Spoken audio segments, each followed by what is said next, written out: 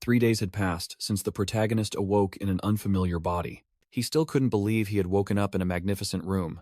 Not his own home. He realized he had transmigrated into the world of the novel he himself had written. This was a strange phenomenon he usually only saw on webtoon rankings. Sitting on the bed, the young man still couldn't accept the truth that he had become a transmigrator. The sight of the vast mansion confirmed he was in a noble family. He examined his new body, from his legs and eyes to his somewhat plump belly, feeling completely unfamiliar. Looking at the reflection of an orange-haired boy in the mirror, he still couldn't get used to this appearance. A character information panel appeared before his eyes, confirming his new identity as Rasen Maton, with magic combat talent and a flawed plausibility characteristic. He suddenly remembered that, among all the characters, he had transmigrated into an unfortunate side character amidst a cheering crowd under a blazing red sky. This was a character with a tragic fate, destined to be executed by guillotine by his own brother in 9 years.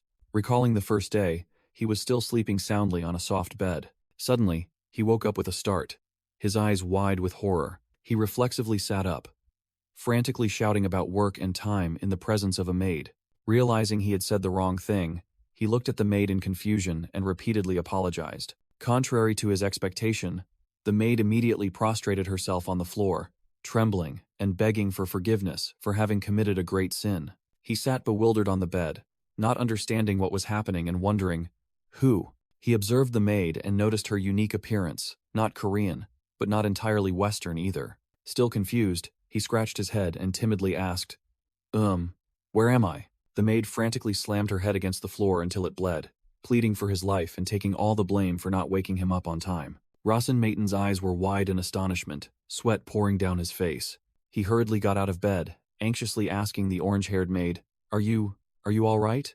The maid's scream echoed throughout the mansion. "AAA, please don't hit me." The orange-haired maid collapsed onto the floor, unconscious with a bruise on her forehead.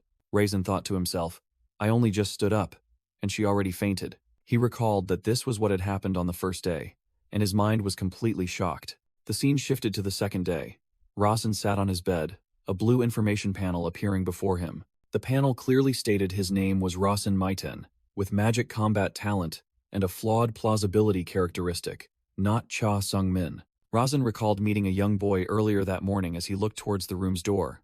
A purple-haired boy named Hampton entered, carrying a large notebook, and announced, "Young master, I will record your daily diary." Rasen sat on the bed, asking in surprise, "Daily diary?" He quickly composed himself and stammered, "Right, sorry, it'll be quick." Hampton sat down at the desk and began writing with a brush pen, while Rasen stood watching. Rasen watched Hampton's writing hand and remembered it was the daily diary. He recalled that the heirs of prestigious families were closely monitored every day. Hampton continued writing, and Raisin knew that someone would be dedicated to recording the heirs' activities until they turned 14 and began their pilgrimage. Suddenly, Hampton startled and cried out when he made a mistake. The inkwell tipped over, splattering ink onto the open diary. Hampton panicked, stammered apologies, and promised to clean it up immediately. Unexpectedly, Rasen's body acted on its own, launching a kick forward while he still wondered in confusion. Huh? What is this? Hampton realized in alarm that his body was moving on its own as he looked at himself. Rasen delivered a kick directly to Hampton's face, while internally, he was confused, wondering why his body was programmed to act that way.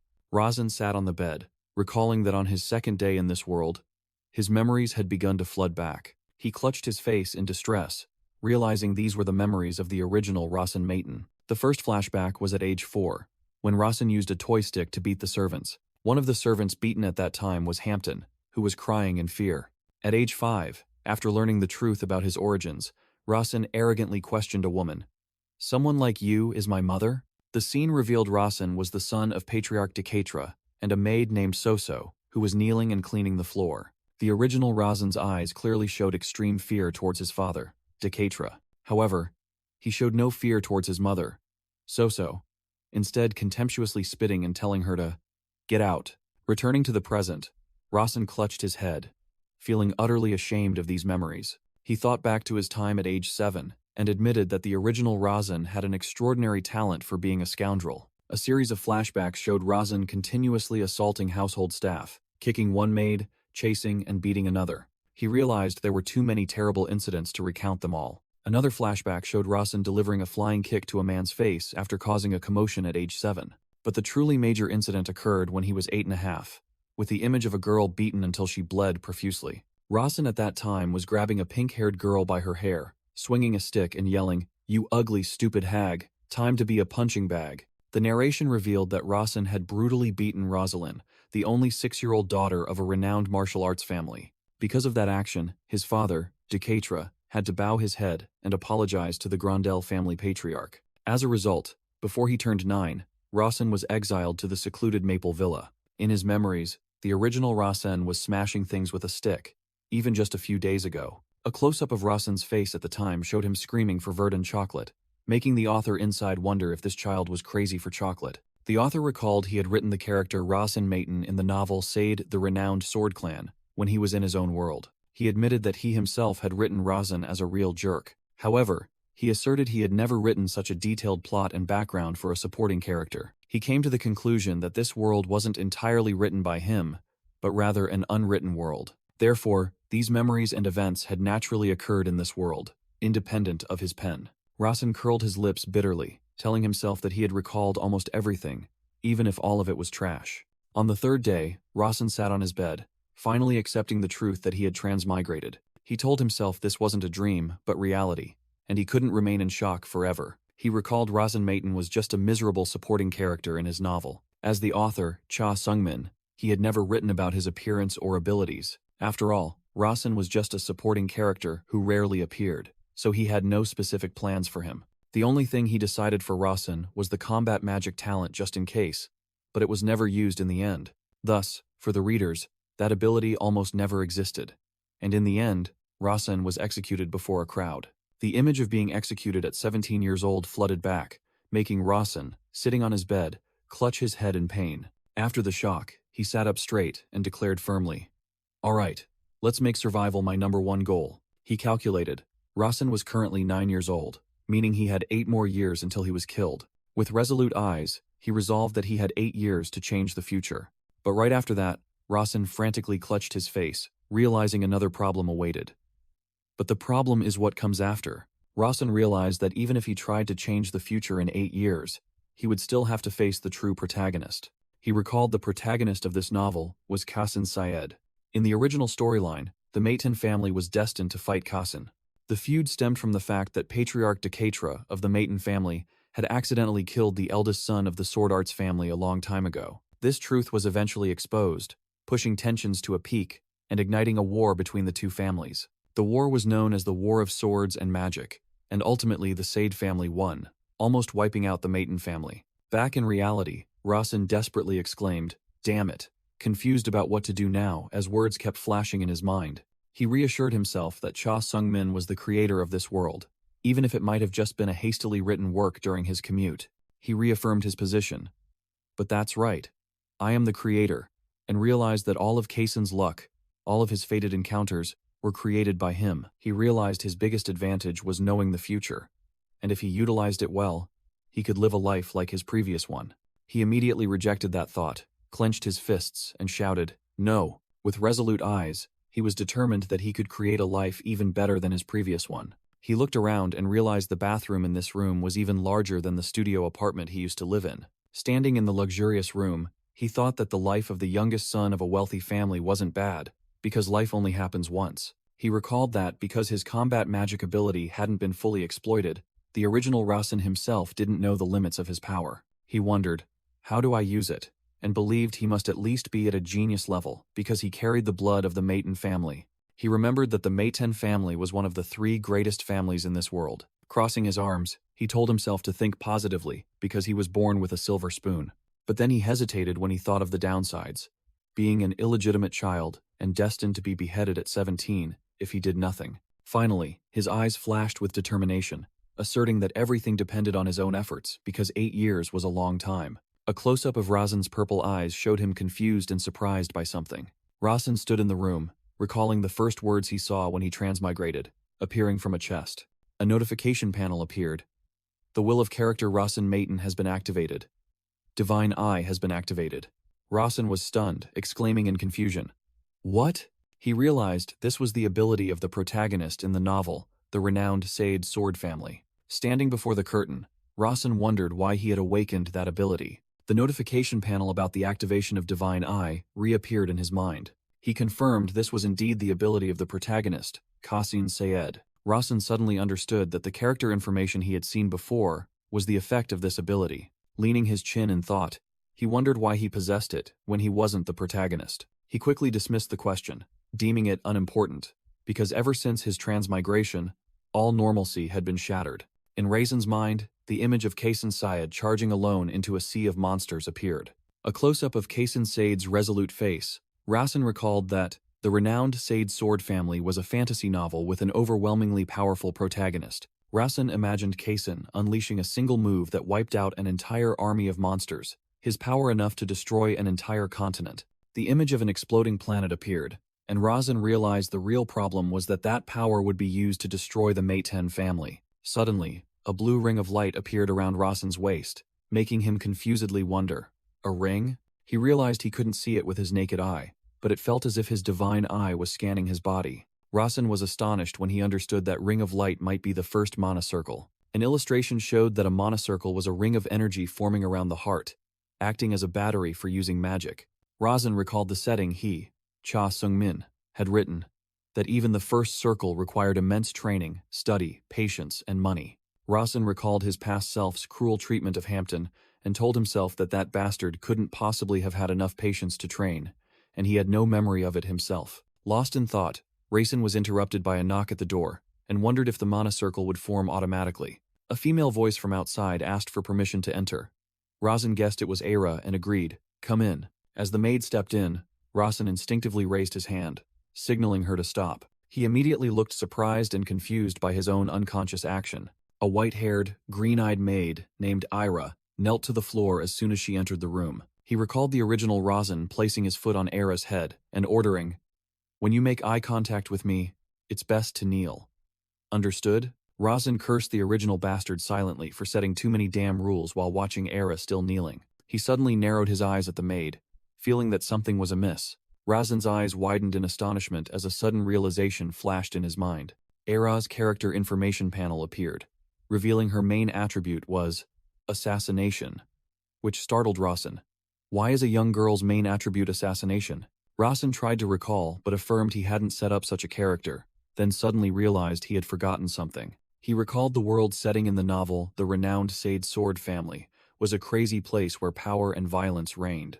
A chaotic battlefield scene with knights and soldiers slaughtering each other appeared, proving the world's brutal, wilderness-like nature. Rasen realized this meant someone had deliberately placed an assassin beside him, a young female assassin beside a top-tier scumbag. A streak of blood spread across the black background as Rasen thought about those vying for succession. His eyes gleamed with extreme tension, realizing that in this crazy world, whether he was born with a silver spoon or died didn't matter. Rasen reassured himself. "Calm down, Cha Sung-min," and tried to force a fake smile. He stood trembling, thinking the girl before him was an assassin who could kill him at any moment, while Era knelt on the ground, looking puzzled. Rasen recalled Era crying in fear before, and concluded that it was most likely just an act. Rasen looked at the kneeling Hera, and silently affirmed that her trembling was just an act, an excellent act that his divine eye had confirmed. He cleared his throat, trying to stay calm, and called the maid's name. "Ehem. Era." Era, startled, replied, and Rasen coldly ordered her to stand up. Rasen crossed his arms and made an unexpected request to test her reaction. "Bring me some Verdun chocolate." Era looked extremely surprised, while Rasen just wanted her to leave quickly so he could collect his thoughts. Seeing her hesitate, Rasen growled, asking if she was questioning him, which made Era quickly deny it and immediately leave. The room door closed, leaving Era alone in the hallway outside. She stood in contemplation, sensing something unusual that she couldn't put into words. Her eyes gleamed with thoughtfulness as she realized something had strangely changed compared to before. She recalled that a few days ago, the aura around the young master seemed to have changed. Although she couldn't pinpoint exactly what it was, the distinct feeling was undeniable. Looking at her young master's back through the window, she was certain that something had changed. She thought that, although it was still a bit early to conclude, perhaps she should report this to them. Her small figure strode decisively along the vast and silent corridor. After Era left, Rasen sat down at his desk and began to reassess his situation. He reminded himself that he, Rasen Mayten, had been banished to Maple Villa, completely out of his father's sight and removed from the succession list. He realized that having no chance of succession in the magic family was actually a blessing, as this family was almost an enemy of the sword family. Rasen decided that to survive, for now, he should act like a normal person. He reassured himself that fortunately, as the author Cha Sung-min, he knew his future, his fate, and even the locations of ancient artifacts. Rasen realized he had to participate in the succession battle, otherwise, he would be considered the Maton family's trash. He calculated that he was only 9 years old, and would turn 10 when that battle actually took place. He thought about the future of the original Rasen, who would continue to act like a scoundrel after turning 10 and die at 17. Rasen envisioned a different life, where he could eat and drink to his heart's content without worrying about money and travel everywhere. He dreamed of a free and luxurious life, as long as he could secure a moderately safe position. Rasen was confident he could do it, likening it to following the rules of conduct in the Korean military, which he was all too familiar with. He resolved, "All right, it's clear how I need to act and what I need to do in this world." Suddenly, a notification panel appeared, stating that the effect of the divine eye would end due to insufficient mana. There was a knock at the door, and Era timidly apologized to her young master from outside. Era peeked through the door, trembling as she explained that she couldn't bring back Verdun chocolates because they were very hard to find. Rasen casually replied, "It's fine," then thought to himself that he actually didn't like chocolate and just needed some time. Era was completely stunned by his answer, stammering a question, and Rasen coldly told her to leave. Rasen told himself that for now, he needed to continue playing the role of a moderate scoundrel, just like the old Rasen. He suddenly realized the chilling fact that Era's footsteps were completely silent, even as the maid was still confused about the chocolate. To maintain the act, Rasen yelled loudly through the slammed door, "I said it's fine. Get out," making Era outside respond in a panic.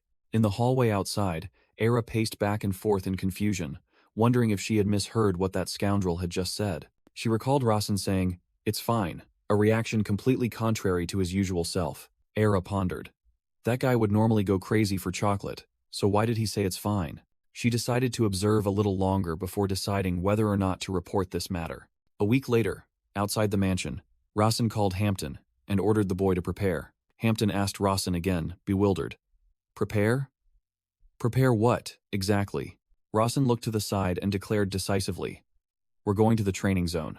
Hampton stammered in astonishment upon hearing the words training zone. Rasen snapped, demanding Hampton not ask again, making the boy fearfully rush off to arrange an appointment. Rasen mused internally that he had thought a lot over the past week and had them roughly sorted out. Standing on the balcony, looking into the distance, Rasen outlined his plan.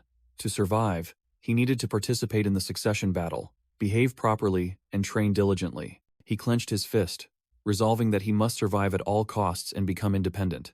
Rasen thought that to achieve that, there was one important thing he had to confirm: the first circle, the combat magic ability, and the divine eye that he possessed. With a confident smile, Rasen thought that the day to finally test them had arrived. Hampton ran while thinking in astonishment. "Master Rasen has changed."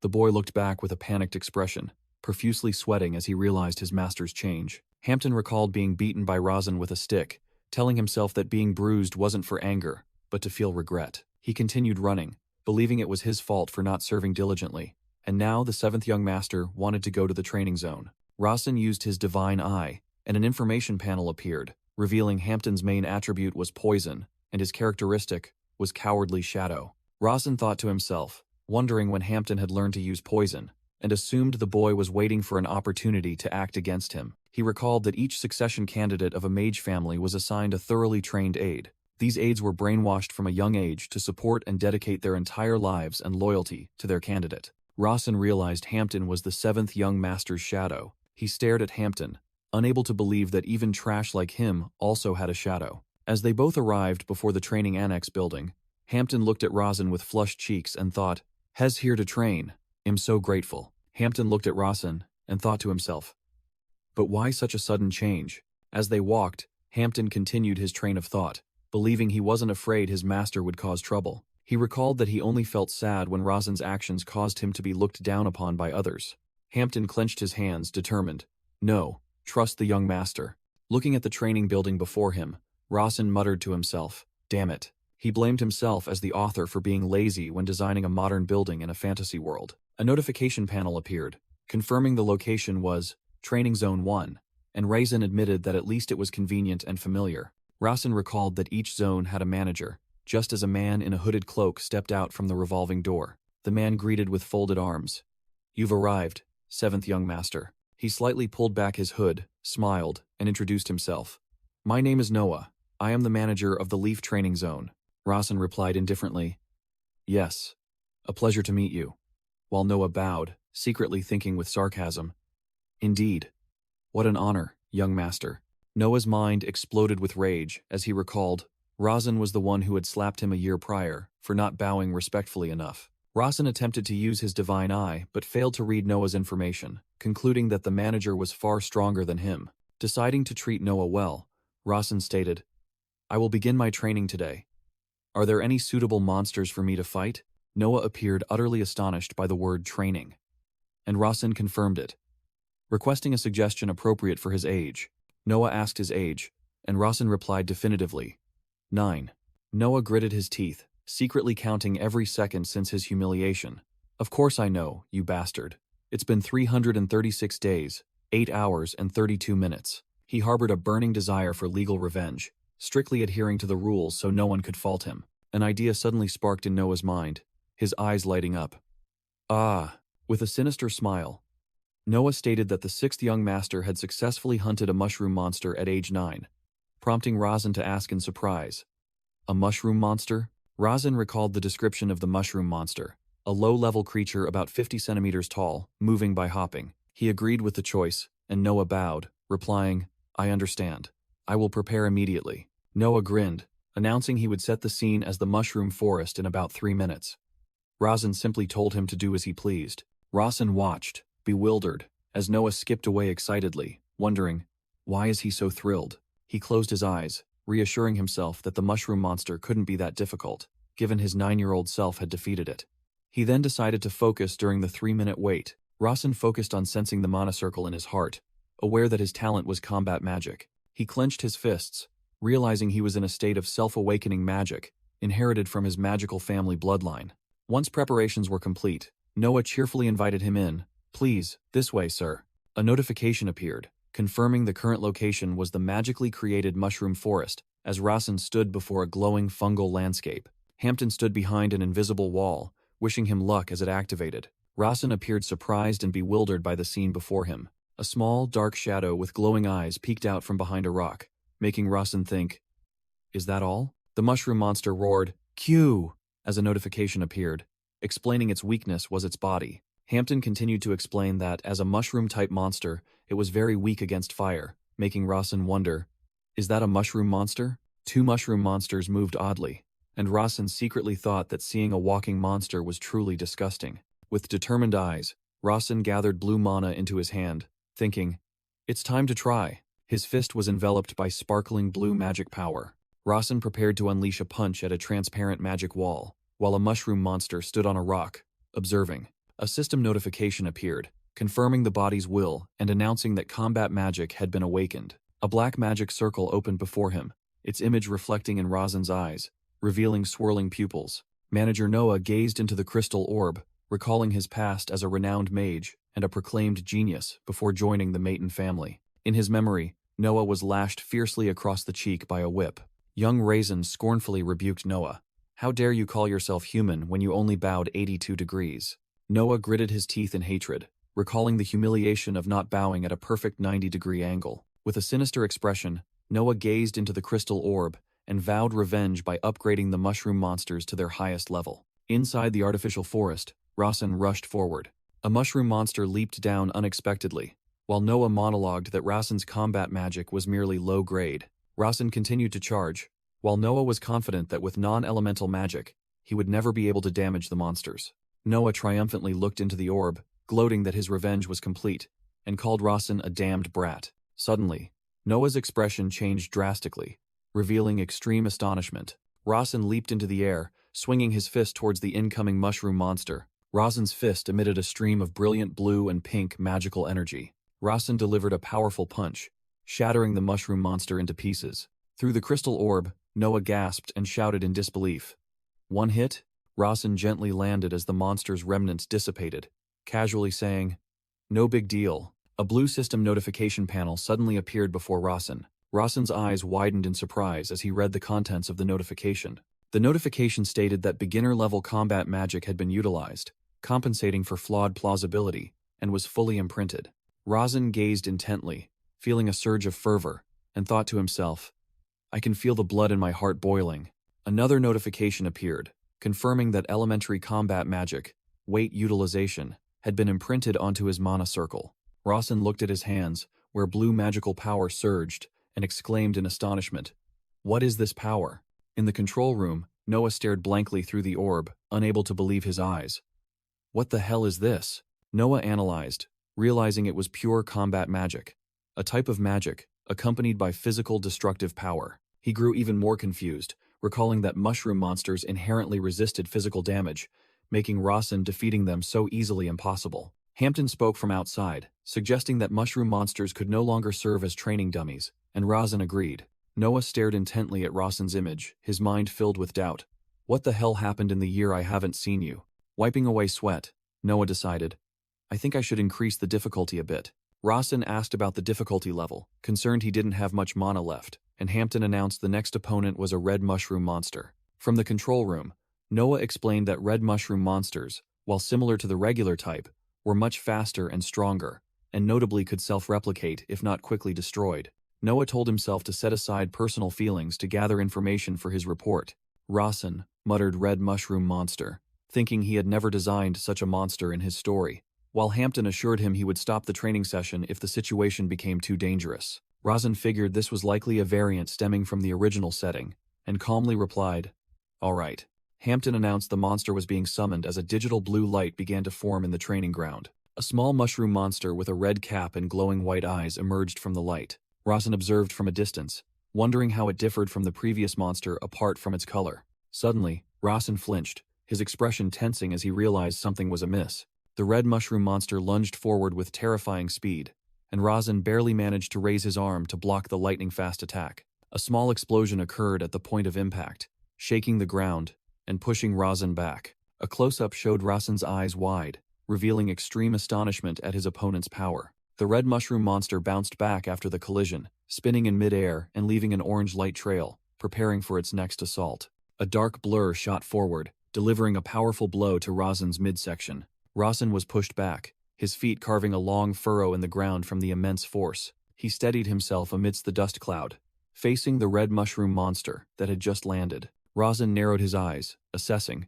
and thought to himself that this monster was both strong and fast. A close-up showed his purple eyes gleaming with confidence as he concluded that it didn't look scary at all. The red mushroom monster lunged again, creating a small explosion on the ground where it had just stood.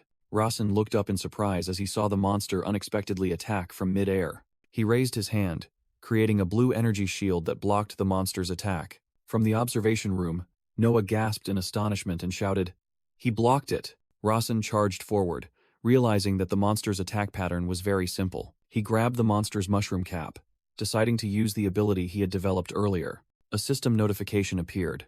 Using basic combat magic, weight utilization. Rawson prepared to use magic on the mushroom cap when another notification appeared. Insufficient mana. He broke out in a cold sweat, his eyes wide with panic as he realized a horrifying truth.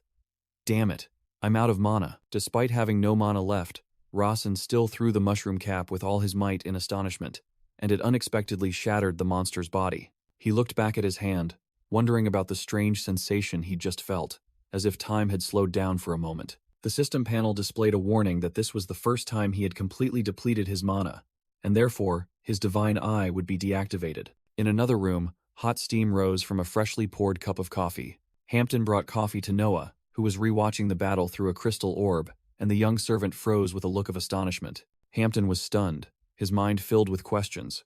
What did I just see? Has my master secretly become this powerful? Noah asked Hampton. Hampton, has the 7th young master's 10th birthday passed yet? And the boy replied that it would be next year. Noah gritted his teeth in astonishment, unable to understand how Rawson could be so strong when he wasn't even 10 years old yet. Footsteps echoed on the floor as someone approached. Rawson appeared before Noah and Hampton, making Hampton secretly astonished. The young master even has a mana circle. Rawson looked straight ahead, while Hampton continued to deduce that the first mana circle could not be obtained without effort, and the young master must have. Tears welling up in his eyes, Hampton came to the firm conclusion that his young master had secretly trained. The emotional servant boy ran to embrace Rawson and shouted, "Young master," making Rawson startle and think, "I think I've made a huge mistake?" Rawson quickly covered Hampton's mouth, thinking to himself that it would be very troublesome if he became too conspicuous, while still not fully understanding this world. Deciding he needed to put on a bit of an act, Rawson suddenly collapsed onto the floor to Hampton's astonishment. Noah and Hampton simultaneously cried out in panic, "Why, young master?" Upon seeing Rawson collapse, Noah urgently ordered, "Hampton, call the healing mage on the second floor," and Hampton immediately ran off. Lying on the floor, Rawson told himself that the situation must be quite bad for them to need to seek out the healing mage on the second floor. In an office on the second floor, a robed man was snoring in his chair. Hampton ran over and shouted, "Are you the healing mage?" making the man startle awake and awkwardly admit it. Hearing Hampton report that the seventh young master was injured, the mage immediately shot up with a serious expression. Realizing this was a big problem, the mage asked again to confirm it was the seventh young master and not the sixth, and Hampton firmly confirmed it. The man wondered, "Huh? Aren't you the sixth young master's assistant?"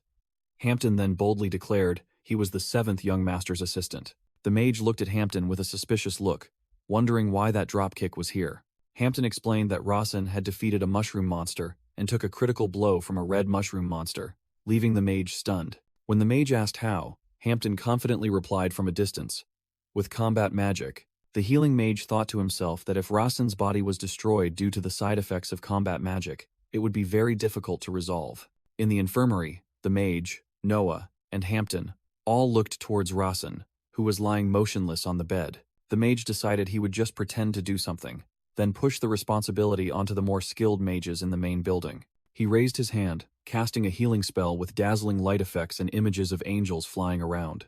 The magical light enveloped Rawson, but the boy showed no signs of reaction. The mage broke out in a cold sweat, swallowing hard as he realized his magic was completely ineffective. He decided to quickly end this and take Rawson to the main building. As the mage's trembling hand was about to touch Rawson, he told himself to be quick. Suddenly, Rawson's purple eyes snapped open to everyone's astonishment. Rawson shot up into a sitting position, making the mage, Noah, and Hampton simultaneously cry out in stunned surprise, "Ye young master!" The mage frantically questioned himself, wondering if his abilities had improved, then immediately dismissed the thought and admitted he hadn't healed him at all. He believed that Rawson's awakening was entirely due to the boy's own self-healing ability. Rawson smirked and uttered a single word, "Thank you." All three, the mage, Noah, and Hampton, stared blankly and asked, "What?" In the middle of the infirmary room, Rawson calmly repeated his words, "I said, thank you." All three simultaneously shouted in utter astonishment, "Huh?" The scene shifted to another building under a clear blue sky, signaling a new sequence. A hand held two shimmering Verdun chocolate bars, and the holder gasped softly in surprise. Aira, the white-haired maid, panted as she presented the chocolates, and profusely apologized for only finding 2 bars despite being asked to buy 3. Aira was stunned to hear a calm voice reply, "It's fine. Just leave them there," making her ask again, "What?" Rawson lay on the bed, sending Aira away to rest because she looked unwell, and also saying he was tired after training, so she shouldn't disturb him further. Aira obediently left after stammering, "I understand, young master. Please rest well." In the kitchen, a pot of food was bubbling while someone skeptically asked if it was true that the young master had gone to train. Hampton confirmed to Aira and the other maids that it was true, making the white-haired maid exclaim in astonishment, "Impossible! Young master!" Raisin bit into a crispy chocolate bar. Lying stretched out on the bed, Rawson thought to himself that even though he didn't particularly like chocolate, this bar was different. He closed his eyes, savoring the feeling of the chocolate melting in his mouth, the sweetness quickly turning into warmth, spreading throughout his body as if wrapped in a duvet. Rawson suddenly opened his eyes wide, wondering if it was just a sensation, and activated his divine eye. Through his divine eye, he saw the chocolate's effects spreading to every corner of his body, and a notification appeared, stating that a small amount of mana had been absorbed. Rawson was astonished to realize this was why this character accumulated so much mana. Just as a notification appeared, "You have discovered a fragment of flawed plausibility." He sat up, feeling his character was developing further, as various random probabilities were gradually reconnected. Rawson couldn't believe that eating chocolate could provide mana. He recalled that in this world, mages had to go to places rich in mana, and endure hardship just to absorb a small amount. Rosin deduced that this body seemed to possess a special physique, which he, the author, had not established. And that must be why it was indicated as a fragment of flawed plausibility. He happily concluded this was free mana, and the only side effect would be getting fat. Rosin recalled the sensation from the previous battle, and tried to recreate the situation in his mind, imagining himself swinging his weapon at a mushroom monster. A notification panel unexpectedly appeared, stating that the Slow the Flow attribute had been activated, making Rosin wonder blankly what it was. Hearing a knock at the door, Rosin thought it was Era, and called out that he didn't need anything, but another voice announced a visitor, making him irritably retort, "Tell him to get lost." Someone entered the room, and a voice rang out, scolding Rosin for how he spoke to his brother. Carlton Mayton, Rosin's older brother, appeared with a smug expression, holding a staff, and asked sarcastically, "Your older brother has arrived. Do you have no manners, or do you want another beating?" Rosin nervously realized this was Carlton, the person he had greatly feared in the past. Rosin bowed his head in greeting, but Carlton pointed his scepter at him and berated, "This is why you're useless. Everything about you is slow like an idiot." Carlton smirked, asking, "What are you waiting for?" Rosin asked back blankly, "What?" Carlton swung his scepter down forcefully, roaring, demanding Rosin crawl like an insect instead of just kneeling.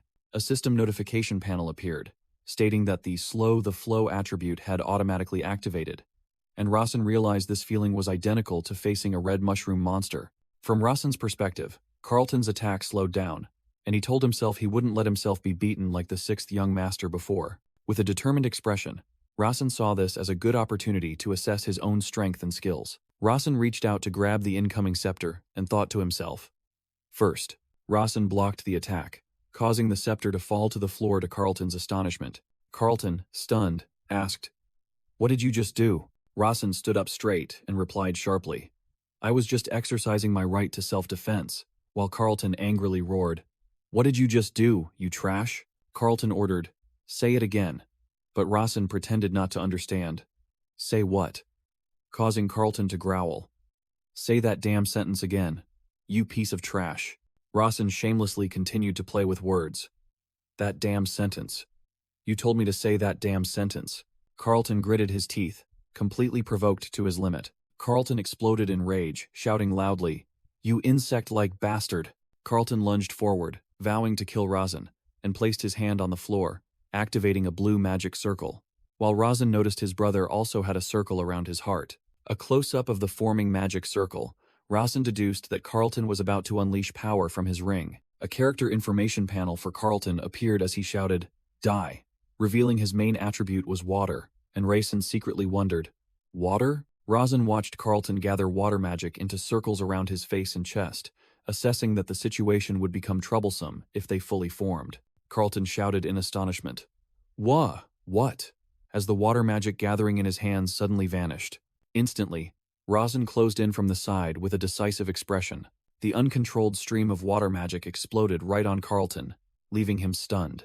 Not missing the opportunity, Rosin landed a powerful punch to his exposed brother's stomach. Carlton screamed in pain and coughed up a mouthful of fresh blood. He collapsed to the floor, coughing violently, while Rosin stood looking at the pool of blood with a complex expression. Rosin thought to himself that he had already controlled his strength, then frantically shouted, "Hampton, call a healer." He quickly deduced that because the magic was interrupted before forming, the mana had exploded inside Carlton's body. Hampton rushed over, anxiously asking what was wrong, and Rosin shouted, demanding he quickly call a healer. Hampton, startled, quickly replied, "Yes, I understand," and immediately ran off. Standing there, watching Carlton still coughing up blood, Rosin secretly thought he might have hit his brother a bit too hard. However, he smiled confidently, realizing he had found the most effective way to confront mages, and his path to surviving until age 17 was now clearer. The next day, rumors about what that scoundrel had done to the sixth young master spread everywhere, causing astonishment.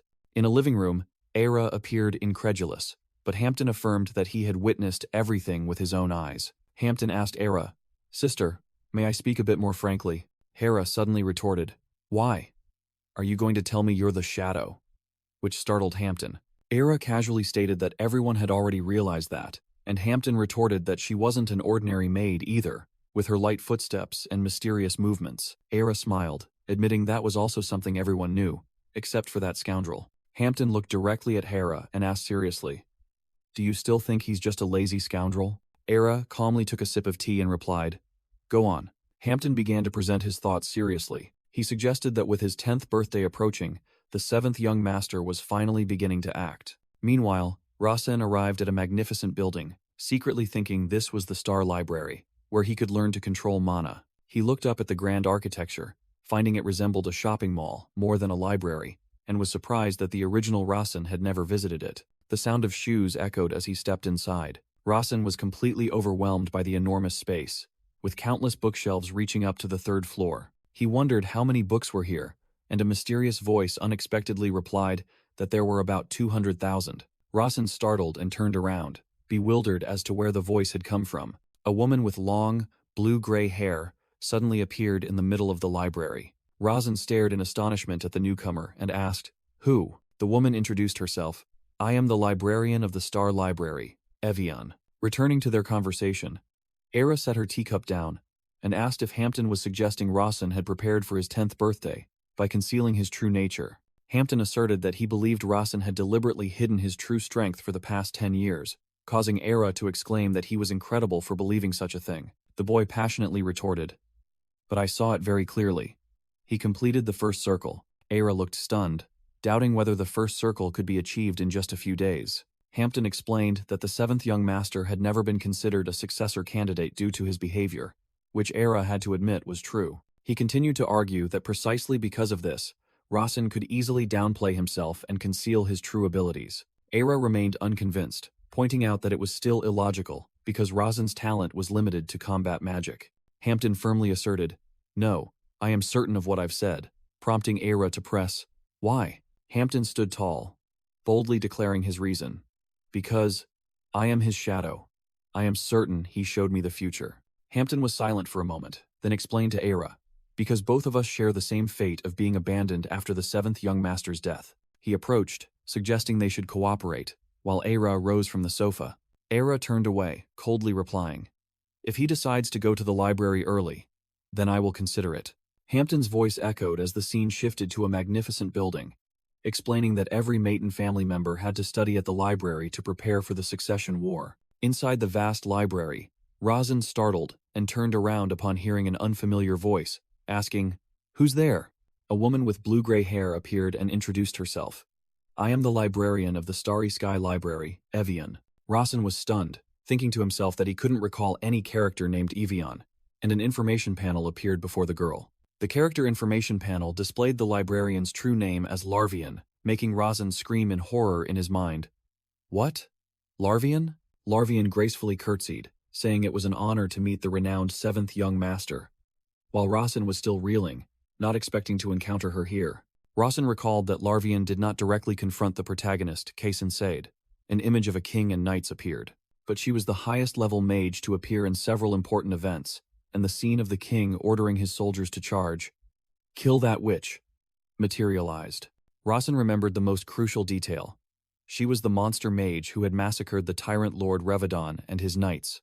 In the flashback, Larvian extended her hand, and a giant ice magic circle formed beneath her feet. She easily froze the entire charging army of knights. The entire Revadon castle was enveloped in ice and snow, a testament to her terrifying power. Rasen remembered that later, she would be known as a disaster in the Northern Sea War that would erupt in the future. Returning to the present, Rasen deduced that Larvian was likely a wanted person, and working as a librarian for the Maton family was a way for no one to find her. He thought to himself, the Maton family library was renowned as a sanctuary for mages, housing all the original grimoires from across the world. All librarians managing this place were the highest-level mages, and they had the authority to manage and read every book in the library. Rasen looked at Larvian with a horrified expression, wondering why, out of all the librarians, it had to be Larvian, the legendary witch who could freeze others to death with just a glance. Facing the female librarian, Rasen tried to hide his panic, lying that he liked black tea even though he had no desire to drink it. The female librarian vanished in a flash to prepare the tea, leaving Rasen alone in the vast library, and he secretly felt lucky that this was his first time here after having transmigrated. Rasen shivered, imagining the original Rasen behaving rudely, kicking the female librarian, and receiving instant death. A steaming cup of tea suddenly appeared on the table, and the female librarian's voice echoed, asking what kind of book he was looking for. Rasen sat opposite the female librarian and said he wanted to find a book related to mana cultivation. He requested the most basic book, but the female librarian seemed suspicious, believing that someone of the Maton bloodline wouldn't need such elementary knowledge. Rasen subtly replied that one must look carefully before leaping, which surprised the female librarian slightly. The female librarian stood up, announcing she would use magic, and a system window with the word "search" appeared as she began to cast her spell. A book flew off the shelf and gently landed on the table right in front of the astonished Rasen.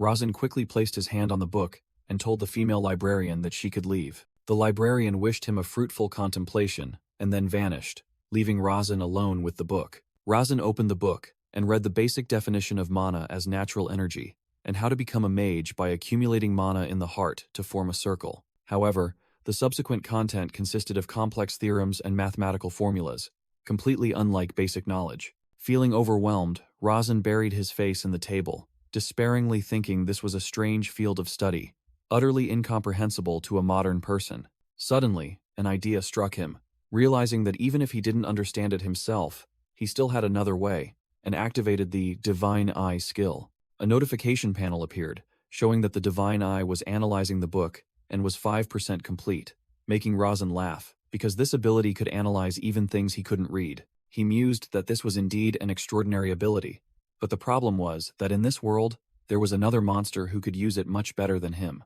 Another notification appeared, stating that the analysis process had reached 22% but had to stop due to lack of mana. Rasen closed his eyes and pondered, realizing his top priority now was to solve the mana problem, to be able to analyze 100% of the book. He decisively closed the book, deciding to stop his research for the day. As Rasen and Hampton returned to the mansion, Hampton announced that Madame Soso from the Maple Estate had come to visit. Rasen stopped in his tracks, repeating the name in surprise. Soso? He widened his eyes, completely stunned by this unexpected news. A fleeting image in Rasen's mind showed Soso standing silently on the balcony. Rasen and Hampton both looked up, seeing Soso actually standing there, making Rasen exclaim in astonishment. What? Looking at Soso from afar, Rasen inwardly thought this was an absurdly cliché plot point, and wondered why his mother would appear at this exact moment. A flashback to Cha Sungmin's past appeared, showing him always yearning for the mother he could never see again. The flashback shifted to an electrocardiogram machine in a hospital emitting a long, continuous beep, signaling that the heart had stopped beating. Young Cha Sungmin sobbed desperately, crying out, "Mom, don't leave me. Don't go." The flashback revealed Cha Sungmin's mother had died of cancer when he was young, with an image of the boy clinging to the hospital bed as medical staff rushed in. The painful memory continued with a scene of Cha Sungmin being knocked to the ground. A group of bullies stood mocking him, their leader disdainfully saying, "An orphan without a mother dares to be rude to me?" Memories of Cha Sungmin's inner struggles appeared through a photo of him and his mother at a birthday party. Back in the present, Rasen looked at Soso and was shocked, wondering why she looked exactly like his deceased mother. Rasen remained stunned, while Hampton stood silently observing beside him. Rasen suddenly realized something horrifying. He stammered, Using the Divine Eye, Rasen saw Soso's information panel appear, confirming she was Rasen Maton's mother and was in the early stages of Azure Dots. The scene shifted indoors, a hand elegantly pouring hot tea into a cup. Rasen and Soso sat silently opposite each other at a table, while Era stood serving them tea. Rasen bowed his head, sweat trickling down his temples. The atmosphere between mother and son was incredibly tense and suffocating. Rasen recalled arrogantly wondering as a child why he called someone like Soso his mother. Returning to the present, Rasen hesitantly called out mother, with a complex expression. Soso sat opposite him, silently watching her son across the tea table. Era stood observing while Rasen awkwardly admitted he didn't know where to begin, making the maid wonder if her young master was putting on an act. A close-up on Era's eyes, she speculated that this must be part of Rasen's plan to contend for succession. Rasen bowed his head, sincerely apologizing for his past actions. Soso appeared extremely surprised by her son's sudden apology. Rasen explained that he had matured a bit, and his former self wasn't his true self. Soso calmly took a sip of tea and replied skeptically, "Is that so?" Rasen recounted that he had apologized for everything, and his mother merely bowed her head and listened. He continued his internal monologue, saying he could hear the reason in his mother's trembling voice. Soso stood up, saying she had to go to work, though Rasen knew that she no longer had much work to do. As Soso turned to leave, Rasen activated his Divine Eye, and a status window appeared, showing she was in the early stages of the Azure Dots disease. An illustration explained, Azure Dot's disease was a mysterious illness with no cure, becoming incurable once 3 blue dots appeared. Soso silently walked out of the room and closed the door. Just outside the door, Soso couldn't hold back anymore. She brought her hands to her face and burst into tears, wondering why she was crying on such a happy day. With tears welling up, she thought to herself that this was the first time her only son had called her mother. The door suddenly opened, and Rasen called out after her, asking if his mother could spare an hour for him each day. Aira stood beside Rasen as he suggested they drink keratin tea together every day at this hour, and asked for his mother's opinion. Soso stood outside the door, clenching her hands, and emotionally replied, "Yes." Rasen watched his mother's retreating back, thinking to himself that keratin tea from the Chatelaine Mountains could cure Azure Dot's disease if consumed regularly for over a month. Looking at his reflection in the window pane, he realized that no matter how terrible a son he was, a mother would always be a mother. He knew that his mother had never given up on Rasen, even when he treated her poorly. With a worried expression, Rasen silently prayed for his mother. "Please don't get sick, mother." The scene shifted to a simple wooden house at night, Soso's residence. Inside the dimly lit room, Soso sat on her bed and wondered, "Is this a dream?" She clutched the bedsheets, confusedly realizing this was real and not understanding what was happening. Soso mused that Rasen had changed right before his 10th birthday, as if he had become a completely different person. She looked at the flickering candle on the table, wondering if anyone in heaven was listening to her. Soso told herself that she would drink tea with Rasen every day, admitting her son had changed so much it confused her. Even so, she couldn't hold back tears of happiness and wondered, "But I feel happy.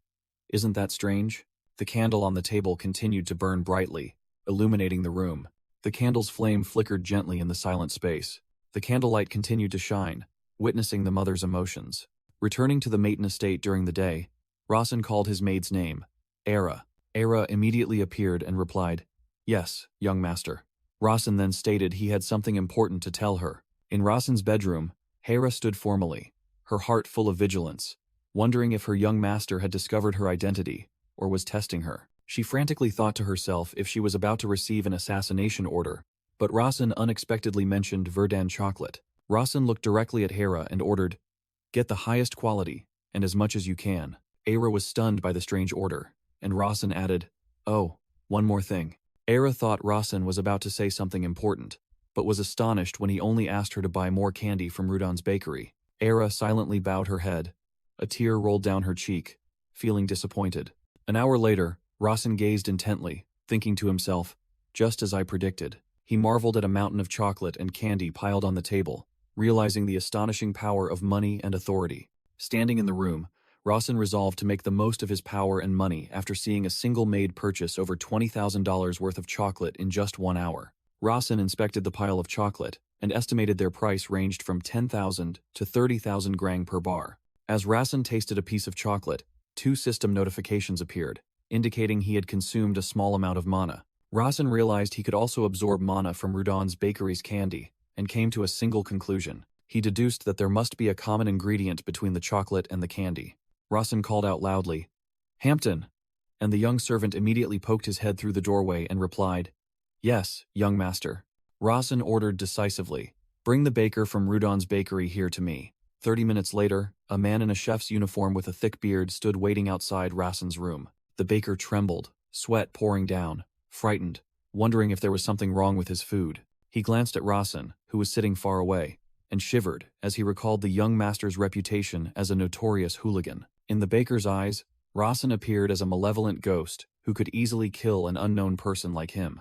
The baker silently prayed for everything to be peaceful, then startled when Rasen spoke and hastily replied. Rasen picked up a piece of candy and asked the baker directly, "What did you put in the candy?" With sharp eyes, Rasen ordered the baker to recount everything, without hiding anything. The baker frantically knelt to the ground, apologizing, but Rasen calmly said that he had no intention of punishing him, only wanting to know the recipe. Still trembling, the baker began to list the ingredients in the recipe, starting with sugar from the Dorothy region.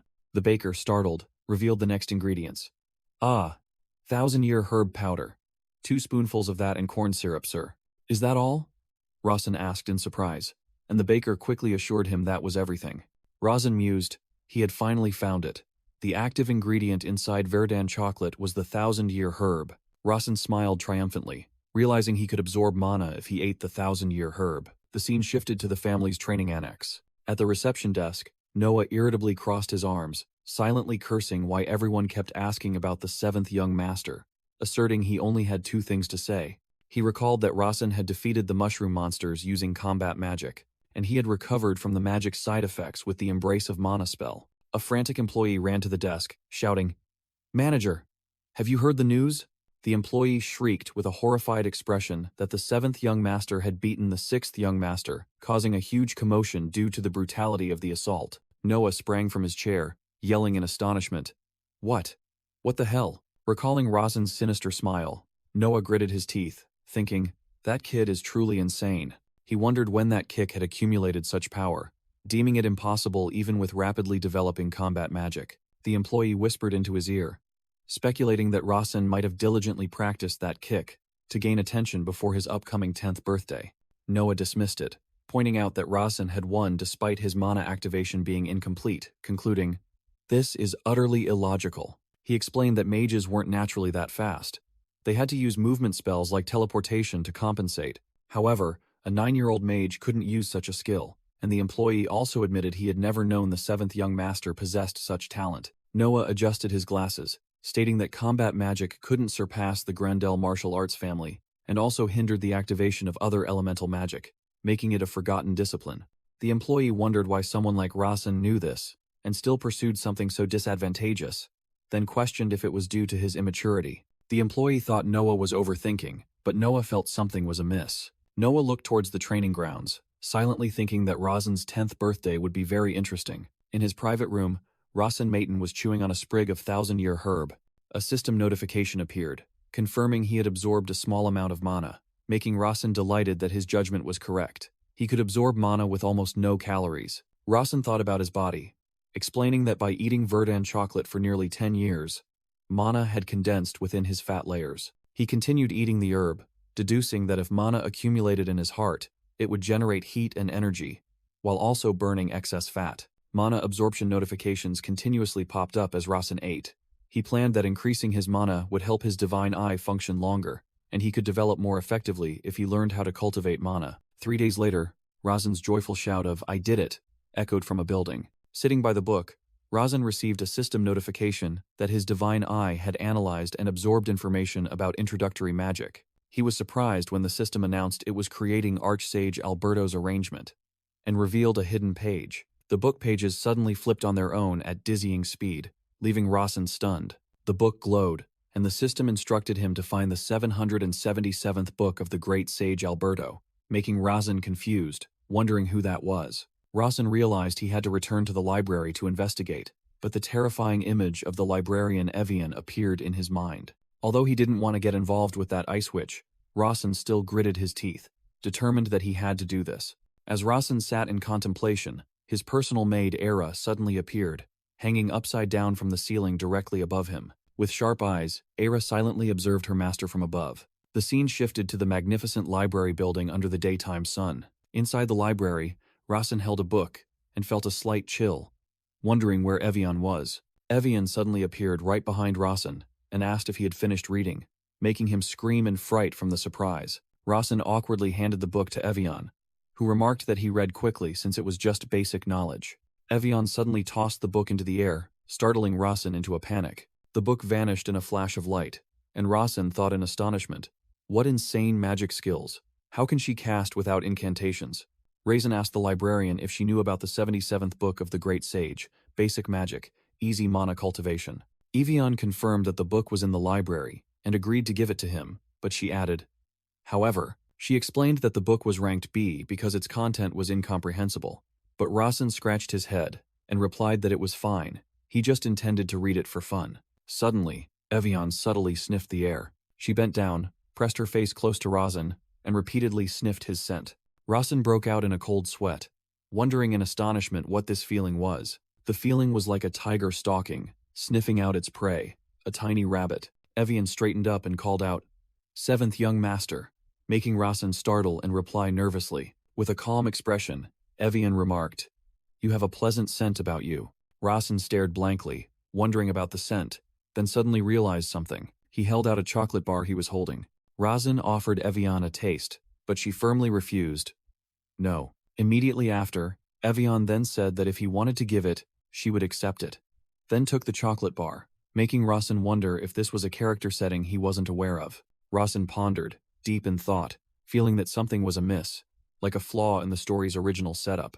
Holding the book in his hand, Rasen decided to leave and told himself that this might be a good time to say a few flattering words.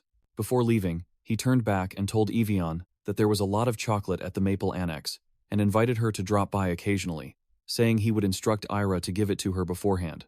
Evian looked surprised by Rasen's invitation. Rasen walked away, chuckling to himself, telling himself it was just a polite invitation and she wouldn't actually come. A notification panel appeared on the open book, stating that the Divine Eye could not be activated due to lack of mana, and the progress had only reached 42%. Sitting at his desk, Rasen read the book, Basic Magic, Easy Mana Cultivation, and found it didn't contain as much information as he had hoped.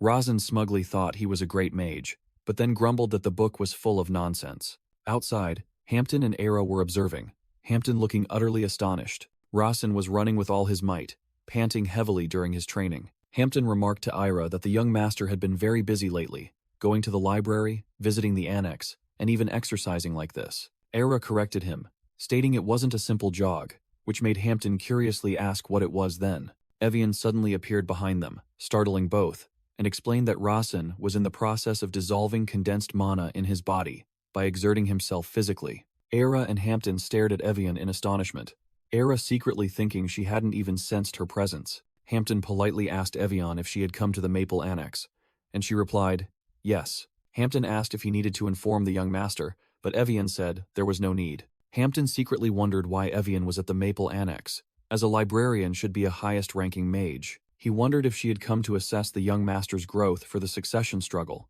but then dismissed the thought, as librarians typically maintained neutrality.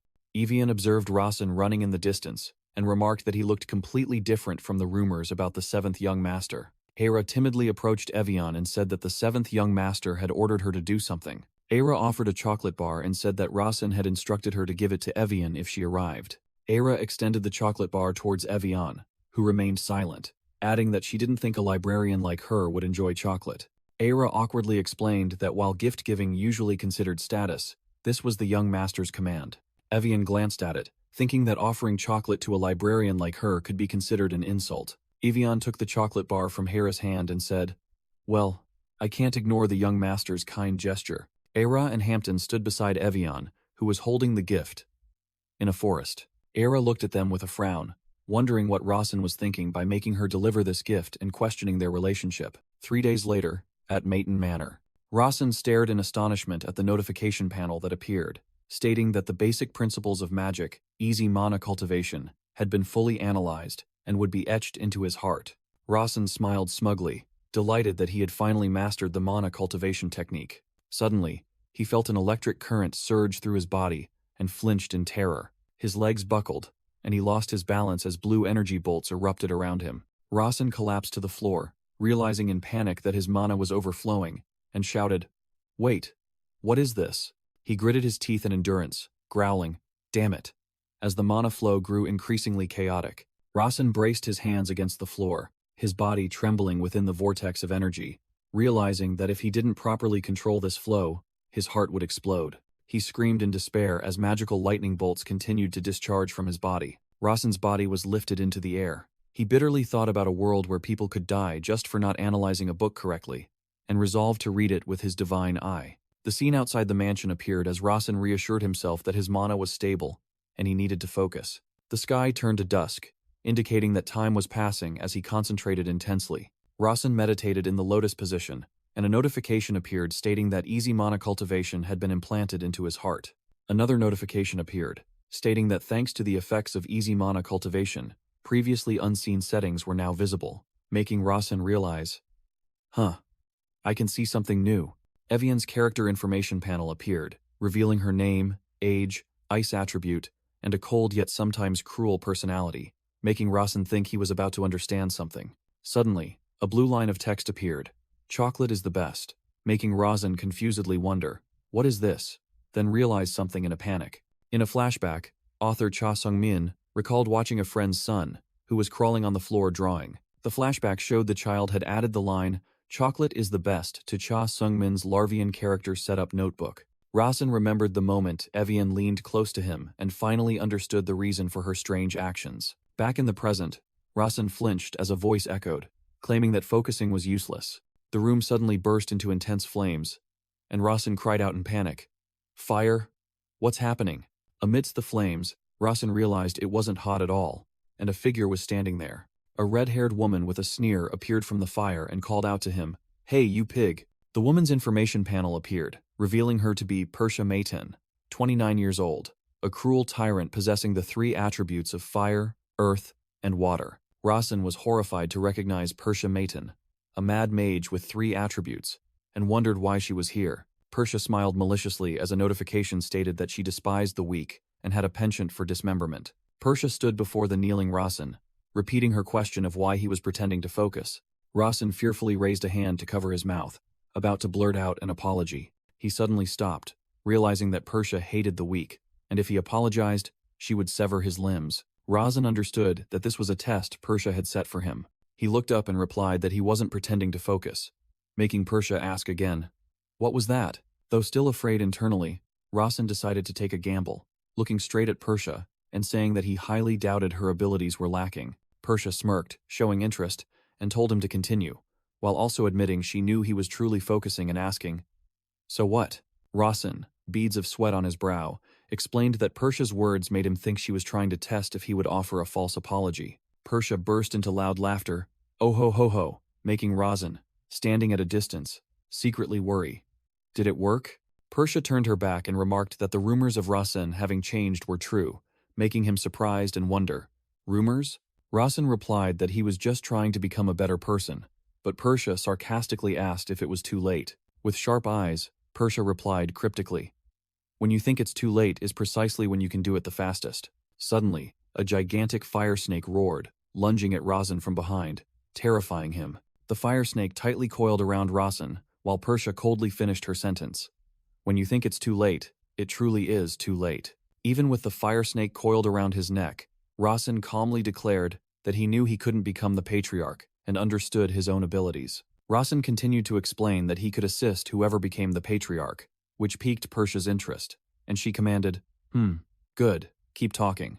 Persha sneered, asking what use a piece of trash like him could be, and Rasen asserted that at the very least, he could become a small variable. Rasen replied that his value depended on the user's ability, just as a pen could change the world. Persha directly asked whose variable he wished to become, and Rasen understood that she was asking whom he would support. Rasen confessed that he didn't truly understand his siblings, so he didn't know who would become the patriarch. A vision appeared of the one who would succeed the patriarch, becoming the next matriarch and the last archmage, a blonde woman in a white and gold ceremonial robe.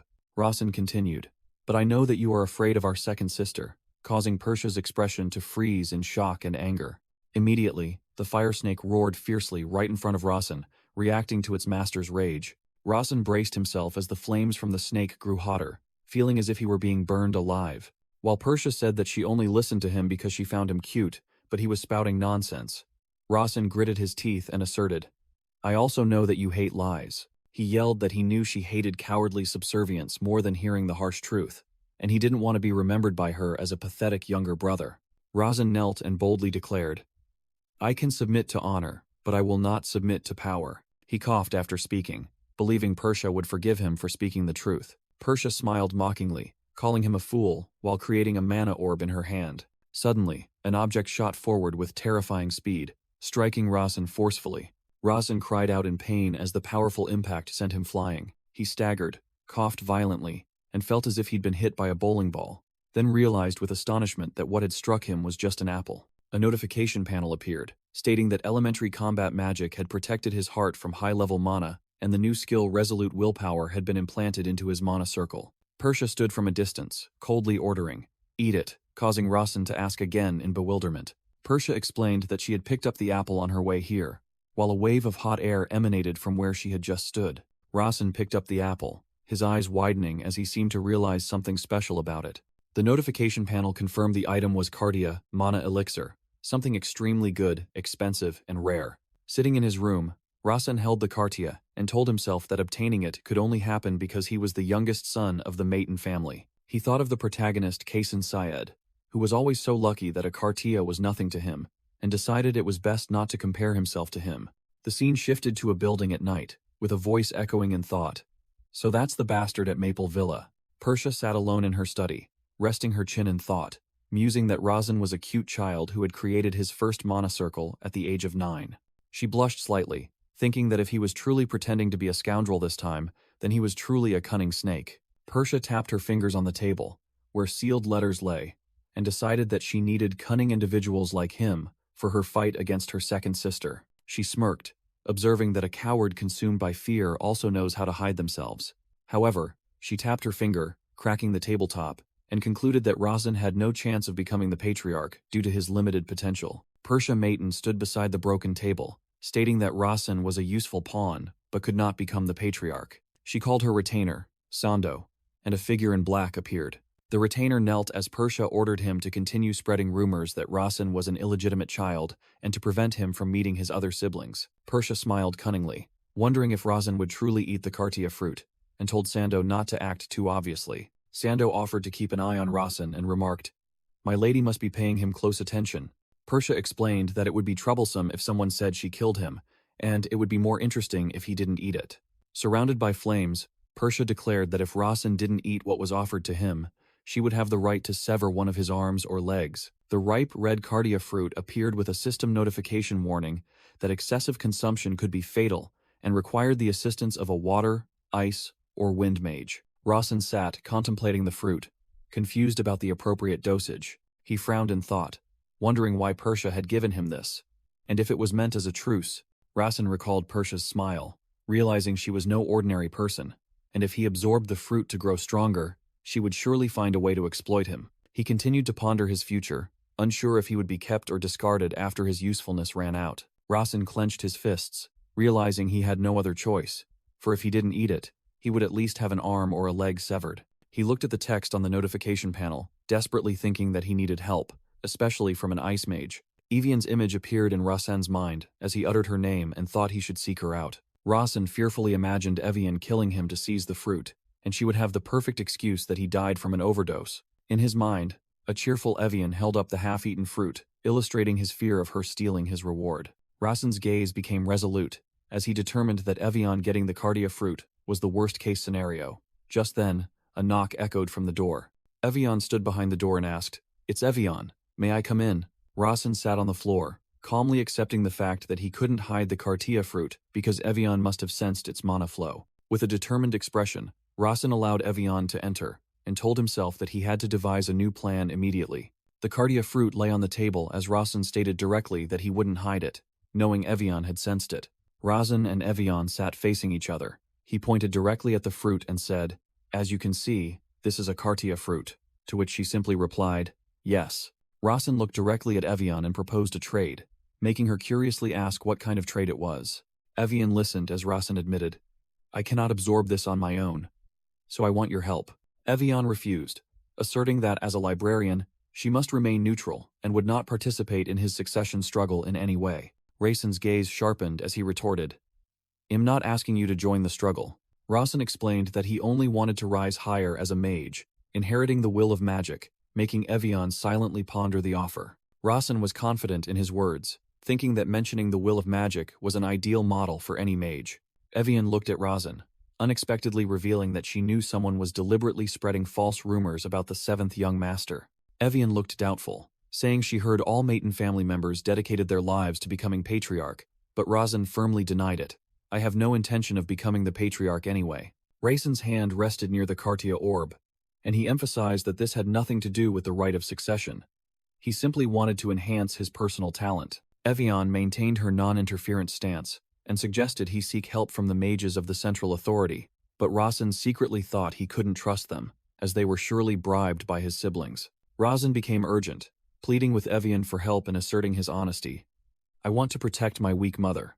Evian's eyes widened, revealing her astonishment and wavering resolve at Razan's words. A flashback appeared, showing a rough hand grabbing a woman's hair while a voice roared, "How dare you not pay your taxes?" In the memory, a soldier was pinning the woman to the ground, while a boy tried to pull him off, shouting, "Let go of my mother, you bastard." The soldier snarled, calling them troublesome vermin. then drew his sword with a cruel expression. The mother in the memory screamed in despair. No, the soldier mercilessly stabbed through the woman, while her terrified son watched. He pulled out the bloody sword and curtly muttered, "Damn it, how annoying," while the boy could only call out for his mother in vain. The child sobbed beside his dying mother, wailing, "Mom, no, open your eyes." The memory shifted to Evian, who stood amidst a murmuring crowd discussing the tragic scene before them. A close-up of Evian's face showed her eyes burning red, filled with fiery rage. Another flashback appeared, showing Evian alone confronting the tyrant king and his army in the Great Hall. The king ordered his soldiers to charge and attack her. Evian calmly placed her hand on the ground, activating a gigantic, glowing, freezing magic circle. Returning to Evian's thoughts, an image of Rasen and Soso standing together appeared, along with text describing him as a 9-year-old young master, under lifelong surveillance. Evian continued to ponder their circumstances. One was a former maid abandoned by the family, and the other was the youngest son of a prestigious magic family forced to humble himself. The image of Rasen resolutely declaring, "I want to protect my weak mother," appeared, and Evian realized he had spoken the truth. However, Evian thought it impossible as the menacing silhouettes of Persia and Carlton, the succession candidates, appeared. She perceived Rasen as merely a low-born bastard, dreaming an unrealistic dream while confronting those who were far too powerful. Sitting alone at a table, Evian thoughtfully concluded that this impossible dream didn't seem wrong at all. She believed that a dream didn't need to be feasible, because the pursuit itself was the true dream. Evian spoke decisively. "I won't help." She glanced at Rasen and added, "Not just because you give me chocolate or anything." Rasen understood the meaning behind her words, and a radiant, hopeful smile lit up his face. Evian concluded the situation after observing the Cartia orb radiating freezing energy. Standing beside Rasen, who was lying on the bed, Evian explained her plan. She would freeze the mana flow emanating from the Cartia fruit, then slowly melt it so his heart could absorb it. Evian warned of a side effect. Rasen's body might freeze, making him exclaim in surprise, "My body will freeze?" She coldly added that if he was lucky, he would thaw in a few months. If unlucky, it would take a few years, and if truly unfortunate, he might die. Rasen was startled by Evian's composure, but she reassured him that she was a talented ice mage. Rasen lay on the bed, hesitating whether to postpone the absorption, while Evian promised to do her best to prevent the worst from happening. A close-up of Rasen's eyes showed him telling himself that situations like this usually had a higher success rate. Rasen analyzed that characters with Evian's personality were usually very thoughtful and cared for others. He realized her warning was just a precaution, likening it to a sure-win gamble, and decided to go for it. "Let's do it." Evian stood by the bed and declared that since she was a hired mage, Rasen had to pay her as a matter of formality. She decisively reconfirmed her request when Rasen looked surprised. Evian stated her request gently. "Since it's just a formality, I think 24 chocolate bars will suffice." In a dark dungeon, Persia Maiden, with bloodstains on her face, asked Sando, "So he ate the Cartia fruit?" and received the answer that Rasen had received help from librarian Evian. Persia scoffed upon hearing Evian's name, calling her that icy girl, while Sando reported that Rasen seemed to have moved her heart. Sando bowed and apologized, explaining he couldn't find out the details as he couldn't bypass Evian's senses. Persia smirked, showing amusement that her youngest brother had an ace in the hole, the ability to move Evian's heart. She revealed the Cartia fruit she gave Rasen was top grade, and he would surely die without a mage of Evian's caliber, deducing that Rasen already knew her true identity. Persia observed that Rasen had begun successful absorption, but Sando reported there was something strange, making her curiously inquire. Sando knelt and explained that the 7th young master's body was unusually tough, to the point where even an ice mage like Evian was astonished. Rasen Maiden ran without stopping, his shoes emitting blue magical energy. Dawn broke with the crowing of roosters, and Rasen was still running through the vast estate, secretly thinking he wasn't tired despite running for hours. He panted but kept running, feeling his body overly vigorous and his heart about to burst from overflowing mana. Rasen called out to a sleepy Hampton and asked him to lead the way to the waterfall garden. The powerful current from the waterfall cascaded down, and a hand clung tightly to the slippery rock surface. Rasen gasped as he climbed the waterfall, realizing this consumed more energy than simply running. He ordered Hampton, who was standing in the distance, "Hampton, bring me some lead weights, around 10 kilograms each." As Rasen continued to cling to the waterfall, a notification panel appeared, stating that combat magic, resolute willpower was protecting and training his body, and then the skill was upgraded. Another notification appeared, stating that the weight utilization skill was also upgraded, and Rasen felt his body become much lighter. Rasen ordered Hampton, who was holding the weights, increase the weight to 20 kilograms, causing the boy to ask in surprise. A week later, Rasen again requested to increase the weights to 30 kilograms, and Hampton could only tremble and obey. Another week passed, and Rasen continued to request an increase to 50 kilograms, prompting Hampton to speak up and dissuade him, worried for his master's health. Rasen smiled reassuringly that he was fine, even feeling more energetic despite sleeping very little recently. In a mansion, someone was thinking that Rasen seemed to have absorbed all of Cartia's mana. In a luxurious office, Sando knelt and reported to Persia Maton, saying that Rasen's body was bizarre, and Persia questioned him with a suspicious look. Persia was looking at a notebook while listening to the report that Rasen climbed the waterfall in the waterfall garden every day with his bare hands, and she asked if he used magic. Sando replied that Rasen seemed to be using combat magic, and Persia put the book down on the table, remarking that this type of magic developed quickly but had clear limitations. Persia considered Rasen's role to be merely a small, insignificant variable. Sando unexpectedly added that Rasen climbed a 30 meters high waterfall in less than 5 minutes while wearing 50 kilograms weights, causing Persia to ask in astonishment, "Wasn't it 5 kilograms?"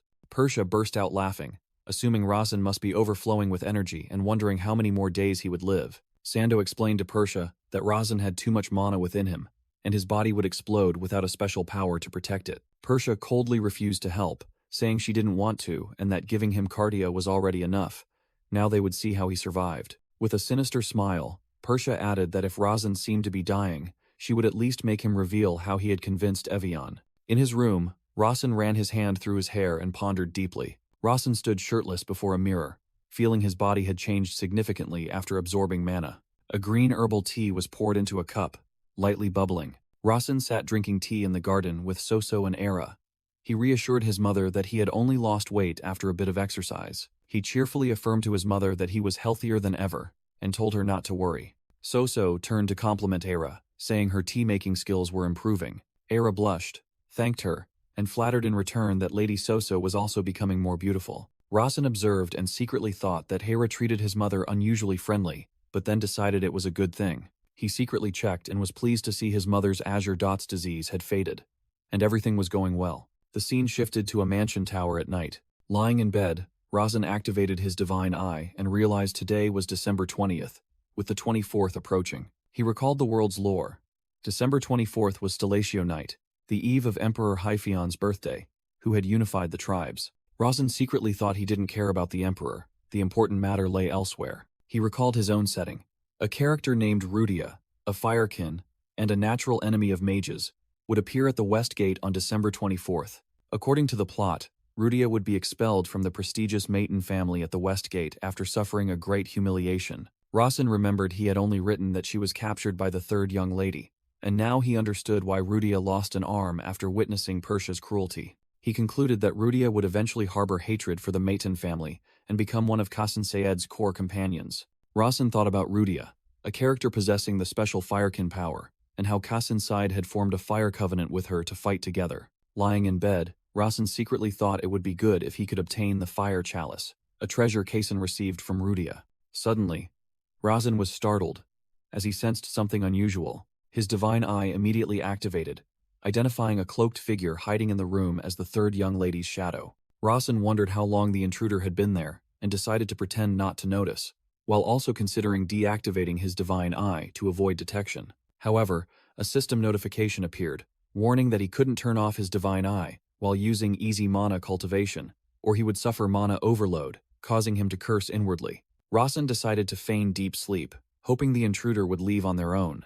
Hiding behind the door, Sando wondered in astonishment what was happening, as he noticed Rasen could cultivate mana even while sleeping. Sando secretly thought that cultivation was a technique requiring absolute precision and could be fatal if one's mind wavered. Yet Rasen was dozing off while operating mana. Sando broke out in a cold sweat, feeling this was completely illogical and not knowing how to report it. He recalled having seen Rasen only practice a basic cultivation technique from the Starlight Library and assumed it wasn't an advanced technique. Sando continued to deduce that even though Rasen was sleeping, the cultivation continued, and his mana flow was very stable, while he had flipped through books but found no such technique. He recalled that Rasen had successfully absorbed mana from Cartia with Evian's help and undergone significant physical changes. speculating that he had concentrated mana in his heart. However, Sando saw no problems with Rasen's heart, and he looked too healthy. In reality, Rasen's mana became increasingly stable over time, even though he hadn't created a second circle or undergone a body enhancement magic array implantation. Sando concluded that Rasen's heart durability was extremely abnormal and decided he would have to submit a formal report tomorrow before quietly leaving. Rasen remained still, feigning snoring with mana flowing around him. After sensing the intruder had left, Rasen opened his eyes slightly and wondered, "They're gone?" The scene shifted to a splendidly decorated Christmas tree at night, with bells ringing. A colossal pine tree stood in the courtyard of a magnificent mansion, where nobles were gathering, signaling an upcoming festival. Standing on the balcony, looking down at the Christmas tree, Rasen called Aira and Hampton, asking them to accompany him. As the three walked together on the paved path, Hampton curiously asked where they were going. Rasen revealed they were heading to the far western gate, astonishing Hampton, who questioned him again. A scene unfolded, revealing a sturdy stone gate, accompanied by the explanation that this was the furthest of the 4 western gates of the Maiten family. Rasen, Hera, and Hampton stood together with serious expressions, ready for the task ahead. A fleeting image of Rudia appeared, introduced as the Crimson Butcher, a natural enemy of mages, and a one-armed archmage. With a determined gaze, Rasen declared, "I will go meet her." Lost in thought, Rasen envisioned meeting Rudia and wondered what author Cha Sung-min would do, knowing he wouldn't get a second chance. Raisin smiled confidently, having made his decision, and silently called Rudia's name. He was determined to form the Fire Covenant with Rudia. Back in reality, Hampton once again wondered about their destination under the night sky. Aira asked if they were heading to the 6th Young Master's mansion and mentioned she had prepared many paralyzing poisons. Hearing Rasen reply, "No," Hampton's face clearly showed disappointment. Aira asked Hampton if he was sad, and he immediately denied it in confusion. At the gate, Rudia was fighting fiercely, kicking away a cloaked mage attempting to cast a spell, while another shouted, "Stop her!" Rudia roared, "I'll kill you all!" As an information window appeared, revealing her attribute was fire, and her personality was extremely simple and loyal. Rasen and Hampton watched the battle from afar. Rasen secretly thought that making Rudia's personality too simple was careless, while Hampton asked in astonishment who that girl was. Rasen concluded that Rudia couldn't have poison resistance at this point, and called Hampton's name. Rudia narrowed her eyes, glaring angrily at her enemies, while Rasen commanded, "That girl is the target. Paralyze her at all costs, right now." Hampton immediately obeyed, rushing forward and shouting, "Paralyzing poison, fire!" As Rudia was screaming that she would burn everything down, a bullet containing poison flew towards her. The bullet exploded, releasing a cloud of green, poisonous smoke. Rudia was hit by the poison. She cursed in astonishment and anger before losing consciousness. As she fell, Rudia vaguely saw Rasen, Hampton, and a guard. Thinking she had to resolve this situation quickly, a hand was placed on Rasen's shoulder to stop him. A male guard angrily questioned who Rasen was and how he had infiltrated. Rasen coldly replied that he had come from inside, and scolded the guard to straighten himself out. Looking down from above, Rasen disparaged the gatekeeper's skills as too poor, not even worthy of being called family mages. Rudia lay unconscious on the ground, while a thought noted that it wasn't the guards who were weak, but that she was too strong. The guard nervously asked who Rasen was when he declared he would take Rudia away. The guard frantically tried to stop him, demanding Rasen reveal his identity. Hampton stood beside him, clearing his throat, preparing to speak. Hampton began a grand introduction, calling Rasen the Maiten family's archmage, the bloodline successor, and one steadily progressing on the path of magic. Hampton continued to praise Rasen as an extraordinary sailor about to embark on a journey, making Rasen secretly think he was flattering him excessively. Hampton boldly declared the boy's identity before them. He is the 7th Young Master, Rasen Maiten. The male guard was stunned, stammering speechless. He regained his composure and shouted skeptically, "What the hell are you talking about?" The guard continued to yell that they didn't know young Master Rasen's face, but he certainly couldn't be that handsome, annoying Rasen and startling Hampton. Rasen secretly thought he had only lost a little weight, then asked the guard's name and questioned if anyone would be foolish enough to come out of the Maiten mansion to impersonate the 7th Young Master. The guard realized Rasen's words made sense, but he still secretly thought that everyone knew the 7th Young Master was a useless good-for-nothing and an ugly pig. Rasen challenged the guard, asserting that only someone with a death wish would dare impersonate a Maiten family member, while Hampton secretly thought his young master was always cool in his eyes. Rasen challenged the guard to send someone back to the center for confirmation, but the guard replied hesitantly. With a threatening expression, Razan warned that once his identity was confirmed, the guard would pay a heavy price for his arrogance. The guard, terrified, hastily prostrated himself, apologizing to the seventh young master. Still kneeling on the ground, the guard tremblingly asked why Razan wanted to take the unconscious girl. Razan was momentarily surprised, secretly thinking he hadn't expected so many questions. He cleared his throat to hide his embarrassment. Razan gave a mischievous smile and replied casually, "Because she's beautiful." The female guard looked confused by the answer, while the male guard could only respond, "Ah, I see." Rudia still lay unconscious on the ground, her hands bound and mouth gagged. Afterward, Razan sat on a chair in another room, with Era and Hampton attending to him on either side. A system notification suddenly appeared over Rudia, warning that an anomaly had occurred, affecting the story and its plausibility. Razan looked at the notification, realizing the world had analyzed the small change he had created. Suddenly, Rudia, who was lying on the floor, awoke, her eyes wide with alertness. Rudia knelt up and struggled violently, emitting angry, muffled sounds, making Razan secretly think she was cursing. Razan recalled Rudia's extremely simple personality. He decided to deal with her in the most straightforward way and called out, "Hey." He got straight to the point. "I heard your father is ill. I will help you."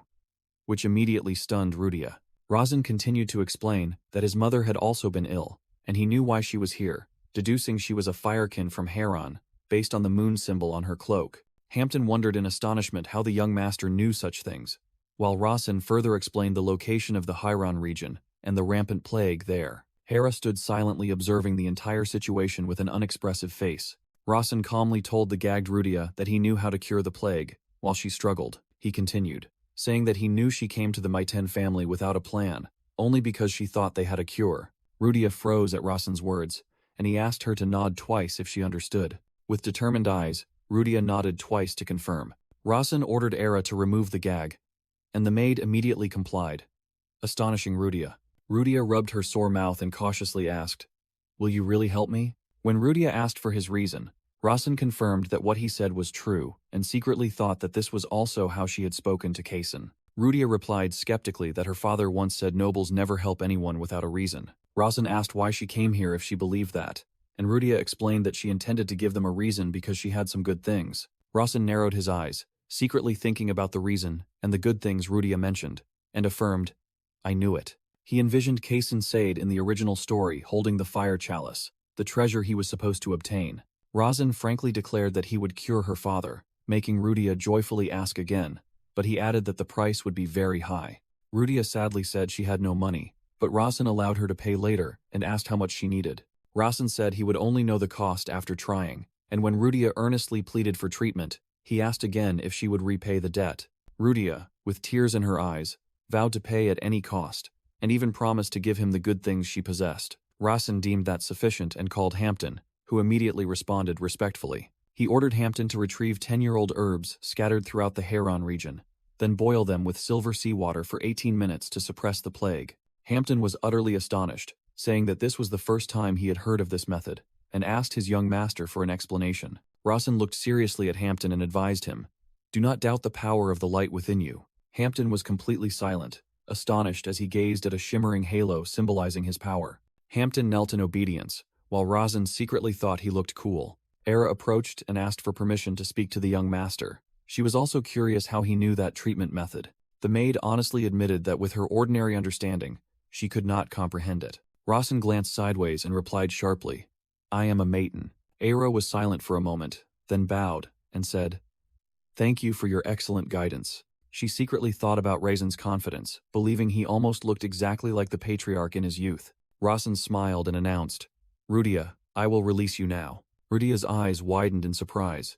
She stammered, asking again, "What?" Flames of anger erupted around Rudia as she screamed, "What did you just say?" Rudia questioned how Razan knew her name when she had never told him, and Razan secretly realized he had made a mistake. With fiery eyes, Rudia growled, repeating the question of how he knew her name. Razan, Era, and Hampton stood watching Rudia explode in fiery anger, while Razan secretly thought, "Oh, I spoke out of turn." Razan quickly regained his composure, smiled and asked, "Is it so strange that I know your name?" Rudia affirmed that it was very strange, but Razan continued by asking about his offer to give her 10-year-old medicinal herbs even though she had done nothing yet. Razan then asked about his revelation of the Maiden family's secret, which further confused Rudia. With an awkward expression, Rudia still insisted that everything was strange, while Rasen questioned why she found things beneficial to herself strange. Rasen reminded her that she had just shown malice towards someone who could be her benefactor, making Rudia bow her head and mumble an admission. Rudia blushed in shame and apologized, while Rasen asked if she was treating the favors he bestowed upon her as trash. Rasen feigned surprise at her apology, and asked again. He stood up, pretending not to hear, and asked her to repeat it, making Rudia shout, "I'm sorry, it's my fault." Rasen smiled and said, "That was enough." He accepted her apology but demanded Rudia stay, making her surprised and ask why she couldn't go home. He reiterated Rudia's crime of breaking into the Maton family estate and attacking the guards, which confused her. Rudia explained that she came to save her father, but the guards said this was no place for a lowly person like her. Rasen listened as Rudia recounted that the guards had mocked her, and said her father's death had nothing to do with the Maton family. Rudia clenched her bound hands, recalling the guard's words telling her to just let her father die. She burst into sobs, painfully repeating the guard's words. "They told me to just let him die." Rasen ordered Era to untie her, and the maid immediately obeyed. While being untied, Rudia wiped her tears and asked, "But who are you to treat me so kindly?" Rasen calmly answered her question. "Me? Rasen Maton." Rudia dazedly repeated the name Rasen Maton, trying to recall something. She suddenly startled, realizing something after a moment of thought. Rudia pointed at Rasen and blurted out, "The worst scoundrel?" Rasen smirked and asked with amusement, "Am I famous as the worst scoundrel?" While Aira and Hampton stood behind him, looking astonished, Rudia smiled brightly and said, "But you're not trash. You're a good person." A system notification appeared, signaling a variable affecting the probability and the story that had just unfolded, making Rasen ponder. Rasen wondered if turning Rudia, Kaysen's future ally, into his own ally was the right choice. Rudia smiled shyly, while Rasen decided to put this matter aside for now. The scene shifted to the Maton estate at night, with hurried footsteps echoing. Hampton, wearing a backpack, entered the room and reported to Rasen, "Young master, I have collected all 10 types of 1,000-year-old herbs you requested. I will depart for Hayran immediately." Rasen asked how long it would take to reach Hayran, and Hampton replied that it would take about 3 days. Hampton knelt and cautiously asked Rasen, "Young master, may I ask why you helped Rudia?" Rasen calmly replied that it would be a pity to let someone die from a curable illness. He added that it was even more regrettable when the patient was her father, and to him, helping was no big deal. Hampton bowed in gratitude for the profound teaching, while Rasen secretly wondered, what teaching? Hampton told himself that the young master's words meant a prestigious family should not ignore the difficulties of the weak, as that was the right path. With eyes shining with determination, Hampton believed he had found true light, and bid Rasen farewell to depart. Rasen thought to himself, the biggest reason was actually that he wanted the chalice of fire, but saying it like that sounded better. 2 days later, the scene shifted to outside Maton Manor. Inside the hall, 2 maids flinched as Persia Maton entered, and asked contemptuously, "Did that pig pick up any interesting toys?" Persia entered confidently, saying she wanted to see what the worst bastard in this family had brought back. Upon seeing the person in the room, Persia paused with a surprised expression. She looked at Rasen and asked who he was, sarcastically remarking that there had never been a good-looking man in the family's history. Rasen calmly faced her and introduced himself. "Rasen Maton, I am your youngest brother."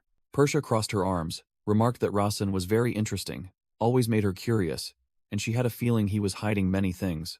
Rasen denied hiding anything, while internally he thought, except for the fact that I created this world. Suddenly, Persia lunged and grabbed Rasen's neck, demanding, "Why did you become so cute? Boys should have handsome faces." With a cruel smile, Persia increased the pressure, making Rasen feel as if his heart was freezing. A system notification appeared, stating that greater resolute willpower novice combat magic was protecting his body. Rasen realized his sister's combat magic automatically activated with just a glance, while Persia showed amusement. "Oh, you're really fun. How did you become like this in just 3 weeks?" Persia released her hand, patted Rasen's head, and said, "Good, your face is perfect. If you grow up like this, I will love you very much." Rasen swatted his sister's hand away and firmly said, "I don't need your love," while thinking to himself that this was also a test from Persia. Persia smiled, thinking that his attitude made him even cuter, and said he wanted to be a rival or a helper, not to be pampered. Rasen was stunned when Persia remarked that his head would be a wonderful work of art if impaled on a stake. Persia laughed and asked, "Haha, do you think that's a joke?" While Rasen told her not to make such horrible jokes. Persha changed the subject, saying she wanted to see the toy Rasen brought back, making him think to himself, Rudia, because she has fire talent? In Rasen's thoughts, Rudia's image appeared amidst flames, and he realized Persha, a fire genius, probably already knew Rudia was a firekin with equivalent talent. Determined not to let the story unfold as in the original work, Rasen boldly declared to his surprised sister, "That toy is mine." Rasen firmly asserted that it was a toy he picked up, and he had no obligation to show it to her. Persha released a terrifying surge of killing intent and growled, "Do you dare challenge me?" A system notification appeared, stating that the greater resolute willpower novice combat magic technique was resisting the external force. Persha smirked contemptuously, mocking Rasen. "Look at you. You dare resist me? You're just a hybrid with nothing but combat magic." Another notification appeared, stating that effortless mana cultivation had aided in activating Divine Eye.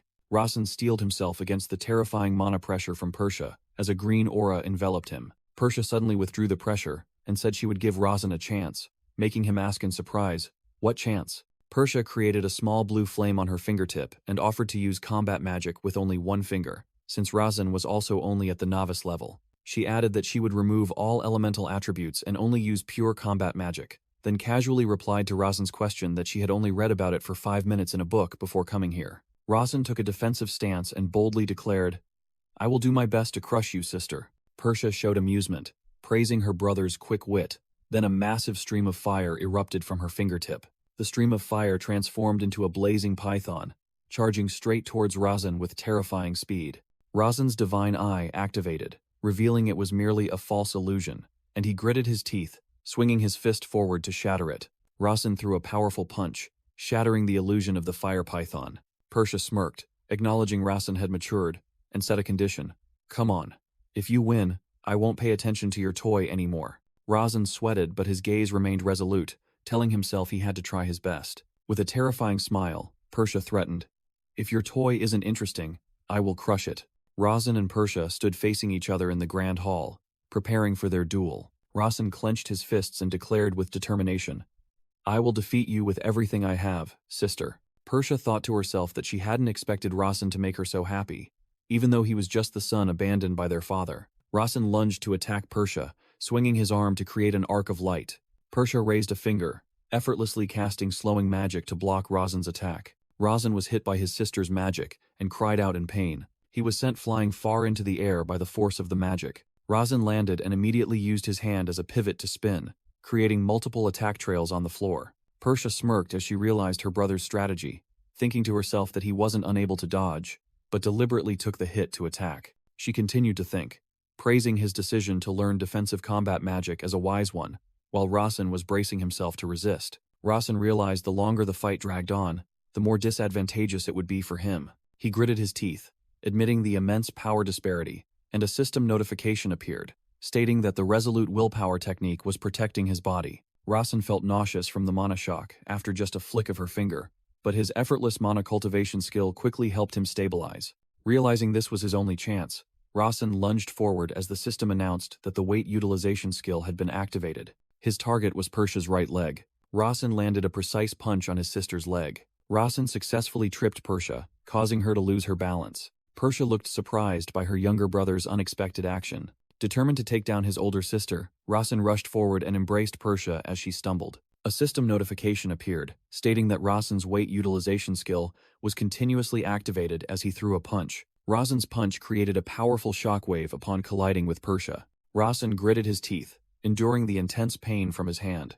Lying on the floor, Persha admitted she had used defensive magic, while Rasen stood above, looking down at his blood-soaked hand, saying his finger bones were shattered. Persha smiled and asked if he had rushed to attack from the start with the intention of ambushing her, and Rasen admitted it was his only chance. Rasen awkwardly explained that combat magic was inherently like that, not always elegant. Persha sat on the floor, saying that was why she hated combat magic because it lacked elegance, but Rasen pointed out that even so, his older sister still lost to him. Persha silently looked at Rasen with a pensive expression. Persha admitted Rasen was right, then took his injured hand. A small but powerful energy sphere formed on Persha's fingertip. Rasen was thrown into the air by an invisible surge of magic. He was slammed hard onto the floor, creating a small explosion. Rasen coughed up blood and admitted, "You won the bet." Persha stood looking at her younger brother, her eyes glowing red, declaring she would no longer pay attention to his toys but was increasingly interested in him personally. Persia thought to herself, acknowledging that Rasen's body was indeed very sturdy, as Sando had reported, since he could withstand a powerful attack from just one of her fingers. Enveloped in shadow and fire, Persia said she was only curious about his endurance but ultimately found him still weak, then bid farewell. Persia vanished in a large blaze, leaving Rasen alone, kneeling and coughing up blood on the ruined floor. Persia walked amidst the lingering flames, thinking to herself that the most interesting thing was Rasen's absorption of her mana. Sando appeared behind Persia as she explained that Rasen's method of absorption was different from professional mages, and that was why she had overdone it a bit. Persia told Sando that because she had infused some healing mana into Rasen, he might achieve something, making Sando remark that she must be very fond of the seventh young master. Sando looked at his mistress's back, thinking that Rasen was truly interesting, and realized Persia had given him a new gift. Persia smirked, confirming Sando's words but also warning that Rasen would destroy his body if he couldn't control it properly. In the ruined room, Rasen coughed up a large pool of blood onto the floor. Rasen knelt, clutching his chest and gasping for breath, bitterly thinking that this was a special occasion whenever Persia visited. Just as a system notification appeared, activating the self-regeneration skill, a green light enveloped Rasen's hand as the system announced that the elementary combat magic skill, self-regeneration, was healing his body. As Rasen collapsed onto the floor from exhaustion, consecutive notifications appeared, stating that the skill had consumed a large amount of mana and was resonating with his mana cultivation. Rasen was stunned when he read the final notification. The conditions for body reconstitution had been met, and the process was beginning. An intense, pulsating pain spread throughout his body, making Rasen groan. He collapsed face down onto the floor, convulsing in extreme pain, as the system announced that the body reconstitution process came with extreme pain. Rasen gritted his teeth, trying to maintain consciousness while it felt as if his entire body and every bone were being ground into powder. A thick, black liquid began to flow from Rasen's ears. The black liquid, the impurities of his body, now poured from his eyes, ears, and mouth. Rasen screamed as his hand bones cracked, being crushed, and then immediately healed by the self-regeneration skill. Rasen's body emitted a faint aura as the system announced his bones were being rapidly crushed and regenerated, and other skills were also permeating the new body. The room door burst open. Era and Rudia rushed in, calling out in panic.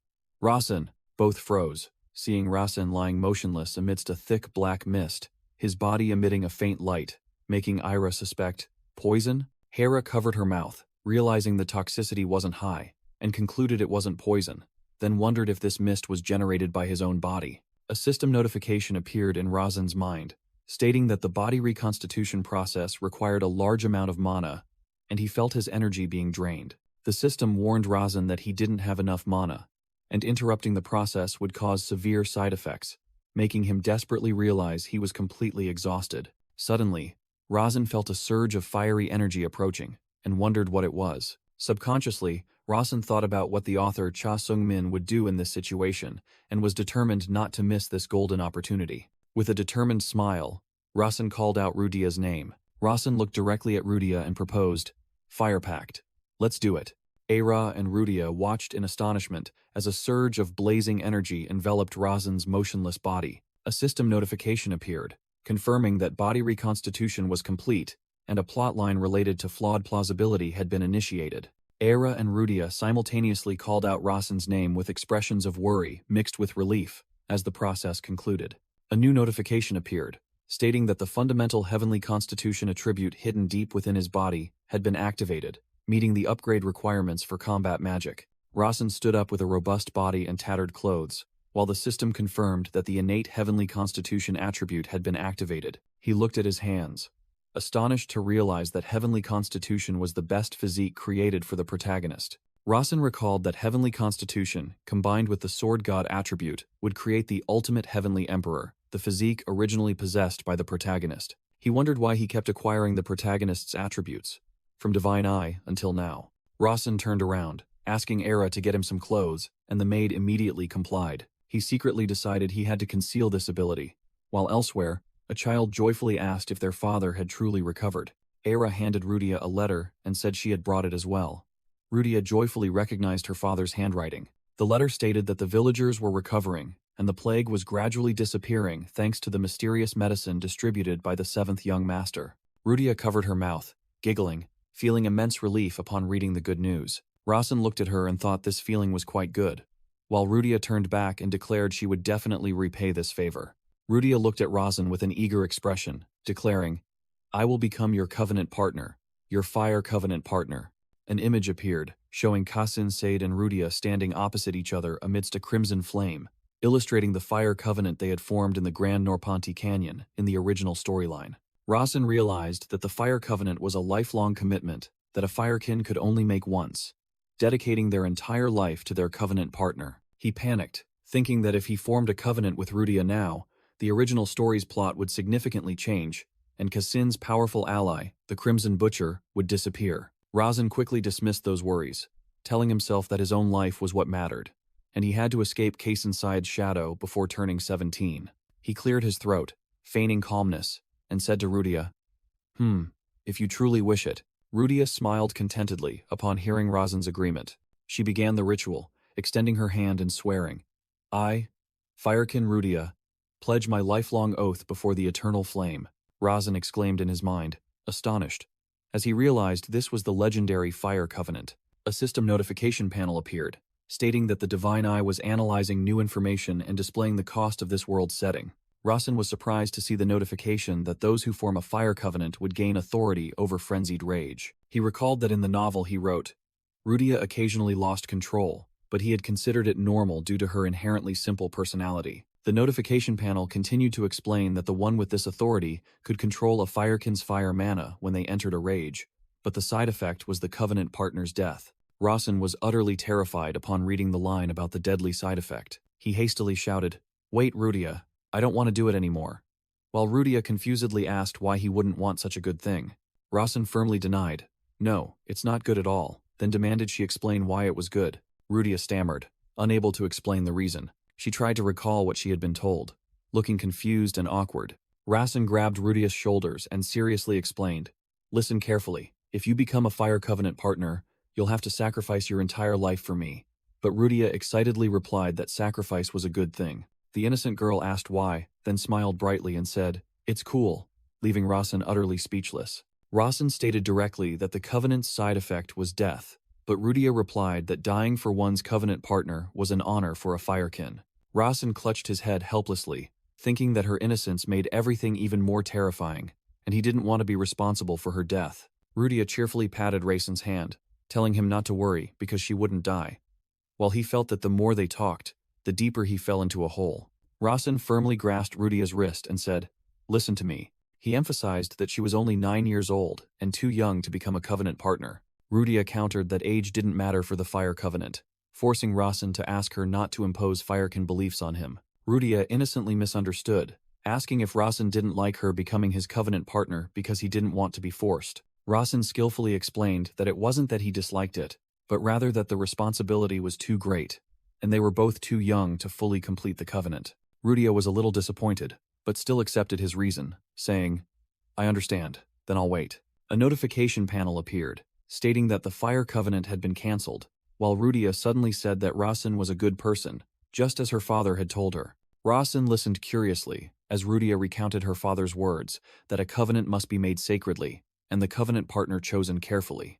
The girl cheerfully explained that her father said if someone refused a covenant for a valid reason, they were definitely a good person. Rudia smiled brightly and added that her father said such a person was very trustworthy.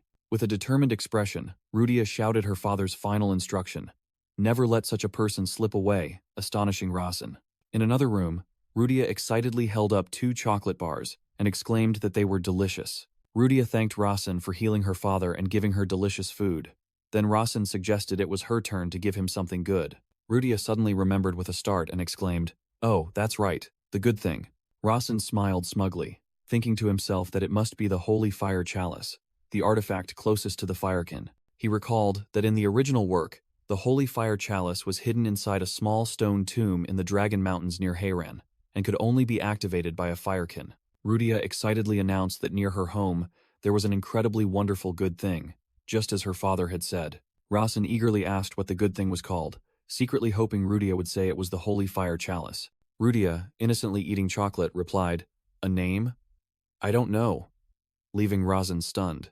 Rasen slapped his forehead helplessly, as Rudia explained that everyone just called it the good cup, and he blamed himself for creating such a simple Rudia. He decided to temporarily use his divine eye to learn more about the Holy Fire Chalice. An information panel appeared, explaining that the Holy Fire Chalice could produce blazing water once every 100 years, a water-possessing purifying power that could incinerate anything that entered the body and mind. Rasen realized this meant he would be immune to poisons, mind control magic, and even stomach aches, an item that could grant a long life free from illness. Ignoring the text, or so it is recorded, Rasen decided to set off and invited Rudia to come along, which she happily agreed to. Era appeared at the door and asked if her young master needed her to request the Guardians, specifically the Tiger Legion, to accompany him. Rasen was startled, realizing he had forgotten about the Guardians' existence. He recalled that the main members of the Maton family always had an entourage of guardian mages accompanying them when they went out, and he was no exception.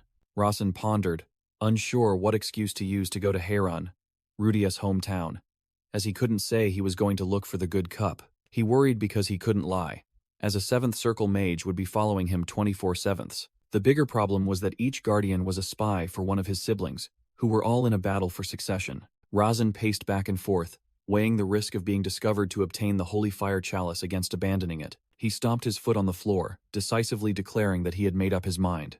In a dark room, the guardian mage named Japel looked puzzled upon receiving the order. Japel showed anger, secretly cursing why the worst scoundrel had chosen him as a guardian. A flashback showed 3 years prior, young Rasen grabbing Japel's chin and calling him a guard dog, while proclaiming himself the master of the family. Young Rasen had yelled at Japel, demanding that he bow his head.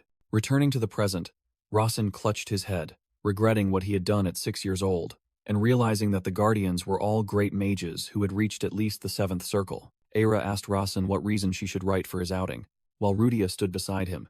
Rasen casually told her to write that he was going out to play because he heard there was delicious chocolate, which stunned Era, who thought such a reason couldn't be accepted. However, a seal was firmly stamped onto the application, confirming the request had been approved. Japel walked decisively towards a building within the mansion. He was introduced as Japel, the Maton family's guardian. From the balcony, Rasen called out, "Welcome, Japel." Rasen smiled meaningfully as he looked down at the guardian.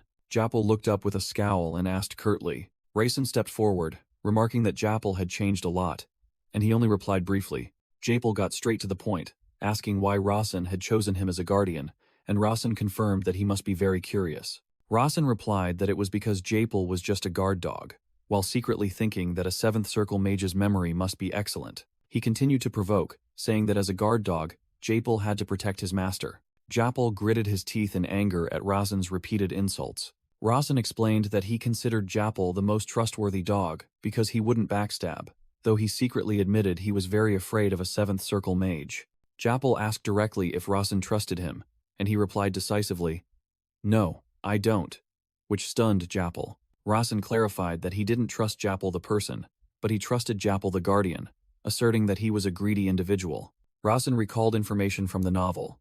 Japel was extremely ambitious, would be loyal to anyone with shared interests, and had once switched masters from the 4th young master to Lady Avelia. Japel wondered why his greed would make Rasen choose him, and he replied that it was because he felt Japel might help him someday. Japel sneered, secretly thinking Rasen was just a useless and terrible brat. Rasen unexpectedly delivered a decisive blow, asking, "Even if you're currently loyal to the 4th brother, don't you want to serve the 2nd sister more?" Which completely silenced Japel. Japel asserted that he was a guardian who swore no loyalty to anyone, but Rasen secretly thought that he had revealed a weakness by answering too quickly. Japel tried to cover up by asking in return if a guardian needed a reason to protect their master, and Rasen agreed with that statement. With sharp eyes, Rasen commanded as a member of the Maton family, "Protect me." After a moment of silence, Japel accepted the command and turned away, his mind filled with doubt about Rasen's change. Japel recalled rumors about Rasen having beaten the 6th young master and creating a perfect first mana circle on his own. He was astonished to realize that Rasen's mana circle contained even more magical power than a 2nd Circle mage, something even 2nd Sister Avelia couldn't achieve. Looking at the mansion from afar, Japel decided he needed to observe Rasen more carefully, believing he was hiding something. The group set off, with Rudia happily running ahead to lead, eagerly inviting everyone to meet her father. Upon arriving at a rustic village, Rasen realized this was Haran, Rudia's hometown. An image of a fire phoenix appeared, explaining the glorious past of the Firekin tribe and their decline after the fire god's power was depleted. A fierce dog barked loudly, and Rasen secretly thought this place looked no different from a secluded village. Rudia took a deep breath, preparing to shout loudly while Rasen and Japel stood behind, watching her. Her shout of "Father" echoed throughout the village. Rasen had to cover his ears because the shout was too loud, while Japel remained calm beside him. A figure quickly approached, and Japel warned, "Young master." Hampton bowed, apologizing for not coming out to greet them, while Rudia eagerly asked where her father was. Hearing that her father was home, Rudia immediately ran to find him. Hampton hastily chased after Rudia, leaving Rasen and Japel standing behind, observing. Rasen watched them with a pensive expression, feeling that something was amiss. He recalled his previous conversation with Japel, confident that he could win over this guardian to his side someday. Japel thought to himself with a serious expression that he had never revealed his inner thoughts. Rudia and her father emotionally embraced each other, calling out each other's names in the joy of reunion. Rudia's father bowed his head to thank Rasen while Japel and Hampton observed from a distance. Rudia happily told her father that Rasen was a good person, and she had brought him to give gifts, while her father was secretly astonished by his daughter's mana reserves. Rudia's father patted his daughter's head and told her to repay the favor, which secretly confused Rasen, who didn't understand why he was called a good person. Japel noticed that the villagers treated Rasen very well and wondered what that scoundrel had done to deserve it. Rasen pondered, wondering what the original Rasen had done behind everyone's backs that even the guardians were unaware of. Rasen took Rudia's hand, pulling her along, and said, "Follow me. I'll give you the gift." Japel looked at the forest scenery before him and wondered where they were. Rudia led Rasen and Japel to a stone tomb on a forest path and said, "Here." Rasen stared at the stone-mound tomb with a wooden cross stuck on top. With a serene smile and reflecting firelight, Rudia began to chant an incantation. The stone tomb began to emit a brilliant orange light from within. Rudia spread her arms as flames erupted from the tomb, to the astonishment of Rasen and Japel. A blazing golden chalice slowly floated up from the stone tomb. Rasen and Japel watched the scene before them in astonishment, Rasen exclaiming, "What?" Rasen looked at the burning golden chalice and thought in horror, "What in the world is this? Fire energy is merging within that old golden chalice." Japel was stunned, realizing Rasen's lie about going for chocolate, and sensed a strange flow of mana from the chalice. Rasen looked at the chalice with a serious expression and realized, "This is the Fire Holy Grail." Rasen was startled as a system notification appeared, stating that an otherworld setting had been detected and incomplete plausibility had been acquired. Another notification warned that the holy water in the Fire Holy Grail was only for those who had formed a pact, otherwise it would lead to death. The warning about death if one drank the holy water without a pact was emphasized once more. Rasen thought to himself, realizing he had to accept the fire pact to be able to drink this water. The system again announced that the holy water would oxidize and lose its effect over time when exposed to air. Looking at the Holy Grail, Rasen realized he didn't have much time and had to decide immediately. He hesitated, recalling that even the protagonist Kassan had difficulty controlling a simple Rudia. Rasen told himself he wouldn't get a second chance and wondered what author Cha Sungmin would do in this situation. After some deliberation, Rasen smiled and called Rudia's name. Rasen looked directly at Rudia and decisively said, "Fire Pact, let's do it." Rudia blushed with joy, asked again to be sure, then urged him because there wasn't much time left.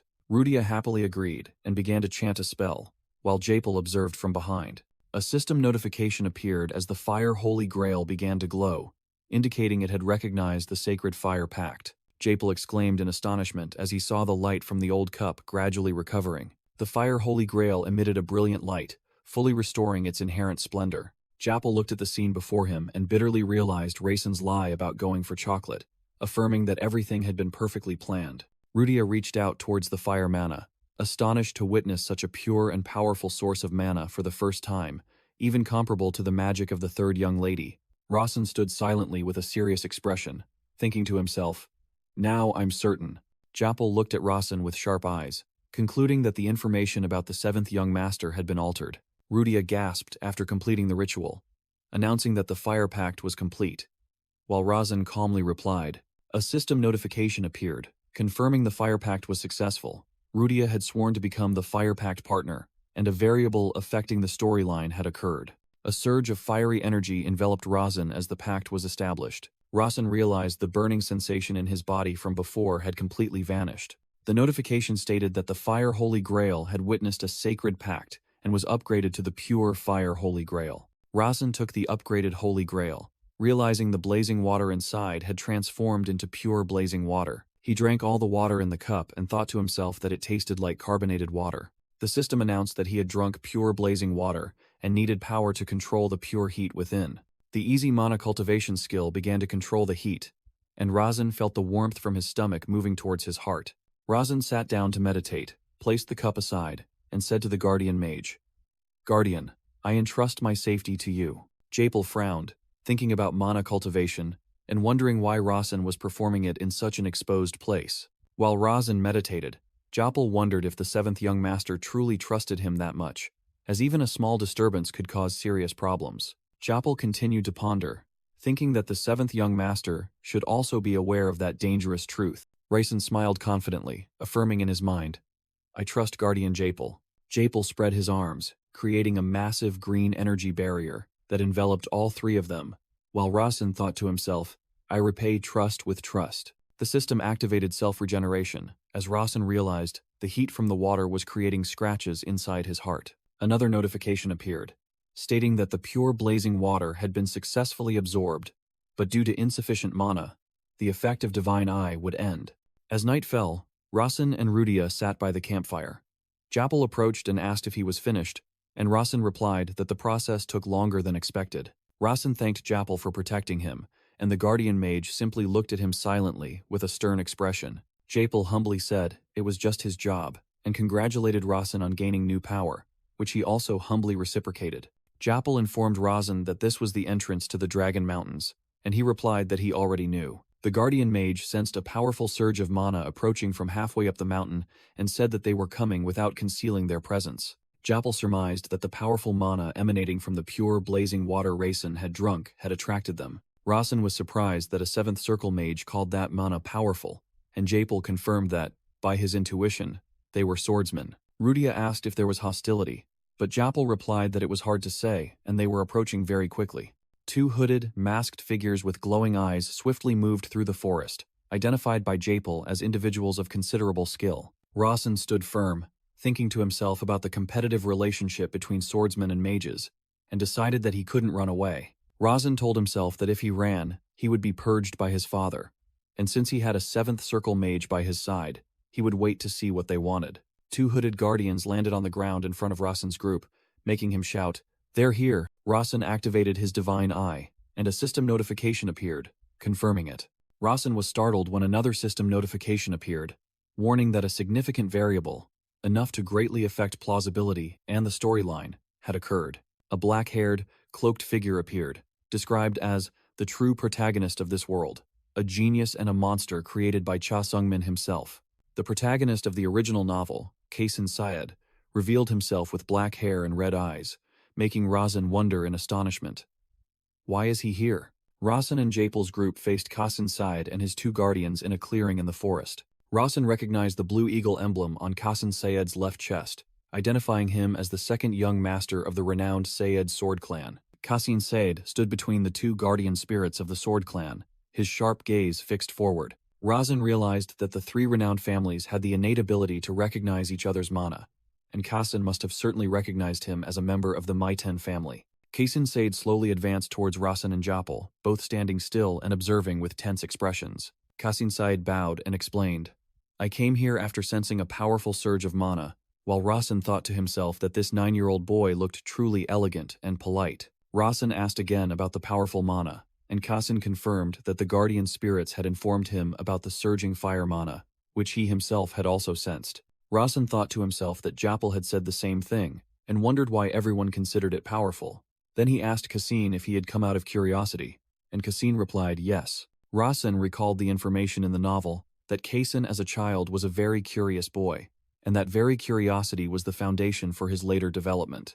Razin remarked, "It seems you know who I am." And Kaisin replied that he only guessed Razin belonged to the Maiten family, and initially thought he was the sixth young master. Kaisin continued to explain that he heard the sixth young master studied water attribute magic, but he couldn't sense any water mana from Razin. Kaisin asked directly, "Are you the fifth young master?" which made Razin secretly think he didn't want any connection with Kaisin and intended to let him misunderstand. However, Razin quickly changed his plan, realizing it would be troublesome if the lie was discovered, and remembered that his fifth brother primarily studied earth attribute magic. Kaysen asked in surprise with wide eyes, "No way, are you the seventh young master?" And Rasen chuckled, "Haha, am I that different from the rumors?" Kaysen affirmed, "You are completely different from the rumors." And Rasen could clearly see the astonishment in the eyes of Kaysen's guardian spirits. Rasen happily put an arm around him, suggesting, "Now that we're friends, let's talk freely." And Kaysen agreed to speak more intimately from now on. Rasen recalled that young Kaysen, despite having everything, lacked one thing his family couldn't provide: friends his own age. Rasen thought it was understandable that no one wanted to be friends with Kaysen, the son of the renowned sword clan, and only special individuals like Rudia could become his true companions. Rasen put his arm around Rudia and asked Kaysen, "Is this girl also a friend?" Rudia happily introduced herself. "I'm also 9 years old. You're really handsome. My name is Rudia. What's your name?" Rasen introduced him, Kaysen. And when Rudia asked again in surprise, he confirmed, "Yes." Kaysen blushed slightly at the compliment, and Rasen cleared his throat, changing the subject. "Kaysen, I'm curious about that mana flow earlier. Could you explain it to me?" "Under the night sky," Kaysen concluded. "So you've gained a special opportunity," Rasen confirmed, though secretly thinking it was an opportunity he created himself, while Kaysen curiously asked about the power of fire mana because it felt very mysterious to him. Japel observed from a distance, secretly thinking that if the Sword Clan decided to harm them, they would only face defeat. A Sade family guardian was also watching, surprised to see Rasen able to converse so casually with their master. Rudia curiously pointed at Kaysen's sword and asked, "Wow, is this a sword?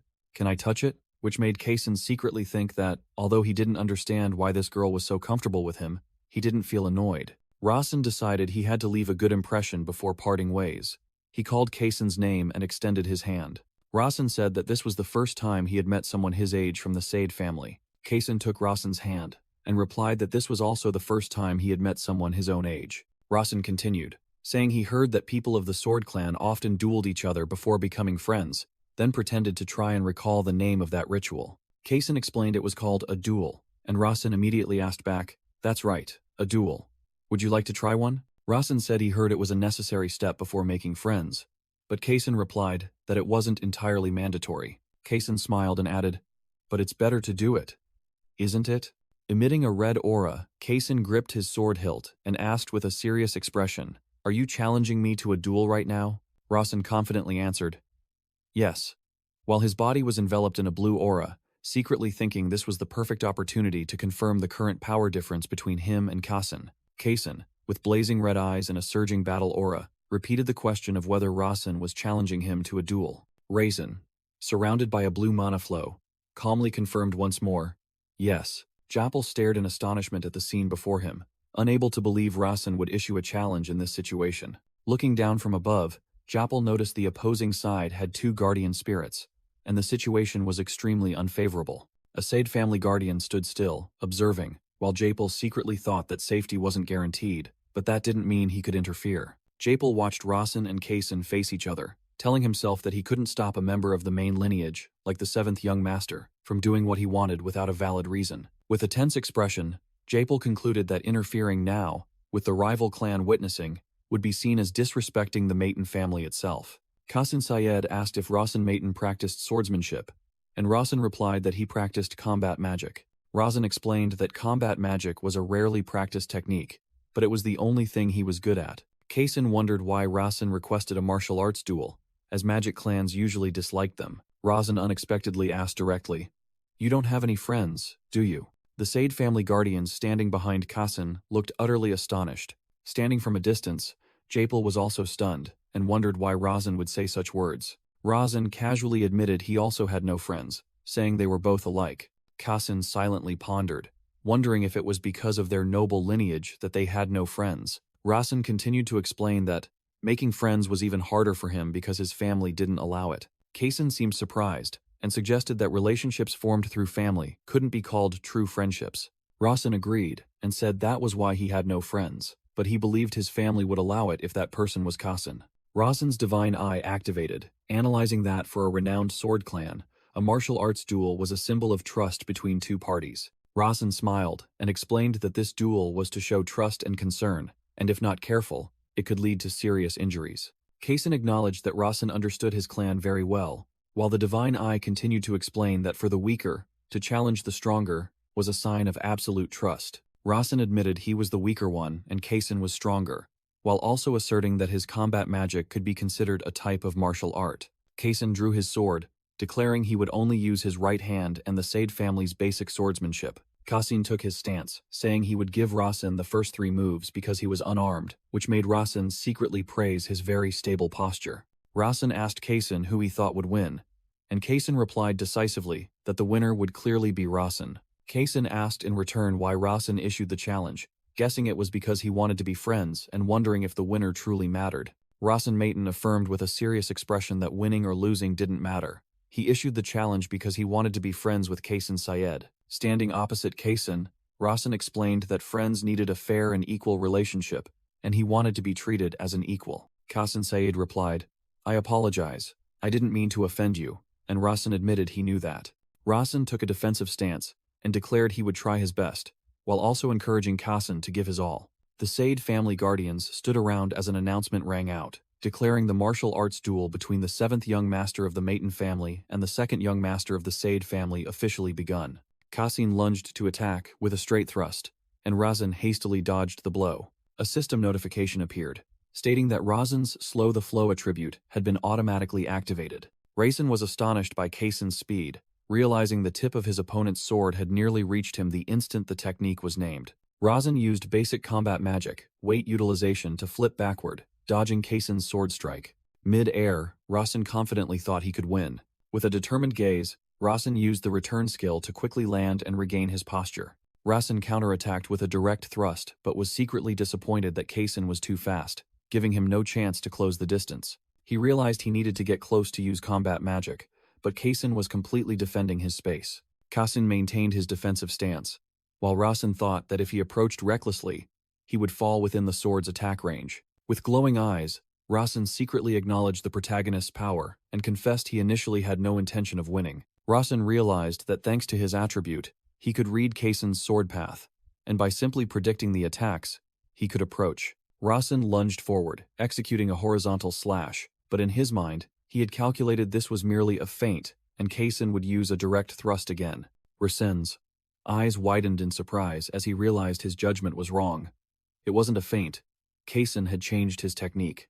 Kaysen turned his attack into a real strike because Rasen hadn't reacted to his initial movement. In that decisive moment, Rasen thought he couldn't dodge, and could only let his opponent strike his hip. A system notification appeared, stating that the basic combat magic skill and an enhanced resolute willpower had been used.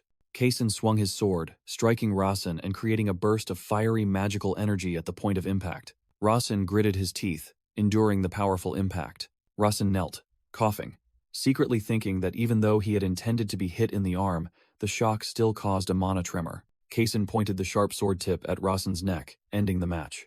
With the sword at his throat, Rasen calmly admitted, "I lost." Observing from afar, Guardian Mage Jappel was both surprised and relieved that the match hadn't ended in an accident. Kassin sheathed his sword and asked how he was. Rasen replied that his arm was fine but felt like it had been hit by an iron rod, and his whole body was numb. Though admitting he hadn't blocked the strike properly, Rasen still smiled and said it was an impressive defense. Kaysen denied it, saying he was truly impressed, especially by being surprised by the sparks, which left Rasen secretly puzzled.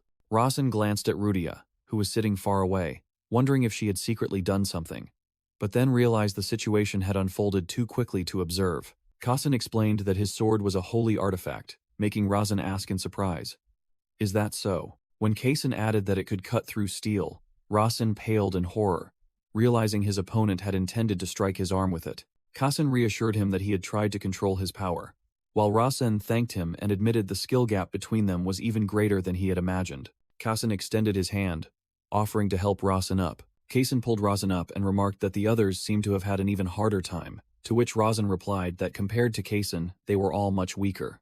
Rasen jokingly asked if that meant Kaysen was the strange one, then explained that he just felt he could trust him. Kaysen smiled genuinely and said this was the first time he had met someone like Rasen. Kaysen told Rasen he was glad for their meeting today and hoped to see him again soon, while 2 side family guardians stood beside him. After Kaysen and the guardians vanished in a flash of light, Rasen and Jappel were left alone, A system notification appeared, signaling that a variable capable of greatly impacting the story and its plausibility had emerged. Rawson was astonished to realize another variable had just occurred. Japal asked permission to ask Rawson a question, even though he knew it might exceed his duties, and the young master agreed. Rawson was confused when Japal asked when he had learned fire attribute magic, secretly pondering the matter. He recalled Kaysen's expression, who had been completely surprised by the sudden sparks that appeared during the match. Rawson suddenly felt heat emanating from his heart, and a stream of blue-red energy enveloped his hand. Rawson's entire body was enveloped by a mana flow carrying heat. Though not strong, he was certain it was real. Rawson decided to use his divine eye to re-examine the situation, recalling the moment he blocked Kaysen's attack. In the replayed memory, Rawson cried out as his arm collided with Kaysen's sword, creating an energy explosion. A spark erupted from the point of impact on Rawson's arm. Kaysen's eyes widened in astonishment as he witnessed that spark. The notification explained that fire attribute mana had merged with the effect of pure blazing water, and the two attributes had successfully harmonized thanks to easy mana cultivation. Rawson understood that because he had drunk pure blazing water, he could use elemental mana, something almost impossible with combat magic. He thought that only high-level mages like Third Young Lady Persia could do that, and even they avoided using it because it wasn't efficient. When Japal asked how he did it, Rawson casually replied, "I don't know either." Japal frowned, secretly thinking that Rawson was deliberately hiding something and implicitly telling him not to ask further. Elsewhere, Kassan pondered that this trip had been carefully planned by the seventh young master, and wondered if their encounter was part of his calculations. Japal worriedly thought that a high-level, powerful force, like Third Young Lady Persia, was involved in this matter, and he had to act cautiously. Japal told Rawson and Rudia that he would guide them to the Maiden family, and Rawson agreed. Rawson suddenly told Rudia, "Take it back," making the girl ask in confusion. Rudia erupted in fiery anger, shouting that if Rawson didn't cancel the pact, she would burn everything down, while he merely thought in surprise, "Oh, so it's about that?" In a brief flashback, Rawson told Kassan that he also had no friends, so they were both alike. Back in the present, Rudia angrily questioned Rawson. "I thought you were my friend. That's why I made the fire pact."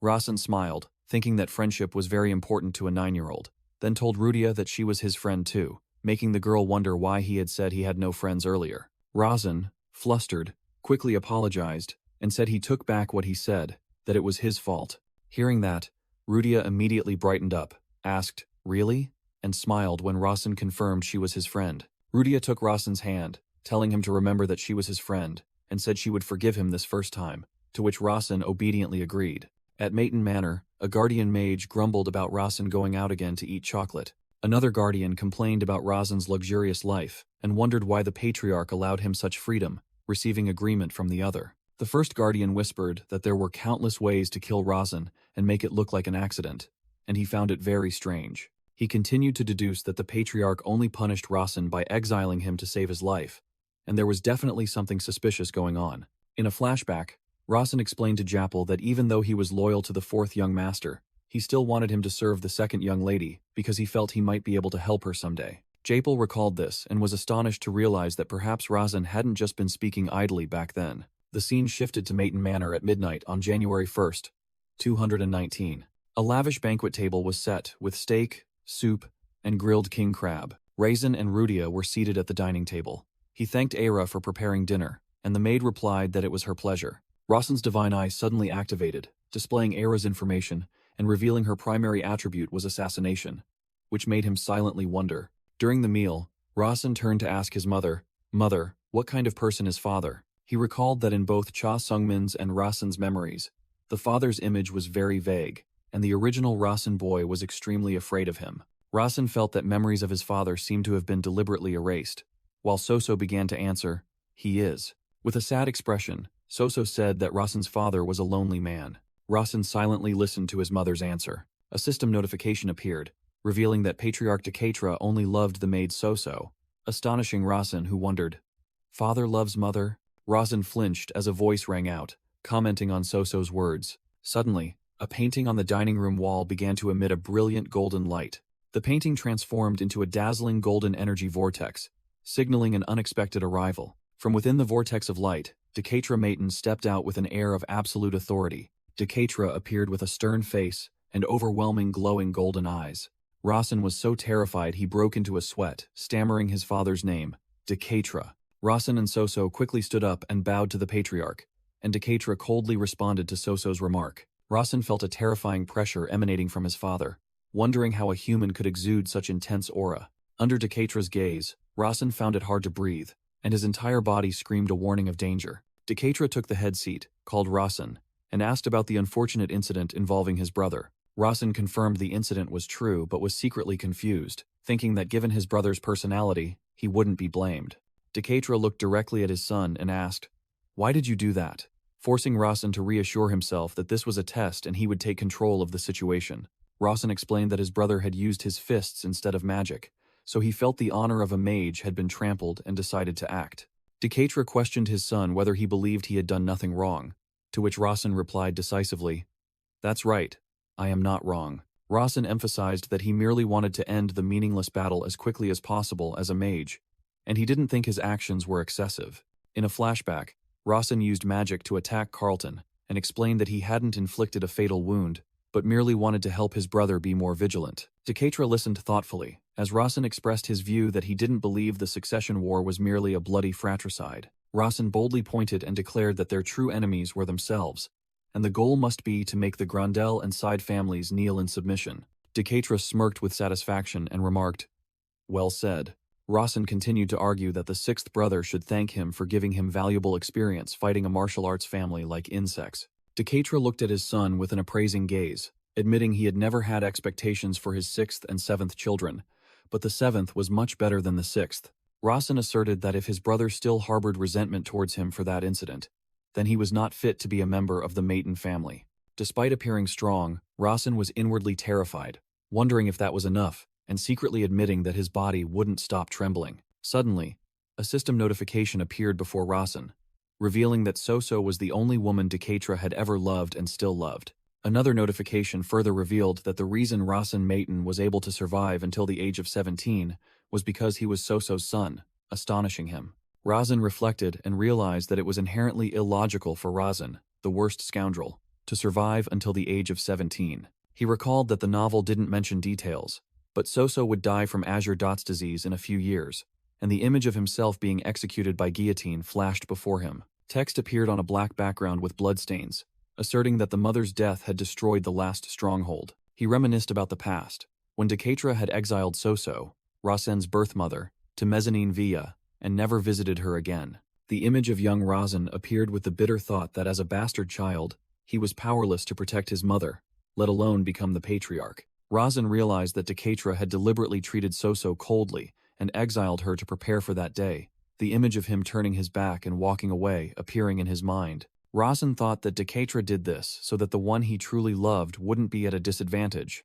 as the other mothers would surely notice his affection for Soso. He secretly thought the conclusion was simple. If he could truly live up to his name, and if he could become strong enough to protect his mother's back, then the entire situation would change. Rasen repeated his thought, asserting that the conclusion was simple. He firmly believed that if he lived up to his name and protected his mother, everything would be different. At the dining table, Rasen told Decatra and Soso that he was thinking he should try his best, as his father also hoped he would become stronger. Decatra rested his chin on his hand, indifferently remarking that combat magic was very weak, not even worthy of being called a complete technique. Rasen retorted that even if the limits of magic were clear, it didn't mean he would sit idly by, while Decatra dismissed it as useless effort. Rasen declared that he wasn't saying he would become the patriarch, but he could help the one who would become the patriarch, because his limits as a human had not yet been determined. Looking directly at his father, Rasen reminded him, "Please don't forget, I still inherit your bloodline." Soso looked up with emotional eyes, while Rasen secretly vowed to definitely stand firmer, rise up, and protect his mother. Decatra subtly smirked with satisfaction upon hearing his son's answer. Rasen received a handwritten letter from Decatra with a brief message. "Come to the Maton main banquet hall." Standing with Hampton, Rasen looked at the letter and understood that the 10th birthday celebration, a tradition of the Maton family, had been scheduled. The main Maton family mansion appeared as the narration explained that the 10th birthday was an occasion for the entire family to gather. The most important aspect of the celebration was revealed. It was where the body enhancement formation would be established. A diagram of elemental attributes like fire, water, and darkness appeared, explaining that a mage's body enhancement was to receive mana for their primary attribute. Rasen adjusted the bow tie on his ceremonial suit shirt. In his elegant suit, Rasen thought to himself that his appearance and even his mental state were now vastly different from when he first transmigrated. The heavy door creaked open, and a pair of shiny black dress shoes stepped inside. Rasen stood with a white-haired maid before the entrance to the Maton family's main banquet hall. Rasen confidently strode into the banquet hall, where his 10th birthday celebration would be held. Through his divine eye, Rasen discovered the long table was permanently enchanted, and thought to himself that this family was truly too wasteful with money. Rasen asked about his and his mother's seats, and the maid informed him that his chair was opposite the patriarch. The maid confirmed that Soso was not invited, and Rasen thought to himself, just as I expected. A hand holding a scepter with an angry purple orb pointed forward. You, Carlton Maton, Rasen's older brother, appeared with an enraged expression and recognized him. From the stairs, Carlton was stunned as Rasen casually greeted him. Oh brother, have the injuries I inflicted on you healed yet? Carlton thought to himself that Rasen had completely changed, no longer the punching bag he used to beat daily. Rasen smiled provocatively, saying that Carlton lost only because he was caught by surprise, but this time it would hurt more because his skills had improved considerably. Carlton gritted his teeth in anger, threatening to soon crush Rasen like an insect. Rasen whispered into Carlton's ear, certainly, if you can, try your best and know that this reaction is much better than trembling in fear. The sound of high heels echoed on the marble floor. Persia Maton, Rasen's red-haired older sister, stood there with her arms crossed, looking smug, and remarked, Oh, here's our adorable youngest. You arrived quite quickly. Persia asked Rasen if he was enjoying the toy he brought back, to which Rasen replied that the girl was very good with fire, making Carlton, who sat nearby, seethe with resentment for having wanted to steal that toy. Carlton angrily thought, a bet is still a bet. I can't believe my third sister would bet with a piece of trash. Carlton was utterly shocked to realize that not only was there a bet, but that idiot Rasen was also the winner. Evelia, Rasen's second older sister, in a splendid white and gold ceremonial dress, approached and observed the confrontation between Rasen and Persia. Rasen Maton showed extreme astonishment upon seeing someone who had just appeared. He realized it was his second older sister, Evelia Maton, known as the last Grand Mage and the future matriarch of the family. Rasen recalled information about Evelia. Despite her gentle appearance, she was willing to do anything for the family's honor. A 7th circle mage with a primary light attribute and a secondary darkness attribute. He also remembered a crucial plot point from the original work.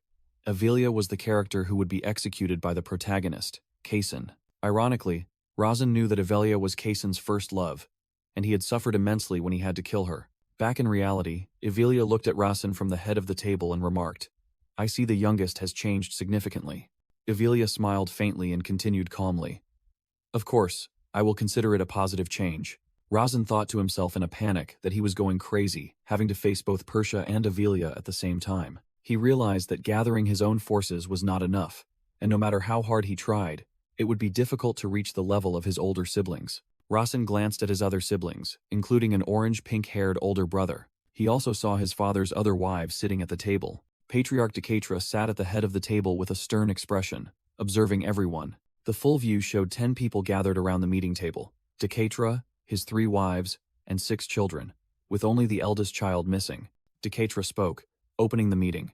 The youngest has turned 10. Congratulations. Rasen awkwardly responded with thanks to the somewhat forced congratulations from everyone. Evelia stood up, reporting to her father that she had obeyed his command, and returned after eliminating the Balrog demons emerging from the spring of chaos and darkness. Rasen realized this was not a simple tea party, but a meeting for his siblings to showcase their achievements. Another pink-haired older sister stood up and reported that she had captured the necromancer Karen in the north and sealed her in the demon's coffin, while also slaughtering about 20 of her followers. She confidently asserted that she was the only one present to subdue the necromancers, implying no losses on the family's side. Decatra praised the pink-haired sister. Well done.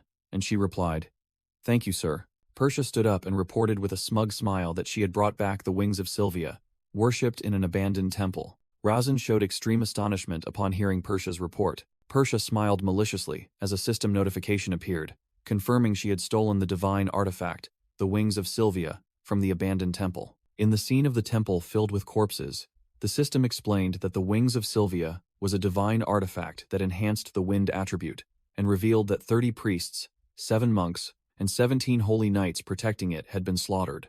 Decatra asked about the Holy Nation's reaction, and Persia replied that there had been no official announcement yet. Decatra casually assumed that the Holy Nation could only demand an apology, and decided to ignore them. Rasen understood that this was an act of power by Decatra to retaliate against the Holy Nation for insulting a Maton family member, as he knew they would not dare to declare war. There was a knock at the door, and Decatra allowed the person outside to enter. A silver-haired man named Senkan, introduced as Decatra's pawn, entered the meeting room with a tray in his hand. Senkan placed a box filled with scrolls on the table in front of Rasen.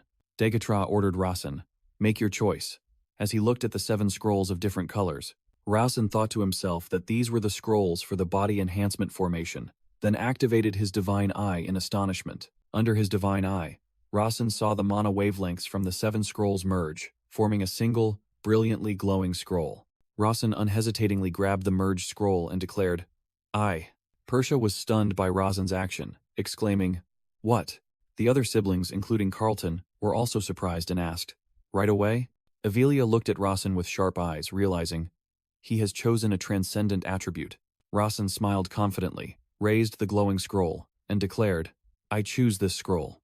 Rasen smiled confidently, raising the scroll that emitted purple energy, and declared, "I will choose this scroll." The entire meeting room fell silent after Rasen's declaration, everyone's eyes fixed on the boy.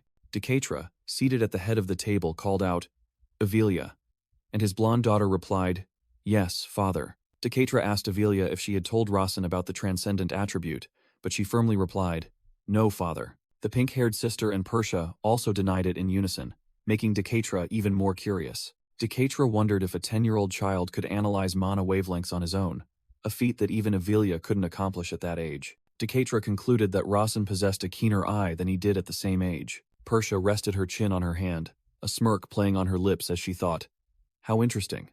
I didn't expect him to have that ability." Avelia hypothesized that Rasen might have a talent for combat magic, as his initial growth rate was very fast. Decatra agreed, stating that it was the only possible conclusion since none of them had learned combat magic at that age. Rasen rose from his seat, still holding the scroll, and boldly demanded to receive the Transcendent Attribute Scroll. An information panel appeared, explaining the Maton family's 10-year-old ritual, where members chose one of 7 scrolls to receive physical enhancement magic. The 7 scrolls were listed with their corresponding attributes: fire, water, steel, earth, thunder, darkness, and light.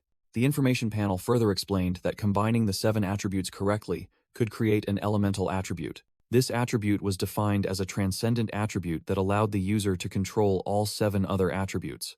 Rasen looked at the scroll in his hand, thinking to himself that it was merely a blend of all attributes, and having everything wasn't always good. Rasen handed the scroll to his father. Decatra remarked that he didn't think Rasen would choose it, and Rasen replied, "I'll take that as a compliment." Carlton was stunned and angry, silently scolding Rasen for his insolent attitude towards their father, and wondering if his younger brother had lost his sense of fear. Decatra suddenly announced that Avelia would be in charge of performing the physical enhancement magic, startling Rasen. Decatra smirked meaningfully and said that if he performed it, there was a 99% chance Rasen would die. But if Rasen wanted, he could still do it. Rasen was aghast to learn the 99% mortality rate, while Decatra explained that if Avelia performed it, the survival rate would increase to 50% due to her softer mana. Rasen broke out in a cold sweat, a fleeting moment of regret, and wondered if choosing the Transcendent Attribute Scroll was a foolish mistake. He quickly composed himself, telling himself that he had to take risks like this to survive in this crazy world. Rasen turned to Avelia and said, "Sister, I'm counting on you." When she asked if he trusted her, he replied that he trusted her as a mage. Avelia stated sternly that their father was too optimistic, and the actual success rate was much lower because the transcendent attribute required extremely destructive enhancement magic. Rasen asked about the survival rate, according to her. Avelia placed her hand on the scroll and affirmed, "At best, 50%, and that number won't change even if I try my hardest." Avelia asked if Rasen wanted to choose a different scroll, saying that those who walk the path of magic do not impose their views on others. However, she looked at him with a gentler gaze and added, "But I hope you will become strong." Rasen remained silent for a moment, his eyes gleaming with unwavering determination. Avelia ordered Rasen to undress, leaving only his underwear, and he resolutely replied that he would stick with this choice. Without hesitation, Rasen began to take off his shirt. A close-up shot revealed Rasen's toned body with clearly defined six-pack abs. Seated on a chair, Persia smirked with keen interest. Rasen stood shirtless, while Persia secretly thought no one would believe this was the body of a 10-year-old, and wondered how he could have seen through the transcendent attribute, scroll. Persia narrowed her eyes, curious about his muscular physique and other secrets her younger brother was hiding. Carlton sarcastically remarked that Rasen's body and face were only fit for decoration, causing the shirtless boy to show annoyance. Evelia placed her hand on Rasen's chest, and solemnly informed their father about the start of the 10-year ritual. Rasen lay on the floor. Evelia knelt over him and thanked him for giving her the opportunity to perform the physical enhancement magic. Rasen suddenly called out in a panic, "Sister, wait." He quickly denied being scared when she asked. Looking towards the observing Decatra, Rasen said he had something to discuss with his father. Rasen's siblings, including Persia, the fourth sister, the fifth brother, and the brown-haired brother, all showed surprise at his words. Lying on the floor, Rasen looked directly at his father and proposed, "If I survive, please grant me a favor." The fourth sister and his brothers scoffed, deeming Rasen overly cautious and a fool for demanding a favor for a common ritual. Evelia explained that according to family tradition, the patriarch would perform the physical enhancement ritual, but that tradition had now been broken. Rasen continued, saying that even though Evelia was very talented, she couldn't compare to their father, so he believed he deserved a special favor. Carlton Mayton smirked maliciously, thinking, "You crazy bastard. I hope father kills you." Decatra, seated on his throne, asked about the favor, while his other wives sat at the table, observing intently. Rasen boldly requested, "From now on, please allow my mother to come to this place," astonishing Decatra's wives. One of the wives vehemently protested, calling Rasen's mother a low-born, who was not allowed here due to her different background and inheritance rights. Rasen calmly retorted, "I am your son, father, and half of my blood comes from my mother." He continued to argue that calling his mother low-born also indirectly called him, and even their father, low-born, leaving the other wife speechless with anger. Decatra interrupted, directly asking Rasen why he wanted that. Rasen replied sincerely, "Because mother wants to see father," a response that seemed to affect Decatra. Rasen thought to himself that even though this would turn his three stepmothers into enemies, having a father on his side was still better. He continued to ponder, asserting that his mother was his father's only weakness, while Decatra secretly scoffed. "That low-born wants to see me? How insolent." Decatra declared, "Very well. If you survive, I will grant you that favor," once again stunning his wives. Decatra ordered Rasen to try and survive, and Rasen looked at him with determined eyes, silently vowing not to disappoint his expectations and to do his best. Evelia declared that the ritual was only halfway there, then placed her hand on Rasen's chest and announced its start as a magic circle glowed. With sharp eyes, Evelia began to chant, "Oh, you who walk the path of magic, obey the precepts and the 10-year ritual. I, Evelia, command you." Rasen was enveloped in a stream of mana and brilliant light as Evelia continued her incantation, commanding him to embrace the transcendent will and the power of great mana. Glowing magic characters etched themselves into Rasen's arm. Rasen screamed internally in excruciating pain, feeling as if he were being branded with a searing hot iron. Rasen's mind sank into a dark space, where a voice echoed, "I will help you." He realized he still had all his limbs, but felt no sensation, a familiar feeling. Rasen recalled a similar sensation from being anesthetized in a hospital in his previous life. Suddenly, a small flame appeared before him and greeted him, startling Rasen in alarm. Rasen confusedly stared at the floating flame, wondering what it was. He suddenly froze as a thought flashed through his mind. The flame transformed into a golden cup with eyes, and Rasen exclaimed in astonishment, "The fire holy grail?" The golden cup, filled with fire, floated in the dark space. Rasen cautiously asked the fire holy grail if it remembered who he was. In reality, Rasen's body lay motionless on the floor within a magic circle, and he wondered why he was there with the fire holy grail. The fire holy grail denied that identity, making Rasen ask in surprise, "Then what are you?" It introduced its true name as the Holy Grail of Transcendence, leaving Rasen stunned. Rasen realized his divine eye couldn't analyze it, while the Holy Grail explained that it was misunderstood and had fire mana poured into it by someone named Kirtel. The Holy Grail showed annoyance when Rasen asked about Kirtel, calling him some old man. It explained that Kirtel was a legendary archmage, unlike the self-proclaimed great sage Alberto. An illustrative image of Kirtel, a legendary mage whom many believed to be real, appeared. The Holy Grail offered to help and addressed Rasen with a term implying an older male, confusing him as a cup shouldn't have a gender. Rasen asked how it intended to help, and the Holy Grail replied that he possessed a very special body. The Holy Grail of Transcendence explained that, in its time, bodies like Rasen's were called heavenly constitutions, and they were very powerful. However, it pointed out that his body was incapable of receiving the current amount of mana because his mana circle was saturated. Rasen smirked and asked what would happen if that destructive power entered his body, then answered himself that he would die, which the Holy Grail confirmed. When Rasen asked why it wanted to help, the Holy Grail replied that if he died, it would be very boring, and it would have to sleep for another century. The Holy Grail offered to consume that mana in his stead, and Rasen realized he had no choice but to trust it. A system notification appeared, stating that the Fire Holy Grail was searching for its true master, surprising Rasen because in the original story, it had never acted this way when it belonged to Case Inside. The Holy Grail told Rasen that he was qualified to become its master. It explained that the necessary condition to possess it was Rasen's flawed existence. Rasen confusedly asked for the meaning of that statement, but the Holy Grail only replied that he would soon understand, and it would get straight to the point. Amidst a dazzling fireworks display, the Holy Grail cheerfully invited, "Become my master." It explained that it would dissolve into Rasen's heart, absorb mana, and be reborn as the complete Holy Grail of Transcendence. Rasen briefly saw an image of his second sister, Evelia, and the Holy Grail reassured him that that terrifying older sister would handle the strange magic. The Holy Grail said it would rest in his heart and appear when needed, also warning that he would have to use it a lot in the near future. A system notification explained that the Holy Grail of Transcendence would dissolve into its master's heart and function as a second mana circle. Rasen realized he was about to gain a second mana circle and began to think about the consequences if he didn't accept this offer. He panicked as he saw his body gradually dissolving, knowing he would die if this process completed. Rasen gritted his teeth, screaming internally that he didn't want to die. An image of his mother Soso appeared in his mind. He realized he still had too much to do. Rasen shouted with all his might, accepting the offer. "Holy Grail of Transcendence, I will be your master." The Holy Grail calmly replied, "Very well," while emitting a brilliant light. A massive energy explosion erupted within Rasen's inner space. Rasen's eyes widened, reflecting the brilliant flame as he realized, this is the power of the Holy Grail of Transcendence. In the main hall, Evelia reported to her father, "Father, the body enhancement magic is complete." And Decatra replied, "Well done."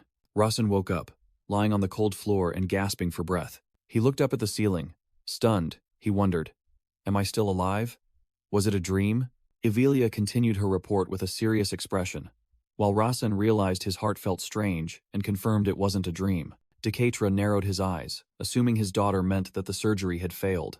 Evelia explained that due to a physical characteristic she hadn't recognized, the mana and magic in the scroll had been extinguished, and she blamed herself for not being skilled enough. Decatra coldly declared that was Rasen's fate, and his 10-year ritual would end here. Lying on the floor, Rasen thought to himself, no, it wasn't extinguished. It was absorbed by the Holy Grail of Transcendence. As Decatra turned his back and walked up the stairs, Rasen called out after him, "Father, you promised to bring Mother." Decatra paused for a moment but remained silent, without turning his head. Rasen sat up with resolute eyes, thinking that promises should only be for those who are worthy and kept by those who can fulfill them. Rasen stood up, watching the backs of his departing family members, and told himself that he had made some progress. A moment later, as Era was helping him get dressed, Rasen wondered if Decatra and Evelia truly hadn't noticed the Holy Grail's existence, and felt lucky that it didn't manifest externally. Rasen smiled confidently, believing he had gained a powerful ally and that the body enhancement surgery was a great success. He turned to his maid and said, "Let's go home, Era." Suddenly, Rasen felt a cold surge of killing intent, and his eyes widened in surprise. He stared at Hera, feeling as if he were facing a sharpened killer's blade. Era, her face obscured by shadow, exuded a terrifying aura and said, "I have a few questions." Rasen tried to analyze Era, but the system reported failure, making him wonder why she revealed her true nature in his father's presence. A system notification appeared, stating the current location was the Primal Banquet Hall and the highest level security magic was being activated. Rasen realized the only mage in the main building capable of using the highest level security magic was his father, Decatra. Rasen confronted Era, remarking that her attitude had changed, and asked, "Do you know what I've learned?" Hera asked in a mysterious tone. "Who?" She completed her question with a sharp gaze. "Who do you think hired me?" Rasen replied that he assumed his father had hired her, as she wouldn't be able to hide herself in the main building with him present. Era showed amusement and said, How interesting. Razin clenched his fist, asking Hera in return if she could sense his aura. He admitted her aura was sharp and terrifying, but explained it was because he was still weak, having only just turned 10. Hera asked if that was a sufficient reason for him to assume his father had hired her, while Razin thought to himself that she was so terrifying he wanted to run, but knew he couldn't be faster than her. Razin continued to deduce that if his father hired her, she wouldn't be able to harm him, and pointed out that despite her radiating killing intent, not a single mage in the mansion came to check. He concluded that no one coming meant something, like security magic, was preventing her aura from being detected. Razin asserted that no one could cast security magic in the main building without his father's permission, and that she had received orders from him to show him her true self. Hera admitted Razin was right, and revealed that his father said she could do anything she wanted if he was incapable of analyzing the situation, astonishing Razin. She added that his father believed a member of the Maton family should be able to do at least that much, and Razin thought to himself that this was very much like his father's style. Razin admitted he was very disappointed, and asked the crucial question. The problem is, why reveal yourself to me now, when you've hidden yourself so thoroughly until now? Ira explained that this was the perfect timing, as today was the day he officially came to the main building, and also the day he met his father. Razin realized this was also the day his father had set up a secret barrier. Razin stood in a ready stance, energy radiating around him as he came to the final conclusion. On this day, Father wants to test me. Hera drew a short sword from its sheath with a cold, sharp gaze. She looked at Razin and confirmed his speculation. That's right. Razin took a defensive stance, smiled confidently, and said he understood his father wanted to test him. Hera repeated coldly, "You are right." Hera admitted she didn't think Razin would realize, so Razin immediately asked what she had expected. Razin scoffed, asking if she thought he would be so scared he'd wet his pants, and suggested she was underestimating him. Hera placed her hand on her chest, deciding to introduce herself truthfully. She revealed her true name was discreet without a sound, but told Razin to just call her Hera. Razin was stunned when he realized it was a character he himself had created in the novel. In a flashback, a mother was threatening her crying child that if they misbehaved, Discreet without a sound would come and take them away. Narration explained that Discreet without a sound was an assassin even the strongest in the world feared. The flashback image showed the Grandel Patriarch having his throat slit by a lightning-fast shadow. Grieving subordinates surrounded the Patriarch's corpse, and the narration stated that the renowned Sword Clan had searched, but could not find any trace of the female assassin. Back in the present, Razin couldn't believe that infamous female assassin was a young girl. While Era said she heard rumors the Sword Clan was still hunting her, Era revealed that assassination happened 15 years ago, astonishing Razin, who asked if her appearance was fake, but she refused to answer. Razin accepted the situation, directly asking how she intended to test him and if she would give him a paper test. A close-up of Era's sharp eyes as she said her specialty was assassination. Era stated the condition that if Razin blocked even one attack, he would win. Then she disappeared immediately. A notification panel appeared as Razin's eyes glowed, stating the Divine Eye had been activated but detected no presence. Razin looked around in astonishment, thinking to himself that even the Divine Eye couldn't detect Era, and recalled someone's words to him. Razin angrily recalled Era's words about eliminating him if he was too weak. "Eliminate me?" He raised his hand to stop her and said, "Wait," while Era's voice echoed, asking him to state his case. With a mischievous expression, Razin asked what he would get if he won, causing Era to fall silent for a moment. Razin was startled and turned around when Era suddenly appeared right in front of him, even though he was certain he had heard her voice behind him. Era asked what he wanted, and Razin requested her to stay by his side from now on, not just as a maid. Razin smiled confidently, saying he wanted her to protect him, and reminded her that she herself had called him weak. He bowed, solemnly requesting Era to protect him until he was strong enough. After a moment of silence, Era looked at him and agreed.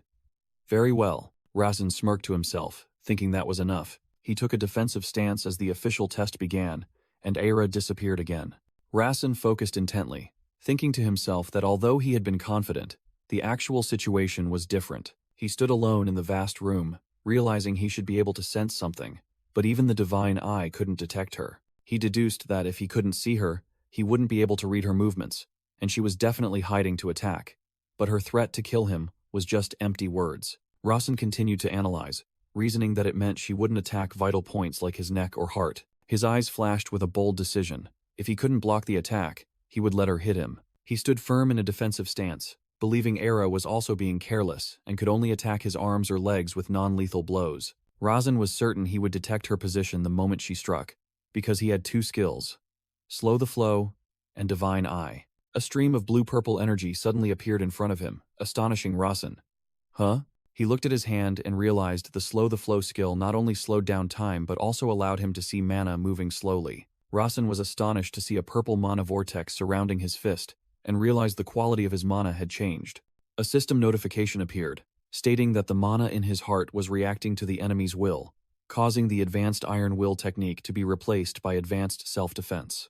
Razan realized the transcendent Holy Grail had released mana from his heart, upgrading his skills as a stream of purple energy swirled around him. Thanks to his new ability, Razan thought to himself that he could see how Era would attack him as she charged with her sword. He focused his observation, initially predicting the target would be his side or leg, but then he confirmed he had clearly seen the trajectory. Era swung her sword, aiming for Razan's leg, and he was confident he could dodge it if he wanted to. However, he quickly realized that dodging would be pointless as he couldn't deflect it, while Era charged forward with a determined expression. Another system notification appeared, indicating that the self-defense combat magic technique was being activated. Razan decided to take the attack as Hera's blade slashed into his shin. The moment he was attacked, Razan immediately grabbed Era's sword-wielding arm, using her own force to pull her closer. The system announced the activation of the Masterful Weight Utilization skill as Razan channeled mana into his fist, preparing to counterattack. He threw a punch straight at Era's face, but she quickly raised her hand to block the attack. Razan's fist was stopped just before Era's chin, and she coolly remarked, "You almost hit my chin." Razan asked if that counted as a deflection, and after a moment of silence, Era admitted, "Yes, it counts." Era sheathed her sword and declared that she would keep her promise. She stood solemnly and formally swore, "From this day forward, I vow to use all my strength to protect young Master Razan." The magic barrier surrounding them shattered, leaving Razan standing alone in the grand hall. Blood dripped from a cut on Razan's hand, a consequence of blocking the sword strike. Razan looked at his injured hand with a satisfied expression and told himself that he had passed the test. The scene shifted to the exterior of a large, fortified mansion under a gloomy sky. Inside was a spacious room with stone and wood architecture, resembling a library or study. An old wooden door in a stone corridor slowly creaked open. The door slammed shut decisively. Inside was a simple room with wooden furniture, a half-burnt candle on the table. A white-haired maid stood in the room and declared, "I will begin my report." The maid analyzed that the 7th young master seemed to have anticipated her attack path, as there was no other explanation for his deflection of the strike. She also believed that he didn't intentionally dodge, as he had anticipated that she wouldn't kill him. She considered it a wise decision, since he had no other way to neutralize the attack, but noted that something unique had occurred. A flashback showed Razan blocking the dagger with his bare hand, while the maid recounted that her dagger had been coated with a poison named Melia, yet he was fine after being cut by it. She said she was trying to understand why, but for now, assumed his mana had neutralized the poison. She wondered if he did it intentionally, or if it was just luck, and affirmed that she would try to find the answer. As she vanished from the room, her thoughts revealed that even though she knew he had changed, she hadn't anticipated that he could deflect the attack and neutralize the Melia poison. The door closed as she concluded that he had changed a great deal over the past month and was now worthy of protection. The scene shifted to a magnificent city at night, and a sigh of relief echoed. Razan strolled down the cobblestone street, thinking to himself that today had been exhausting, and he would relax a bit since he was allowed out. The transcendent Holy Grail suddenly appeared beside him, startling Razan, who yelled, "Uwah! I didn't know you had a physical form." Razan nervously looked around and said that the Holy Grail couldn't just appear so suddenly, but it replied, "Why not? You're the only one who can see me." The Holy Grail demanded praise, and revealed that the beautiful older sister from earlier had coated her dagger with Melia, confusing Razan. Razan stood on the sidewalk, bewildered, asking again, "Melia?" An information panel appeared, explaining that Melia was a deadly poison, extracted from venomous horned sea stars in the Southern Sea, capable of causing death within 5 minutes if untreated. Razan realized the truth in horror, exclaiming in panic, "Deadly poison? That was on the dagger?" Razan stammered, asking the transcendent Holy Grail if it had eaten the poison, and the Holy Grail confirmed the poison was in its stomach, because poison was one of its attributes. The Holy Grail warned Razan to be careful, because if its stomach received a strong shock, the poison would spill out and melt his body. Razan frantically yelled for Hampton, and the boy rushed out from a door, replying, "Yes, I'm coming right away, young master." Hampton ran breathlessly to where Razan was sitting on a bench, and Rasen asked if he knew what Melia was. Hampton excitedly exclaimed that it was a rare item but he could acquire it, then eagerly asked if this was a poisoning mission, which Rasen immediately dismissed. Rasen asked about the antidote, and Hampton replied that antidotes were much easier to find. Rasen ordered Hampton to get the antidote, and the boy immediately obeyed and turned to leave. Rasen thought to himself, feeling lucky that his shadow was a master of poisons and his maid was an assassin. While deep in thought, Rasen was startled when he sensed someone suddenly appear right behind him. Rasen was astonished to realize it was Hera, who stood formally in a completely different outfit. He asked if she had changed clothes, and Hera explained that she had been placed in the shadow position to best assist him. Hera announced that a new maid would replace her, making Rasen ask if he would have 2 shadows, and she confirmed it. Rasen remarked that her attitude had changed, and Hera replied that she no longer needed to wear a mask. Rasen praised Hera's acting ability, and she affirmed that acting was a mandatory requirement for an assassin. Hera looked directly at Rasen and sharply asked, "You knew my dagger was coated with a deadly poison, didn't you?" Rasen admitted he had known, but deliberately pretended otherwise, and now, thinking back, felt angry, then questioned why she used poison if she didn't intend to kill him. He explained that he pretended to show her he was fine even without an antidote, hoping she wouldn't underestimate him anymore. Rasen continued, saying he knew Melia was a poison from venomous horned sea stars in the southern sea, surprising Hera, while he secretly thought he had only just found out himself. Hera realized Rasen possessed more than just a superior physique, and told herself that she had underestimated him. Hera told Rasen that he needed to become stronger, reiterating her promise to protect him but leaving the sentence hanging with the word, "but."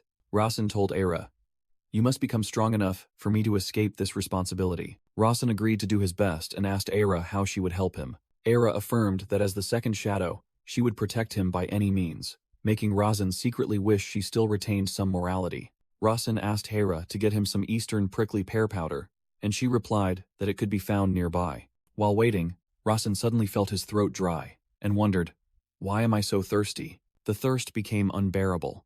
Rasen yelled for Hera to bring water, saying he suddenly wanted to drink prickly pear powder with water. Seeing Rasen collapse, Hera suggested he go home to see a doctor, but he brushed her off, shouting, "There's no time." Rasen hastily grabbed a handful of prickly pear powder from his pouch, thinking it still wasn't enough. Hera brought the water, and Rasen immediately gulped down the entire cup. As Rasen drank the water, a blue energy current began to emanate from his body. Hera witnessed the sight and realized something was changing. From a distance, Hera watched Rasen, who was completely enveloped in a blue magical aura. A system notification appeared, explaining that a special request had been completed. The ether in the Eastern prickly pear had reacted with the deadly Melia poison, causing it to amplify. The transcendent Holy Grail inside Rasen felt dizzy and cried out, "Oh, I'm drunk." The Holy Grail continued to feel nauseous and wretched. The glass cup fell, shattering on the stone floor, while Rasen felt a change in his heart. Rasen clutched his chest as the blue magic power violently erupted around him, shouting that his heart was expanding. Hera looked at him in astonishment and realized this was a mana amplification phenomenon. Hera thought to herself that she couldn't take him to a healing mage now because he would die. She reminded herself that her duty was to protect him. Hera took a defensive stance, admitting she wasn't a mage and didn't know how to help, but she had promised to protect him until he was strong enough. Hera thought to herself that there was only one solution left. With a determined gaze, she told herself she would have to absorb that mana into her body and die in place of her young master. A system notification explained that ether and Melia, when combined, would amplify rapidly, and only those with transcendent attribute mana could control it. Rasen painfully strained against the exploding energy and wondered why he constantly had to go through near-death experiences. He clenched his fists, realizing his heart was swelling but he could still partially control it thanks to his transcendent attribute mana. Rasen gritted his teeth, enduring as he used a mana cultivation method, feeling his ribs crack. A notification appeared, stating that even transcendent mana couldn't completely control the reaction, making Rasen wonder, conditions? The system continued to explain that without possessing the blessed body of a renowned martial arts family, one would not be able to fully escape the amplification. Looking at the notification panel, Rasen realized that condition meant he would die. Another notification appeared, offering an alternative solution. Those with special bodies, such as a heavenly constitution, could endure it. Rasen was astonished as he read the notification about the alternative solution.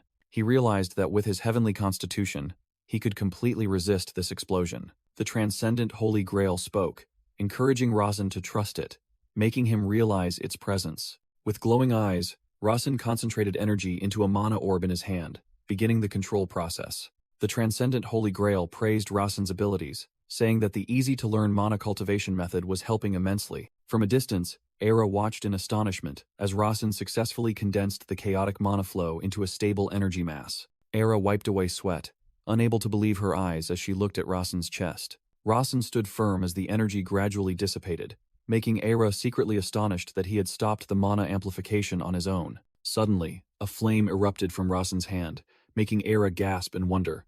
Fire? A fierce fire explosion suddenly occurred, pushing Era back as she struggled to stand firm against the pressure. Amidst the mana dust, Era realized something had changed in Rasen. She was utterly astonished, unable to believe her eyes, and wondered, how is this possible? A blue energy current swirled rapidly. Era thought to herself that this couldn't be happening based on what she knew. Rasen stood there, two brilliant blue mana circles rotating around his hands, leaving Era stunned as she wondered how he could suddenly become a second circle mage. Era still couldn't believe it as she stared at Rasen's two mana circles. She thought to herself that she had never heard of anyone reaching the second circle at 10 years old, but the reality was clearly two circles. Rasen turned and asked Era, "Are you going to keep staring at me?" She immediately apologized and offered her congratulations. Rasen wondered, "Huh? You see them?" Era confirmed he had reached the second circle, and he replied that he had almost died. Era asked if Rasen had managed to calm the mana amplification on his own. He smugly replied, "Yes, isn't it amazing?" But she coldly stated that it was understandable since he was born into the Maton family. Rasen looked disappointed, thinking to himself that Era never gave him a single word of praise. He murmured about the 6 requirements that had coincidentally converged: Melia Poison, Peak's Ether, Transcendent Attribute Mana, Body Attribute, Mana Cultivation Method, and the Transcendent Holy Grail. Rasen called Hera's name, and she immediately responded, "Yes, young master." Rasen asked, "Do you want to do that thing like last time?" Which made Era ponder for a moment.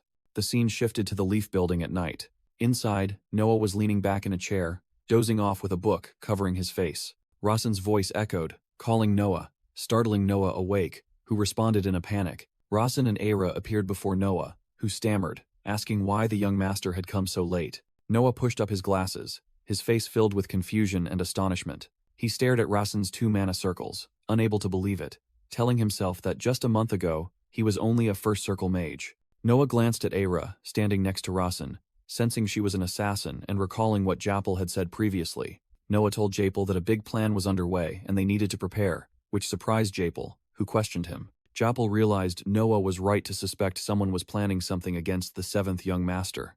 Noah secretly thought Rasen was too calm for a 10-year-old who had already reached the second circle. Sensing the situation was dangerous, Noah decided not to probe further and asked Rasen how he could help. Rasen declared he would have a duel with his shadow, leaving Noah confused and wondering when the maid had become a shadow. Noah agreed and suggested an open space, then led Rasen and Era away. Hera's eyes flashed with a vigilant green light. Noah felt the pressure and told himself he should pretend to be naive.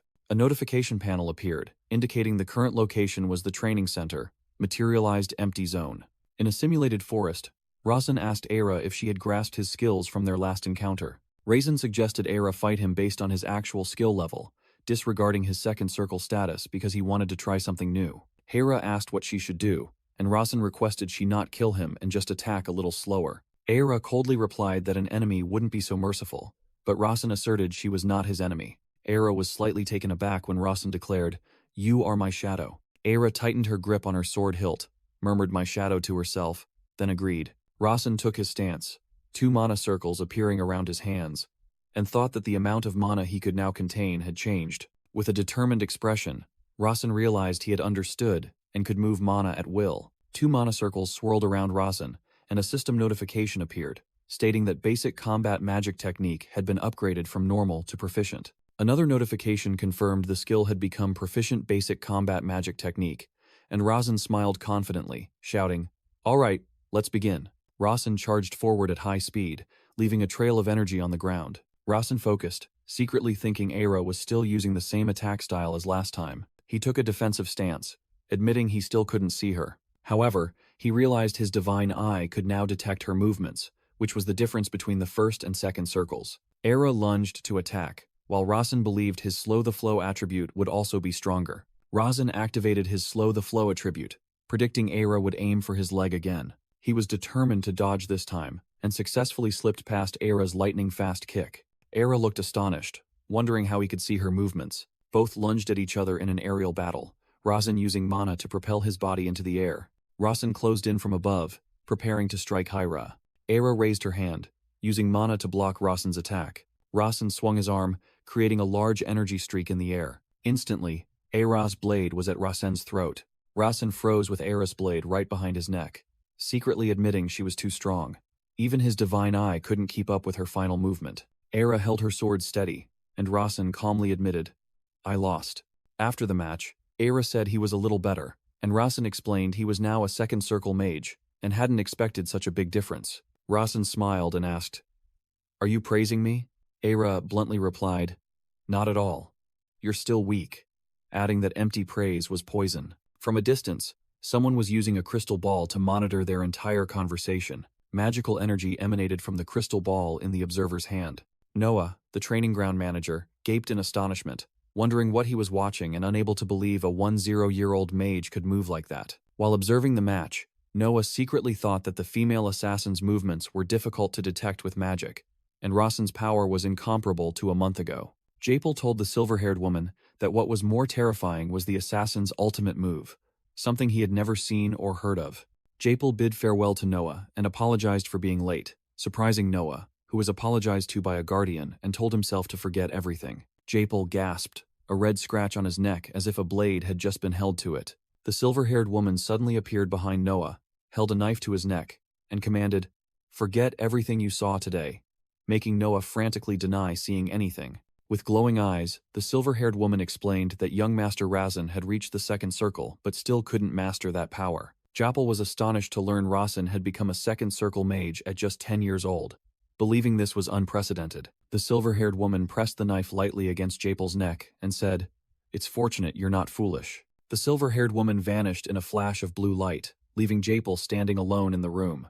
Noah stood frozen in the empty room, sweat pouring from him in fear and confusion, unable to understand what was happening. A large building appeared under the sunlight, with the numbers 245 and 246 displayed on a screen. At the training ground, Rasen was doing pull-ups while Era and Hampton watched, the numbers 257 and 248 continuing to appear. Era informed Rasen, who was currently hanging upside down from the bar, that there was a letter for him. Still hanging upside down, Rasen took the letter and began to read it with a focused expression. Suddenly, Rasen lost control and fell straight to the ground, startling Hampton, who frantically called his name. Hampton and Era looked at Rasen, who was sitting on the ground with a stunned expression, only able to mumble a few incoherent words. Rasen stood up, clutching the letter tightly, and shouted that the renowned Sword Clan had sent him an invitation. Realizing this was an unexpected variable, Rasen, in formal attire, walked decisively down a luxurious corridor. He secretly thought that Decatra had summoned him,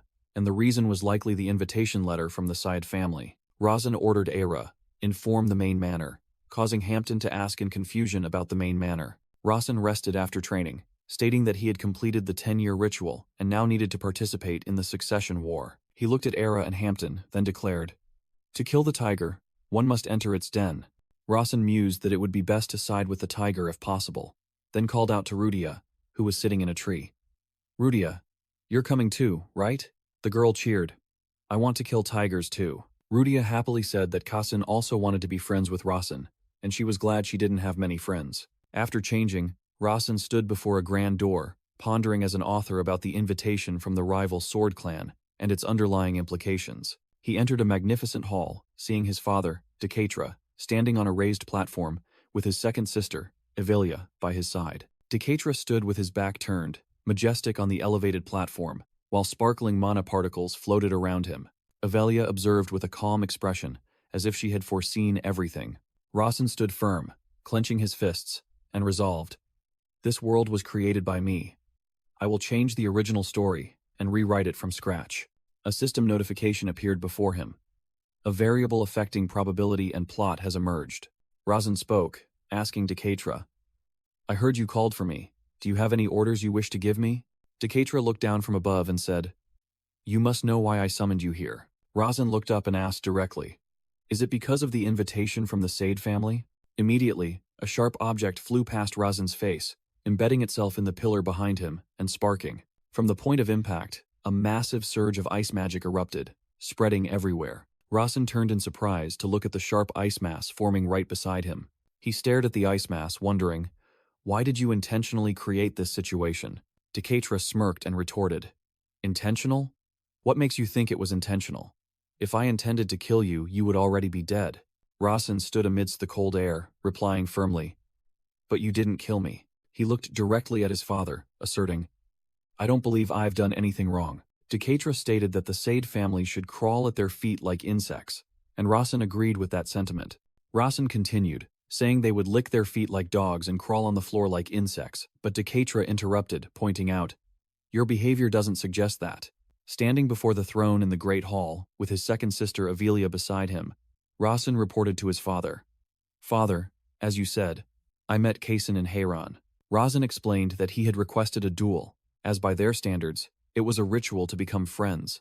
While an illustration showed him and Kaysen clashing, Decatra frowned, asking how Rasen knew Kaysen was there, and he replied that it was a coincidence, a heaven-sent opportunity to humiliate the Syed family. Rasen continued to explain that he had requested a duel because hidden magic was even more terrifying than visible magic. Decatra watched his son from afar, thinking that he too had sensed Rasen's change during the 10-year ritual, but he didn't understand why such rumors were circulating. Rasen thought that human nature doesn't change, and if he had always been this way, it meant someone had deliberately distorted information about him. His second sister, Avelia, seriously pondered someone capable of such a feat. Avelia looked up at Decatra on the throne and silently called, "Father?" Rasen looked directly at his father and boldly declared that he had completed the 10-year ritual, was an official member of the family, and intended to participate in the succession war. His second sister, Avelia, widened her eyes in surprise, but quickly pointed out that the other siblings already had their own territories and people within the family. Rasen admitted that was true, but he was simply born later and asserted that he couldn't grow stronger by staying only within the family. Decatra questioned with a sharp gaze, "Are you saying you will bring outsiders into the conflict between siblings?" Rasen firmly replied, "That is the only choice I have." Decatra growled, asking his son, "Do you know what you're saying?" Rasen clenched his fists, asserting confidently, "I know. I befriended Kaysen to one day turn him into my hound, because a well-trained wolf can also hunt a tiger." Decatra added that sometimes they even devour their masters, and Rasen replied from afar, "Father, as you said." Rasen smiled confidently and declared, "If that happens, it's merely destiny.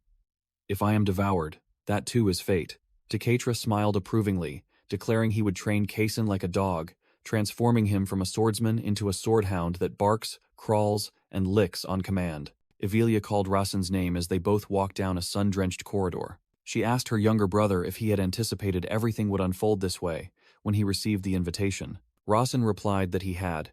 He just didn't know who would be summoned with him. Avelia mused that their father wouldn't let Kaysen go to the Sade family alone and would send a trustworthy person to accompany him to uphold justice, and in his eyes, that person was her. She remarked that Rasen spoke as if he had practiced many times, and he chuckled, scratching his head, admitting his brain would stop working if he didn't prepare beforehand. Avelia reminisced, telling herself that at Rasen's age, she couldn't have spoken like that in front of their father. She stopped and told Rasen that she wanted to ask one more thing. Rasen stood solemnly as Avelia mentioned the physical enhancement ritual.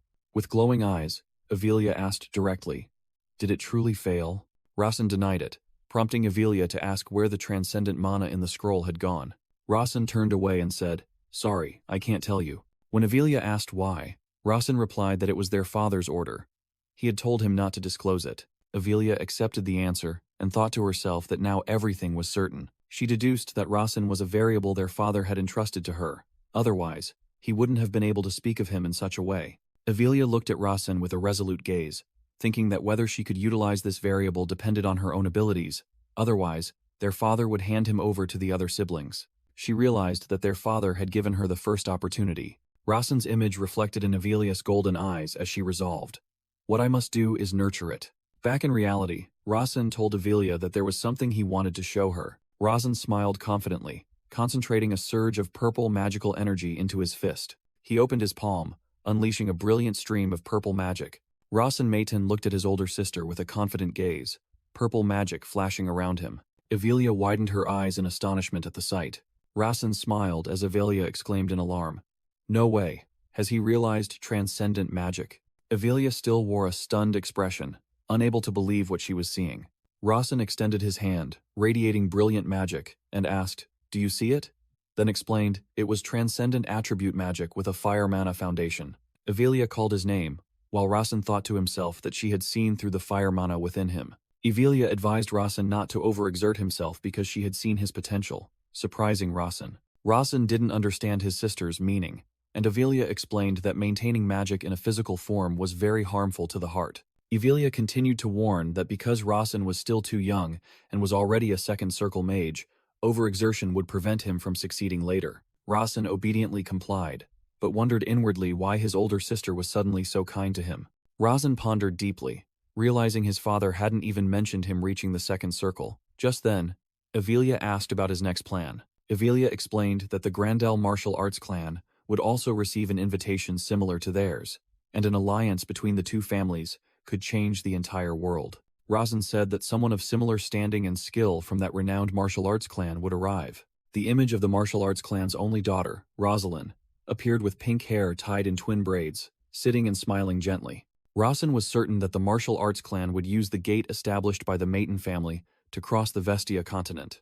Rasen declared he would go there first to wait for them, and explained the reason was because he had once been disrespectful to the Grandel family. A flashback appeared, showing Rosalind injured while past Rasen raised a stick and yelled, "You look like a fish." Past Rasen, with a malicious expression, growled, "Do you want to be beaten to death?"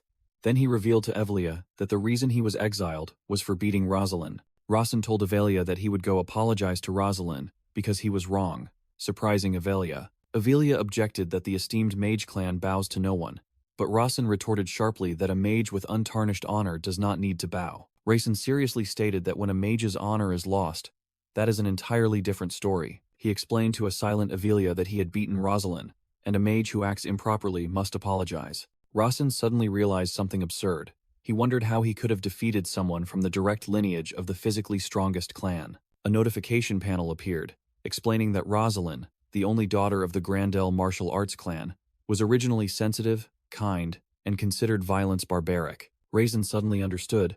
Rosalind's future personality was completely different, violent and fiery, and he wondered if the cause was. The notification panel continued to show an image of Rosalind being knocked down, explaining that she had become angry and for the first time realized her powerlessness. After that incident, Rosalind began to train with all her might under the enthusiastic guidance of her father, Patriarch von Grandel, and she screamed in her mind that it was all because of Rasen. The notification panel stated that Rosalind was a martial arts genius, progressed extremely quickly, and the entire Grandel clan welcomed this change. Rasen realized the butterfly effect that a side character like him had caused for one of the main characters, while Avelia said that he was the main character of this event. Avelia walked away and said Rasen should do as he pleased.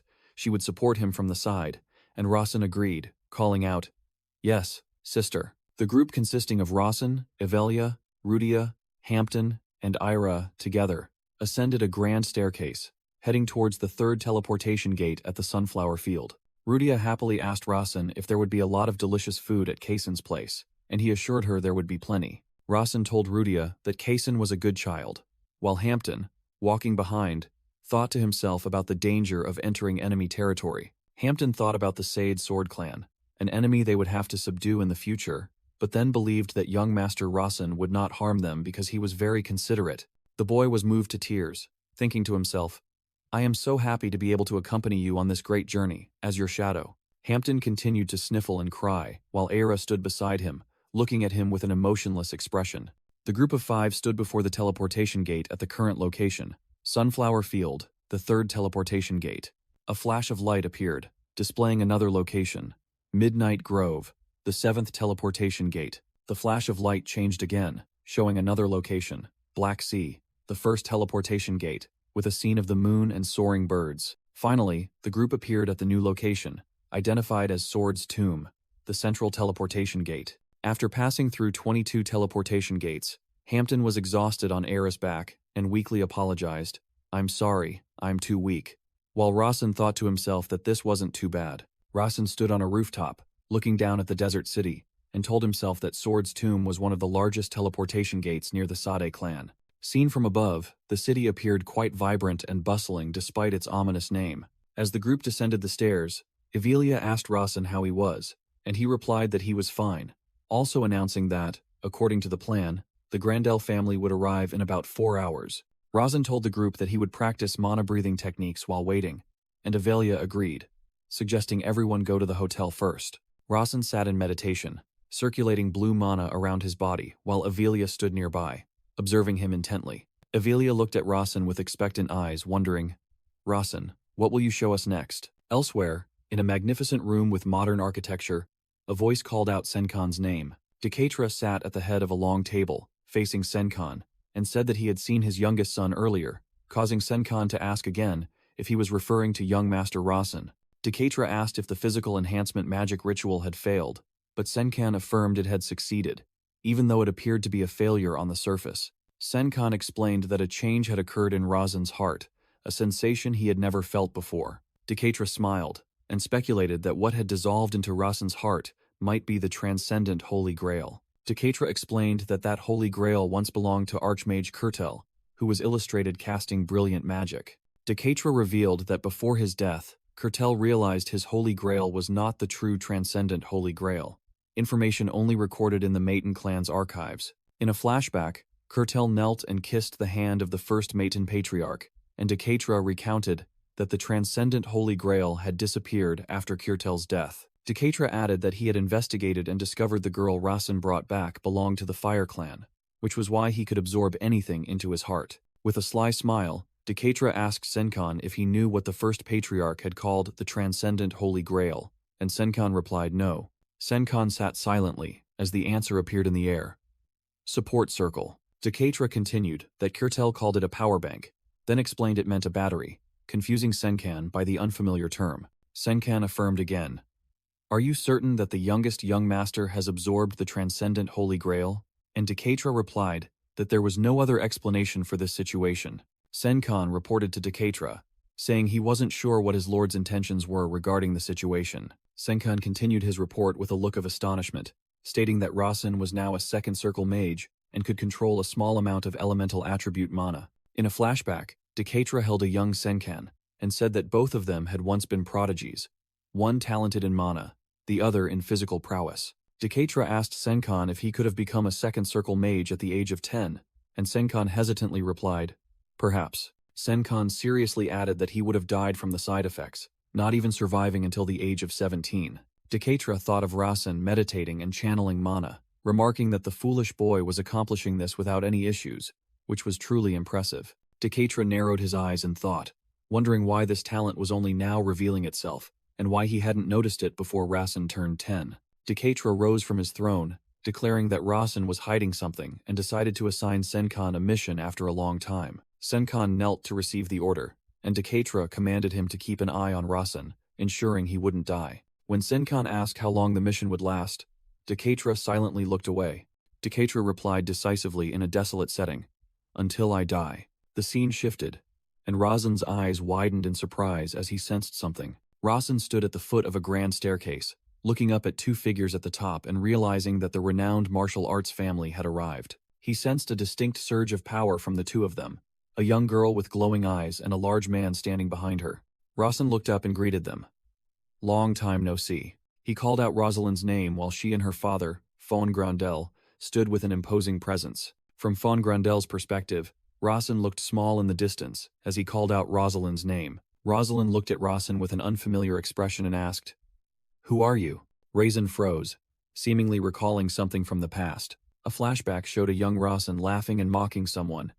You look like a fish. Rosalind was stunned, her eyes wide open, showing extreme astonishment. Rosalind stomped her foot on the ground and then launched herself down from the top of the staircase. She landed softly right in front of Rasen and asked, Why are you here? While he, astonished, thought to himself that she had jumped down an entire flight of stairs. Rasen awkwardly replied that he wanted to apologize, which surprised Rosalind, who asked back, Apologize? Rosalind suddenly burst into loud, mocking laughter. Her laughter died down, and Rosalind repeated the word, apologize, with an angry expression, and Rasen realized she was even angrier than he had imagined.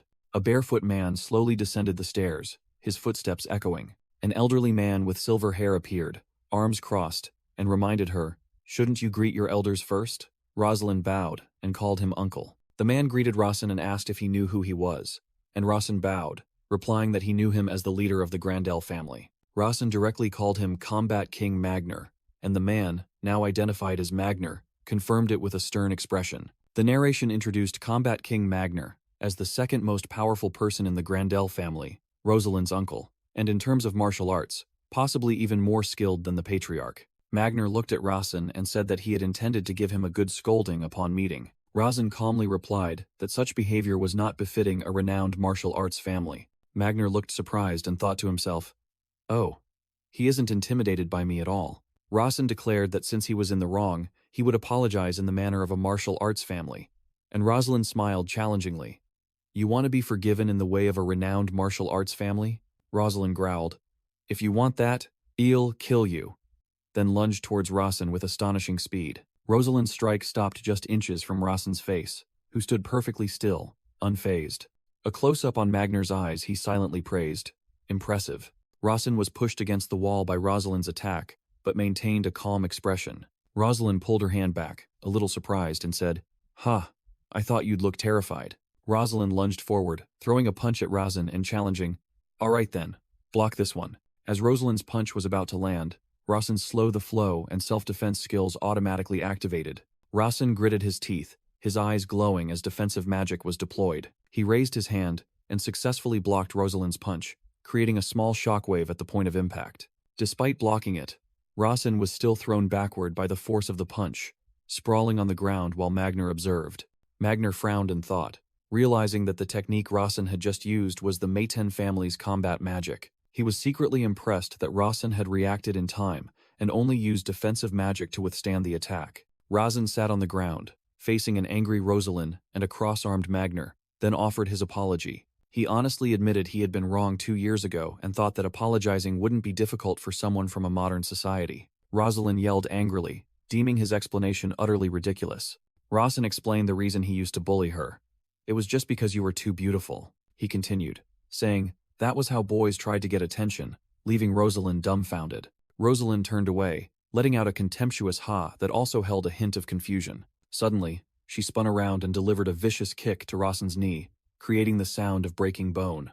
Rossin cried out in pain, clutching his knee, while his self-defense skill automatically activated once more. Rosalind coldly stated that everything was boring, causing Rossin to look up and question her. She irritably declared that fighting someone who didn't resist was pointless, and demanded that Rossin fight back so she would feel better. Rossin slowly stood up, agreeing to fight her, but added, "But not right now." From behind, a round of applause rang out.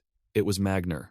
Magner stepped forward, agreeing that this was not the appropriate place, while Rosalind still fumed, demanding to kill Rossin immediately. The crowd murmured, realizing a brawl was about to break out.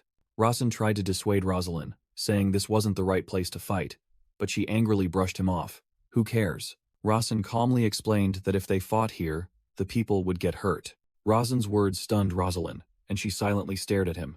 Magner observed from afar, thinking to himself that Rossin was quite a clever child. Magner asked about the apology, and Rossin replied that he would offer it in a better place, which made Rosalind wonder. Magner placed a hand on Rosalind's head to reassure her, then suggested Rossin resolve everything at the Sade estate. Rossin recognized the voice and thought to himself about the well-staged play. Rossin heard Magner's voice in his head, warning him to pretend to be friendly to avoid rumors of a war between the Grandel and Mayten families. A system notification appeared, stating that Combat King Magner had begun to take an interest in Rossin, creating a variable that would affect the storyline. With his glowing eye, Rossin thought he could foresee how Combat King Magner would analyze his actions. Another notification appeared, revealing that the Celestial Mage was suspicious of the probability deficit after a variable had occurred 3 times. Rossin looked at the notification and wondered if the Celestial Mage was his father, Decatra. The system announced that 2 requirements had been met, as Rossin successfully influenced the thoughts of an influential character through deliberate acting. Rossin realized that both the Celestial Mage and the Combat King were doubting the probability of this world. The system declared a new probability was being created, and Rossin, enveloped in light and data, would receive the Creator's privilege. Rossin smiled as the system confirmed he had received the Creator's privilege and would be provided with the settings for the probability deficit. A white orb of light flew towards Rossin in the data space. Rossin caught the orb of light, which transformed into a paper detailing Evian Larvian's character information, along with the note, "Chocolate is the best," leaving him utterly astonished. Rasen broke into a sweat, his face changing color as he realized the meaning of the note he had just received. Rasen stared, dumbfounded at the words, "Chocolate is the best," and realized, "This is a setting I created myself." He stared at the paper, his mind repeating in disbelief. "Is this a setting I created?" Rasen recalled his other notes.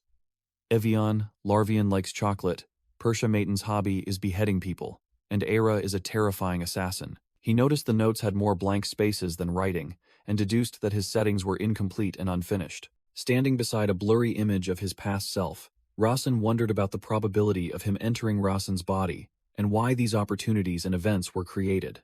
A system notification appeared, stating that the setup usage time had expired, and the paper in Rasen's hand vanished in a flash of light. Rasen realized that this ability only lasted about a minute, and he would have to wait or meet some requirement to view it again. Magner suggested the group go to the restaurant where Avelia was waiting, and Rasen followed, wondering how the future would change. The group arrived at the entrance of a restaurant with stone architecture. Inside, Avelia was sitting alone at a table. She calmly greeted Magner. "Long time no see."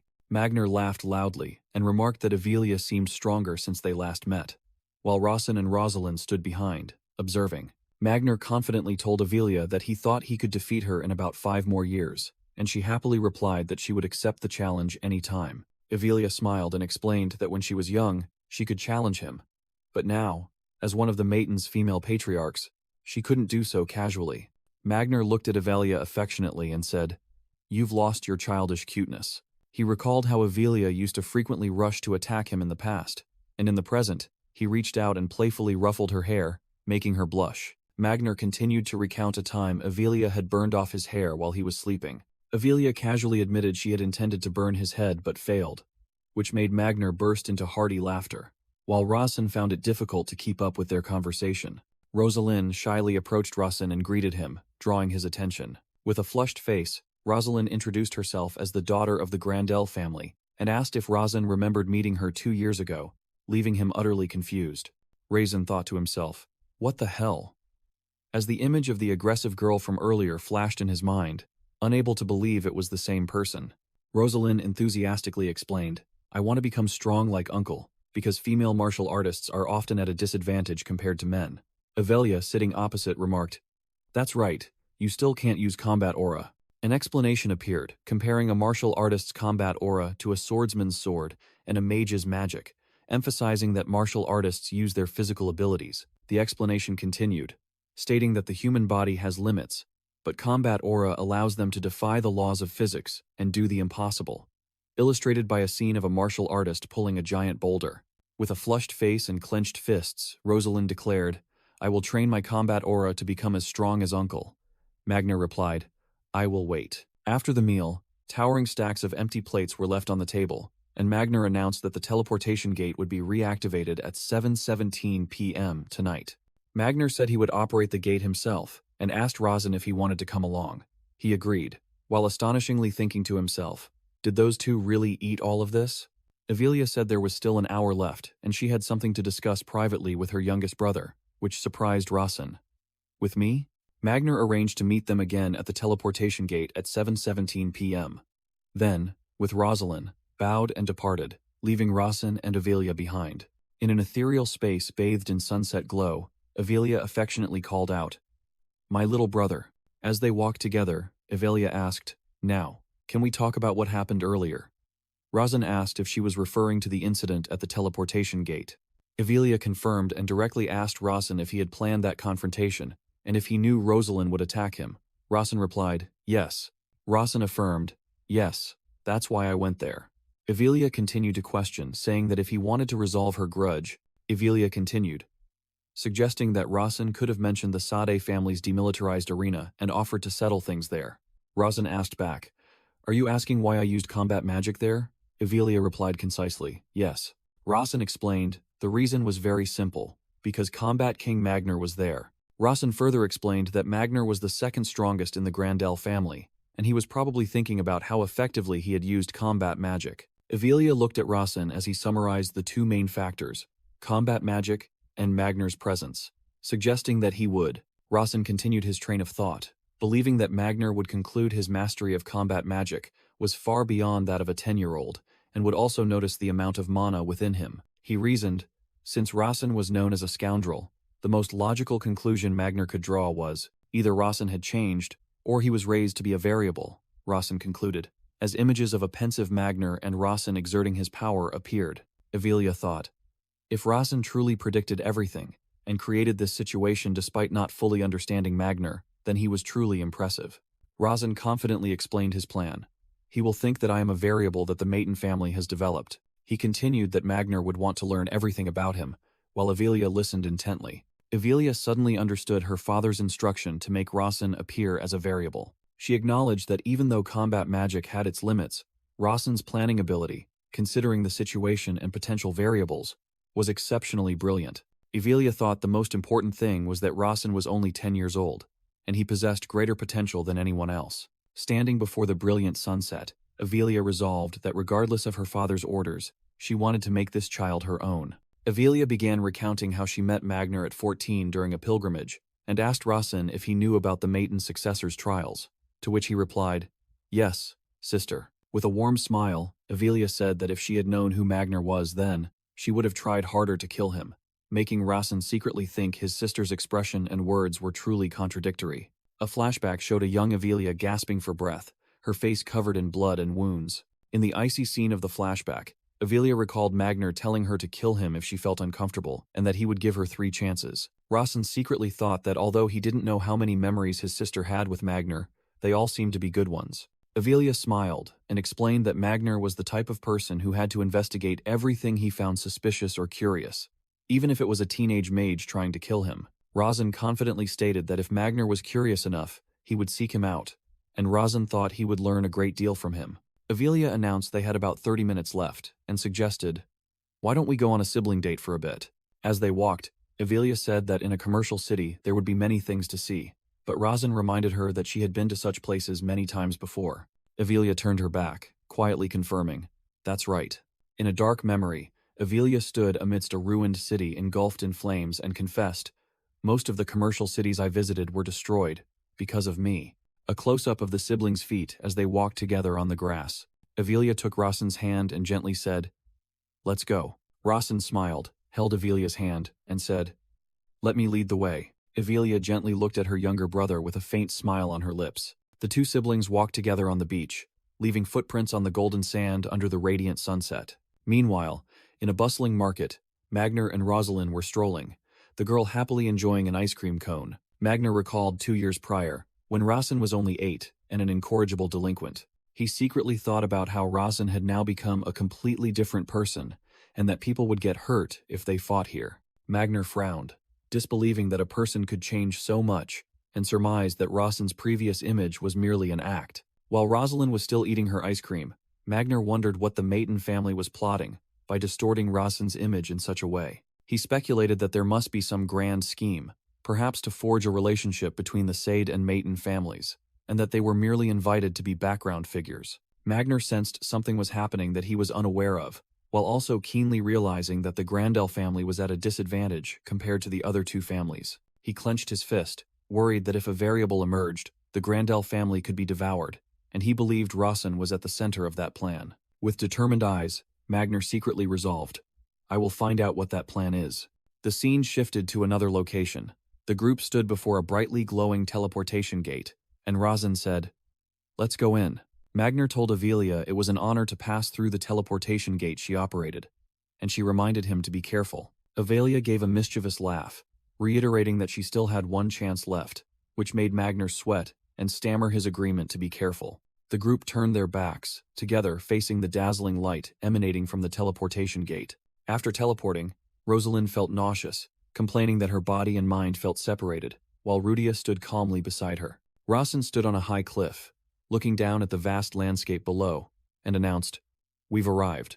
Magner crossed his arms and asked Evelia if she was playing tricks, to which she replied that she had been very kind because a cute child was with her. A voice echoed from afar, loudly calling out Rasen's and Rudia's names. A young man with black hair and red eyes, Kaysen Syed, waved from a distance and said, everyone must be tired after the long journey. Magner and Evelia were astonished to realize it was Kaysen Syed, the Syed family's most promising successor, and secretly thought that the Sade family had never personally come out to greet them before. Rasen greeted Kaysen and remarked that he had grown, to which Kaysen replied it was thanks to magic, while Rudia stepped forward from behind. Rudia suddenly lunged between Rasen and Kaysen with a loud shout. Rudia spread her arms, blocking between the two, and declared to Kaysen, "I'm the closest one to Rasen.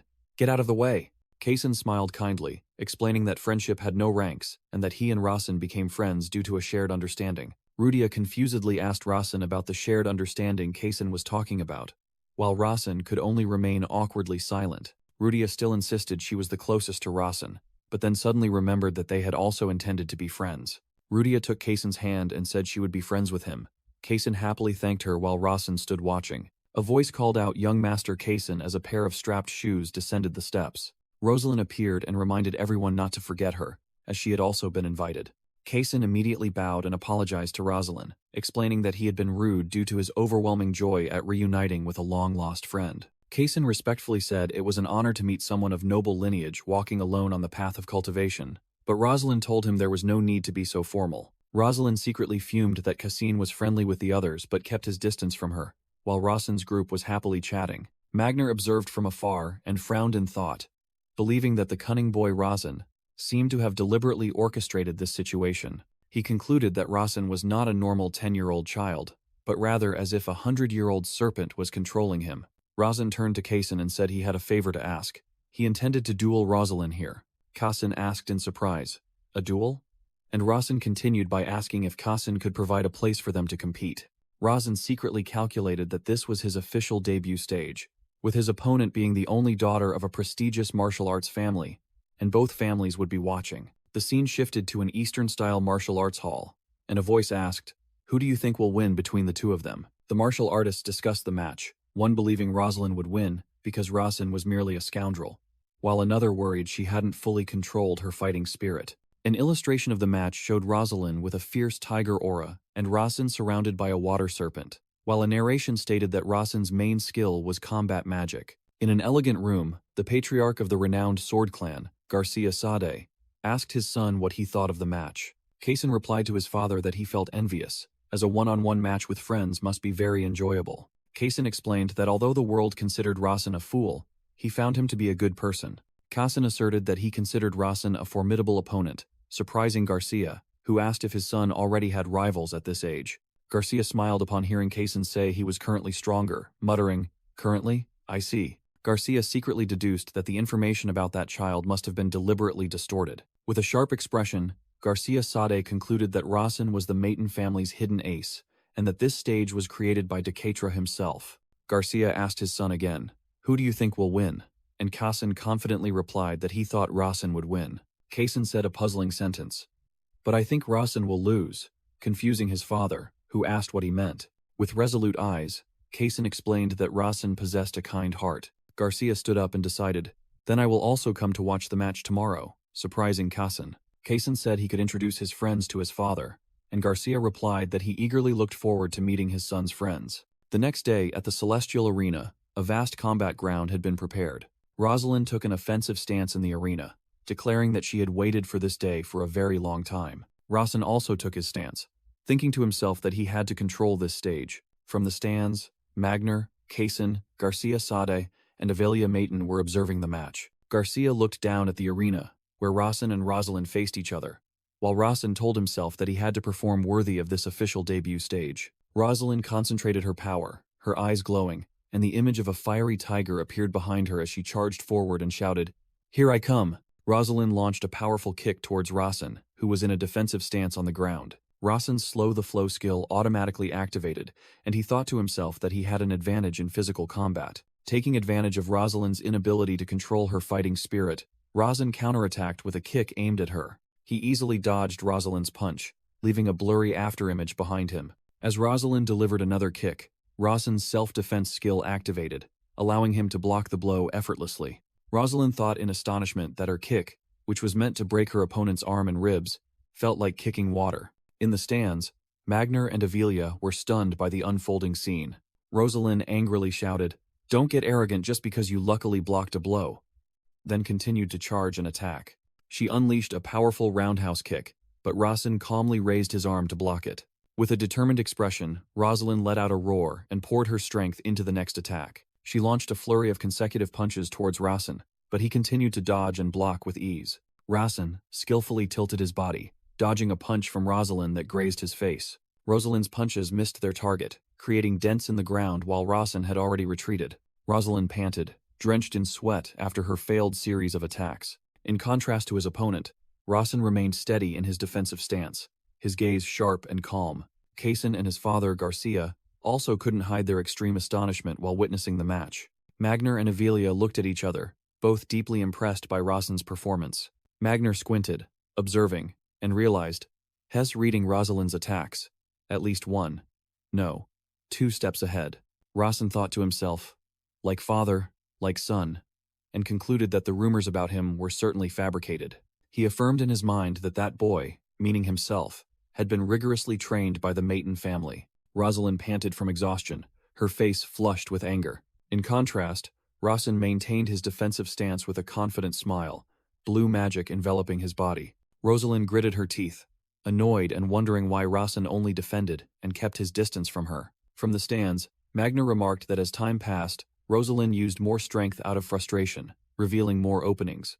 Rasen continued to spot those openings, easily dodging a kick from Rosalind. He used his hand to block another attack, an action that showed his skill far surpassed his opponent's. Patriarch von Grandel realized Rasen was demonstrating superior skill while only defending, calling it a Maton family innovation. He further analyzed that, even though combat magic was a low-level magic, Rasen wielded it more skillfully than a martial artist, and both children possessed great potential. As Rasen continued to parry, Patriarch Grandel explained the first reason for his actions was to prove that magic combat techniques could be superior to martial arts. The second reason was to display the Maton family's power right where the 3 great families gathered, and Garcia Sade said they shared the same thought. Garcia Sade agreed, deducing that Rasen must have been secretly trained as a mage specializing in combat techniques. Kassen Side looked down at the match, wondering why Rasen had decided to reveal his abilities right here. He continued to speculate that Rasen had secretly developed combat techniques and now wanted to use them in a real battle to test and improve his skills.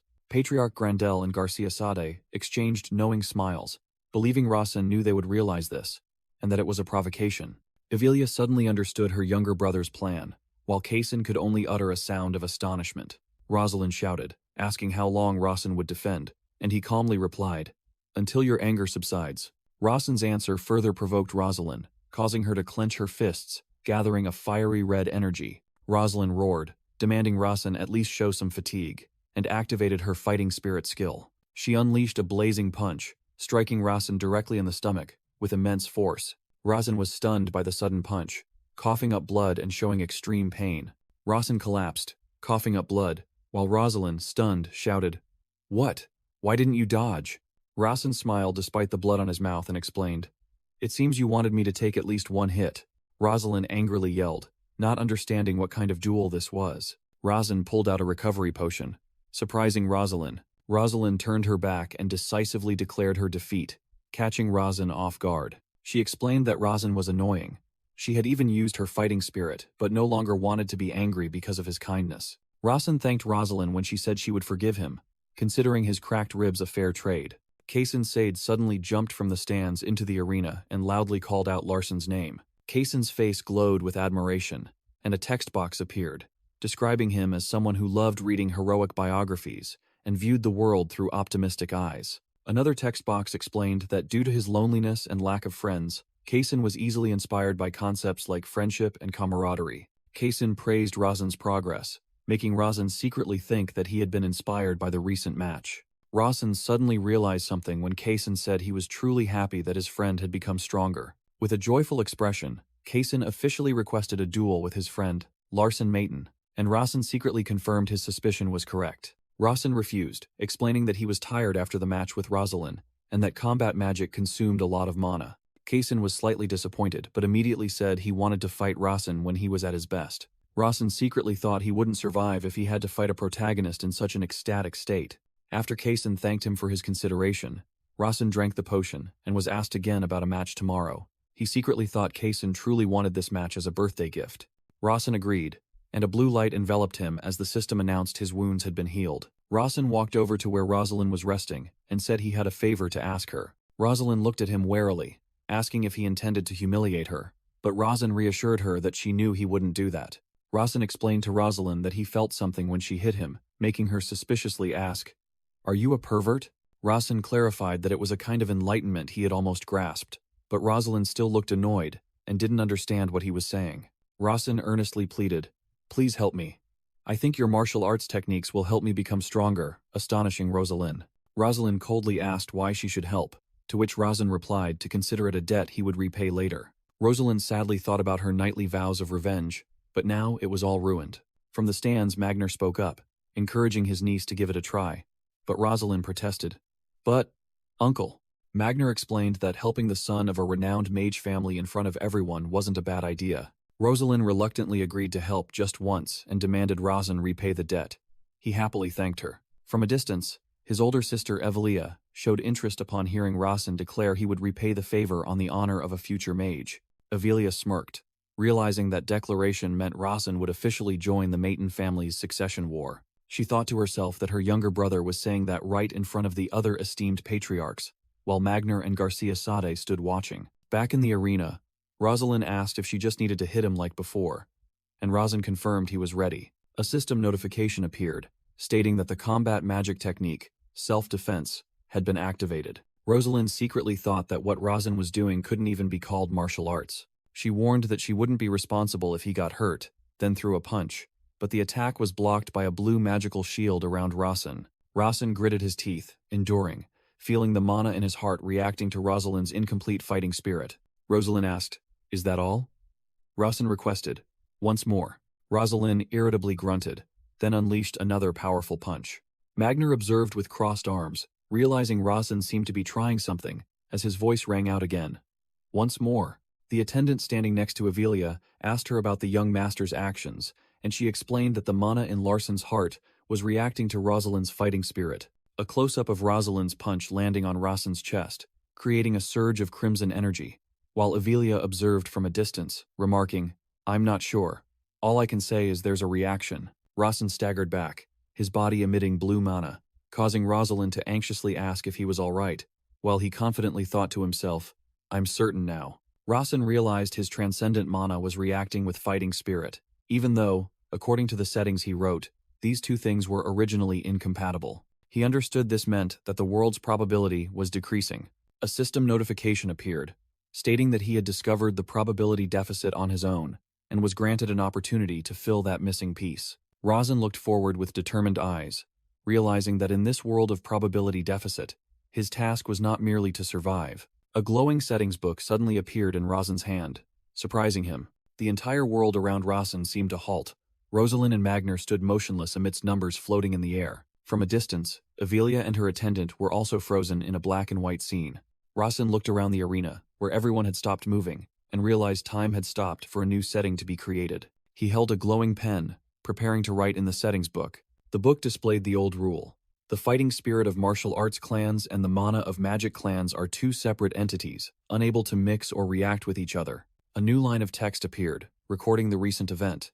But in the Battle of January 219, Larson Maton's mana reacted with Rosalind's fighting spirit. The book left the reason blank, and Rosin understood that he had to fill this blank, because the previously written settings had concluded. Rosin thought to himself with a serious expression that he had to fill the blank, but if he wasn't careful, he would disrupt the previous settings. He was aware of the danger. If he wrote incorrectly and then erased it, he could become the world's destroyer instead of its creator. With the glowing pen in hand, Rosin focused intently, determined to find a logical reason that wouldn't affect other settings. He began to write in the book. The reason is that the character Larson Maton does not abide by the rules of this world. Rosin pondered other options he had considered, such as possessing the transcendent Holy Grail, transcendent mana, or the celestial body. Looking at Rosalind and Magner standing motionless, he concluded that it was better to focus on the nature of the character Larson Maton rather than an external factor. Rosin thought to himself that if he positioned himself as a character who didn't need to follow the rules of this world, he would be free. He decided that this would mean Larson Maton would become an anomaly. A system notification appeared, stating that he had received the Add a Line privilege for 10 seconds due to acquiring the probability deficit. Rosin was surprised to hear about the Add a Line privilege. At an Eastern-style building at night, a knocking sound echoed. Inside a room, Rudia was dozing off while leaning against the wall when she was disturbed by the knocking. Rudia woke up, annoyed because of the incessant knocking. Rubbing her eyes, Rudia opened the door and asked who was standing outside. Magner introduced himself as Rosalind's uncle and asked for Larsen Mayten. Rudia immediately showed hostility, her killing intent flaring, and pressed if Magner had come to cause trouble for Rosin, but he calmly asked back, "Do I look like a bad person?" Rudia peeked inside the door and called Rosin, who was standing with his back turned and shirtless. Magner looked at Rosin's body and silently noted that it was very well trained and covered by a type of mana different from fighting spirit. Magner continued his analysis, stating that most mages concentrate mana in their hearts, but Rosin was a unique mutation. He concluded that Rosin's body had been specially trained for combat magic techniques, as mana abuse would be inconvenient if he overtrained his muscles like martial arts clans. Rudia excitedly pointed at Rosin's abs, calling them 8 steamed buns, and asked if she could touch them, but he firmly refused. Rosin called Era to bring clothes, and she immediately appeared between him and Rudia, astonishing Magner, who stood at the door. As Era helped Rosin put on his shirt, Magner thought to himself that he couldn't believe Rosin would use someone as strong as her as a maid. Era prepared a plate of fruit, while Rosin and Magner sat opposite each other at a small table. Rosin guessed that Magner had come out of curiosity about his combat magic, and he frankly admitted it. Magner ate the fruit while listening to Rosin say that he was also curious about martial arts. Magner chewed his food while looking at Rosin with skepticism. "You seem quite certain. He'll tell you about martial arts, don't you?" Rosin confidently replied that he was sure Magner was curious enough to do so, then agreed to begin. Magner asked Rosin if he had considered the consequences of learning martial arts from him, adding that this was also why the renowned Sword Clan had invited him. Rosin explained that the Grandel clan's mansion was the safest place, because even his father, Decatra, couldn't monitor inside. Magner was surprised to learn Rosin hadn't been trained by the Mayton family, and immediately asked him to take off his shirt and turn his back so he could examine his body. Upon touching Rosin's back, Magner was astonished by how incredibly firm and smooth it was for a 10-year-old child. Realizing this wasn't the result of a few days of training, Magner placed his hand on Rosin's shoulder and explained that his fighting spirit would travel throughout his body, telling him not to resist, which made Rosin ask again to ensure there were no side effects. Rosin decided to trust Magner, while Magner secretly thought this boy was truly cunning to put him in a situation where he couldn't play tricks. As he channeled energy into Rosin, Magner secretly admired the boy's intelligence for pretending to entrust his life to gain his trust. Rosin's eyes lit up and he smirked as he felt the energy flowing through his body. A system window appeared, announcing the Add a Line privilege was active for 10 seconds, while Rosin recalled his thoughts after the match with Rosalind.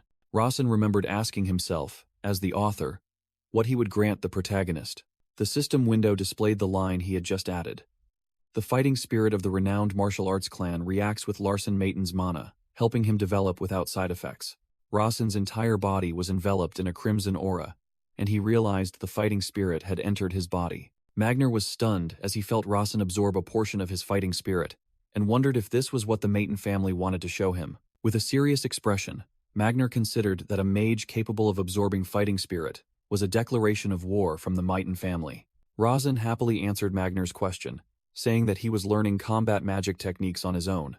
Magner confirmed that he had analyzed Rosin's body, and this was the first time he had witnessed a mage capable of absorbing fighting spirit.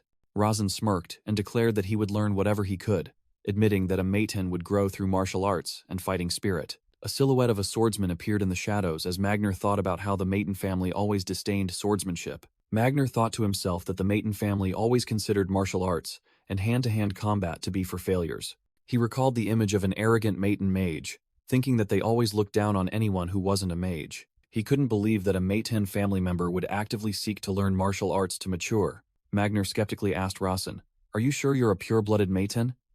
And Rosin replied that his father was indeed Decatra Mayton.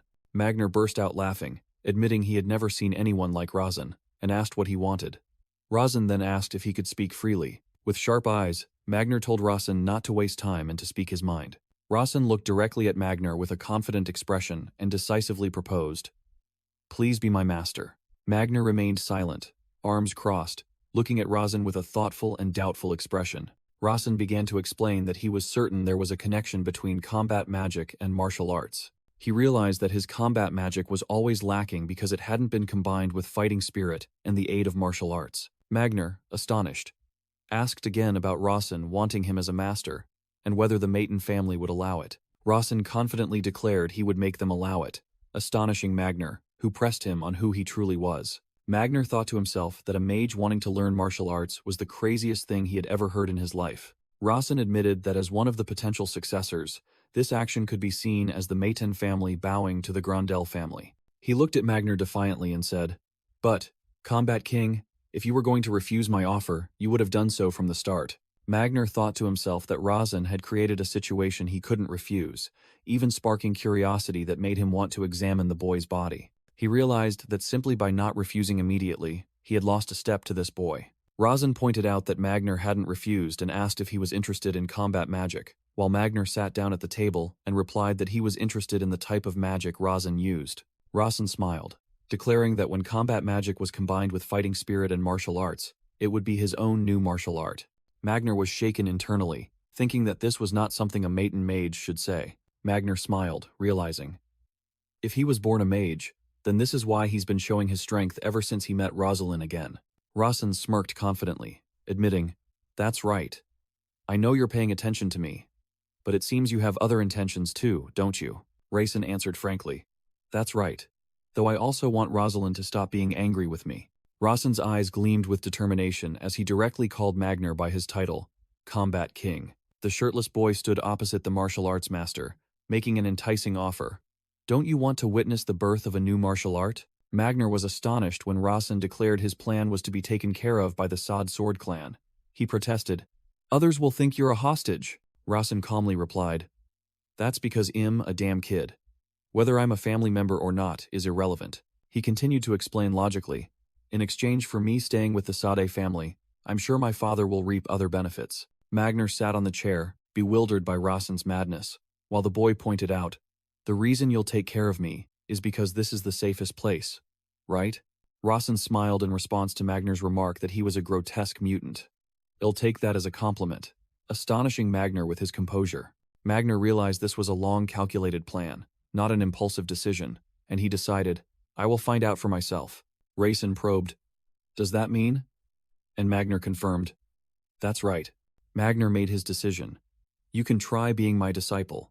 I will analyze your combat magic techniques bit by bit, and watch your body and mana like a hawk." Magner crossed his arms, declaring his purpose was to uncover everything the Maiten family had prepared, while also setting a condition.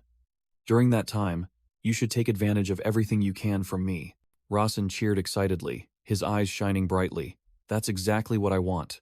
Standing alone on the balcony, Hampton mused, "The young master is envisioning something so grand that I cannot possibly comprehend it." Hampton realized, "He let me eavesdrop because he completely trusts me." The boy gazed into the distance, thinking of the world his young master dreamed of. Hampton burst into sobs as he thought of a beautiful world where the three clans were united and everyone was happy. Just then a voice rang out. "Here, a handkerchief." Hampton startled as the white-haired maid appeared beside him.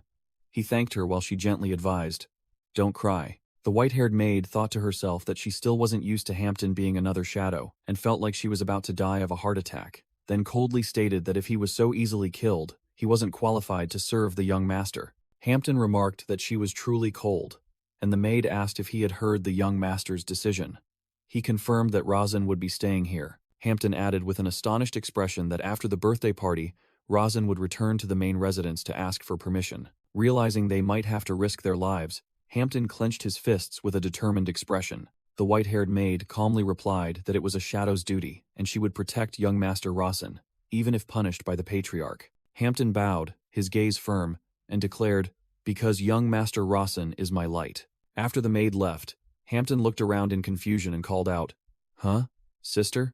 Amidst a garden of glowing blue tulips, a voice rang out, asking, "Did you want to see me?" Rawson stood with his sister Avelia by the lake, confirming it and praising her perceptiveness, when she realized he had something important to say.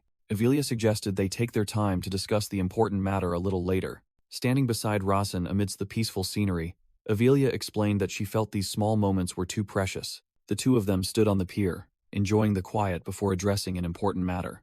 Avelia asked Rawson if he liked tulips and said that humans are drawn to beautiful things, making Rawson wonder, as he thought magic was the most beautiful thing to her. Avelia reminisced about the past, admitting that magic had once been the most beautiful thing to her, while a scene of her using magic to bind men appeared. In the flashback, Avelia coldly commanded, "Vanish," and a man screamed in pain as destructive light enveloped him. The man's body disintegrated, leaving only a burning skull. As the skeletons crumbled to dust, Avelia recounted that magic had also become the most brutal thing to her. Back in the present, Avelia looked at the tulips and said, "At least they didn't harm people," prompting Razan to call her name. Razan smiled and told Avelia that next time he would give her a bouquet of flowers, surprising her, and she asked back, "Flowers?" Avelia blushed, smiling radiantly in the shimmering light, and confessed that just hearing those words was enough to make her heart flutter. Avelia smiled, agreeing to listen to Razan, and he said he wanted to stay with this renowned mage family. Standing in the vast space, Avelia directly asked if Razan wanted to become the patriarch, but he firmly denied it, and challenged her to use her special ability to test him. Avelia decided to clarify everything. She activated her Eye of Truth skill with an incantation, causing a brilliant golden eye to glow in her palm. Avelia's glowing hand moved closer to Razan, making him look up in astonishment. After the test, Avelia confirmed Razan's sincerity and asked what made him so earnest. Razan simply replied, "I want to live," which stunned Avelia, her eyes wide with surprise. Razan explained that even his brother, the sixth young master, wanted to kill him, while a picture of Carlton was pinned to a tree trunk. In a vision, Carlton unleashed a massive water magic attack, screaming, "Larson, you bastard, no matter what, I'll kill you." Avelia angrily said she knew the succession war was brutal, but never expected siblings to take each other's lives. Razan coldly replied that their own father had eliminated his brothers to claim the patriarch's position, making Avelia ask sternly why he still wanted to stay. Razan asserted that he wanted to become stronger, but Avelia believed he had another reason beyond just wanting to live.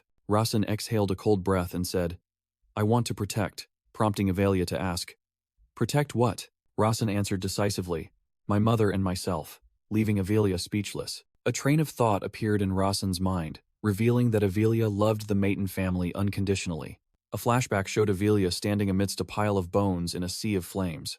For the Maton family, she could become both a demon and a benevolent deity. In the past, a swordsman lunged from behind Avelia and yelled, "Die, you witch!" Avelia's eyes in the past gleamed with cold determination as she faced her attacker. Avelia easily used her power to bind the attacker with blazing golden chains, making him scream in pain as he was lifted into the air. The attacker's face was filled with tears of fear, as Avelia thought to herself that she didn't want to kill him. Avelia's thoughts continued to echo, "I want to let you live," but the image of a pile of bones below indicated a tragic end. In the flashback, Avelia used magic amidst a devastated, burnt-out landscape, thinking to herself that it was all for her family. A tear rolled down her cheek as she told herself that this was the right thing to do. The narration revealed that Avelia loved everything about the Maton family. However, she hated the succession war and the fact that beloved family members had to slaughter each other. For that reason, Avelia was determined to become the absolute ruler to end the fratricidal war. To achieve that, she needed a type of magic with power that overwhelms everything. The power to bring peace was shown through Avelia alone, facing the giant Balrog demon. Razan recalled that Avelia had hunted the evil god Balrog during the 10-year ritual, a task much harder than those of her other siblings. He realized his sister had chosen to hunt monsters instead of humans. Razan bitterly realized that all the stories he had written without much thought were the harsh reality for the characters. He thought to himself that it was easy to write a sentence saying someone was killed. But for characters like Avelia, those were not just lifeless words, but pain and sacrifice. Returning to reality, Razan called out, "Second sister." With a steadfast gaze, he asked, "If I say I want to become stronger, so I can protect you too, would you consider that a source of pride?" Razan's words echoed in the silent space, leaving Avelia stunned. Avelia turned, her face showing clear astonishment and disbelief. "Protect me?" Suddenly, Avelia burst out laughing, leaving Razan bewildered, and thinking to himself that this was the first time he had seen her laugh so heartily. Avelia smiled gently, admitting that it was the first time anyone had said they wanted to protect her, and added, "Talking to you is always so interesting, my little brother." Razan then pleaded, "Please help me, I need father's permission," and added that he didn't think he would agree. Under the sparkling night sky, Avelia looked at Razan and asserted, "I will convince father." The scene shifted to a party held in an ancient Eastern-style building, reminiscent of the past. Young Razan and Rosalind sat next to each other. Razan thought to himself that this party seemed a bit hastily prepared. He continued to ponder the strange combination of classical music and the ambiance of an Eastern castle pavilion. Rudia, in a splendid dress, happily ran over, calling Razan by the name Larson. which surprised him because of her attire. Rudia excitedly pointed to the 4-tiered birthday cake, and Razan thought to himself that the sparkle in her eyes was even more captivating than the cake. The group of 4, including Razan, Rudia, Rosalind, and a brown-haired boy, together wished that boy a happy birthday. Happy birthday, Cassin. Cassin smiled brightly, thanking everyone for their wishes. Rudia happily offered a pebble, saying it was a lucky stone her father had given her, and now she was giving it to Cassin. Cassin took the pebble and thanked Rudia, while Razan thought it looked like a roadside stone, and Rudia was already eager to eat cake. Rosalind seriously presented a small gift box, and said it was a gift containing her family's sincerity. Cassin thanked Rosalind intimately, which flustered the girl a little, while Rudia had already started poking the cake with a fork. Razan turned to Cassin and said, "I didn't prepare a gift for you." Cassin just smiled back amicably. "That's fine."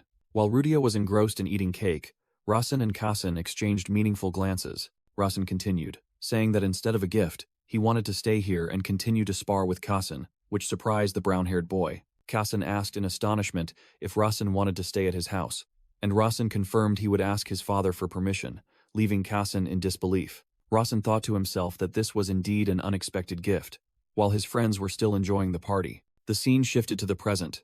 The white-haired maid stood in the hallway, recalling the happy moments of the friends, and ordered, "Cassin, report to the patriarch." The white-haired maid looked straight ahead with a steadfast expression, telling herself that she would obtain permission from the Maton family. Razan thought to himself about his 2 main goals. He told himself the goals were to bring Cassin to his side and utilize Magner as much as possible. Cassin happily waved, calling out, "Larson, come back soon." Standing next to Rudia, Razan smiled back. "Yes, I'll be right back." Rosalind observed from afar, thinking that he was definitely not the Larson she once knew. She secretly hoped that the next time they met, they could greet each other with smiles. As Rosalind walked away, his second sister Avelia approached Razan and asked, "Little brother, are you aware of the dangers involved?"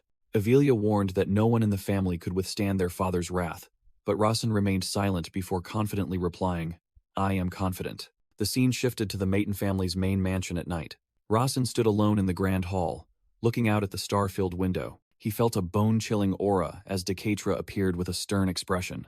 Decatra stood at the end of a long, icy corridor, and coldly said, "There's no need to greet me." In a frozen garden, Decatra stated he had received a full report from Avelia and questioned Razan about his desire to stay with the Sade family. Decatra threatened that if Razan couldn't provide a satisfactory explanation, he would consider his actions an insult to the family. Razan was stunned by the word insult, and a glowing dagger suddenly appeared in his hand. A system window appeared, describing it as the instant death dagger, capable of killing any mage below the 3rd circle upon contact.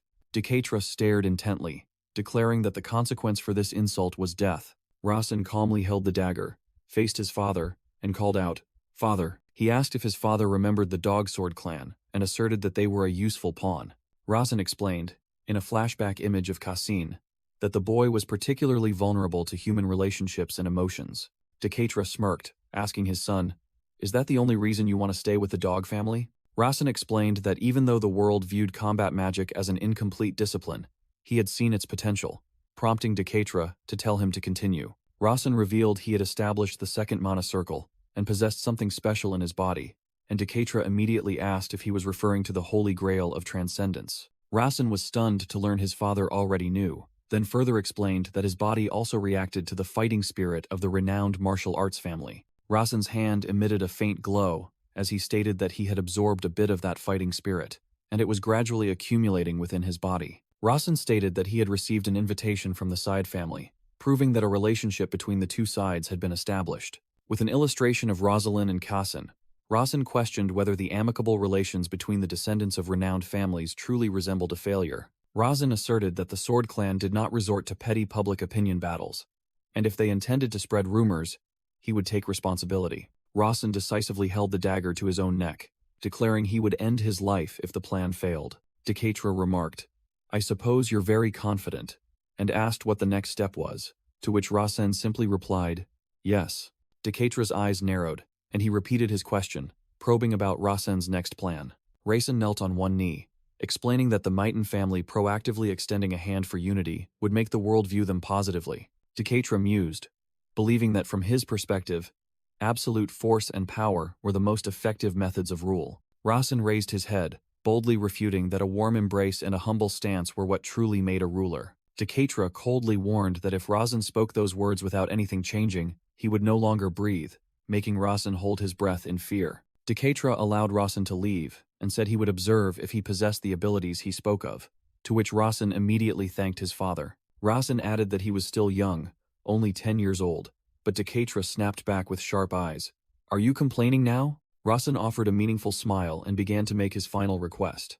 Therefore, Rasen looked directly at his father and said he needed his mother's warm care, then asked to go to the Sade family with her. Looking down from above, Decatra's loud laughter echoed throughout the grand hall after hearing his son's audacious request. Decatra smiled, remarking that Rasen knew how to sway people and found it amusing that such a boy was considered a failure. He thought to himself that it was unfortunate Rasen's talent was combat magic, and strange that no one had realized it sooner. Suddenly, Rasen's eyes widened in horror as he sensed something unusual. A system notification appeared, warning that the celestial mage was suspecting the world's probability deficiency, and that the probability had partially collapsed.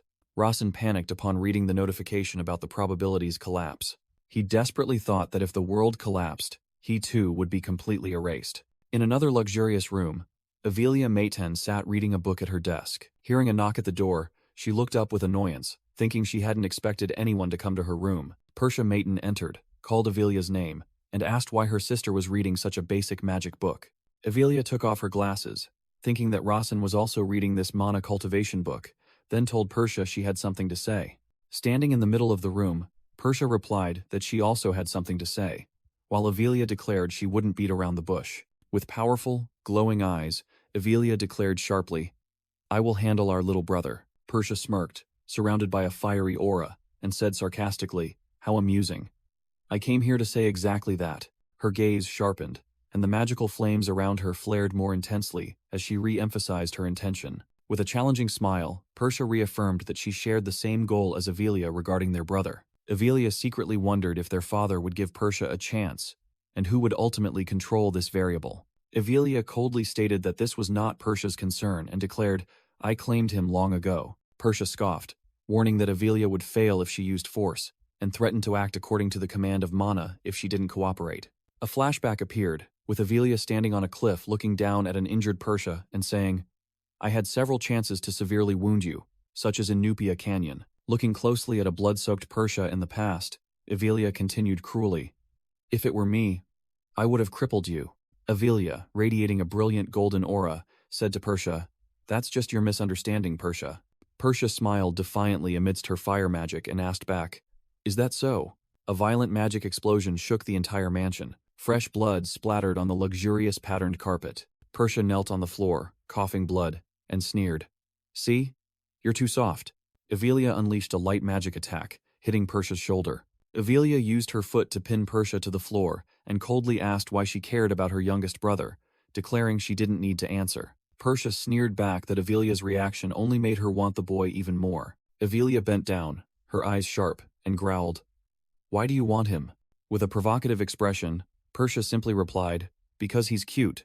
Angrily, Avelia pressed her foot down harder, ordering Persia to stop messing around. Pinned down, Persia revealed that she knew Rasen had reached the second circle and found it interesting for a 10-year-old. Persia added that she had hired a shadow to follow Rasen, but that person had suddenly disappeared. Avelia realized Persia's purpose in coming here was to gauge her reaction, and also because Avelia herself had suddenly become obsessed with her youngest brother. Avelia ordered Persia to get up, warning that the elders would soon arrive due to the mana they had unleashed. Persia slowly stood up, licked the blood from her lips, and thought to herself that Avelia's reaction only made her desire her youngest brother more. Scene change. Rasen was sitting when he suddenly shivered, his face changing color as a sense of unease washed over him. At the dining table, Hera turned to ask Rasen if something was wrong. He just awkwardly chuckled and said it was nothing. A maid brought out a plate of spaghetti with meatballs and said, "Young master, your food is here." Rasen looked at Hera and Rudia, then thought to himself with relief that with Hera here, the chance of being assassinated had greatly decreased. Then he said thank you. Hera smiled and said, "Of course. You must eat a lot while you're growing." Rasen found Hera's actions suspiciously kind and decided to activate his divine eye. The divine eye analyzed the plate of noodles and discovered it contained traces of saken, making Rasen wonder in surprise what it was. A notification appeared, explaining that Saken was a deadly poison for those without mana, but used to increase resistance for those with mana, causing Rasen to call Heira's name. Rasen asked Eira if there was anything special in the food, and she replied, there wasn't. In a brief flashback, a child collapsed dead on the cold ground. Eira recalled the past when she, as a child, had to eat Saken from the age of 3 amidst the corpses of other children. Rasen pretended to ask if there was something like poison in the food, then suddenly knocked it over, making Eira exclaim in surprise. Young master! Hampton knelt down in a panic, blaming himself for forgetting to inform Rasen, and begging him to kill him for this carelessness. Rasen told Hampton to get up and explain, and after listening, he thoughtfully looked out the window into the night. Eira asked how Rasen knew, and he just awkwardly replied that it was due to intuition. Eira suddenly put on glasses, pushed them up, and praised Rasen's excellent observation and analytical skills, suggesting he must have smelled the Saken. Eira continued to praise Rasen for being smart to answer, it was intuition, while he just secretly wondered where she got those glasses. Eira took off her glasses and thought to herself that Rasen always exceeded her expectations, promising to continue doing her best as a shadow to help him grow stronger. Eira turned to speak to Rudia.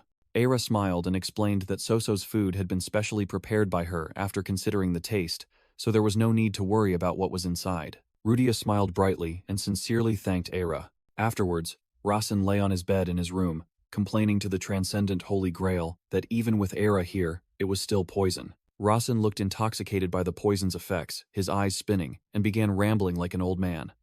Listen, back in my day. Rudia knocked on the door, then entered the room, calling out Larsen's name while Rasen was still lying on the bed, with the transcendent Holy Grail beside him. Rudia peeked into the room, asking when they would depart and eagerly demanding to eat cake again. Rasen explained from his bed that they couldn't leave immediately because the teleportation gate wasn't open yet, while Rudia quickly ran into the room.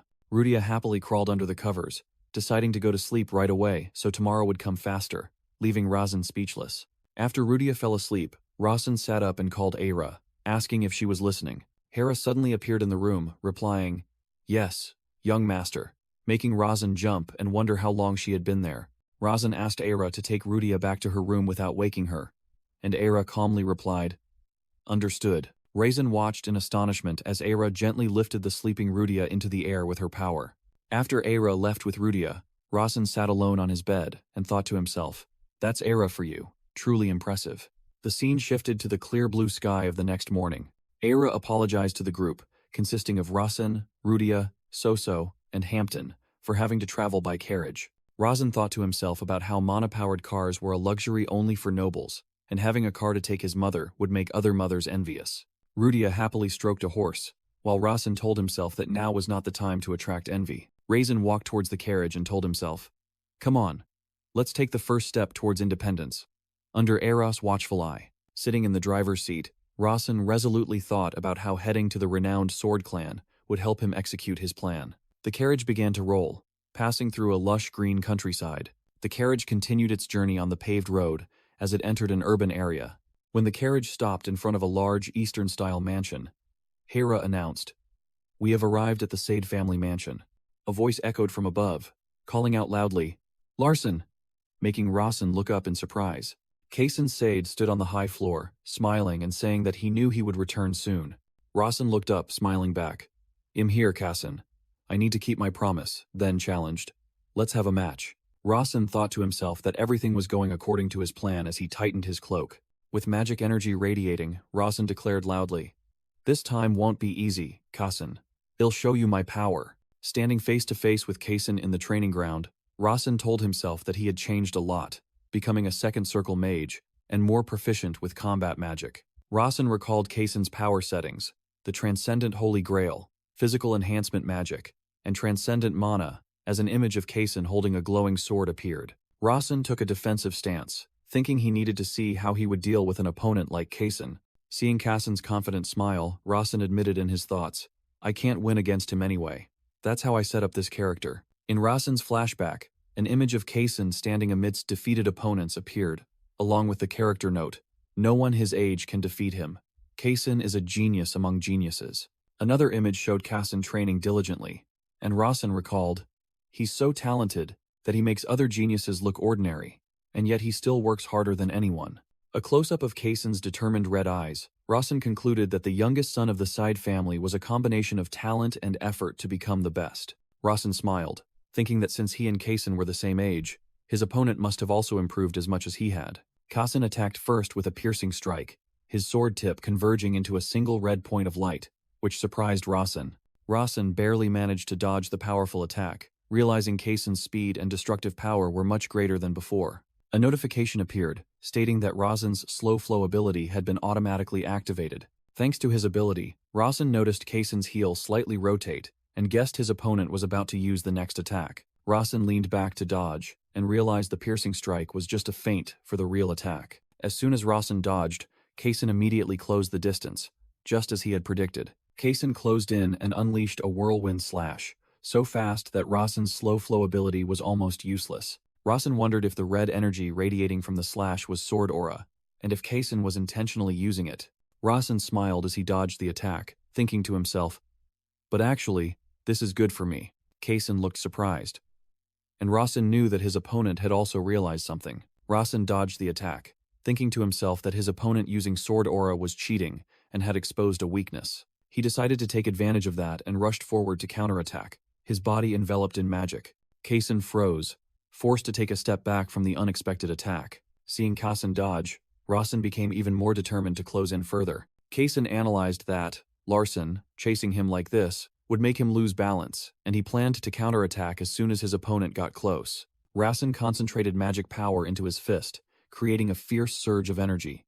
A system notification appeared, stating that the proficient combat magic technique, weight manipulation, was being activated. With glowing eyes, Rasen unleashed all the power accumulated in his punch. Kaysen was astonished to realize Rasen had perfectly regained his balance. Rasen rushed forward and threw a direct punch at Kaysen, who hastily raised his sword to block. Rasen's magic-infused fist collided directly with Kaysen's sword. A massive energy explosion erupted from the point of impact, engulfing both of them. Patriarch Phone, Grandel, and Magner watched from afar with utterly stunned expressions. Kaysen was pushed back, admitting he had sustained minor injuries, and that Rasen's combat technique was unlike anyone he had ever faced. Kaysen smirked, remarking that he would lose if he was careless, and wondered how Rasen could have improved so quickly. Rasen smiled confidently, replying that he still had many things he hadn't shown, and told Kaysen not to be too surprised. Patriarch Grandel secretly admired Rasen's talent, thinking that if it were Rosalind, the match would have ended long ago. In his thoughts, an image of Kaysen easily defeating Rosalind with a single slash appeared, confirming the match would be over from the very first strike. Patriarch Grandel had an ambitious thought, wondering what it would be like if Rasen had been born into the Grandel family. Patriarch Grandel dismissed his thoughts, remarking that Rasen wasn't truly struggling, because if Kaysen had fought with killing intent, the boy wouldn't have been able to hold on. He analyzed that the most surprising thing was that Rasen had predicted Kaysen's movements, and chose to rush forward just as his opponent used sword aura. He concluded it was no coincidence, because Rasen had smiled while exploiting the weakness he saw, indicating a mental superiority. From another side, Patriarch Garcia Sade of the Side family observed, secretly wondering what message Decatra Maton wanted to convey through this child. The match ended, and Rasen and Kaysen, exhausted, sat back-to-back on the arena floor, panting heavily. Kaysen gasped, admitting that although he had heard combat magic developed quickly, he hadn't expected it to be so fast. Rasen was also out of breath, smiling as he replied that he still lost, but winning or losing in a one-on-one match wasn't important. Kaysen happily said that he was very happy his friend had grown stronger quickly, which surprised Rasen, who asked what he was happy about. Rasen suddenly recalled a core setting of the novel. No one his age can defeat him. He thought to himself with determination that no matter how strong he became, Kaysen would grow stronger even faster, and he would never win because of the existing settings. Rasen stood up and told Kaysen not to be too happy, which made his friend confused and ask why. Rasen turned his back and walked away, saying that one day they might become enemies because it was fate, which confused Kaysen, who asked what he meant. Rasen stated coldly, "I am a Maton, and you are a Sade." Kaysen angrily shouted that it didn't matter because they were friends, and he would continue to consider Rasen his friend. With determined eyes, Kaysen admitted that they couldn't escape a world where people vied for power. Patriarch Garcia Sade cleared his throat, approached, and praised the excellent performance of the two children. He stepped forward, extending his arms and saying he was proud of both of them, and Rasen thanked him while he remarked that the rumors about the rapid development of combat magic were true. Rasen said he wanted to become stronger, and Patriarch Sade smiled and replied, "Very good." But Rasen interrupted, saying that he didn't simply mean he wanted to be stronger. Rasen declared loudly in front of everyone, "I want to become stronger than even Kasen." Kasen thought to himself in surprise, "Stronger than even me?" Patriarch Sade smiled, thinking that Rasen not only had passion, but also great determination, and would become a formidable opponent. Patriarch Sade asked Rasen how he intended to achieve that goal, and Rasen hesitated to answer. Rasen boldly declared his plan to learn martial arts from the Combat King, astonishing both Patriarch Sade and Magner. Magner rubbed his forehead in annoyance, thinking to himself that this was why Rasen had let Rosalind leave first, and praised him as a cunning child for openly declaring this in front of the Sade family patriarch. Magner continued to ponder, realizing he couldn't treat Rasen unfairly on Sade territory, but the Maton successor learning martial arts from the Grandel family's second-in-command was a major issue. Rasen smirked to himself, knowing this action could be interpreted as the Grandel family trying to usurp the Maton family. But he still openly declared it. Magner agreed to teach Rasen martial arts as promised, but asked if he had permission from his family.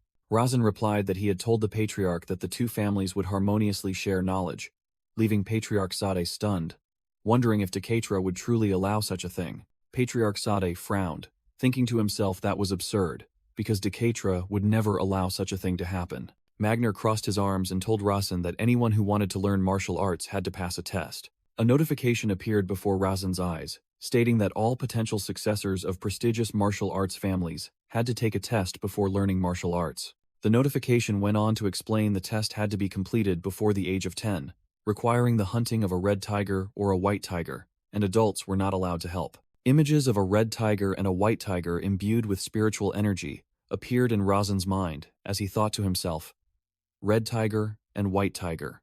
Rasen confidently chose, "I will hunt a white tiger," surprising Magner, who remarked that Rasen must have researched his family thoroughly. Rasen turned to Kasen and invited him to come along because adults weren't allowed to help, prompting Kasen to curiously ask, "A white tiger? Are they strong?" After hearing Rasen explain they were extremely strong and as big as a house, Kasen was astonished, wondering how a tiger could be that large. Magner leaned close to Rasen's ear and whispered that he was misunderstanding something. Magner sneered, clarifying that he had never told Rasen he had a choice, and ordered him to kill a red tiger. Rasen smirked confidently and agreed. "All right." Magner's eyes widened in anger as he thought to himself, "This scoundrel." Magner recalled a past conversation when Kasen asked how Rasen knew so much, and he replied that he had read it in the library, making him realize he had been tricked once again. Rasen's eyes gleamed as he thought to himself that hunting a white tiger discreetly would be very difficult, and his target from the beginning had been the red tiger. Magner sighed, admitting Rasen was very intelligent, while Rasen humbly replied that he would learn a lot from him. Magner looked at Rasen with a serious expression, subtly sweating as he realized something important.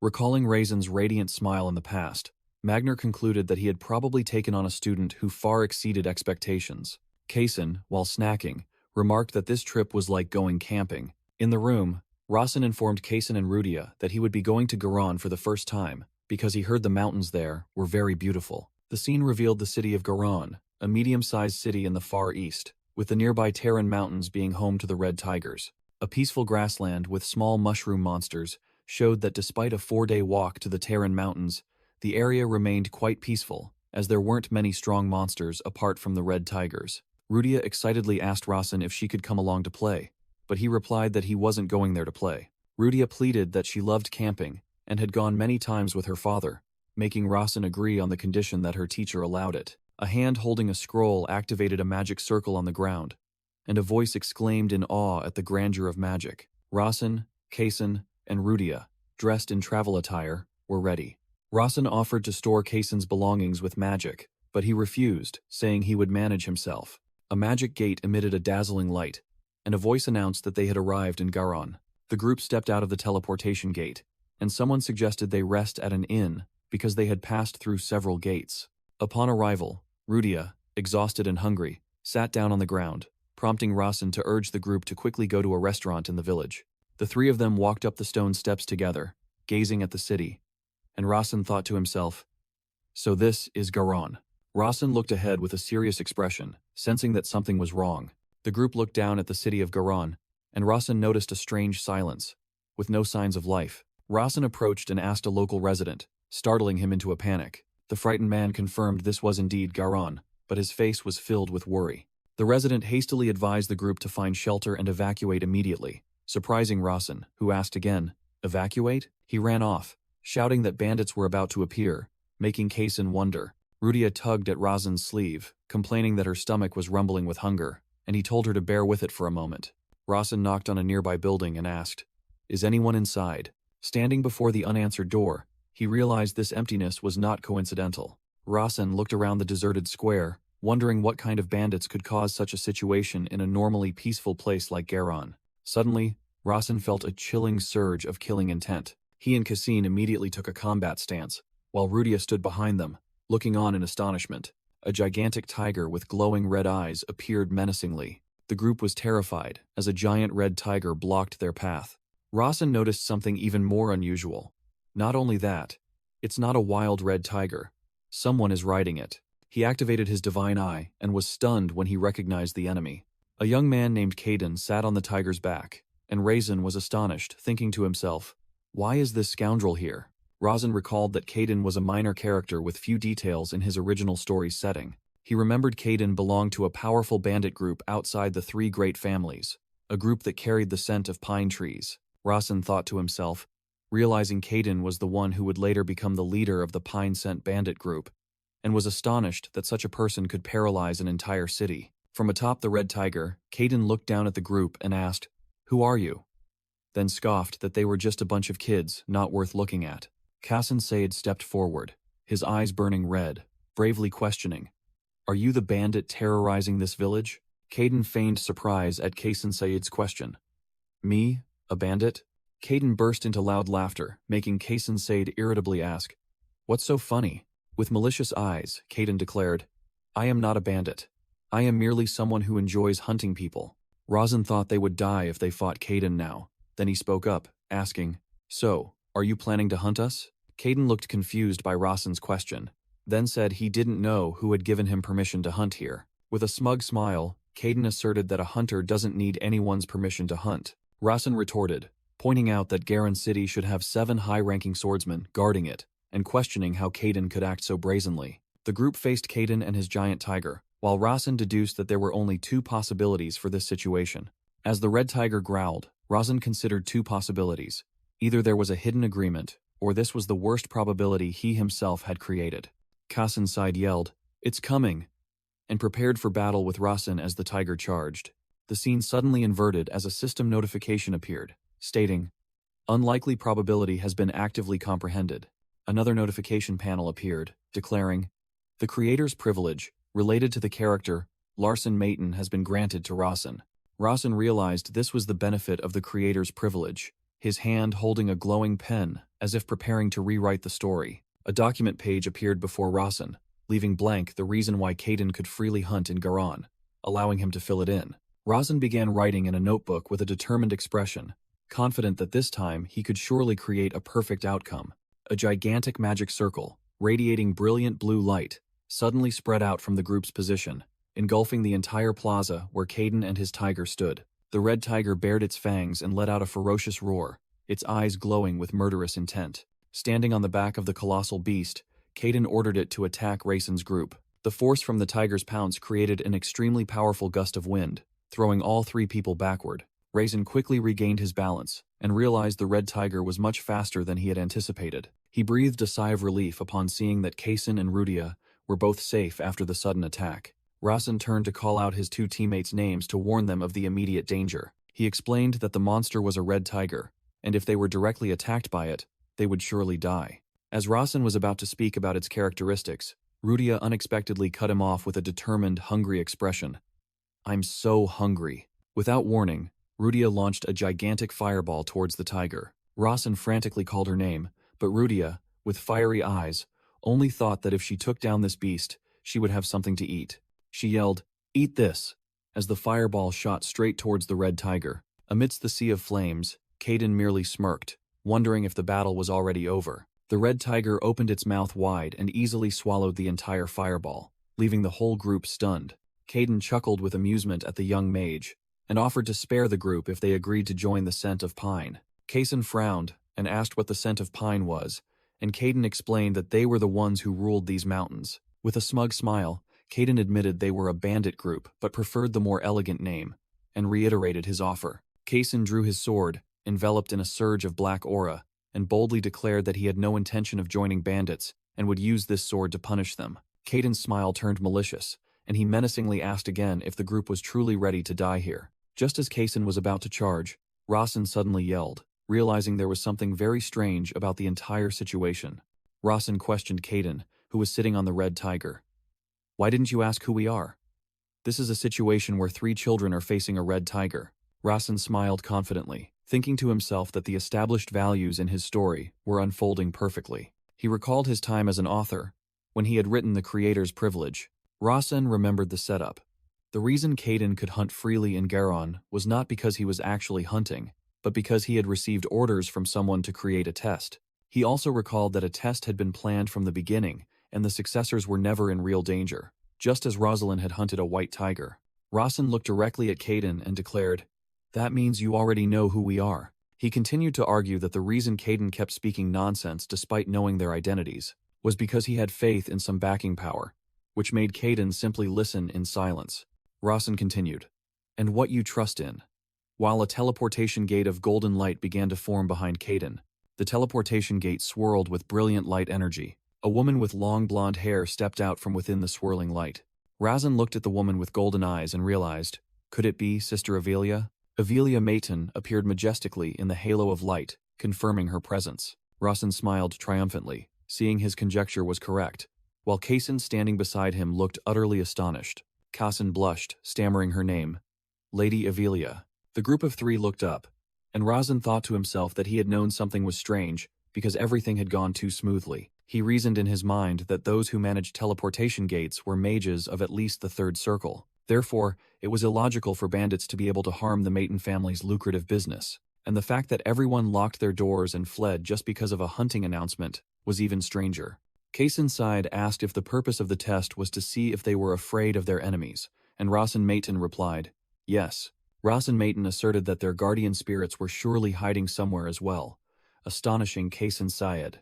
A system notification appeared, stating that the Divine Eye was being activated. Rawson Mayton thought to himself that Cason Syed was only 10 years old, and if he hadn't been the author, he wouldn't have been able to read this situation. He thought he might have passed out when the red tiger appeared, while an image of Rudia petting it flashed in his mind. Sister Avelia asked Cason Sade if he attacked the red tiger because he trusted in the guardian spirits, but Garcia Sade believed that was not a satisfactory answer. Cason Sade explained that a true sage is not a solitary person, and one who is only strong alone cannot achieve true victory. He continued that even with his own shortcomings, he could still lead a meaningful life if he had trustworthy people by his side to compensate. Rawson Mayton realized that Cason Syed was not ashamed of his weakness. Rawson Mayton said that if Cason Syed died, it would be an incident the Mayton family could use to threaten the Syed family. Sister Avelia secretly thought that despite saying those words, Rawson Mayton remained very calm and wondered if that was how a 10-year-old child thought about his family. Rawson Mayton hastily explained with an awkward expression, "Don't misunderstand, sister. I don't hate my family. I'm just speaking from a logical perspective." Sister Avelia unexpectedly embraced Rawson Mayton, much to his surprise. She gently told Rawson Mayton that he still carried the Mayton bloodline, and it was painful to hear such words from a child. Sister Avelia hoped the Mayton name wouldn't become a burden for him, and Rawson Mayton thanked his sister. Garcia Sade clenched his fists, noticing Cason Syed's strange reaction, and wondering what was wrong with his son. Cason Syed suddenly declared to Rawson Mayton, "Larson, I will be your family," leaving Rawson stunned. Witnessing the scene, Magner secretly thought, "Are they communicating with magic?" Then concluded that they were certainly unusual individuals. Magner asked Rawson Mayton if it was all right to tell him something so important, and Rawson replied, "You are my master," making Magner admit it was true. Rawson held up 2 fingers, explaining to Magner that there were 2 reasons his sister communicated with magic. He speculated the first reason was to keep it a secret from Cason, a potential opponent, and Magner secretly acknowledged Avelia would do so. Rawson confidently declared the second reason was to see if he would detect the message, concluding that his sister had achieved a dual purpose. In the bath, Magner asked about the Terran Mountains, and Rawson replied that he would know when he arrived, even though he had been given the approximate location. When Magner asked for the specific location, Rasen secretly thought that he actually knew exactly where it was. Rasen recalled that Caden was not yet a notorious villain, and perhaps had never even hunted people. He deduced that a city like Garon was not a place where one could act freely under the guise of a test, and a red tiger appeared on the rooftop, making him realize there was only one answer left. When the red tiger lunged down and a golden energy ring spread out, Rasen confirmed this was not Garon, but an artificially created space. He concluded that only one person was capable of doing that, and that was Avelia. Avelia appeared in a brilliant aura and asked admiringly, "Very clever. When did you realize?" Rasen smiled and replied that he realized it when everyone started hiding, prompting Avelia to ask if the battle with the red tiger was just an act. Avelia landed in front of Rasen's group, and he admitted he just wanted to show a little effort for the test. Avelia looked at Kason and secretly thought that instead of being afraid, he had discovered the existence of the guardian spirits and trusted them. Rasen explained to Avelia that the things Kason could trust were his assets and his strength, surprising Avelia because this was not something a child of a prestigious mage family would say. Avelia secretly thought that was a thought she would never have. She closed her eyes, wondering why her heart ached when she heard the child say that. A blue system window appeared with the notification. A variable affecting the storyline has occurred. Rasen was astonished to realize another variable had appeared, but couldn't see it clearly because his divine eye level wasn't high enough. Fangrandel looked at Kason with satisfaction and said that the guardian spirits were also his strength, even if it wasn't the answer he wanted to hear. Kason turned to ask Rasen if he recognized the existence of the guardian spirits, and Rasen confidently replied, "Of course, but not because of Kason, but because of myself." Kason unexpectedly told Rasen, "I can treat you much more warmly," leaving Rasen confused and wondering what he was talking about. The atmosphere suddenly changed as Kason lunged forward and embraced a startled Rasen, shouting, "Larson!" In the middle of the field, Kason still held Rasen tightly and shouted, "I'm hungry." Rudia joyfully exclaimed that the test was over and eagerly asked, "Now we can go eat, right?" Rasen smiled gently as he looked at Rudia and agreed. "Yes, Ludia, let's go." A few days later, there was a knock on the luxurious bathroom door, and a voice from inside echoed, "Come in." Raisin entered and saw Magner soaking in the bathtub. So he went straight to the point. "I want to go to the Terran Mountains." Rasen secretly thought about his plan, which was to seize the opportunity that originally belonged to Kasan Said in the original story. The location of the 1,000-year dragon breastplate. He was confident that if Magner accompanied him, the journey would be much less dangerous. When Rasen said that the place was near Dragon's Head Peak, one of the 108 peaks, Magner was startled and astonished. Dragon's Head Peak? Rasen innocently asked if something was wrong, and Magner quickly reassured him. "Oh, nothing." Magner thoughtfully replied that he only had a pleasant memory associated with that place. Returning to the end of the test, Avelia turned to ask Von Grandel, "What do you think, sir?" Avelia called out to the Grandel family patriarch, who was standing with his arms crossed, observing from a distance. Von Grandel cleared his throat and declared, "You have passed the test." A giant red tiger appeared, and the beast tamer Caden stood on its leg, remarking that both the Maton and Side family members displayed astonishing composure. Caden bowed low to the ground, apologizing for the abruptness, but Rasen explained that this was originally a play orchestrated by his sister and the Combat King. Caden thanked him for his understanding, while Von Grandel observed and realized that Rasen was the leader of this small group. Avelia's attendant remarked that Rasen was an interesting boy, as she had thought Kasan would be the strongest and lead the group. Von Grandel crossed his arms, saying he would be delighted to mentor Rasen, and explained that the Grandel family never directly instructed potential successors on how to defeat the Red Tiger or White Tiger. Von continued to explain that a potential successor of a prestigious mage family should not be harmed while accompanying the descendants of a sword clan. Rasen looked straight ahead, saying that it would not only damage the dignity of the sword clan, but also provide the Maton family with a great opportunity. Avelia asked in surprise, "An opportunity?" And Rasen confirmed, "Yes, it will be an opportunity, sister." Avelia sharply questioned, arguing that Rasen being in danger would be an insult to the Maton family, not an opportunity. Rasen replied coldly, "That's because I am not you." In a flashback to his terrible past of tormenting servants, Rasen explained that he was not an important person in the family, like his sister. He claimed he was once living trash, and if someone like him met with an accident, the Maton family would benefit from getting rid of him. The scene shifted. Rasen, in different attire, cleared his throat and asked Magner about going to Terran, saying he heard the scenery there was magnificent. He said he wanted to see the real Terran range, instead of a landscape artificially created with magic. In a grand bathhouse, Magner asked if Razin wanted to go on vacation, but he firmly replied, no. Razin snapped his fingers, lying that he had found something his sister had prepared for him in that artificial space. Magner listened in silence, while Razin thought to himself that it was, of course, a lie, and it was time for him to utilize the arrangements he had created as the author. Razin explained that even though it was an artificial space, he could sense a strange mana flow when looking at an energy orb. He asserted that this was how his sister let him know she had arranged something in the Terran Mountains, leaving Magner confused, wondering how he knew. Razin confidently declared that the Maton family had their own way of communication. Back to the scene after the test, Razin complained that he felt nauseous from passing through too many teleportation gates and asked for a day off. But Von Grandel sternly refused. No, don't you know time is gold? Razin looked annoyed, knowing they had to walk for 3 days to Dragon's Head Peak, and wondered what Fawn was talking about. Von Grandel declared decisively, 1 day is enough, making Razin exclaim in surprise. What? That's only possible if it's you.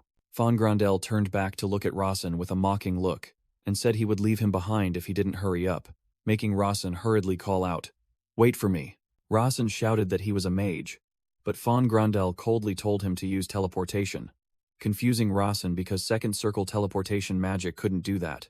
Von Grandel continued walking away and said, then, you'll have to try harder, despite Razin desperately calling out.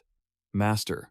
Razin panted, sweat pouring down as he tried to keep up, blue mana radiating from his mouth. Watching Von Grandel's receding back under the sunset light, Razin thought to himself that he was truly insane and worried he would die before reaching Dragon's Head Peak. Razin, exhausted, collapsed to the ground and gasped for breath, saying he couldn't go on, while Von Grandel stood with his arms crossed, observing. Razin felt a wave of nausea surge, and horrified, he brought his hand to cover his mouth. Razin dry heaved, while Von Grandel watched and wondered, why is a child so weak? Von Grandel thought to himself that Razin had gone further than he expected, and that he had thought he would faint much sooner. Von Grandel continued thinking, admitting that even Rosalind couldn't have made it this far, and Razin had done something impressive by absorbing a bit of his fighting spirit. Despite his mana foundation, Razin raised his head with a smug smile, asking Von Grandel, how can you be my master when I'm this weak? Or do you intend to retract the words you declared in front of the Sade family patriarch? Von Grandel was stunned by Razin's provocation, and he shouted, you! Von Grandel quickly turned away, muttering, huh?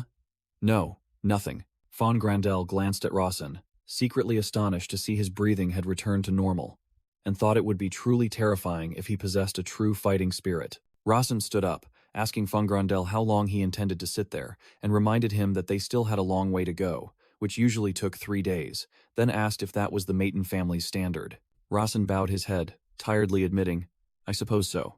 A close-up of Von Grandel's bare feet walking on the ground. Von Grandel suddenly accelerated, his feet moving as fast as a blur, continuing the rigorous training. Razin panted, secretly astonished that Von Grandel walked quickly over gravel without kicking up any dust. He realized his footsteps were light and graceful as the wind. Razin, confused, wondered about the concept of wind while still trying to drag himself along. He suddenly realized there was a gust of wind blowing from behind, and an idea flashed in his mind. Razin thought of using the mana flowing through his body as a conduit to absorb that gust of wind. Immediately, a blue aura enveloped Razin as he successfully harnessed the power of wind. Razin smiled smugly, feeling his body become light. A notification panel appeared, stating that he had awakened basic combat magic attribute usage and activated wind attribute usage. Razin continued to rush forward with new speed, wondering about the attribute usage skill. Another notification confirmed that the attribute usage skill had been etched into his heart. Razin told himself that even if he couldn't become a true elemental mage like Rudia, he could still use it thanks to his transcendent mana. He realized this was the path a mage who learned combat magic should take. Von Grandel glanced back, thinking to himself that that kid just learned something. Upon reaching a forest, Razin collapsed to the ground, gasping for breath and complaining that he had used up all the mana from the Holy Grail of Transcendence and was about to starve to death. Razin tremblingly told his master that he couldn't go any further. When Razin lost consciousness, the Holy Grail of Transcendence frantically flew around him and shouted, Larson, wake up, Larson. The Holy Grail of Transcendence secretly called Razin a monster for being able to run 100 kilometers in 50 minutes despite being a mage. Von Grandel calmly said that Razin had fallen asleep and the path would reveal itself if they continued moving forward. Looking at Razin lying on the ground, Von Grundle said. If you can't, then blame your own talent. That's how my brothers and I learned. Von Grundle thought about himself at 10 years old and admitted Rasen's achievement of running 100 kilometers in 50 minutes was unimaginable. He closed his eyes, smiled faintly, and said that even his own brother, a patriarch, couldn't do that. While Rasen was still unconscious, Von Grundle said that his body would become lighter the harder he tried. Rasen suddenly opened his eyes while being dragged across the ground, looking utterly confused. He shouted in horror when he realized he was being roughly dragged by Von Grundle. Master, what are you doing? Von Grundle stopped, dusted off his hands, and explained that he had used his frail old body to drag him to Dragon's Head Mountain while he slept, leaving Rasen dumbfounded. Rasen stood up, wiped off his sweat, and thanked Von Grundle for accompanying him. The magnificent scenery of Dragon's Head Mountain appeared before their eyes, with a small town nestled at its foot. As they entered the town, Rasen secretly planned to find a well, while Von Grundle remarked that the place looked like an abandoned town of nomadic farmers. Rasen asked in surprise if Von Grundle had any memories of this place, but he coldly replied that he didn't need to know. Von Grundle said he would go look around a bit and told Rasen to do as he pleased. Rasen activated his divine eye, and a notification panel appeared, identifying their current location as Old Bandit Town. The divine eye revealed this was a small town where bandits once lived and had been accidentally raided by Magner 30 years ago, accompanied by an image of Magner confronting a bandit. The information continued, stating that Magner had single-handedly killed over 10 bandits unarmed, with a close-up image of his determined face in the past. Rasen read that this incident was not known to the public and thought that Magner wouldn't mind killing a few bandits. Another crucial piece of information appeared. This was where Magner had met a woman named Mai, making Rasen extremely curious. The divine eye explained that Mai was a young woman kidnapped by bandits, and Magner had fallen in love with her at first sight, killing them all to save her, accompanied by an image of him carrying her while running in the rain. However, a tragic truth was revealed. Mai had been poisoned beforehand, with an image showing her dying, blood trickling from the corner of her mouth. The information window concluded with Mai dying before Magner could get her out of the mountains, showing a scene of Magner screaming in despair under the pouring rain as he held her body. Rasen thought to himself, realizing this was why Magner had never married, as he couldn't forget his first love. Back in the present, Rasen asked Von Grundle if there was anything special here, but he only replied that it was something Rasen had to find out for himself.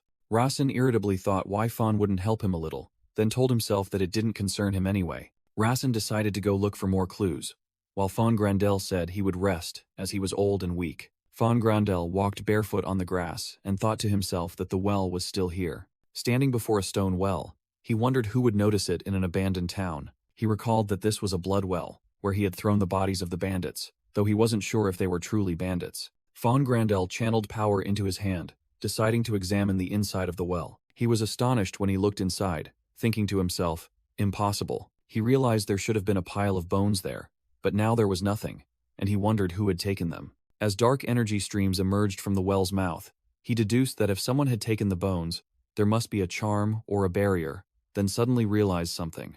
Von Grundle gritted his teeth as he understood the problem. He stood with his arms crossed, watching the purple energy streams surrounding the well, and confirmed, there's a barrier on the well. He assumed the bodies must have also disappeared, and wondered if this barrier was meant to seal spirits. Accumulating energy into his fist, Von Grundle declared that regardless of the barrier's purpose, he would simply break it. Rasen turned back and asked, Master, is something happening there? Startling Von Grundle, who quickly denied, nothing at all. Rasen smiled triumphantly, thinking to himself that he had found it. The blood well, where the 1,000-year dragon breastplate was hidden. A notification window appeared, confirming that the blood well's setup was being activated by the will of a barrier expert, confusing Rasen because he had never written this detail. Rasen approached the well, which was emitting dark energy, and asked Von Grundle, Master, do you know about barrier experts? Surprising him, Rasen asserted that Von Grundle must have known about the barrier on the well, making him think to himself that Rasen was a troublesome kid. Von Grundle wondered how a martial artist knew about barriers, and thought it was very strange to place a barrier on an abandoned well. Rasen explained that hiring a barrier expert was very expensive, and noted that this barrier was over 10 years old, which was almost impossible. Secretly impressed by a 10-year-old's knowledge, Von Grundle sternly asked what Rasen was trying to say. Rasen hypothesized that the well itself had created the barrier, but Von Grundle immediately dismissed it as absurd. Von Grundle narrowed his eyes in thought and began to say, This well is. Fawn Grandel suddenly paused as a memory flooded back, the scene of Magner destroying the bandits and throwing their bodies into the well. He recalled the moment Magner met Mai right next to that well. The memory continued with an image of Magner carrying Mai, who was severely weakened by the bandits' poison. In the pouring rain, Magner cried out in despair as Mai took her last breath in his arms on the way down the mountain. Snapping out of his recollection, Fawn Grandel frantically realized a contradiction. He remembered that even though Mai was in critical condition, she could still move freely around the well. Rosin explained that an object could only create a barrier by itself if it had a special setup, and Fawn Grandel asked if that was a mage's term. Noticing Fawn wasn't a man of many words, Rosin confirmed and added, "And there's a secret I can only tell you." Fawn Grandel showed interest upon hearing the two words. Secret. Raisin revealed his secret. He possessed eyes that could read supernatural setups. As proof, Rosin said he could sense the name Mai from this well, astonishing Fawn Grandel. He declared that the name of this well was the Blood Well, and this was what his sister wanted to show him. Fawn Grandel's thoughts returned to 30 years ago, with an image of Magner painfully holding Mai's body in the rain. The flashback showed Magner screaming in agony, while Fawn Grandel's thoughts echoed, "He wasn't even born yet."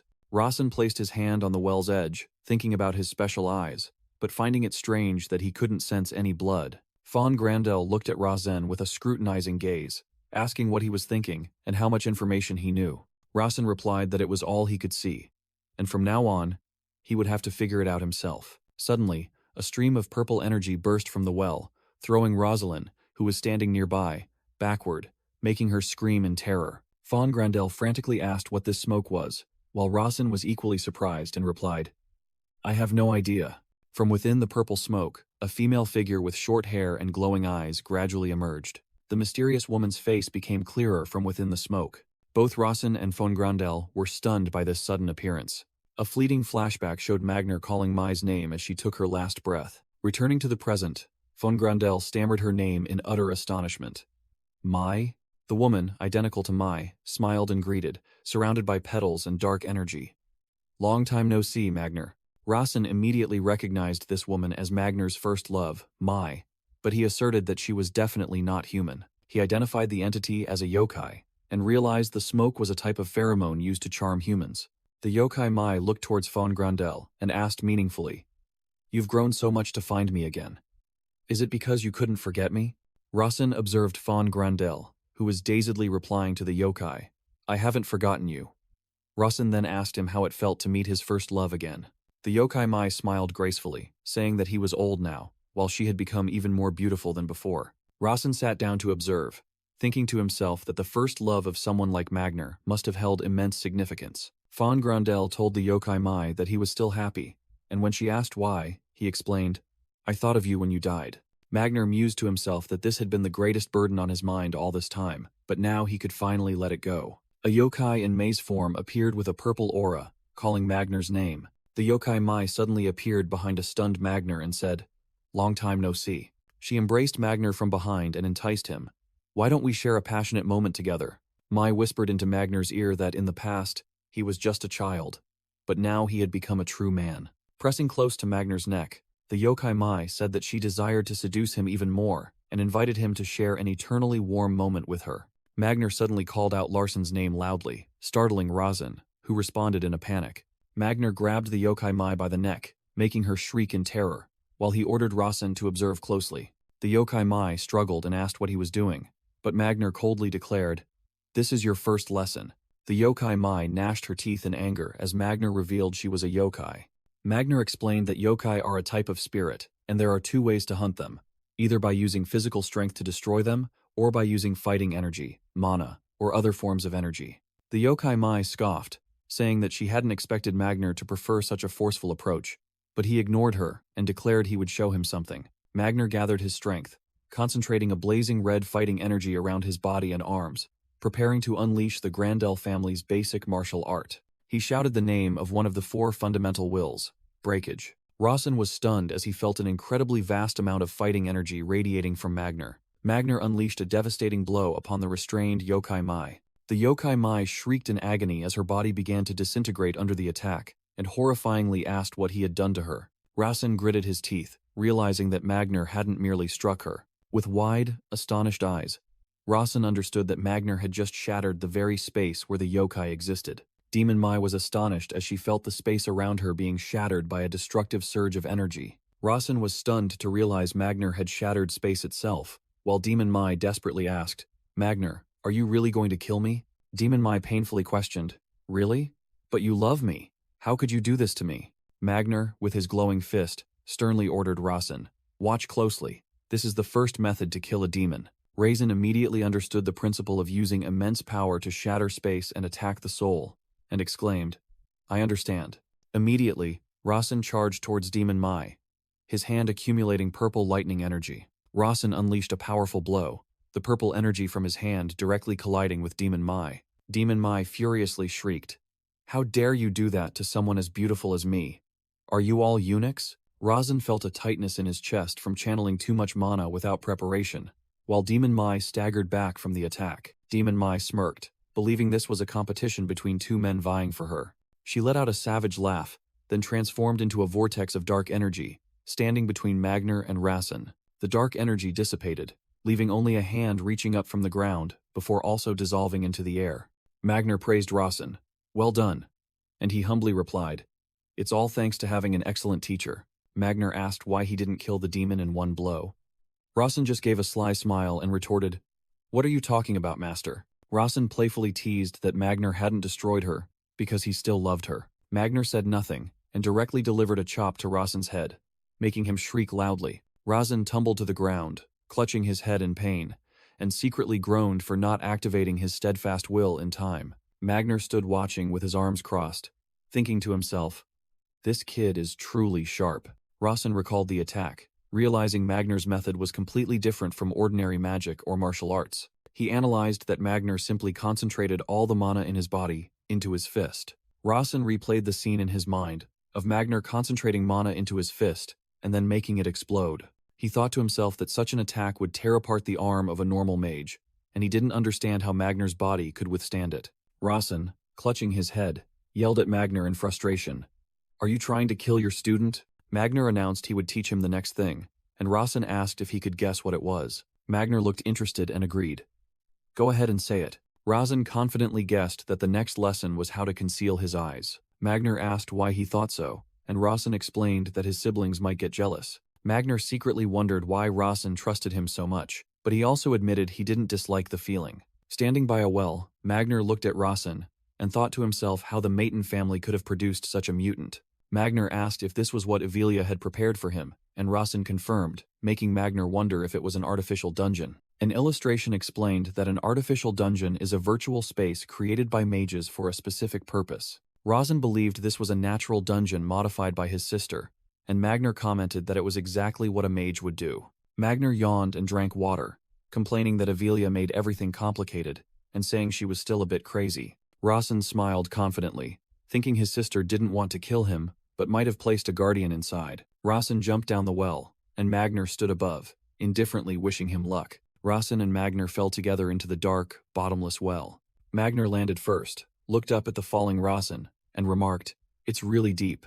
Magner suddenly realized that the bandits he had killed were merely illusions, a manipulated memory he was unaware of. Magner deduced how such a powerful demon could go undetected, and thought that if Evelia came here, she certainly wouldn't let it be. A system window appeared, announcing, "Character, Destroyer of Settings, is beginning to doubt the world's probability." Rasen Maton wondered in astonishment about the title, Destroyer of Settings. He realized the person being referred to was Magner. A system window announced that because the Destroyer of Settings doubted the world's probability, the probability had been partially diminished. Rasen was stunned to learn that the probability had been diminished. He realized this was another opportunity to interfere with the settings, and suddenly understood the problem. A note from the original novel appeared, revealing that after Magner reached the Bloodwell, no one found it for 30 years. The note continued with a blank space, stating the reason no one found the well was. In his author's memory, Rasen recalled that in the original work, Casson was the one who found the well, and he needed to add a line to rationalize the plot. He used his power to add to the settings that only those with the heavenly eye could sense the disguised well, and the system confirmed the probability deficit had been filled. As he fell, Rasen wondered if he would get another line of settings this time. He noticed nothing happened, and worried that if this world-altering occurred too many times, it might collapse, so he had to be careful. Rasen landed safely at the bottom of the well. A system window indicated the current location was the forgotten thousand-year dragon's nest, making him exclaim in astonishment in his mind. Magner called Razin his disciple and asked why he wasn't using magic. Razin asked back in confusion, and Magner suggested he use magic like probe or investigate. Razin explained he was only a second circle mage, and guessed that a third circle was needed to do such things. Magner observed Razin's energy and secretly thought this kid had enough mana for a third circle mage, wondering how he was still alive. As they ventured deeper, Razin suggested checking for threats, but Magner confidently replied that that person wouldn't challenge him beyond his capabilities. Magner turned back and asked why Razin couldn't create a flame, something even a first circle mage could do. Razin explained that this was a dungeon, and letting mana flow unnecessarily was not good, making Magner secretly remark that he was a strange one. Razin and Magner walked through a vast, dark cave. Razin exhaled, thinking to himself that the cave was truly damp. He walked on the moist ground, believing their destination was nearby. The two stopped before a glowing lake, and Razin confirmed, "That's right, this is the lake." A purple light flashed in the darkness, accompanied by a commanding voice, "Turn back." Magner crossed his arms, explaining that he heard she, Roslyn, had picked up a toy that emitted purple light, and wondered why she had placed it here. A colossal bronze automaton emerged from the water, and Razin called it the Bronze Giant, while Magner remarked that it was merely a model. The automaton commanded, "Turn back. I command you, guardian of the treasure," making Magner admit that this was no easy opponent. The automaton's purple eyes flashed menacingly, and Magner warned Razin that he would lose if he fought it. Razin sat down, removing his cloak and shoes, and resolutely replied, "Of course, but I can't give up here." The automaton repeated its warning to turn back as purple energy began to gather around its head. Razin took a ready stance, thinking that one mistake would end everything, and that was why he had brought Magner here. The automaton's eyes glowed brightly as it prepared to attack, and Razin knew he had only one chance. Razin recalled that in the original story, Kaysen Sade had been severely wounded and nearly died from a single attack by the Bronze Giant. Purple energy enveloped Razin's body as he prepared to face the attack. A massive energy explosion occurred as the automaton attacked, while Magner observed from a distance. Razin smirked confidently, thinking to himself, "But it won't hit me." The Bronze Giant raised its colossal sword, ready for a physical attack. Razin stepped into the glowing lake and said, "All right, let's begin." Standing in the water, Razin declared he would defeat the automaton with a single strike as purple and blue electrical energy spread around him. Standing in the energy-gathering water, Razin confidently declared, "All right, I'll defeat you with one blow." The Bronze Giant swung its sword, sensing an exciting battle about to unfold, as it looked at Razin and Magner below. The automaton's sword suddenly erupted in a massive flame. Razin gritted his teeth and braced himself against the fierce heat of the attack. He cried out from the heat as the back of his cloak smoked and a large section burned away.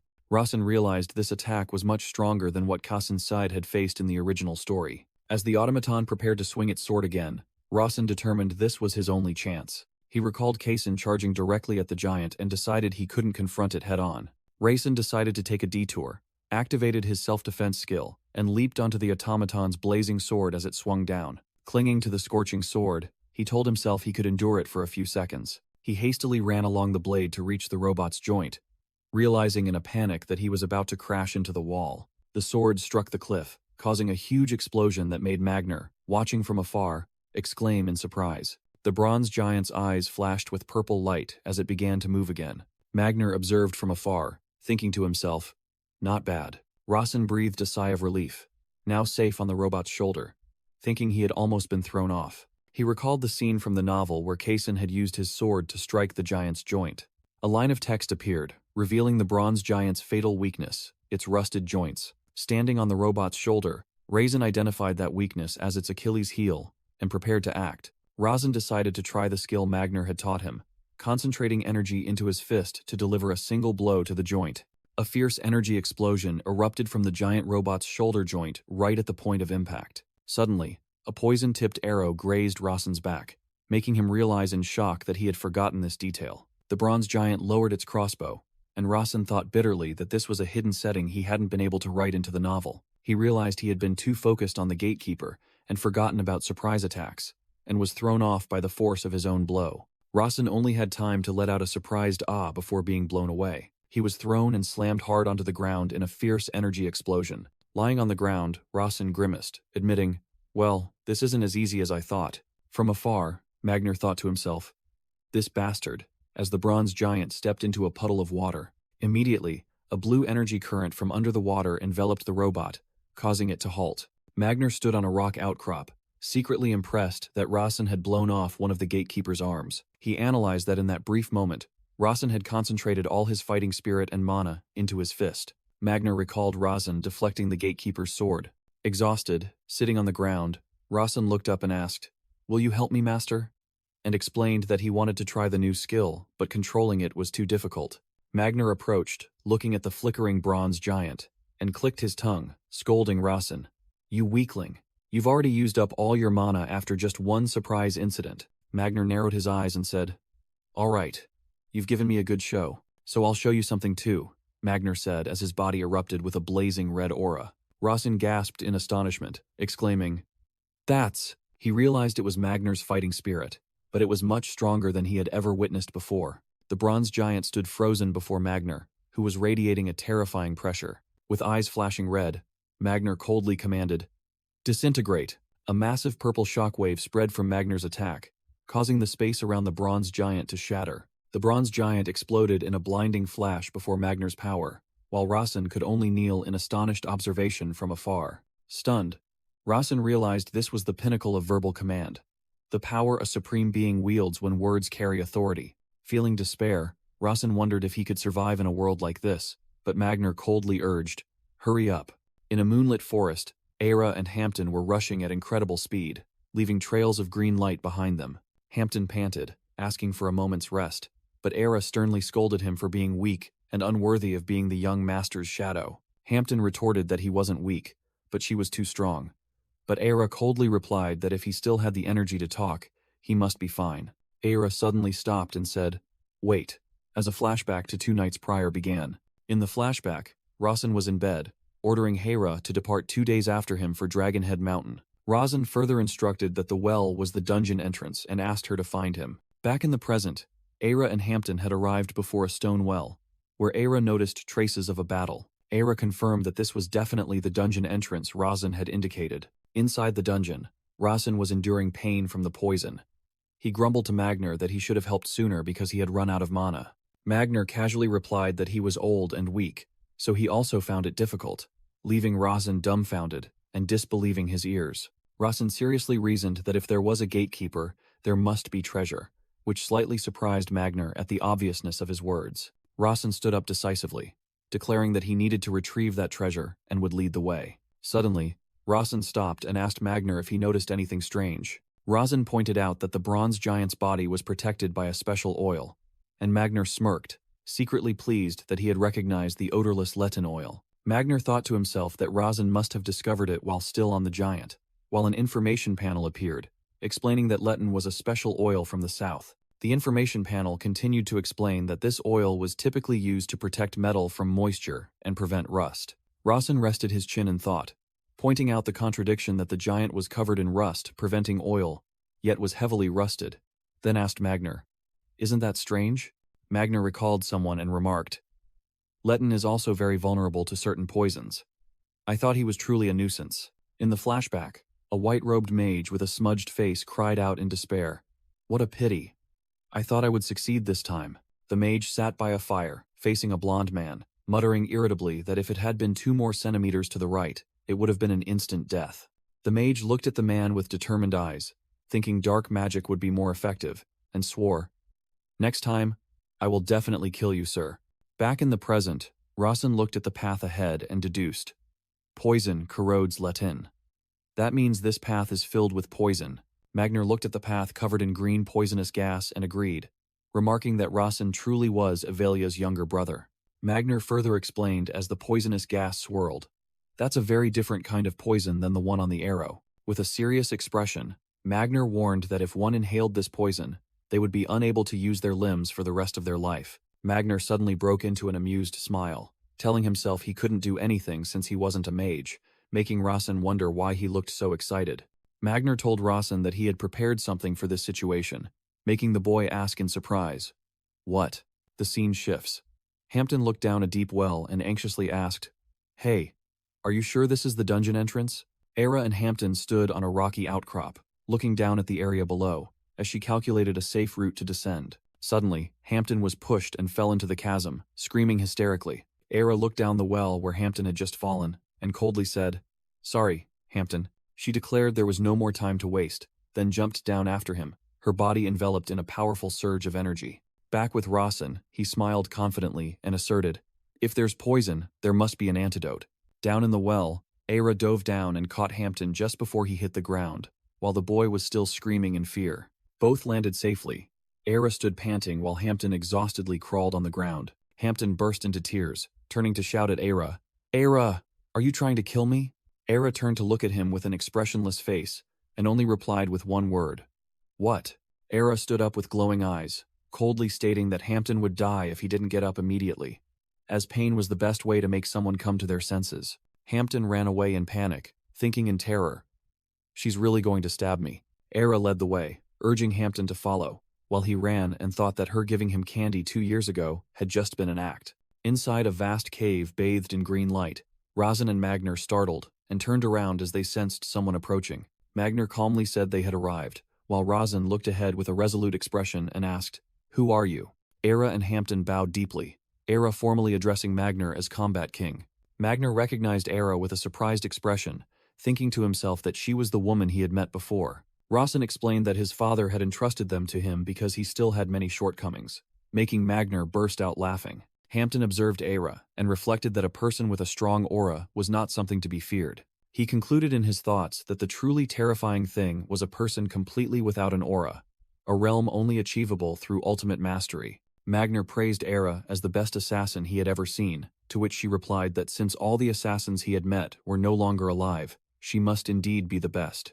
Era smiled and said that an assassin with an ego would surely die, and she would take his praise as a warning. Magner turned to ask Hampton if he was carrying any poison, startling him and making him stammer a confirmation. When Magner deduced Hampton was also a secret guard, the boy was astonished, mouth agape and speechless. Magner looked at Hampton suspiciously and asked Rawson how he could protect his master. Magner ended the question by calling Hampton a coward, making the boy lower his head in shame.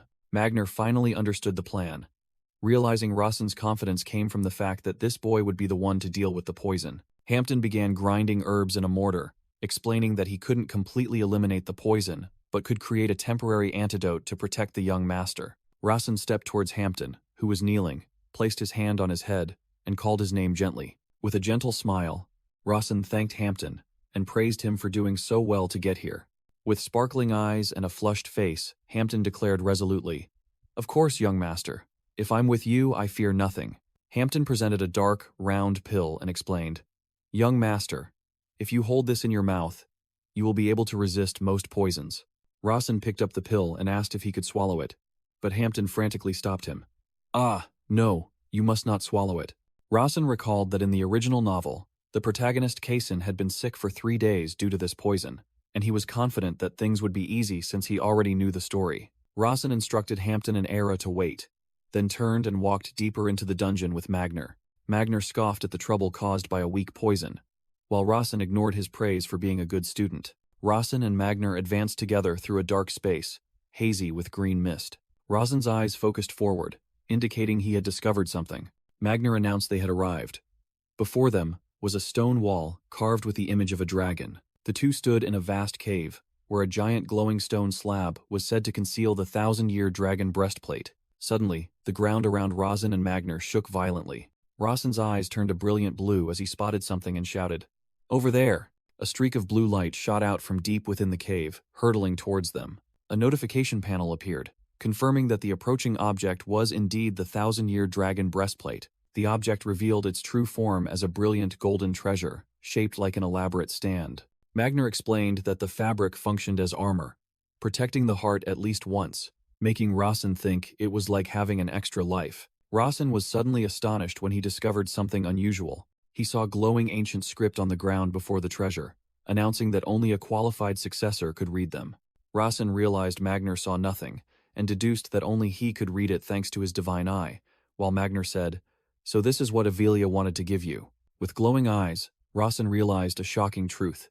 This script wasn't written by me, meaning there are hidden things in this world that even an author like me doesn't know about. Raisin decided to set aside his doubts, thinking that for now, he should just acquire the 1,000-year dragon breastplate. When he touched it, the mass of light flared intensely and began to merge with his body. Raisin smiled contentedly as he felt the armor transform into mana, thinking to himself that this was what would protect his life. He felt a pleasant and fulfilling sensation spread throughout his body. Raisin turned to thank Magner and suggested they both return.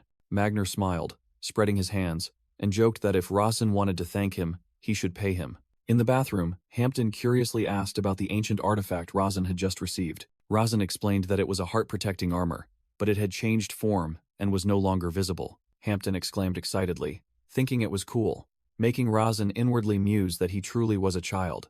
Raisin challenged Hampton to punch him in the heart if he didn't believe him, and Hampton asked if he should use his fist. Hampton suddenly drew a sword, claiming testing with a sword would be better, making Raisin startled and wonder why he had a sword in the bathroom. Outside, Rosalind, wearing a duck-shaped swimming float, demanded to join them, but Aira coldly refused while screams echoed from inside. A notification panel appeared, stating the durability of the 1,000-year dragon chestplate was currently 32/100 and could be restored with mana. Raisin thought to himself that the reduced durability was due to Hampton's overexcitement. Then he asked Hampton to stand guard while he performed the mana-breathing technique. Hampton smiled contentedly, thinking that today he had stabbed his friend's heart with a sword, and that this was the friendship of heroes his father once spoke of. Raisin meditated, and the notification panel appeared, showing the armor's durability increased to 33/100.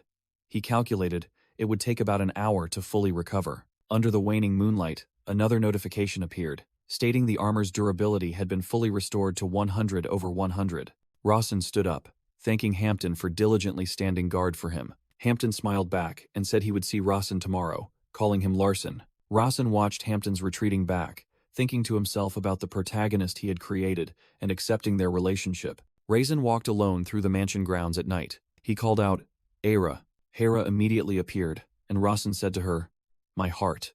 With a determined gaze, Raisin challenged, Do you want to try stabbing it for real? Hera closed her eyes, calmly replying, If. She opened her eyes, glowing with a murderous blue aura, and warned, I stab you with my full power, you will surely die. Is that all right? Raisin immediately panicked and waved his hands. No, it's fine. He thought to himself that he was too cowardly, despite having the 1,000-year dragon chestplate. Aira called young master, making a confused Raisin look up. She looked at him with a serious and sincere expression, advising, You must become strong. You absolutely must do it. Raisin listened in silence, his eyes gleaming with determination. He looked directly at Hera and admitted, You are right, Hera. With a confident smile, Raisin promised, I will do it. 1 year later, in the mountains behind the Sade family's mansion, Magner announced that the basic physical training session had concluded and instructed Raisin to always wear the black suit underneath. Raisin panted, complaining that the suit must weigh a ton, but Magner coldly replied, It weighs 300 kilograms. Your whining is getting worse. The boy tried to bargain that he only needed to wear it during training, but Magner firmly stated, Your daily life is training. Raisin, now 11 years old and called Larson Mayton, collapsed onto the ground from exhaustion and asked in surprise, Sister? The boy tried to explain to Magner, No, I'm not lying this time, making the old man initially disbelieving, but then having to admit, Huh? You're right. His second sister, Evelia Mayton, appeared in the brilliant sunlight, smilingly greeting, Long time no see, Larson. You sent a letter. Raisin sat on a rock, looking at his sister and Magner, standing opposite him, and replied, Yes, it has been a while. Raisin recalled his meeting with his older sister Evelia a year ago, when his 11-year-old life began. He remembered the letter he had sent, which began with the formal address, To my esteemed sister Evelia. Evelia read the letter and secretly wished he had used a more affectionate term instead of esteemed. When they met under the cherry blossoms, Evelia teased Raisin that he should have written love instead, as it would have been better. Raisin looked flustered while Evelia burst out laughing and said she was just joking. Raisin got straight to the point, asking Evelia if she wanted him to leave Rudia in her care, and she replied, Yes. He explained in the letter that, like a screaming fire monkey, Rudia couldn't develop further in her current place. The illustration showed Rudia screaming and fighting over a banana with the fire monkey in a burning kitchen. Evelia asked again if Raisin wanted her to raise a child without Mayton blood, but he denied it and explained that Rudia was bound by a special pact and had to obey him. Raisin looked straight at Evelia and added, And I will obey you too. Evelia smiled, asking if he meant he would work under her, and Rasen affirmed he would if she accepted. Avelia then said she had something to ask, which made Rasen curious. Rasen was stunned when Avelia asked directly, "What have you been doing for the past year?" He admitted that he hadn't made any progress as a mage. However, Rasen stood up, surrounded by a purple mana flow, and said that he had focused on other things, even though his mana's quality and quantity remained unchanged. He explained that he was training his body to be a better vessel to receive purer mana, as combat magic and transcendental mana put great pressure on the body. With glowing eyes, Rasen said he was creating a body that could withstand that pressure and asked his sister to trust and wait for him, which made Avelia call out his name. Avelia stood up and asked confidently, "Who do you think I am?" Rasen replied that she was the one with pure maiden blood, the most promising candidate for matriarch, and one who walked the path of magic. Avelia said seriously, "I am your sister," and affirmed that she didn't care that his mana hadn't grown in the past year. Avelia explained that she was merely asking about Rasen's situation over the past year, which made him realize he had misunderstood her. Rasen thought to himself that Avelia also yearned for family affection, just like Kassen, and perhaps he was the first family member to send her a letter. Rasen smiled and sincerely invited, "Sister, would you like to have dinner with me? As a family." Avelia, moved, repeated the word family, and said it was a truly beautiful and warm word. The two siblings stood in the garden, and Avelia promised to pick Rasen the most beautiful fresh blossoms of the season. Back in the present, Rasen lay on his bed, recalling Avelia's words asking him to prove his maturity. He sprang up in bed and resolutely told himself that he had to prove his maturity after a year. Rasen called Hera, who silently appeared, and asked if she had heard their conversation, to which she replied, yes. Hera announced that she would wake him at 6 in the morning and prepare supplies for a trip of unknown duration, which made Rasen wonder. Rasen sat on the bed and asked Hera what kind of test she thought his sister was preparing for him. With a confident smile, Rasen thought that Avelia had accepted her younger brother, Rasen, and now it was time to see what a changed Rasen could do. The next morning, Rasen stretched outdoors and told Avelia that he had slept well, and had also figured out what he needed to do. Rasen asserted to his sister that he had to prove he was stronger, even though his mana reserves hadn't increased. He deduced that with the upcoming test and the condition of not disturbing the Sade family, there was only one possibility left. Avelia smiled and asked him what he thought the test she was about to give him would be. Rasen replied, accompanied by the image of a blazing rocky mountain, that it was to hunt poison goblins on Mount Byron. He concluded that this was his only guess as images of fierce poison goblins appeared. Avelia confirmed his answer was correct within a magical aura, and asked if he wanted to go immediately. Rasen took his sister's hand and happily agreed. Yes, sister. As the teleportation circle lit up, Rasen suddenly asked if he could bring Hampton along, surprising Avelia. Rasen, Avelia, and Hampton appeared in a blazing red forest after teleporting, and Hampton immediately collapsed to the ground, panting. Rasen anxiously apologized to Hampton for the sudden teleportation, which had made the boy uncomfortable. A notification panel appeared, stating the current location was Byron Rocky Mountain, Red Pine Forest, making Rasen realize this was a place he had written about in his novel. Rasen recalled describing this place as one of the most dangerous locations in the world, home to all sorts of monsters, with the red pines symbolizing danger. Rasen asked Avelia if she intended to just watch, and she confirmed she wouldn't interfere unless he was about to die, making him secretly think she would ignore him even if his life was in danger. Hampton pointed to a blood-stained sign ahead, drawing Rasen's attention. The sign confirmed this was the habitat of the poison goblin tribe and warned of danger, so Rasen decided to head in that direction. The group walked for a long time on the trail, and an exhausted Hampton asked Rasen how much further they had to go. Hampton panted, complaining that Rasen had said they were almost there an hour ago. Upon reaching an open area, Rasen told Hampton to scatter the items he had instructed him to prepare, and Hampton tiredly complied. Avelia secretly thought that Rasen might have brought Hampton along because he feared poison, while Rasen instructed Hampton to scatter the items further away.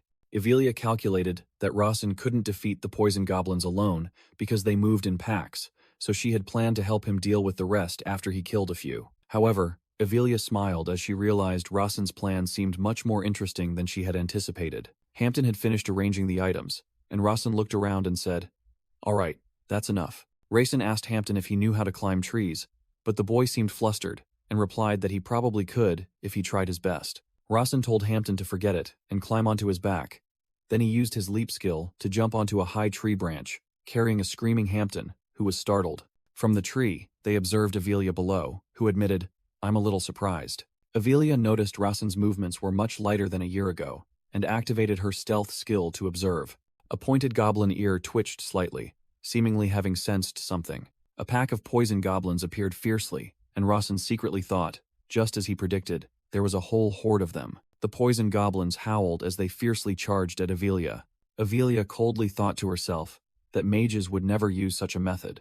From the tree, Rawson told Avelia that he knew and didn't want to work for her as a mage. Rawson smiled confidently and declared he wanted to become someone more special, while Hampton stared at him in astonishment. Rawson and Hampton remained in the tree, the atmosphere growing tense as growling sounds rose from below. Two poison goblins began to fight over a piece of meat. Avelia observed the scene and began to understand everything.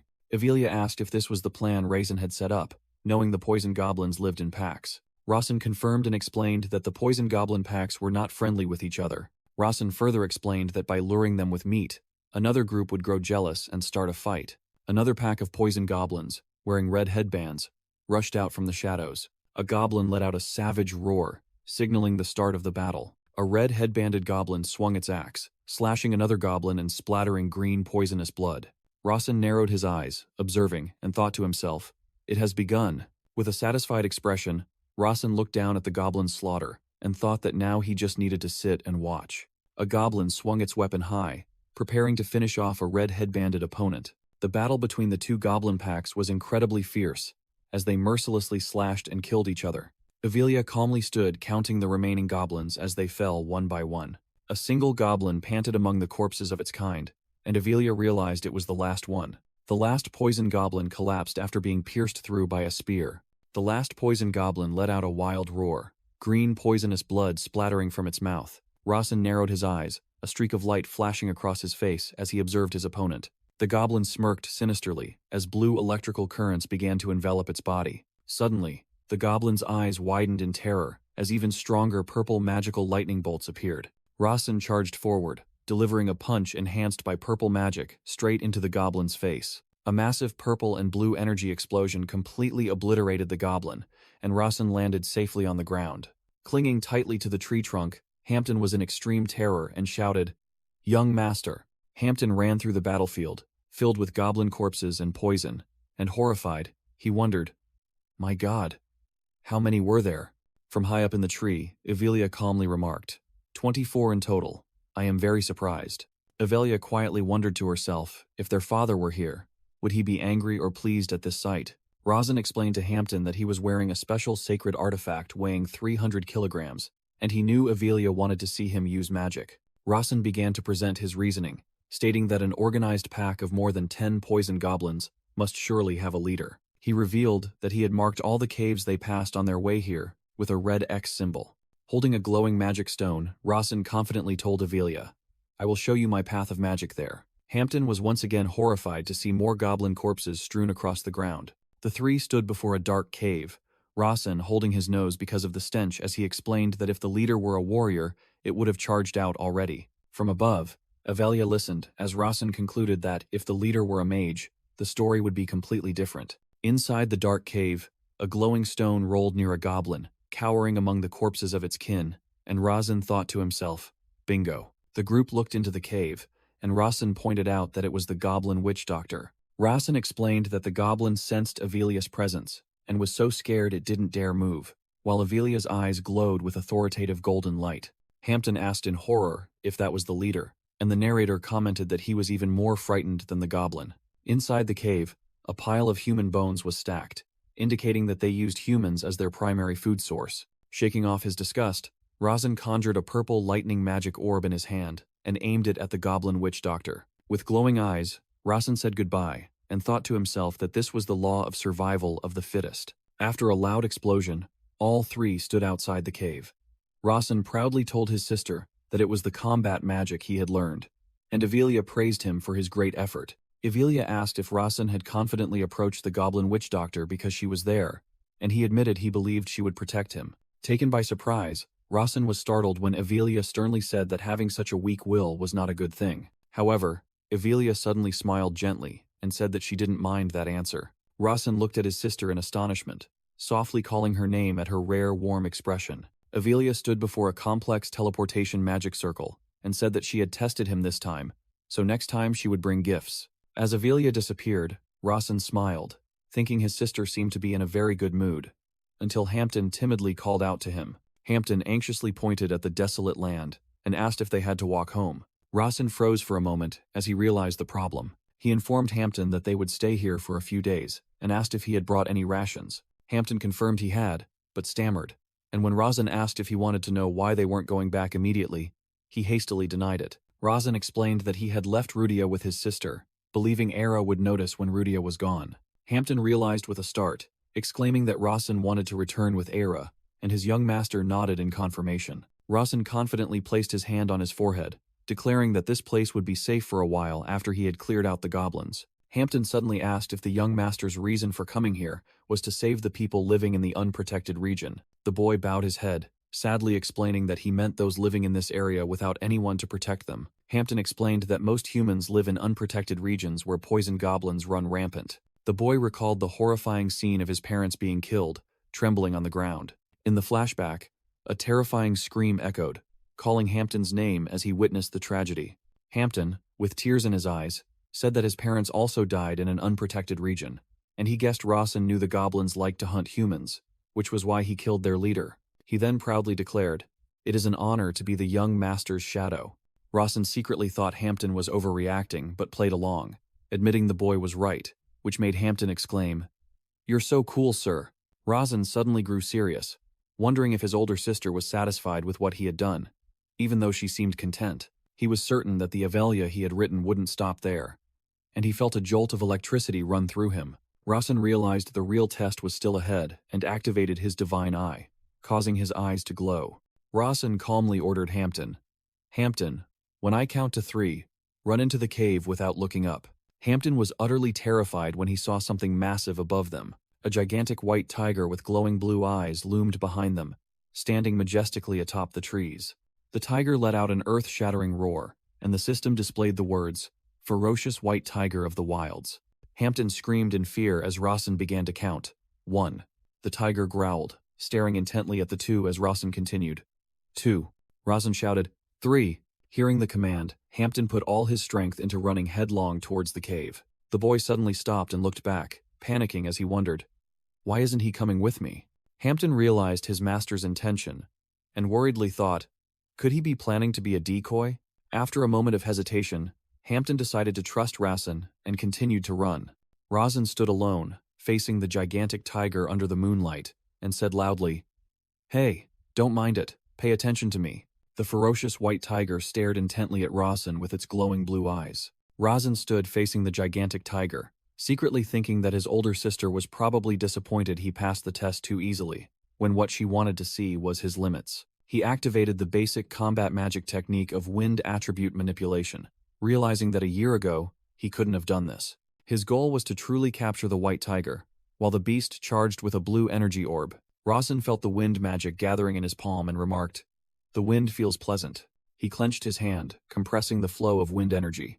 Rawson confidently declared to the growling tiger, "Your test.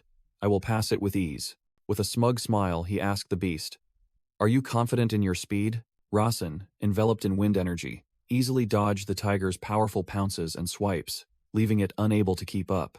The tiger roared in anger, firing a stream of energy from its mouth directly at Rawson. Raisin used his energy orb to block the tiger's attack. Suddenly appearing on the beast's back, Rawson said, "Sorry, but this is the end for you." His eyes flashed as he activated the skill, Mastered Weight Manipulation, unleashing a stream of purple energy. A fierce energy explosion occurred right on the tiger's back. Rawson smiled triumphantly and asked, "How's that? Pretty spicy, huh?"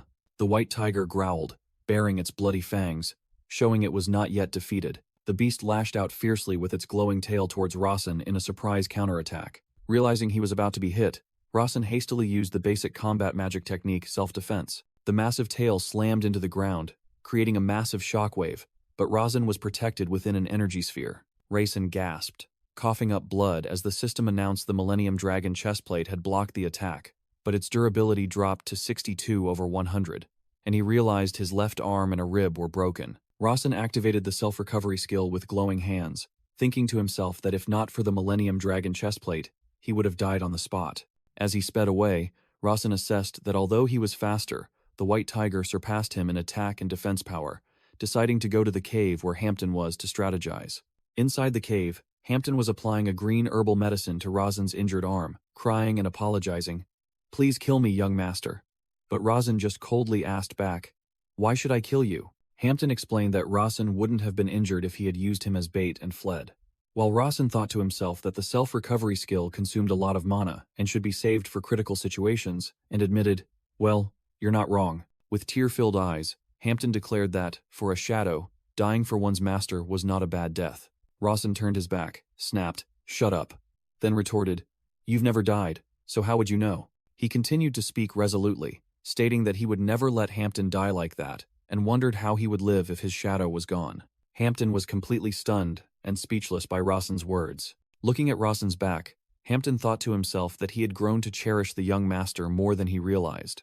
A loud roar from the tiger echoed from outside, making Rosin frown in annoyance, while Hampton flinched in fear. The white tiger was growling fiercely outside, but seemed unable to approach the cave. Rosin told Hampton that he had noticed something strange upon arriving here, making Hampton ask back in confusion. He explained that compared to a place where a large number of goblins lived, there were very few traces of them outside the cave. Rosin deduced that that meant for some reason the goblins were trapped inside this cave. He continued to explain that because they were confined, the toxic waste of the poison goblins had accumulated inside. Rosin concluded that the white tiger couldn't approach the cave because it was vulnerable to the poison, while the two of them were fine, astonishing Hampton. Hampton wondered about the reason, while images of goblins chained by magic appeared. A close-up image of Avelia with glowing eyes appeared as Rosin asserted, "Of course, it was my older sister Avelia who trapped the goblins here." Hampton exclaimed in admiration, realizing she did it to create a safe haven from the white tiger, then asked if they should wait for Era to arrive. But Rosin firmly replied, "No." Hampton asked again in a panic, and Rosin crossed his arms and explained that it was the safest path, but not the best. Rosin declared confidently that they would kill the tiger before Era arrived. Hampton asked again in a panic, but Rosin only asked if he could create paralyzing poison right now. Hampton nervously replied that he could, but not enough to paralyze the giant tiger, and Rosin said he didn't need that much. Hampton confusedly asked how much was needed, while he and Rosin stood in the darkness of the cave. Rosin smirked, saying just enough to make it uncomfortable, thinking to himself that if he passed this test, Avelia would give him a worthy reward. A cup filled with smoking green liquid appeared, signaling that Hampton had completed the poison's preparation. Rosin ordered Hampton to apply all the poison to a goblin's corpse, even telling him to chop it up for thorough application. Rosin used a red energy sword slash to shatter the goblin's corpse. The poisoned goblin corpse fragments were thrown out of the cave. Rosin stood confidently waiting, while Hampton stood behind him, his hands still emitting green poison energy, and outside the cave, the roar of the white tiger echoed. Sunlight began to appear in the distance, signaling the start of a new day. Inside the dark cave, Rosin and Hampton sat waiting amidst the swirling green poison smoke. Rosin patiently tapped his fingers on the ground, awaiting the opportune moment. Rosin counted down the final seconds in his mind, while Hampton nervously watched him. Rosin stood up and stretched, remarking that 30 minutes had passed. Outside, the sun had reached its zenith, casting harsh rays down on the barren ground, and Rosin said this was the hottest time of day. The white tiger lay sprawled on the ground, panting under the scorching heat. Seeing the exhausted white tiger, Rosin wrapped bandages around his hands and thought that there was no way an 11-year-old mage could hunt that tiger in the world he had created. He clenched his fist, asserting that Avelia knew it too, and that was why she gave him an impossible test. Raisin summoned blue magic around his hands, his eyes gleaming with determination, thinking that Avelia wanted to see how far he would go, and he had to show her. Rosin's eyes flashed with blue light as he resolved to show his progress over the past year. He reminisced about the 2 years that had passed since entering this body, and now only 7 years remained in Larsen's life. He walked and thought to himself about his predetermined death. The white tiger appeared as Rosin resolved that he must create change in this world at all costs. He told himself he had to become stronger than his older sister Avelia, who was casting brilliant light magic, stronger than his father, Decatra, who was controlling a fireball, and stronger than the protagonist, Kaysen, who was firmly gripping his sword. Rosin launched a colossal blue magic orb, hurtling straight towards the white tiger. Engulfed by the attack, the white tiger let out a painful roar. Rosin stood firm amidst the purple lightning, smiling as he declared the second round had begun and swore to survive and get out of here. A system notification appeared, stating that the character Larsen Mayton had responded with strong resolve and unlocked Blitz Tactic. Rosin was astonished as the system announced he was using Blitz Tactic, A colossal surge of blue mana erupted from Rasen's body. The energy exploded outwards, forming a blinding pillar of light. The mana flow converged, forming a destructive attack aimed forward. Observing from afar, Hampton exclaimed in terror, "The young master's mana." He realized the mana had surged to a level sufficient to form a third circle. No, even a fourth circle. The system announced that with his current mana, he could sustain Blitz Tactic for 3 seconds, and the flow slowdown skill was automatically activated. Raisin realized that Blitz Tactic was a skill that consumed all mana in an instant, a profound law of fighting spirit that Magner had taught him. A majestic mountain landscape appeared alongside the concepts of power, destruction, severance, and death, illustrating the lesson that true strength comes from both body and mind. Magner's voice echoed, explaining that destruction was the annihilation of body and spirit, while severance was the creation of lines from a surface. The lesson continued, stating that death was the creation of points from a line, and that was the profound law of fighting spirit. In a flashback, Rasen, with a bucket on his head, confusedly told Magner that he understood nothing and complained that his divine eye was useless. Rasen questioned the importance of will, and Magner sighed, believing he was mistaken to think Rasen was a smart child, and decided to show him directly. Magner clenched his fist and asked Rasen what would happen if he unleashed this punch, asserting that the continent would split in two and collapse. Raisin frantically covered his mouth, deeming it absurd and trying to stop him because this was the territory of the Sade family. Magner ignored Rasen's words, channeling power into his fist, making it radiate fierce energy. With an extremely serious expression, Magner growled, "Wait!" Rasen screamed in terror, realizing his master wasn't joking and the Sade family was truly about to be annihilated. Magner abruptly stopped, the energy dissipated, and he silently looked at Rasen. Magner asked, "Do you understand?" causing Rasen to gasp as he realized this was the power that fighting spirit gained when reacting to will. Back in reality, Rasen resolved to infuse his will into the mana surge erupting from Blitz Tactic. Rasen's fierce will enveloped the white tiger. "I will definitely kill you." Rasen's entire body flared with crimson energy, and he roared, determined to become stronger. A system notification appeared, confirming Rasen was using Blitz Tactic. He lunged forward, unleashing a lightning-fast attack on the white tiger with his new skill. The white tiger was struck and pushed back, while Rasen realized he only had 3 seconds left. Rasen cried out in alarm as he realized he couldn't maintain his balance due to the sudden surge in his physical abilities. Despite stumbling, he spun around, channeling power into a sweeping kick across the ground. Rasen landed the kick on the white tiger's head, and a notification appeared, stating only 2 seconds remained for Blitz Tactic. Rasen activated his wind attribute application skill to accelerate his final attack. He shot forward like an arrow, combining the power of wind and lightning. A blazing yellow energy stream enveloped Rasen as he approached his target. With the last second of Blitz Tactic, Rasen prepared to unleash the finishing blow. A close-up on Rasen's fiery eyes, he recalled the lesson on fighting spirit. One must have the will to kill. He realized that was the correct way to use fighting spirit. With burning determination, Rasen poured all his strength into the attack, telling himself, "I must kill the white tiger." Rasen's attack created a massive energy explosion, engulfing everything in blinding light. From afar, Hampton shouted in horror, "Young master!" Amidst the devastation, a system notification appeared, stating that Rasen had depleted his mana, and the Blitz Tactic and Celestial Body skills had ended. Rasen panted, his face covered in blood, and he smiled, thinking to himself, "Sister, thank you for the reward." He collapsed to the ground as Hampton frantically ran over, asking, "Young master, are you all right?" Rasen felt his body was strange. All his energy seemed to have been drained, even though he had been fine just seconds ago. Lying face down on the ground, Rasen realized he couldn't move, and thought that this skill had severe repercussions. It would take a while to increase his proficiency. Suddenly, a growl echoed from the dark forest, making Hampton startle and look in that direction. Hampton screamed in horror, seeing another white tiger appear, and wondered if there was yet another one. Rasen just glanced slightly, thinking to himself, "Ah, just as I thought." Another giant white tiger was lying peacefully, and Aira in her black suit was standing calmly in front of it.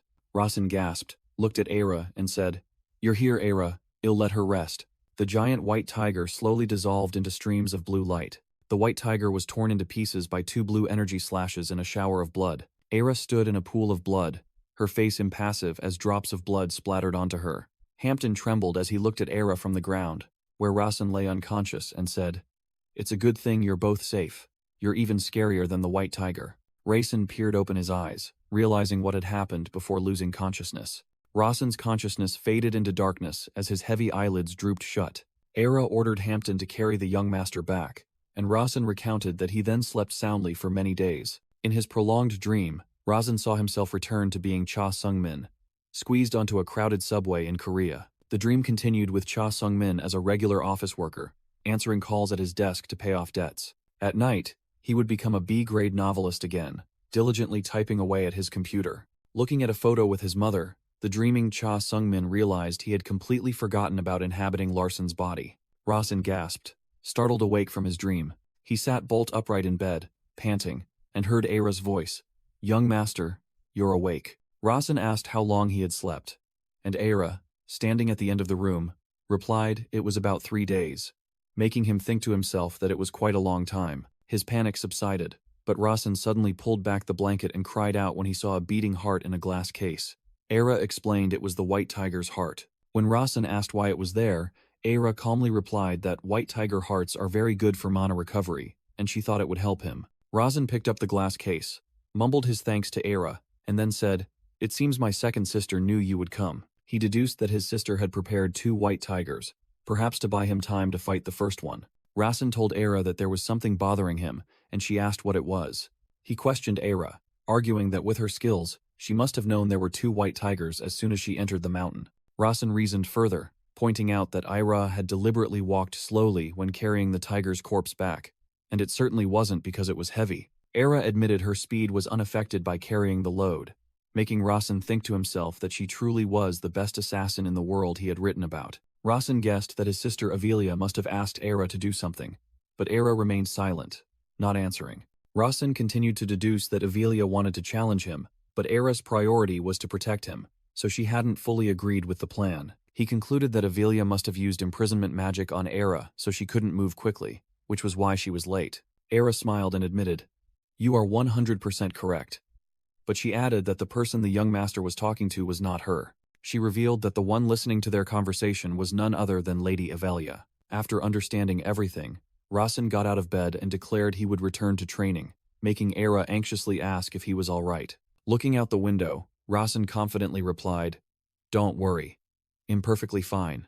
Elsewhere, Avelia was hovering amidst the brilliant sunset sky. A close-up of Avelia's golden eyes gleamed with satisfaction as she watched her younger brother. An intricate magic circle appeared before Avelia as she used her abilities. Looking down at the entire Mayton estate, Decatra asked Avelia about Rawson's situation, and she replied that he was maintaining his second circle well. In a magnificent hall, Avelia reported to her father, Decatra, that Rawson's current state was far worse than a year ago, and she intended to train him herself. Decatra said that the struggles between his children were their own business.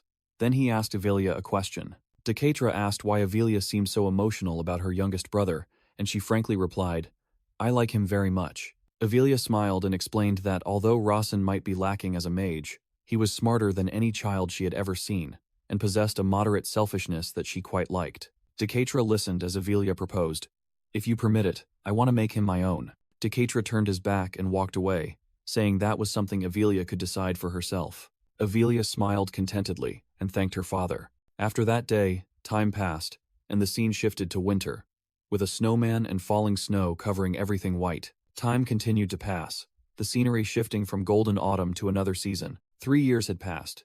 It was now January 1st, 223 by the Hyperion calendar, and Era called out to Rawson, who was resting on a grassy hill. Rawson turned and asked, "What is it, Era?" Then muttered to himself that he was 14 years old.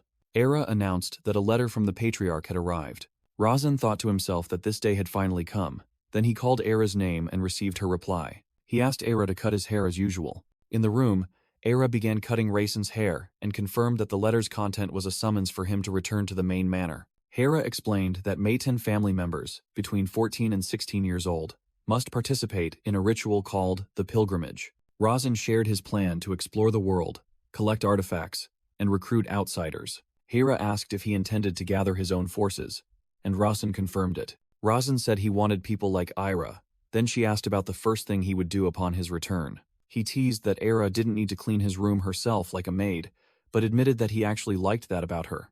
As the last locks of hair fell, Era asked him what he thought of his new hairstyle. Rawson smiled, pleased with his neat, short hair, and replied, "I like it." He thanked Era as always, and she humbly replied that it was nothing. Era repeated the question, curious about the first thing Rasen would do upon returning to the manor. Rasen looked into the distance, saying that he had been thinking about it for a while. With a confident smile, he declared that he had decided and began to say, "I will." Elsewhere, Rudia was sitting and writing when she smirked, thinking, is Larsen returning soon? The holy grail of transcendence suddenly tapped Rudia on the head, reminding her to speak formally, causing her to cry out in pain. Rudia wailed in despair.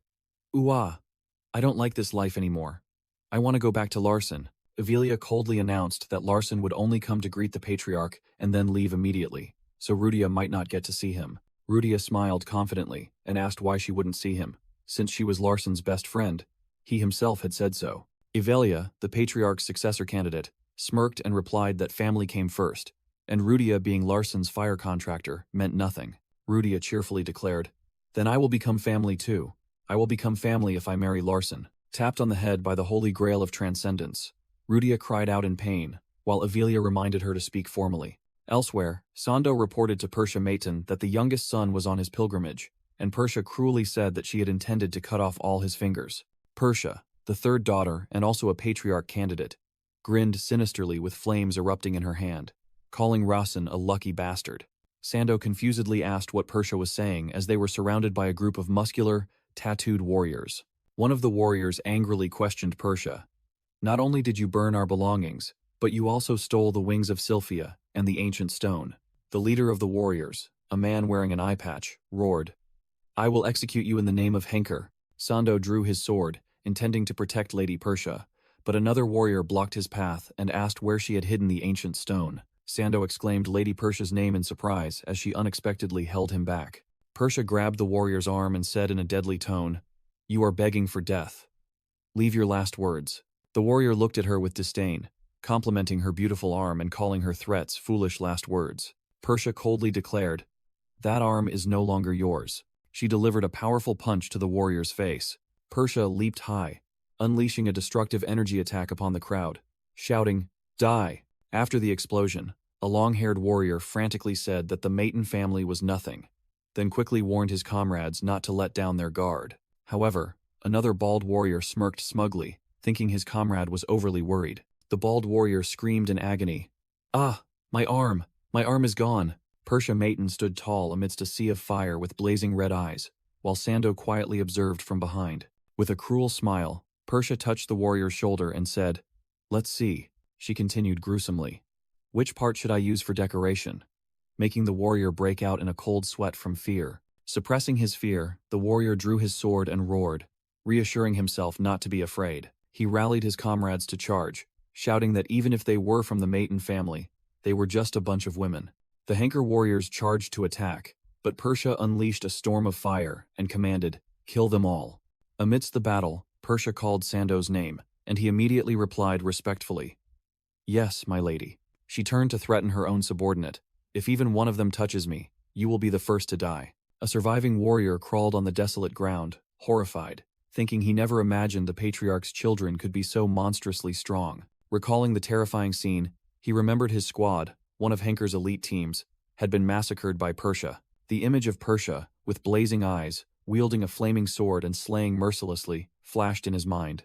The surviving warrior struggled to his feet, determined to quickly return and report to the others. Suddenly, the Henker leader in another location felt a searing pain, as a blazing red skull illusion appeared. At the same time, the fleeing warrior felt his body grow heavy, as a Grim Reaper's phantom with a scythe appeared behind him. Persia coldly swung her sword, severing the last warrior's head while Sando lay slumped at her feet. She cradled Sando's injured head, remarking that he had seemed fine from a distance, but it appeared she was mistaken. Persia dropped a blood-stained necklace to the ground and asked about that trash's pilgrimage, and Sando confirmed that the sixth young master, Carlton, had completed it. When Sando asked if she intended to greet him, Persia stood up and decisively replied, "No." She declared she had no interest in useless insects, while Carlton was casting magic to create a colossal water dragon. Carlton Maton smiled confidently amidst a stream of blue magic and said, "See you soon, Larsen." Persia crossed her arms, annoyed that she couldn't do anything to Rasen, and declared she wouldn't let this matter rest. With a sinister smile, Persia decided that she would at least prepare a gift for him. The scene shifted to a meal, where Razin explained his pilgrimage was to travel the world for 2 years to collect artifacts and make progress. Kassan Sade mumbled while picking up food. So, you're training in the outside world. Razin explained the main reason for the trip was to create an opportunity for him to become independent outside the family. He added another reason was so his siblings couldn't do anything to him. Kassan quietly drank water after hearing Razin's explanation. In an eatery amidst the rain, Kassan commented that it was sad to consider siblings as enemies, but Razin replied that it was the nature of the Meiten family. Razin stood up and called Kassan's name while it was still raining. He extended his hand and affirmed that even if he returned to the family, they would still be friends. Kassan smiled, reached out, and took Razin's hand, and asked, "You know that, don't you?" Both clasped hands tightly, confirming their friendship. Kassan determinedly thought to himself, "I will help." In another room, Aira was kneeling, pleading for help, but Soso refused and said that Aira was not her maid. Aira immediately offered, "Then let me be your maid." But Soso still refused, making her wonder, why? Soso calmly replied that she was better at organizing than Aira. Aira blushed in embarrassment because she couldn't refute that fact, while Soso maintained a calm expression. Aira seriously asked Soso if they could maintain this close relationship upon returning to the main mansion.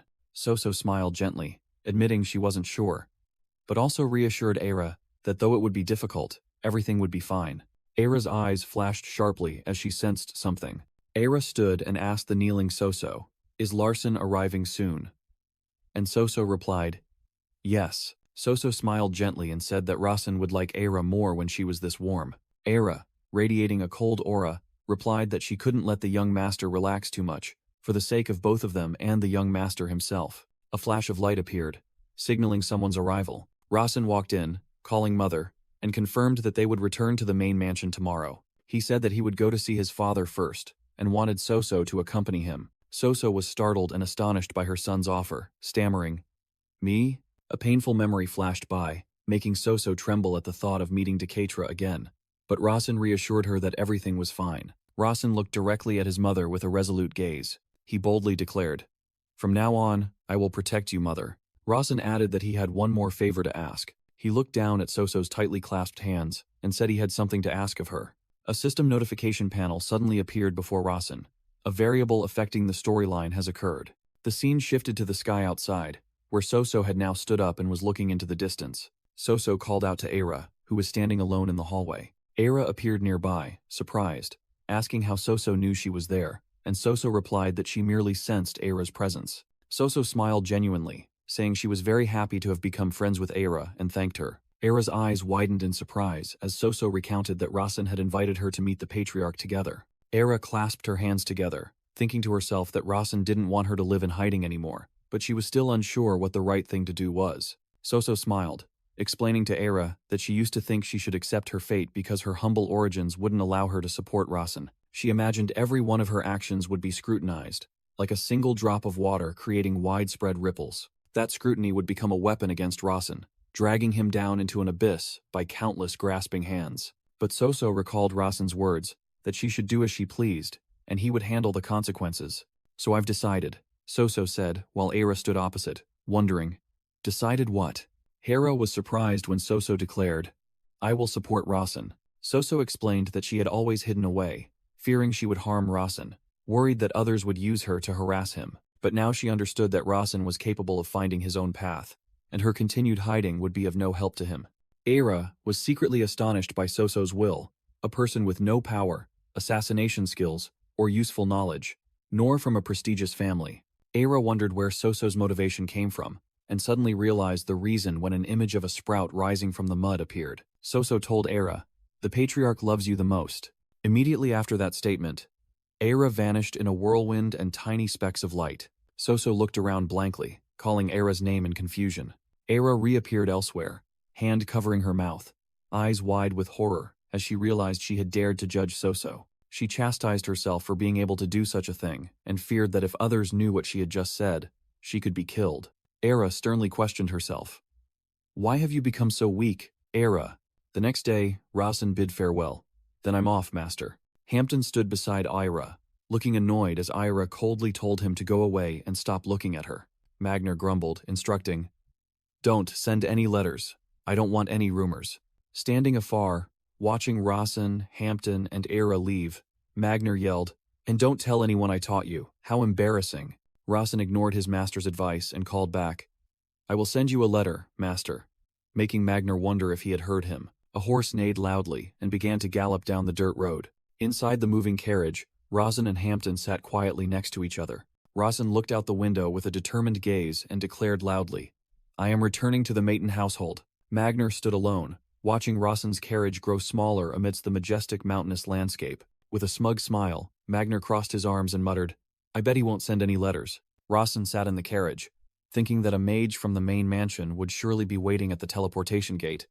Curious who it would be. Rasen called Aira, who was standing with Hampton and Soso, and she immediately replied, Yes, young master. The group stood before a gigantic magic teleportation gate, and Rasen explained that an escorting mage was needed as they had to cross the Black Sea. A radiant female figure slowly materialized from the swirling center of the teleportation gate. Hampton showed astonishment as a powerful blue dragon-shaped magical energy stream surged out from the gate. Rasen's eyes widened in horror as he recognized the newcomer and shouted her name, Evian. Evian Larvian, the librarian of the Starlight Library, gracefully introduced herself, while Rasen secretly thought that this was the legendary Ice Witch. Rasen greeted Evian, and she remarked that his presence here indicated that security was being tightened. Evian used ice magic to create a floating tea set and asked, May I offer young master a cup of Earl Grey tea? Rasen happily agreed, but Aira, standing nearby, secretly thought that the young master did not like Earl Grey tea at all. Rasen shivered as he held the ice-cold teacup and exclaimed, It's too cold, while Evian said with satisfaction, Good. Evian smiled, extended an invitation for Rasen to visit the Starlight Library frequently, and called him by an affectionate nickname. Rasen agreed and asked if everyone was ready to go, making Aira confusedly wonder if chocolate was their secret code. Rasen gestured, Let's go, and the entire group, including him, Aira, Hampton, and Soso, were enveloped in the blue light of the teleportation spell. In the teleportation space, Rasen's group was enveloped by an energy sphere, surrounded by gigantic sea monsters rushing towards them. Inside the sphere, Rasen and Aira calmly observed as the space around them began to crack. Rasen closed his eyes, felt the dazzling light, and secretly thought that they were about to arrive. The group had arrived in a snowy white region. Hampton looked pale and admitted to having vomited a few times, while Rasen supported him and remarked that the journey was very fast. Evian Larvian had prepared a carriage and informed them to depart immediately, and Rasen immediately thanked her. Rasen turned to ask his mother, Soso, if she was ready, but she remained silent with a worried expression. Soso raised her head, her gaze resolute, and replied to her son with a firm yes. At the Maton family's main building, someone announced that Soso had returned. A group of maids were gossiping, worried about how Soso would deal with the wrath of the other ladies. The maids continued to chatter, speculating that Soso must have some problem to dare to return. Standing before Rasen and Soso, Decatra radiated a murderous aura and asked, Rasen, did you do this? Rasen smiled confidently and replied, Yes. Rasen felt immense pressure from his father, but he believed this was the only way for his mother to be safe, and that his father desired the same. Decatra asked why Rasen thought so, and he replied that a husband and wife should love each other. Rasen looked directly at Decatra and asked bluntly, Don't you love mother? Which made him fall silent. Decatra evaded the question and asked Rasen to explain how Soso's return here could be safe for her. Rasen declared that it was time for his mother to awaken from her long slumber. He continued, telling Decatra that he had used his entire will to hide his mother for her safety, but that was a matter for the future. Decatra listened as Rasen explained that he had learned peace, gained from cowardice, was not true peace, and he agreed that the humility of the weak was submission. Decatra realized that the method he had used to protect Soso was indeed cowardice, the very thing he detested most. Rasen said he was certain his father had no other choice when he was still a helpless child. Rasen smiled as his father, Decatra, admitted, You are not wrong, which surprised him because he agreed immediately. Rasen turned to his mother with a resolute gaze and declared, I want power. Soso, with teary eyes, said that she had no family background or power to protect her son, and the only strength she possessed was him. Rasen stood before his mother and asked if that was enough. He asserted that his father was still the strongest person in the world, and the scene shifted to an image of a full moon in the night sky. In a tall tower, Decatra asked for Senkan's opinion, admitting he had never thought he would have to worry about such matters. Decatra asked what advice Senkan would give him as a friend, recalling something Senkan had once said when they were young. Decatra recalled that advice was to live for the present instead of looking to the future, then wondered, Did I say that? And admitted that was why he had lived for the present. Senkan explained that it was by gathering all those present moments that he could be here with Decatra today. Senkan bowed his head, saying that the young Decatra was never afraid of any decision, and he had always trusted and respected all his choices. Decatra smiled, crossed his arms, and told Senkan to do as he pleased, to which Senkan replied that he was very appreciative. Senkan mused, recalling that his world before meeting Lyle was only filled with ambition and goals. He recounted that Lyle had passed away a year ago due to a severe illness, and his world after meeting her had revolved solely around her. In a flashback, an image of Lyle lying peacefully among flowers appeared. As Senkan recounted that she had filled his entire world, Senkan stood alone in a cemetery under a stormy rain, saying he regretted the times he hadn't focused on the present when she was alive. Another memory showed Senkan slumped on a sofa, with wine and tea beside him. A close-up shot of the wine glass showed Senkan thinking that if he had cherished the present moment more, he would have had far fewer regrets. Returning to the present, Senkan stood before Decatra and addressed him.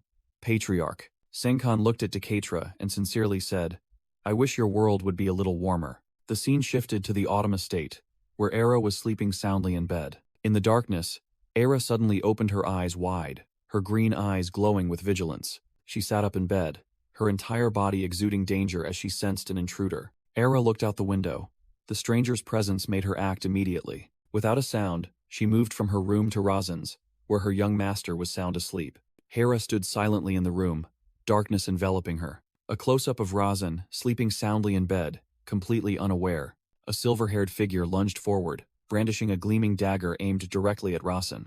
The dagger plunged down, aimed at the heart of Rasin, who lay in bed. Suddenly, Era blocked the dagger with her bare hand and questioned the attacker.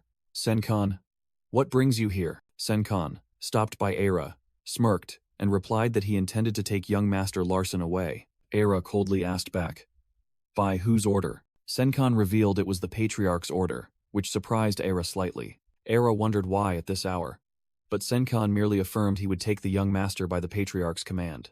Era decisively declared, then I will go with you, and Senkan replied, as you wish. Senkan remarked that he was still not used to Era's appearance, saying she could be his daughter, which made her frown slightly. Senkan warned Era not to stab him in the back, while simultaneously beginning to cast a magic circle to transport Razin. Senkan pointed to the scar above his eye, reminding her that he got it, protecting her, but Era coldly replied, I never asked you to protect me. Senkan and Era brought Rasin, who was hovering on a magical platform, to a grand hall, and bowed to the Patriarch. I have brought young Master Larson. Decatra praised Senkan, then turned to ask Era why she was there, and she replied that she was there to ensure the young master's safety. Era asked if Decatra trusted Senkan the most. He admitted it but said that personal opinions should not affect work. Decatra agreed with Era, saying he would proceed with the magic ritual, while Rasin remained motionless.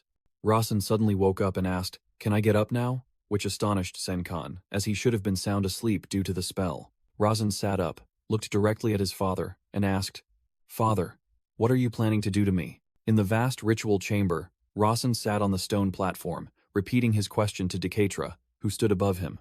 Decatra explained that the Maton family was knowledgeable in many types of rituals, including physical enhancement, magic, and declared, right now, I will carve the Decatra ritual onto your arm. Rasin was surprised to hear the ritual's name, and secretly thought it must be very impressive for his father to name it after himself. Rasin bowed his head, noticing the unusual time and place, while Decatra remarked that his other children would have accepted immediately. A system notification appeared, stating that this space could not be analyzed by the divine eye, which confused Rasin. Rasin questioned his father, saying he didn't understand why he was carrying this out secretly in the dead of night. Decatra smiled and replied, I like that about you, but also warned that his favoritism could be poison to him. Rasin looked straight at his father and asked decisively, why are you doing this for me?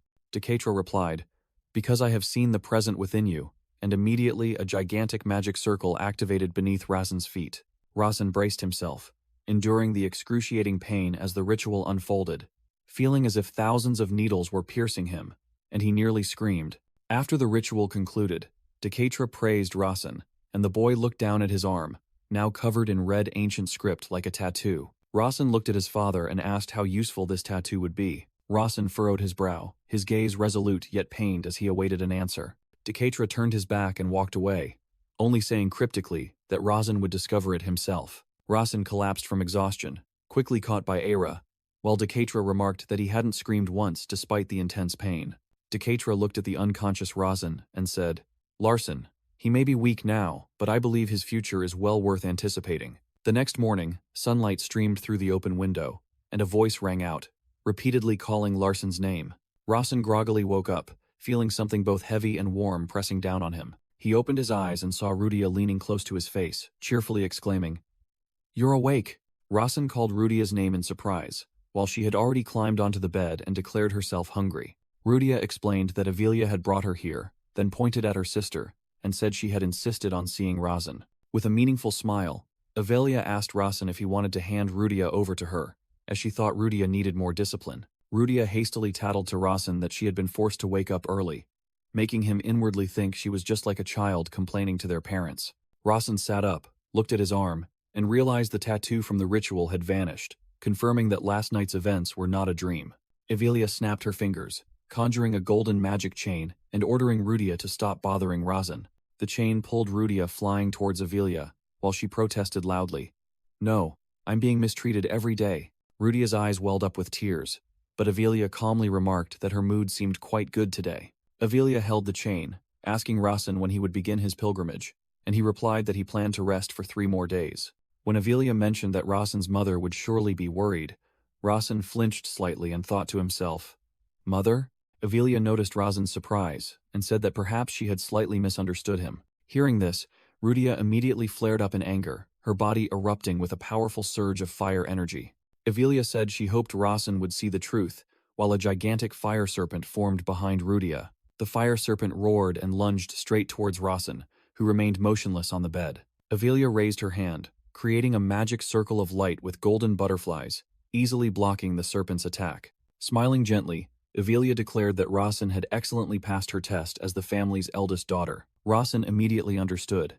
His sister was talking about the white tiger he had faced. Razin calmly rose from the bed and obediently replied to his sister. Razin was surprised as a powerful surge of energy enveloped him, transforming his pajamas into a new cloak. He looked up and asked his sister about the cloak, and Avelia confirmed it was her gift. A notification panel appeared, introducing the item as White Dragon Scales, a legendary masterpiece crafted by the dwarven miner chieftain Uthali. Avelia explained that it was the very cloak she had worn during her pilgrimage. Razin thought to himself, he knew this cloak had saved his sister's life many times. He was touched, feeling it was the best gift he could receive, while Avelia explained that it had weakened, so she had repaired it slightly.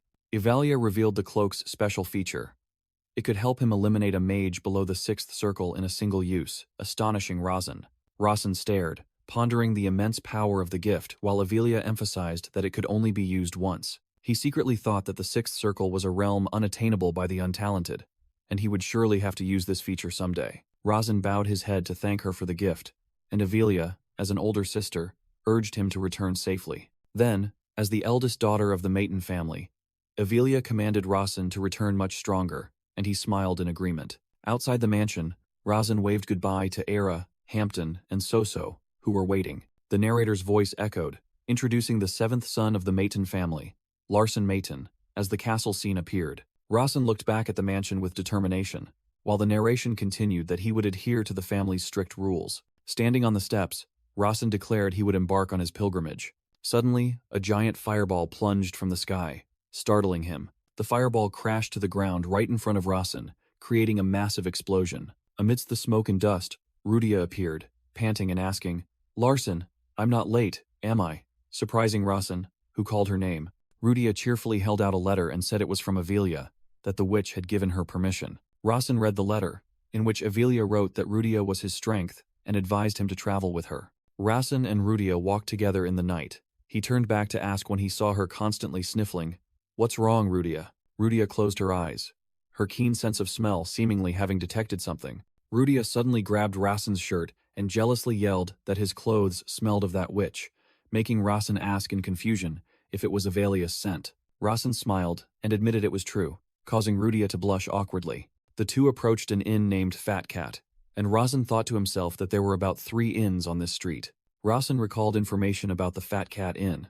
It was run by an organization called Night Sound. Standing at the entrance, Rasen explained to Rudia that he was on a pilgrimage and wished to stay there tonight.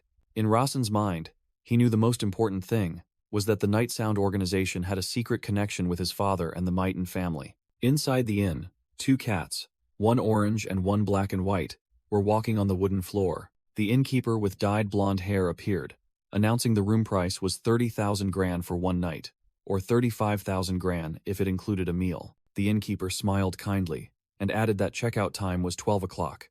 But a little late was fine as the inn wasn't busy at the moment. An information panel appeared, revealing the innkeeper's identity as Brig, a member and informant of the Night Sound organization. Rasen asked Brig to lead them to their room, while Rudia happily sat down to play with the 2 cats. Brig pointed towards the stairs, instructing them to go up to the room upstairs themselves and choose the 3rd largest room. Rasen began to speak the password by remarking, "It's really hot, isn't it?" Brig laughed loudly in response, saying that Rasen often said random things and that he himself was having trouble sleeping because it was cold. Rasen continued to ask what one should eat on a hot day like this, and Brig asked him back which dish he wanted.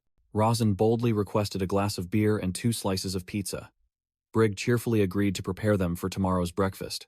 Rasen thought to himself with a confident expression that the innkeeper had fallen into the trap. However, Brig suddenly broke into a sweat, squinting at Rasen suspiciously and asking, "Aren't you too young to drink beer?" Rasen calmly looked straight at Brig and casually replied, "I suppose so," Rasen said indifferently.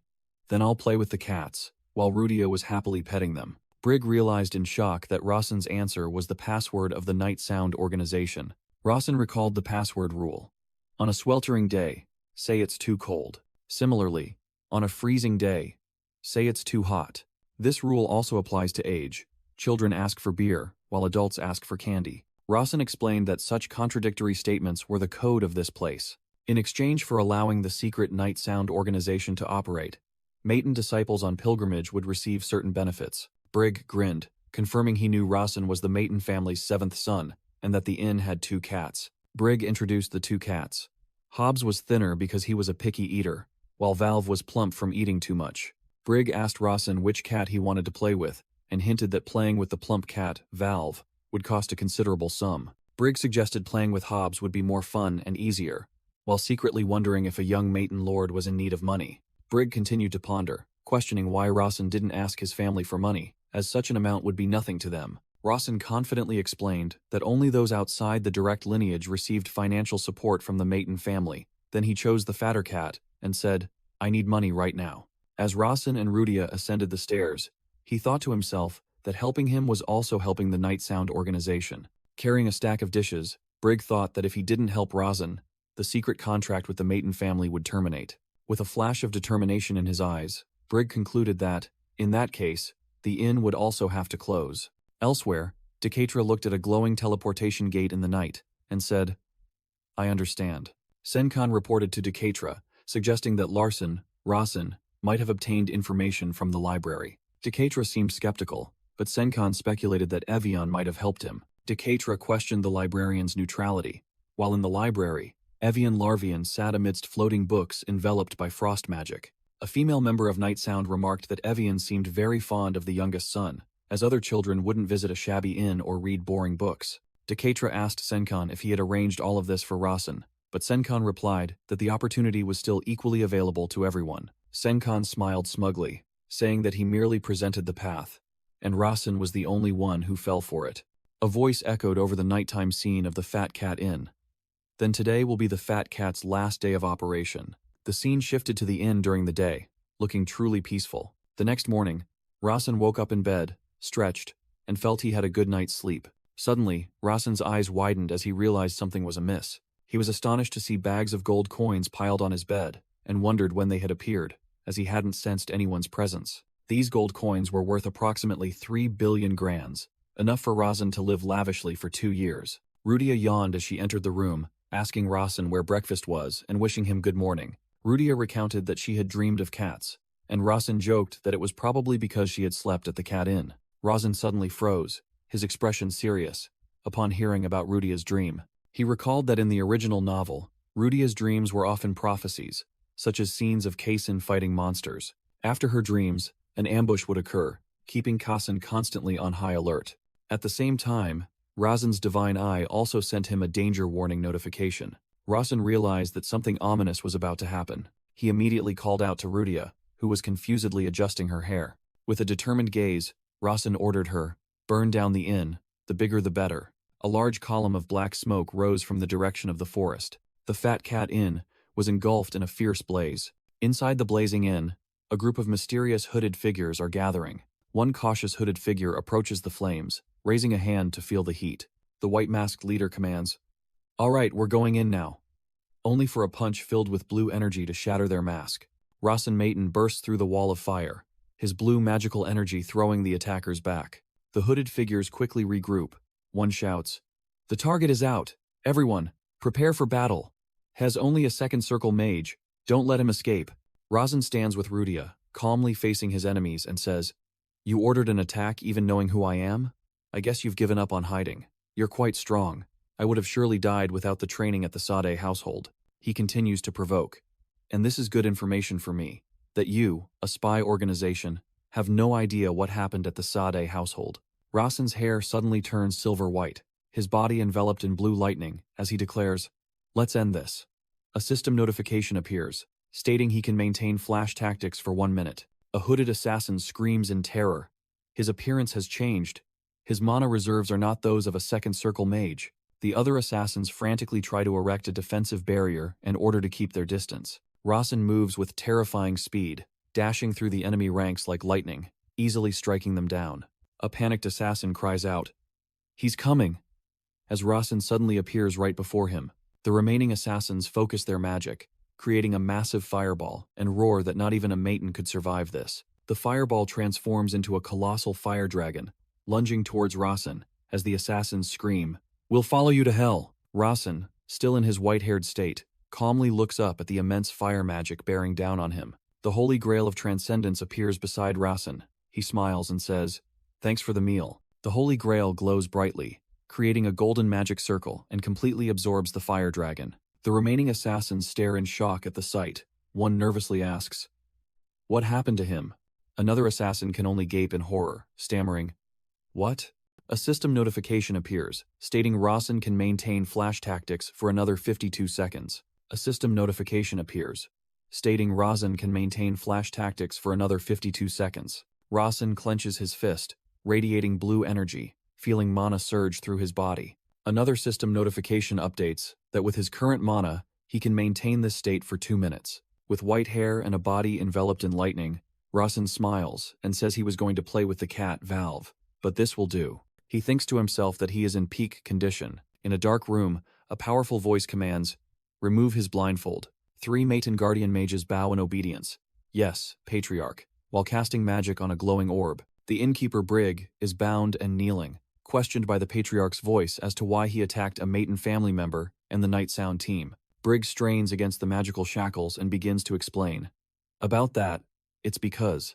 Brig looks up, saying that they just thought they would continue to work, but the Patriarch's voice coldly replies, "How strange." The Patriarch's voice continued to echo beside the magic orb, confirming that he remembered allowing the business to operate. Elsewhere that night, Decatra asked Senkan if today was the Fat Cat Inn's last day of operation, and Senkan confirmed it. Decatra smiled and declared that he had changed his mind, allowing the Fat Cat Inn to continue operating. Back in the interrogation room, Brig explained that, as an information broker, he thought the Patriarch wanted to learn about the 7th Young Master and his abilities. In the Burning Inn, Brig explained that his attack on the 7th Young Master and the Night Sound team was a small token of gratitude for the Patriarch's kindness. Rasen looked down, his reflection visible, and declared that this place fell under the Maton family's jurisdiction, and if a magic fire caused a disaster, a close-up on Rasen's eyes, he continued sternly that the Maton family would immediately dispatch a magic investigation team. Rasen looked down at Brig, lying on the ground as a system window appeared,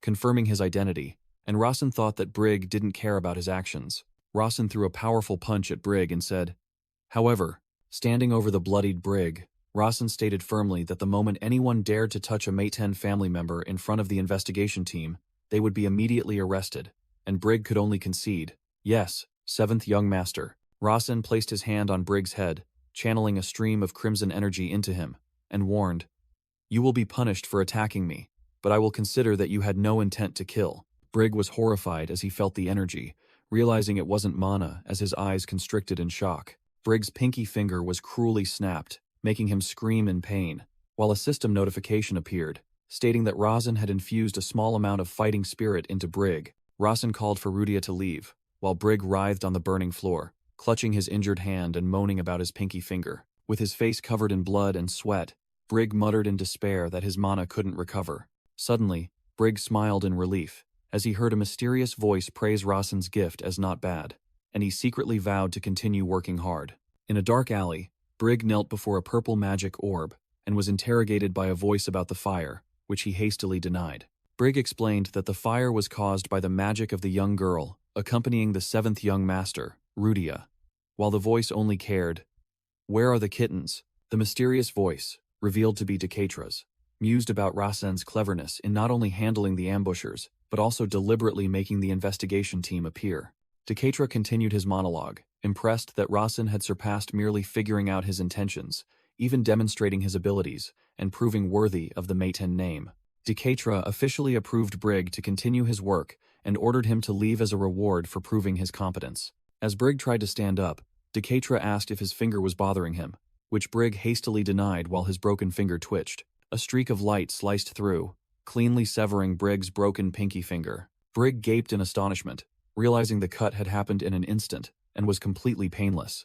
Breaking out in a cold sweat, Brig was horrified to imagine if that slash had aimed for his neck and was determined to escape this crazy place as soon as possible. Brig stepped out of a large gate, escorted by two black-robed Maiten protectors, and heard a meow echo. He was surprised to see three white-robed figures with covered heads, their robes covered in blood, carrying the inn's two cats. A close-up showed the three white-robed figures keeping the two cats safe, one orange and one black and white. Brig sighed in relief, placed his hand on his chest, and told himself that he had escaped quite easily. Rudia called out Larsen's name while an image of two magic fish swimming in a sea of fire appeared, and Razin only responded with a thought. Error. Summary missing. Error. Summary missing. Error. Summary missing. Error. Summary missing. Error. Summary missing. Error. Summary missing. Error. Summary missing. Error. Summary missing. Error. Summary missing. Error. Summary missing. Error. Summary missing. Error. Summary. Missing. Error. Summary. Missing. Error. Summary missing. Error. Summary missing. Error. Summary. Missing. Error. Summary missing. Error. Summary missing. Error. Summary missing. Error. Summary missing. Rudia excitedly told Razin, "Larsen, the birds can talk to us," while boasting that she had a lot of gold coins. Razin dropped a gold coin, causing a crowd of Crow Clan members to fiercely scramble for it and scream for their family's food. A Crow Clan member who seemed to be the leader stopped his fighting kin and told Razin that their families were struggling, asking for more gold coins. Razin smiled confidently and simply replied, "Of course." The fight for the gold coin became bloody, as the Crow Clan members fought fiercely. The Crow Clan leader joyfully held the gold coin, his eyes shining brightly, and exclaimed to himself that he was rich. After receiving the gold, the grateful Crow Clan members asked Razin how they could repay this favor. Razin held out a tiger fang and asked the Crow Clan members, "Then, do you recognize this?" The Crow Clan members suddenly screamed in panic, startling Rudia. Razin calmly explained that it was because they knew the owner of the fang. Razin recalled his time as author Cha Sung-min. He remembered reading an article about a grateful crow, which became the inspiration for the Crow Clan's background. He recalled that, when creating the supporting characters, he had used that idea as a fundamental concept. In his notes, the Crow Clan's primary and most crucial tenet was, they must repay favors. Back in the present, the trembling Crow Clan members shouted that those were the fangs of the damned tiger that had killed their families. Though terrified, the Crow Clan leader still firmly declared, "But we will repay the favor." The entire group of Crow Clan members bowed low before Razin and Rudia, who were sitting on a picnic mat, unanimously promising to return the favor. Rudia cheerfully remarked that the Crow Clan members were truly kind, while Razin thought to himself with a strained expression, "This concept is truly terrifying."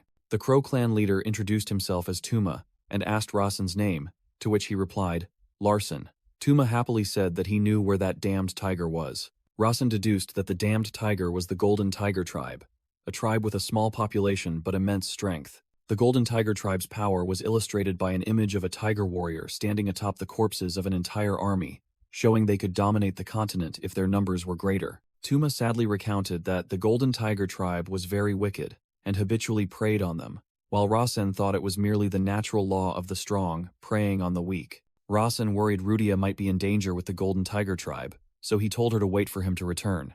Rudia smiled and agreed, even though she really wanted to see the Tiger tribe, and Rasen thanked her, promising to return soon.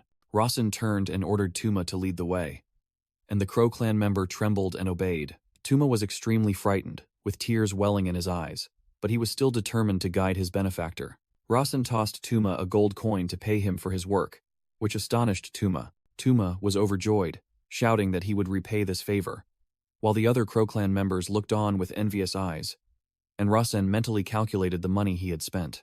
At the Grandel family estate, a voice echoed from the flower garden, complaining about being nagged.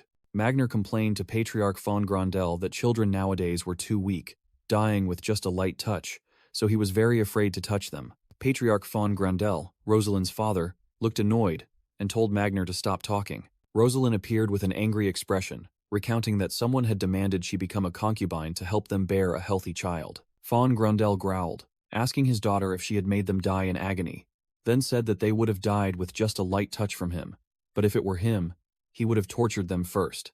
In another conversation, von Grandel suggested that enemies should be allowed to die painlessly, but Magner replied, that only applies to humans. Magner smirked, sarcastically asking how a benevolent king like Lord Velatudor could utter such words. Von Grandel awkwardly changed the subject and secretly sighed in relief at his success. Von Grandel asked Magner how much he had taught Larsen, which made Magner ponder deeply. Magner replied that he had only taught the 4 wills and 3 basic martial arts of the Grandel family, things that could be found in any bookstore. Von Grandel asserted that Larsen held a much more important truth and asked if Magner had made another mistake, which made Magner defensively retort. Magner narrowed his eyes and revealed a shocking truth. That bastard absorbed my fighting spirit. Von Grandel cried out in horror, deeming it absurd because fighting spirit and mana were inherently different, and wondered if a mage possessing both could even exist. Magner explained that currently, Rasen seemed to only be imitating, but he possessed an extraordinary body to support it, while an image of Rasen radiating fiery battle aura appeared. Von Grandel warns Magner. If anything harmful happens to the Grandel family, Magner stands on the grassland, arms crossed, replying that he knows and will take responsibility. From a high vantage point, Magner declares, if that day comes, as that bastard's master, Magner asserts, I will kill him with my own hands. Scene change. Rasen is sitting on Tuma's flying back, smiling as he sees his guide trembling in fear. Rudia sits alone on a mat outside the tent, gazing thoughtfully into the distance. In a flashback, Evelia Maton grabs the chain around Rudia's neck and says, are you planning to go with Larsen? You'll only be a burden to him. Evelia looks at Rudia with contempt, saying she is weak and that she cannot let an inferior harm a Maton family member. Rudia recalls those words, admitting to herself, I am weak. I know that. The memory of Rasen asking Rudia to wait for his return flashes in her mind. Rudia resolves, thinking that even though she wants to be with Larsen, she is only a burden, so she wants to become stronger. With the flames of determination burning around her, Rudia asserts, no, I will become stronger. At any cost. On a distant mountaintop, a pillar of fire suddenly erupts into the blue sky. While walking, Rasen suddenly stops, sensing an unusual surge of energy. Rasen turns to look into the distance, secretly thinking he just felt Rudia's mana, but when Tuma asked, he said it was nothing. A system notification appears before Rasen, stating that a plot-altering variable has occurred as the character Phoenix's child resolved to become stronger, and the Fire Phoenix god is warmly watching over her. Rasen's eyes widen in surprise as he exclaims, Phoenix? Rasen recalls that the Phoenix is a transcendent entity, a god he himself created, and the tribe that worshipped this deity was once powerful enough to dominate the entire continent. Images of the Firekin tribe using the Phoenix's divine power appear, but Rasen also remembers that the more divine power they consumed, the weaker the tribe became. Rasen deduces that he didn't feature the Phoenix much in the story, and Casson wasn't affected by deities either, leaving only one possibility. Rasen thinks to himself with glowing eyes, my divine eye and Casson's divine eye are inherently different. Tuma smells the coin Rasen gave him and shouts in astonishment. Tuma hastily flies away, declaring he has repaid his debt while Rasen watches him go. Rasen smiles, thanking Tuma, secretly praising a timid Crow clan member for being able to bring him all this way. At someone's feet, The bloody carcass of a deer with exposed ribs lies on the ground. Rasen stands at a distance, observing a figure dragging the deer's carcass along a rocky mountain path. Rasen realizes it's a woman from the Golden Tiger tribe and senses her formidable strength despite the distance. The Tiger tribe woman, with bloodstains on her lips, turns around and coldly asks, "A human child?" She turns her back, saying she has nothing to say to children, and tells Rasen to come with an adult next time. Rasen calls out to her and wonders if he should show her the fang of loyalty, but then immediately dismisses the idea. Rasen thought the Golden Tiger tribe only spoke to those they deemed worthy, and presenting evidence now would be useless. The tiger woman turned back with a face full of killing intent, black markings spreading across her face, and said, "I just gave you a chance to live, but I've changed my mind." Her hands transformed, growing fur and sharp claws while surrounded by a golden current. Rasen was startled to see her begin transforming into a giant form. Fully transformed into a giant tiger human, she roared, "I'd better eat you right now." Rasen thought to himself that he had anticipated this, as an image of a warrior being crushed by a giant red fist flashed in his mind. Rasen smiled confidently, took a fighting stance, and figured things wouldn't go so smoothly. A system panel appeared, activating Slow the Flow as Rasen lunged to dodge an incredibly fast attack from the tiger human. Rasen blocked the attack, confidently thinking he could see its trajectory and that it was nothing compared to his master's punch. The giant tiger human looked surprised and praised, "Kick, not bad, kid." The Golden Tiger woman swung her arm to attack again and asked, "But can you dodge this attack quickly?" While Rasen thought he would be at a disadvantage if he dragged this out. Determined to be acknowledged, Rasen channeled power into his arm, causing it to emit a blazing red energy. A system notification appeared, stating that fighting spirit had been activated, with an explanation that language becomes power, and power strengthens both body and soul. Rasen threw a punch imbued with fighting spirit, colliding head-on with the Golden Tiger woman's fist, creating an explosion of energy. The Golden Tiger woman was utterly astonished by the unimaginable power from Rasen's punch. Both were pushed back.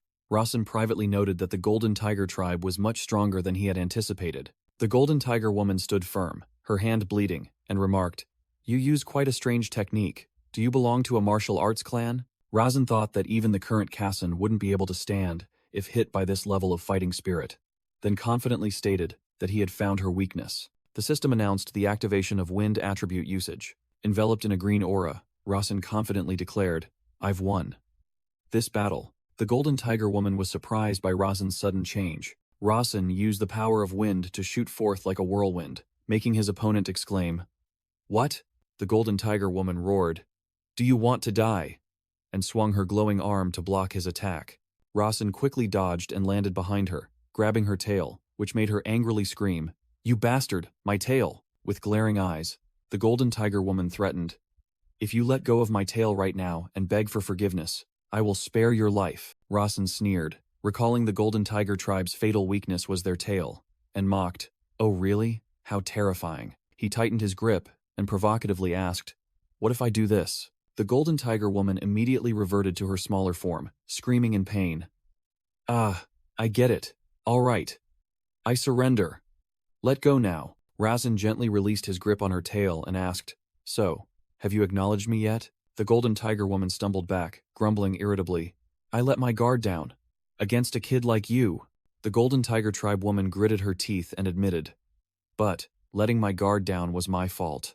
Rasen, standing from a distance, proposed, "So why don't we talk?" Making the girl ask in surprise, "Talk?" The girl licked her lips, challenging, "I could easily kill you right now. Why should I talk to you?" Rasen confidently replied, "A member of the Golden Tiger tribe with pride wouldn't do that," a statement that startled the girl. The girl secretly wondered where a strange child like Rasen came from, and which martial arts clan knew so much about the Golden Tiger tribe. She sat down, introduced herself as Mirang, and asked Rasen what he wanted to talk about. Rasen held out a fang with a golden dragon wrapped around it and asked, "What do you know about this?" Mirang flinched upon seeing the item. She exclaimed in surprise, "That's the Fang of Tutankha." An ancient page explained that the Fang of Tutankha was one of the relics left long ago by the hero of the Golden Tiger tribe. This was the treasure the Golden Tiger tribe had been searching for all this time, even traveling the world to find it. Rasen casually said that he wasn't sure if the story was true or if it was just a legend within their tribe. Mirang was confused, wondering why she recognized the Fang immediately even though she had never seen it before. Rasen asked, "What would you do if I suddenly brought this out? making Mirong flinch back and ask what he meant. Raisin smiled and replied that she would surely devour him and steal it, and secretly thanked his past self for anticipating this. Mirong took the fang and asked why Raisin wanted it. Mirong excitedly explained that with that fang, he could enter the Golden Tiger tribe's village. Raisin was surprised, wondering why an independent tribe would establish a village. Mirong began to explain that it was initially because of a female hunter who killed any Golden Tiger tribe member she encountered, while an image of a chained tiger person appeared. A close-up showed the resentful eyes of the chained tiger person roaring in pain. A close-up showed Mirong's determined eyes as she began to recount her tribe's past. In a flashback, a figure believed to be Avelia swung a chained weapon to attack, and Mirong explained, "The entire Golden Tiger tribe could have been wiped out if we hadn't gathered together." An image showed a large, chained Golden Tiger tribe member, and Mirong said that was why they decided to live as a group. Mirong continued the story, saying that the Golden Tiger tribe had begun to form a force to evade that woman, Avelia. Raisin broke into a sweat in astonishment, but Mirong said that the woman wasn't crazy or anything. Mirong explained that the elders had provoked Avelia first, and the real problem was the woman who came later, making Raisin ask in surprise, "Not crazy? Really?" Mirong gnashed her teeth, her eyes filled with hatred as she mentioned the woman who came later. That insane woman. A flashback appeared with Persia Maiten smiling wickedly, holding a severed tiger head and saying, "She was praised as a hero for killing 30 Golden Tiger tribe members. Then I must kill at least 100, don't you think?" Raisin trembled all over, horrified by the brutal truth about his older sister. Mirong recounted that to fight against Persia, the elders had established several villages, while an image of a peaceful Golden Tiger tribe village appeared. 2 blue butterflies fluttered in the sky, symbolizing the tribe's fleeting peace. A horrifying scene unfolded as Persia stood amidst the burning village, covered in blood, holding 2 severed tiger heads, while a trembling tiger cub watched from afar. Persia smiled cruelly at the crying tiger cub and said, "Don't hate me too much.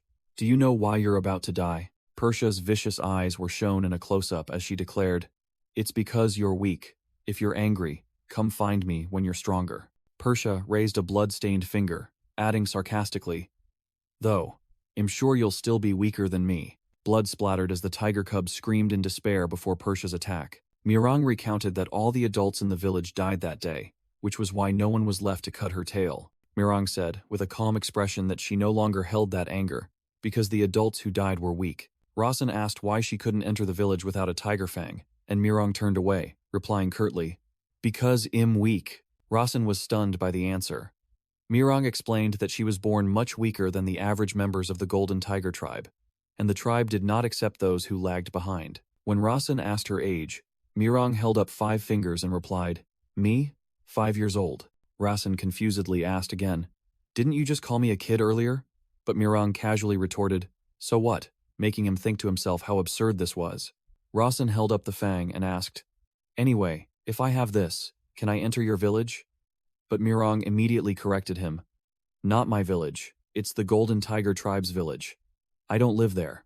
The fang in Raisin's hand suddenly glowed and changed its name to Tutanch's Fang, astonishing him that the loyal item's name had changed. A system notification appeared, explaining that Kurtle's quest would emerge if the fang was placed on the Golden Tiger tribe's altar, and Raisin deduced that the altar must be inside the village. Mirong asked if she could come along. Raisin agreed but warned, "But I can't guarantee anything," which made her wonder. Mirong warned that she would be beaten senseless and thrown out, while he would be eaten. When Raisin questioned her about the fang, she bluntly stated they could just steal it from him. Despite that, Mirong still smiled brightly and enthusiastically said, "But, if you want to go, I'll lead the way," making Raisin realize she truly wanted to go there. Raisin thought about Mirong's strength, a monster who could easily block his fighting spirit. He continued to ponder a village full of monsters, where even someone as strong as Mirong was considered weak. He told himself that if he couldn't overcome this challenge, he would never reach the level of his older sisters, and he resolved, "I can do it." After deciding, Raisin firmly told Mirong, "Let's go. Where is it?" Mirong pointed into the distance and replied, "Dragon Mountains," a name that made Raisin ponder. Rudia suddenly appeared with a joyful expression, exclaiming, "Dragon Mountains? We're going home? I'll get to see my father again?" It turned out that Rudia's hometown, Heron Village, was also located in the Dragon Mountains. Rudia happily introduced herself to the tiger girl and asked to touch her tail, but Mirong coldly asked Raisin, "She's too noisy. Can I eat her?" and was met with his firm refusal. As night fell, a loud noise echoed through their campsite.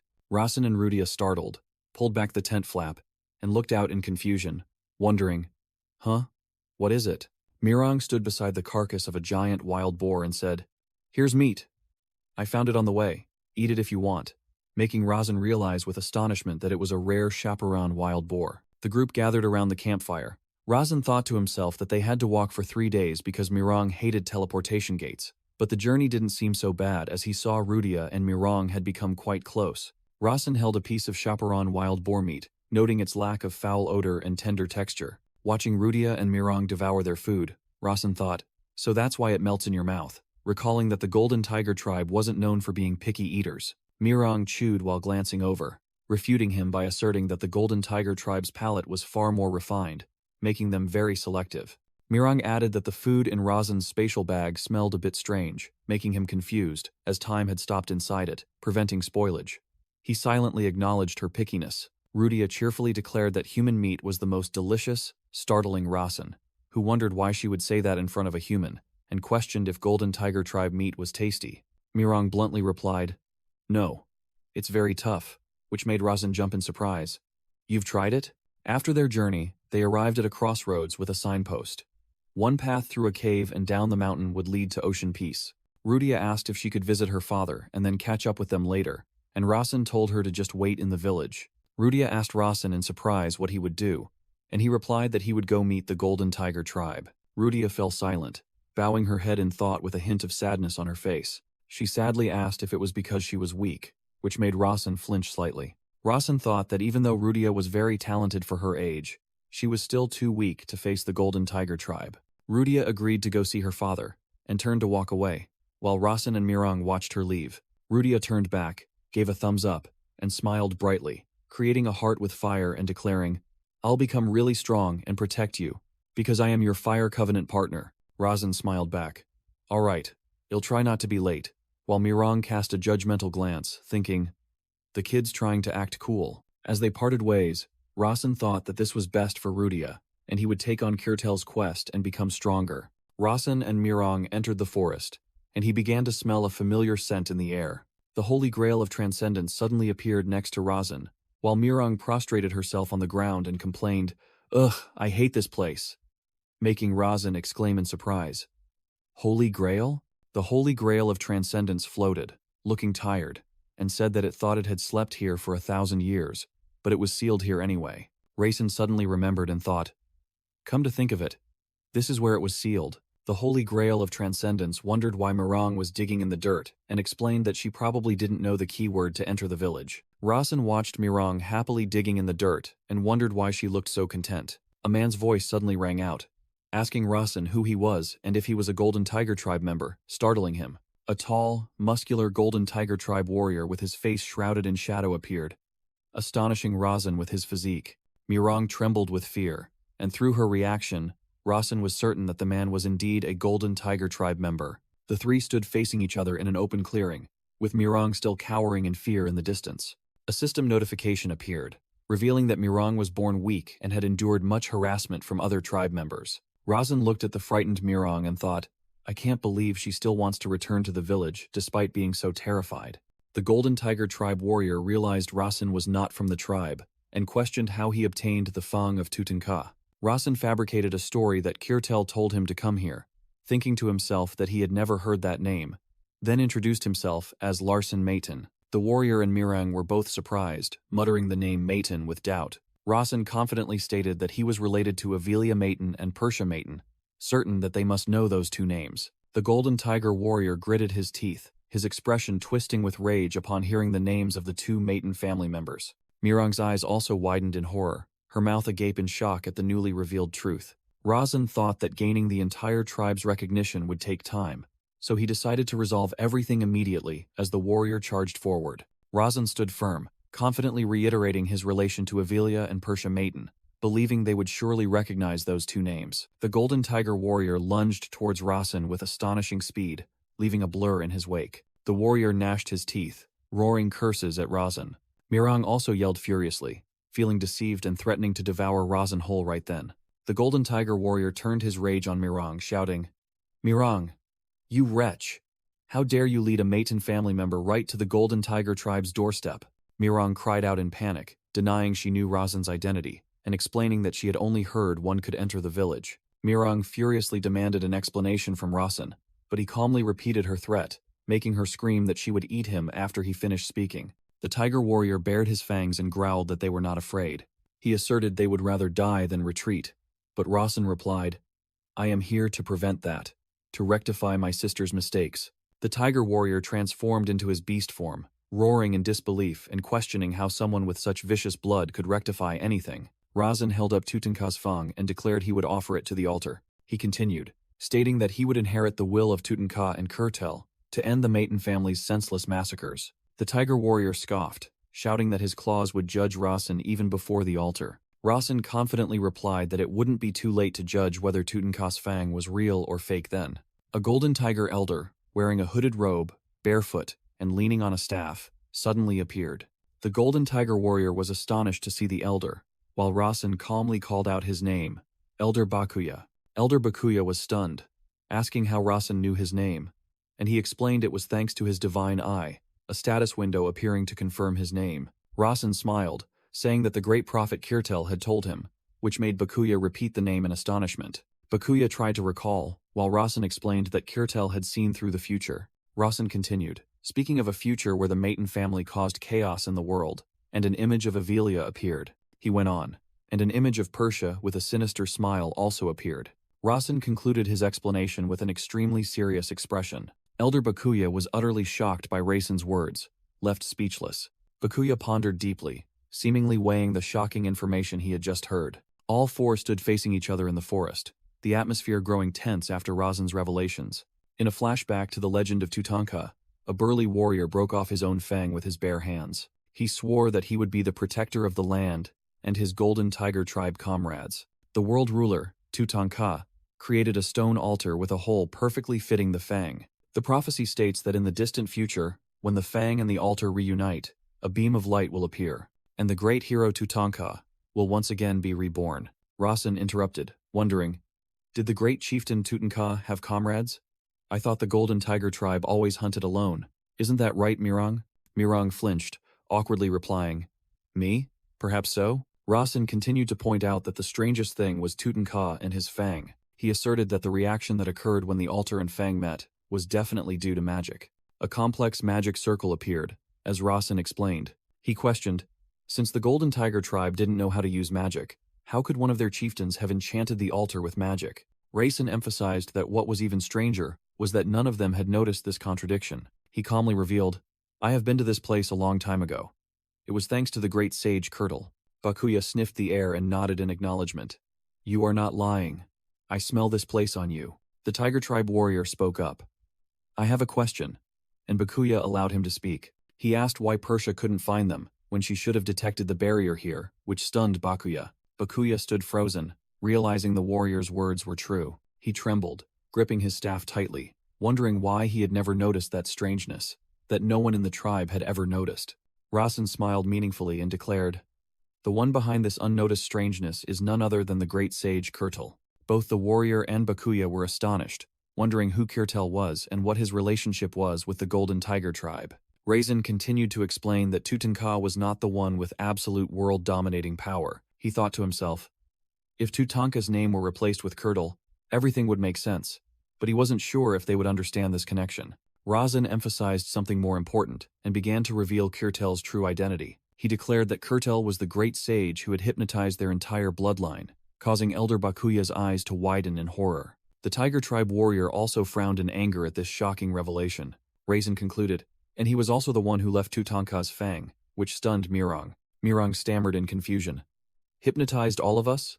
Why? Razan calmly replied that it was due to the will of Tutanka, the great chieftain of their proud warrior tribe. Elder Bakuya reached out his hand, indicating he wanted to stop. Bakuya admitted that Razan was quite intelligent, unlike his savage sisters, then offered, I will lead you to the village.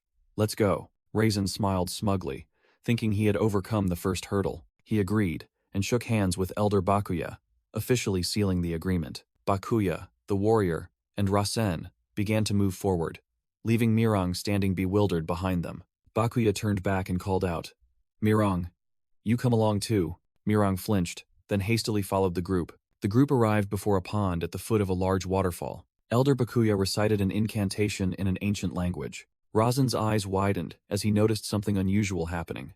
The space around the group began to ripple and distort violently. Rasen felt dizzier than when he passed through a teleportation gate and told himself to endure, for if he showed weakness, he would be devoured. After the space stabilized, the group found themselves in a desolate land under a blazing red sky. Rasen looked at Elder Bakuya and wondered if this was the village of the Golden Tiger tribe. 2 other Tiger tribe warriors approached, wary of the human scent. But Bakuya explained that Rasen had brought the Fang of Tutankha, astonishing Mirang and the warriors. A Tiger tribe warrior was moved to tears, silently thanking Great Chieftain Tutankha for finally coming to their aid. Elder Bakuya's eyes also welled up with tears, wondering what Rasen had prepared for the Golden Tiger tribe. The group continued forward, Mirang watching them with a hopeful expression. Mirang smiled brightly, her eyes sparkling with faith in the newcomer. Many other members of the Golden Tiger tribe gathered, confirming they smelled Tutankha. Bakuya explained that everyone in the tribe knew Tutankha's scent despite never having met him, and he realized this was the result of bloodline hypnosis magic. Bakuya led Rasen to a specific location and said they had arrived. Rasen looked up in astonishment at a colossal stone altar with a pillar of light shooting straight up into the sky. Bakuya pointed to the top of the altar and told Rasen to place the fang into the hole there. Bakuya warned that if an unqualified person placed the fang, they would be struck dead by lightning, leaving Rasen stunned as he had never heard this before. A system notification appeared, explaining that Kirtel had anticipated the possibility of someone who had never met him finding the fang, and thus set the condition that one must have met Kirtel. The notification continued. If someone who had not met Kirtel attempted to offer the fang, Kirtel's ultimate technique against human enemies would activate, and lightning would strike, annoying Rasen with the overly long name. Seeing Rasen hesitate, Bakuya asked if he was afraid. Rasen smiled confidently and denied it, saying he was merely sensing the presence of Tutankha and Kirtel, then raised the fang and asked, "Shall we begin?" Rasen advanced with steady steps towards the stone altar. He stood before the altar, clearly feeling the powerful magical energy emanating from it. Rasen held the fang firmly, reassuring himself that since Kirtel himself had given it to him, nothing would go wrong. Rasen carefully placed the tiger fang on the altar. Immediately, the fang emitted an intense blue light. Rasen felt something had been activated. In a vision, the Golden Tiger tribe warriors shouted Tutankha's name in astonishment. Rasen realized that the person appearing before him was Tutankha. A holographic image of the long-haired man appeared, and Rasen thought to himself that it was young Kirtel, confirming they were one and the same. Tutankha spoke, calling Rasen the successor and saying, "You have brought me the Holy Grail." Rasen and the Holy Grail stood facing Tutankha's hologram on the stone pedestal. Tutankha smiled, saying he would grant Rasen something, and a stream of pink energy converged in his palm. A glowing red gem appeared and shot directly into the Holy Grail, surprising Rasen. The Holy Grail screamed in pain as the gem pierced its forehead, shouting, "No, don't do that to my handsome face." Tutankha burst out laughing, teasing that Pookie must be crying, which made the Holy Grail angrily retort, while Rasen was bewildered by the strange name. Called Pookie, the Holy Grail continued to shriek while Tutankha still smiled, mocking it as the great Holy Grail of transcendence. Tutankha explained to Rasen that he was on the path of a mage, yet not entirely, making Rasen guess he was talking about combat magic techniques. He further explained that the human body, no matter how talented, has its limits and cannot contain infinite power. Tutankha said that was why he devised the Holy Grail, a tool to contain attributes in place of the body. Rasen pondered. In the original story, Kaysen also obtained the Holy Grail, but it didn't function as an attribute repository, and he thought this artifact might be more useful to him. Rasen turned to ask the Holy Grail if its attribute was fire, but it arrogantly replied, "Wrong." The Holy Grail proudly declared it possessed all attributes, and explained that the attribute stone would help it synchronize any attribute with Rasen. Tutankha concluded that the first attribute should be fire, and now Rasen would be able to learn elemental magic. Rasen thought to himself that since this attribute had merged with the Holy Grail, no one would discover it, and hiding this ability would be very useful. Tutankha's hologram smiled, saying that if Rasen followed his path, he would learn many things. Tutankha added that it would be wonderful if Rasen could also follow the path of the dear friend he mentioned. Tutankha's hologram faded away, leaving Rasen standing alone, wondering who that friend was. Rasen smiled at the Holy Grail and said, "You look disappointed, don't you?" Which made the Holy Grail startled, retort that it was the Great Holy Grail. Rasen casually called out, "All right, Pookie," which angered the Holy Grail to the point of blushing, and it shouted that he shouldn't treat it like that. Suddenly, the ground shook violently, startling both Rasen and the Holy Grail. Rasen lost his balance and wondered if it was an earthquake, but then he quickly realized the truth. He braced his hands against the cracking ground.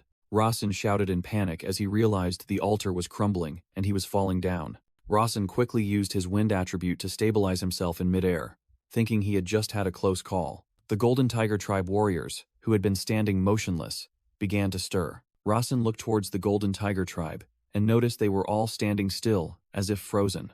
Elder Bakuya let out a sigh of relief. Bakuya realized that when the altar was broken, their binding had also been lifted. Rasen was surprised to see Bakuya and another warrior respectfully bow before him, and he wondered about the binding they mentioned. Bakuya explained that the Golden Tiger Tribe was once strong enough to dominate the world, but after their great leader Tutankha disappeared, the divine binding fell upon them. Images of Golden Tiger warriors roaring in glory appeared. As Bakuya said that at this very moment, the divine binding had vanished, and the Golden Tiger Tribe warriors began to dissipate into streams of light. Rasen looked up at the sky in astonishment, realizing the barrier was dissolving and space-time itself was changing. A voice echoed through the mountain landscape, explaining that even with the divine binding gone, the Golden Tiger Tribe was still incomplete. Rasen wondered why, and Elder Bakuya replied that it was because they had no tails. Bakuya further explained that tails were the tribe's greatest weakness. While the image showed Mirang leaning against a tree with her tail, Bakuya revealed that this was why they had to cut off their tails as children, and now that the binding was gone, they would need those tails again. Mirang flinched upon hearing the conversation and turned to look at Rasen's group. Elder Bakuya continued, saying that for a very long time, the Golden Tiger Tribe had a symbolic ruler. He said that with the exception of the great leader Tutankha, all other rulers were female, as the Golden Tiger Tribe was inherently a matriarchal society. Bakuya suddenly pointed at Mirang and declared, "You are very suitable to become queen," causing her to shriek in surprise. Mirang felt her body become significantly lighter and realized that the divine binding had affected her particularly heavily. Rasen looked at Mirang and mused, realizing her weakness was due to bearing most of the binding's weight. He recalled Mirang's past. Because all the adults in her village had been massacred by a masked assailant, she couldn't perform the tail-cutting ritual, and thus wasn't allowed into the village. Forced to live alone, she had the chance to meet him, and Rasen began to suspect this was no mere coincidence. Rasen thought to himself that everything was too perfect, as if someone had orchestrated this story, and he guessed that person was Kirtel. Elder Bakuya solemnly swore absolute cooperation with Rasen, the savior who had freed them from the divine binding. The two tiger warriors, Gaitra and Radura, also unanimously repeated their oath of absolute cooperation with the savior. Other tiger warriors, Sandur and Jibeko, followed suit, raising their voices in an oath of loyalty. The entire Golden Tiger Tribe gathered and collectively swore absolute cooperation with Rasen. Mirang smiled, also solemnly swearing her loyalty as a member of the Golden Tiger Tribe. A blue system window appeared, announcing, "You have received an oath of loyalty from the entire Golden Tiger Tribe." Rasen looked at the Golden Tiger Tribe bowing before him and cheered inwardly, delighted to have them as allies.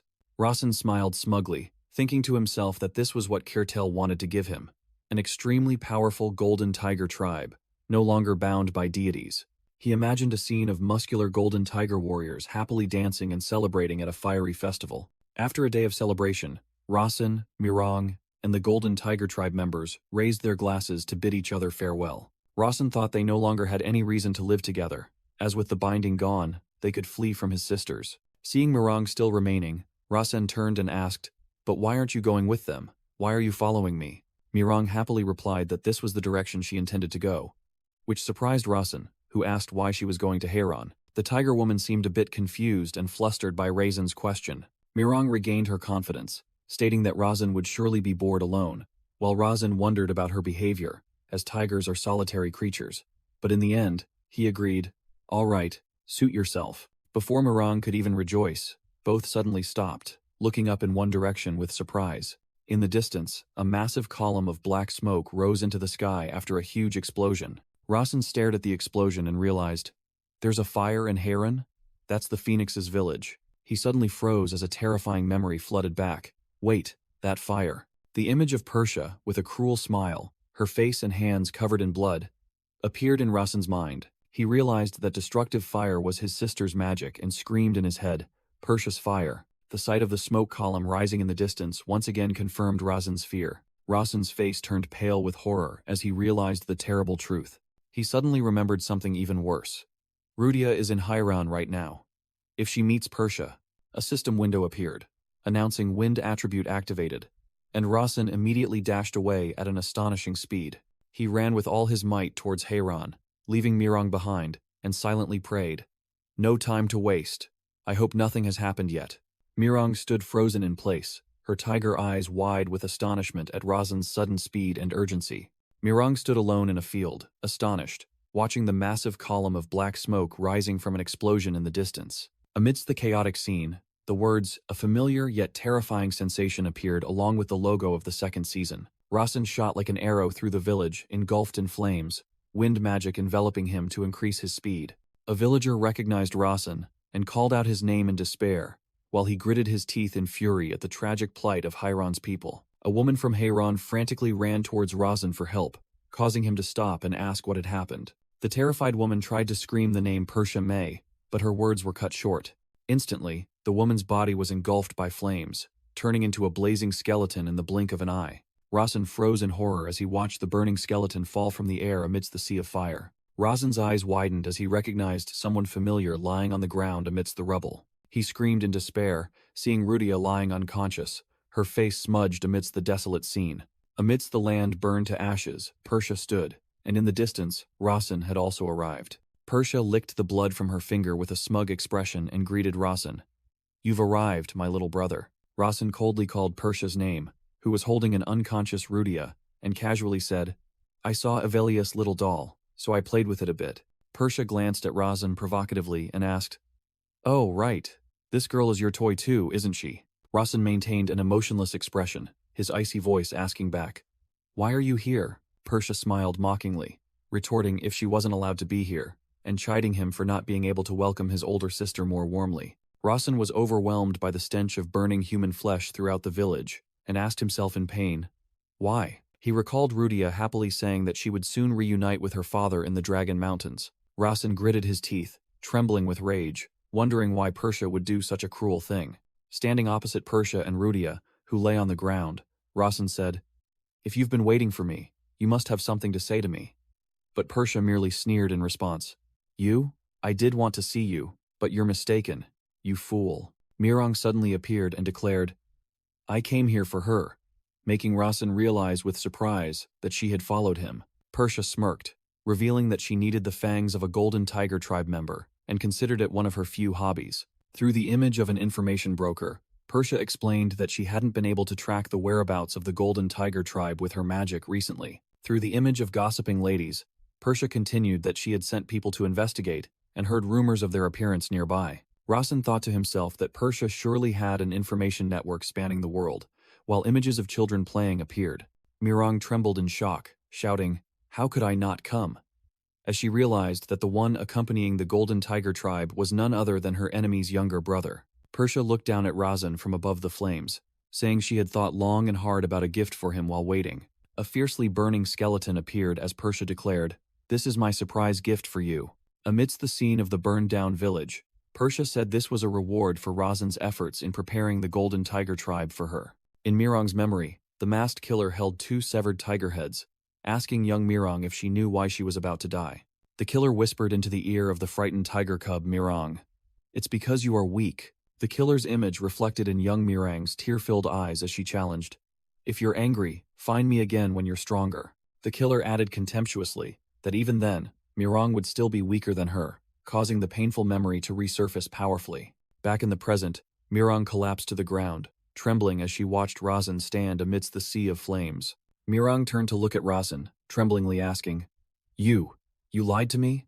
While a notification panel appeared, indicating she was panicking due to psychological trauma. Razan coldly called Persia's name and said that the people of Hairan were completely innocent. Persia sneered in response that in this world, people die regardless of whether they are guilty or not, and though the Golden Tiger tribe was innocent, she still needed them. Razan declared boldly, "Her name is Mirang. She is my companion on this journey." With a resolute gaze and a flash of electricity, Razan affirmed, "And I have no intention of handing my friend over to you." Mirang looked up at Razan, stunned and moved by his declaration of protection. Persia silently listened to Rasen's declaration, her eyes sharp and her fists clenched. She sneered, saying, "Well then, let's see how much stronger you've become." A radiant blue magic sigil appeared between Persia's fingers. Rasen was astonished to realize his sister was casting a magic sigil from her fingertips. Persia pointed her hand forward, unleashing a brilliant yellow stream of energy. The beam grazed past Rasen and slammed into the ground right beside him. A terrifying explosion erupted,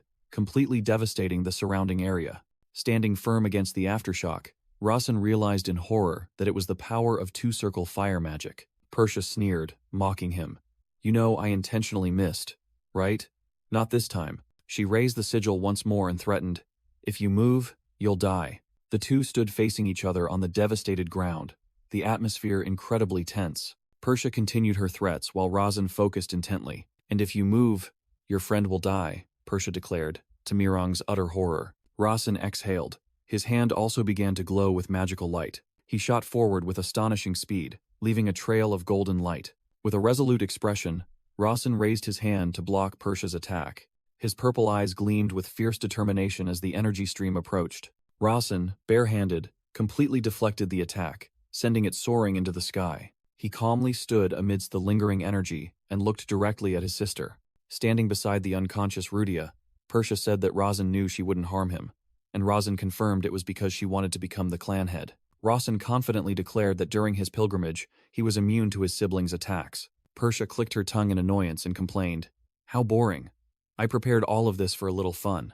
Rasen smirked triumphantly, thinking that it was the Maiden family's rule and she had no choice but to obey. Suddenly, Persia turned to the unconscious. Rudia swung a blade of fire and declared, "Ah, this will be fun," then severed the girl's arm. Rudia's arm was severed, flying off in a spray of blood. Rudia remained motionless on the ground, unaware of her terrible wound. Persia smiled maliciously at her handiwork. Mirong screamed in horror at the brutal sight. Rasen looked up with a stunned and utterly furious expression. Rasen's eyes flashed with purple light as he realized Rudia's arm was gone. Rasen's hair turned silver white, and his body was enveloped in a blue lightning aura as a system notification appeared, stating that he had activated flash tactics and could maintain it for 1 minute and 30 seconds. Persia watched with crossed arms, remarking sarcastically, "What is this? A combat magic skill? Your mana has increased quite a bit, but it's still not enough to stand against me." Persia proposed a game they used to play, challenging that if Rasen won, she would return Mirong and Rudia. Rasen glared at Persia with determined eyes and growled, "You'd better." He lunged forward with terrifying speed, leaving a blue streak of light, and yelled, "Keep that promise." Rasen glided across the ground, his body enveloped in lightning, preparing for the confrontation. Persia stood still, watching Rasen charge like a bolt of lightning, and said, "Let's see." With a smug smile, Persia raised her hand and said, "Let's see how much stronger you've become," then began to chant. Rasen was surrounded by Persia's colossal fire magic circles, and he cried out in astonishment at the attack's power. Amidst the fierce sea of flames created by Persia, Rasen was engulfed while his sister warned that he would be burned to ashes. Rasen gritted his teeth, enduring the terrible heat of the flames engulfing him. Persia smirked smugly, challenging, "What will you do?" Rasen focused his energy, clenching his hand, which was enveloped in blue lightning. Persia was astonished to see Rasen's fist suddenly erupt with fire mana. Rasen charged, unleashing a punch that combined lightning and fire to break through Persia's attack. He shattered the magic encirclement and closed in directly before a stunned Persia. With a resolute expression, Rasen faced Persia, who asked in disbelief, "You absorbed the fire into your body?" Persia looked amused, asking how he did it, and thought to herself that Rasen had passed the first test. Rasen grabbed Persia, determined to break her ribs, but she calmly declared she would raise the stakes of their match. He squeezed his hands with all his might, trying to hold his sister tightly. Despite Rasen's full strength, Persia stood firm and unmoving, astonishing him as she was as hard as a rock. Persia mocked that he was embracing her passionately out of longing, while secretly acknowledging his impressive fire resistance. She remarked that a normal two-circle mage would have died instantly from that last attack. Persia secretly wondered if Rasen's cloak was a rare holy relic that had helped him survive. This image reminded Persia of a hateful face from the past, involving a goblin, an injured Rudia, and a young Rasen. Anger surged, and Persia channeled her magic, a blazing magic circle appearing in her palm. She placed her blazing hand on Rasen's chest, making him realize with horror the deadly danger. Rasen's entire body was consumed by the magical flames, and he let out a desperate scream in extreme agony. Rawson realized with terror that the immense fire mana was breaking through both his white dragon scales and his 1,000-year dragon breastplate.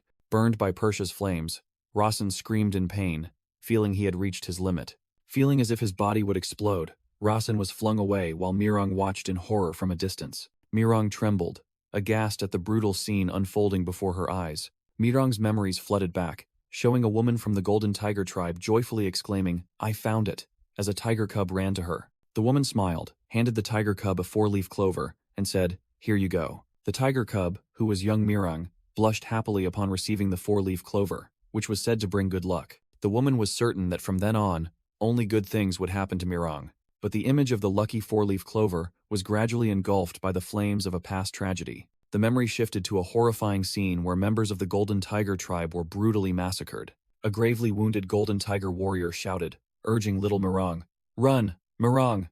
As the tiger warrior collapsed, a shadow resembling the Grim Reaper, wielding a flaming scythe, appeared behind him. The Golden Tiger warrior fell into a pool of blood, breathing his last. Young Mirang, in her cub form, was horrified as she faced the Grim Reaper's shadow, and standing before it was Persia. Little Mirang's eyes welled up with tears, filled with extreme fear as she faced her enemy. While Mirang still clutched the 4-leaf clover, Persia coldly said, "Don't hate me too much." The 4-leaf clover shattered in Mirang's hand as Persia continued, "Do you know why you died?"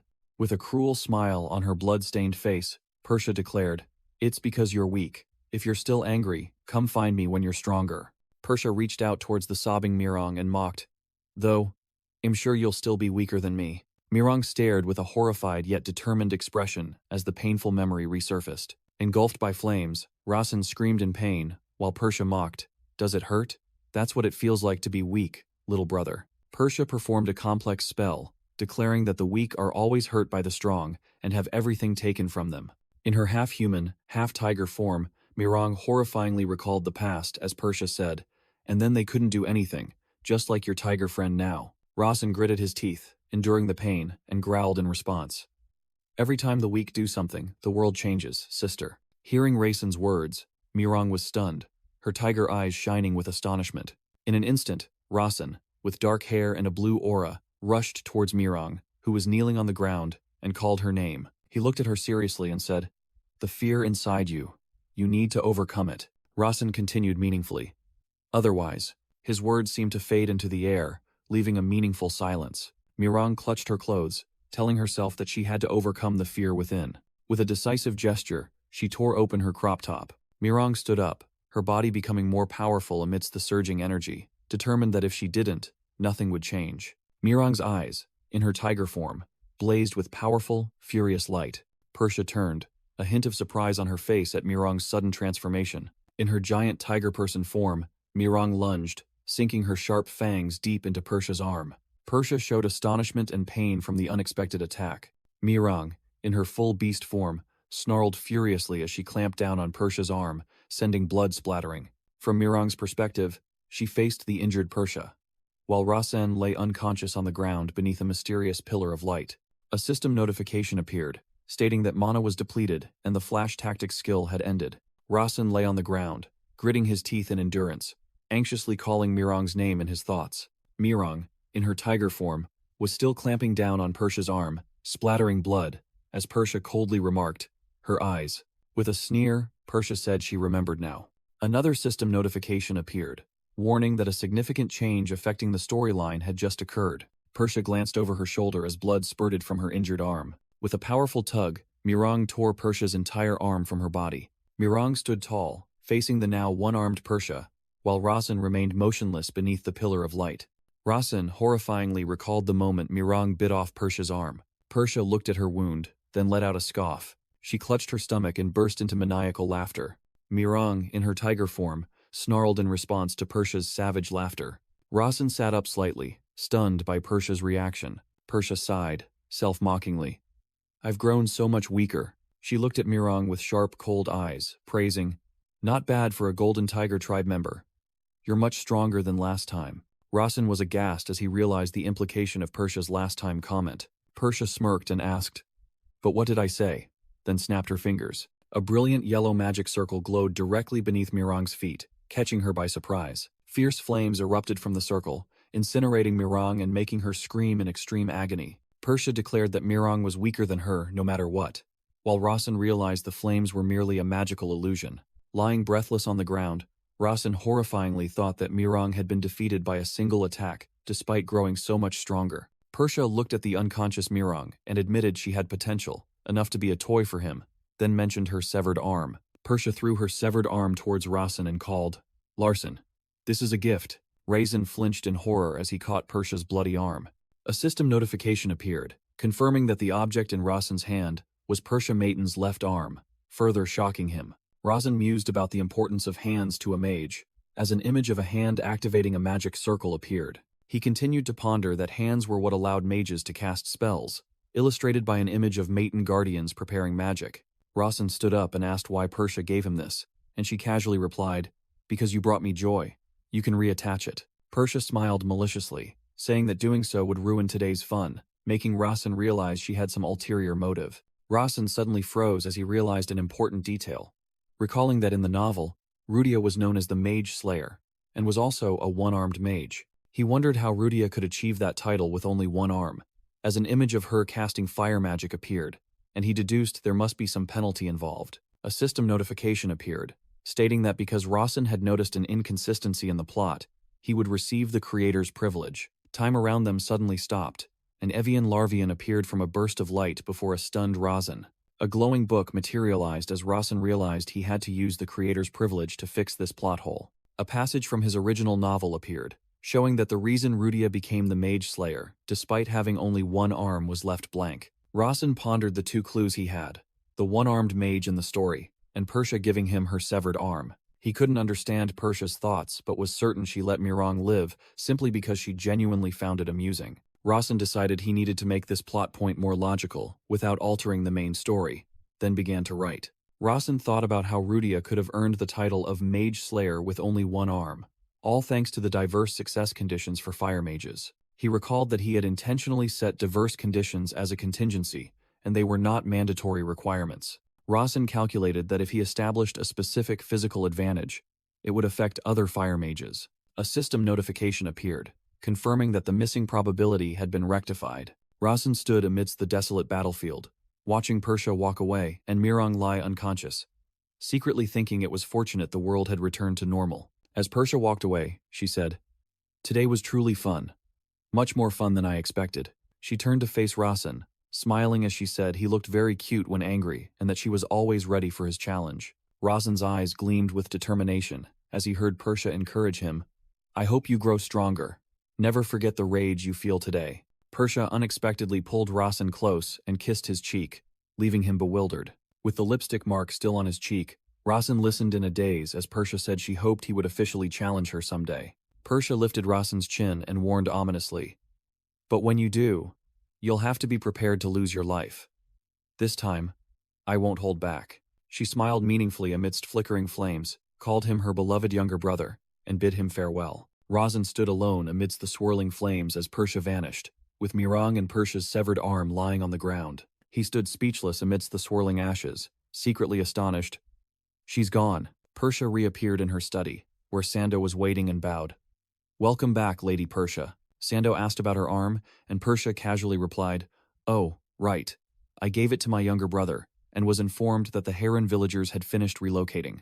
Sando hesitantly asked, "It might be a bit disrespectful, but why did you create the illusion of burning villagers?" Persia closed her eyes, smiled, and replied succinctly, "For fun."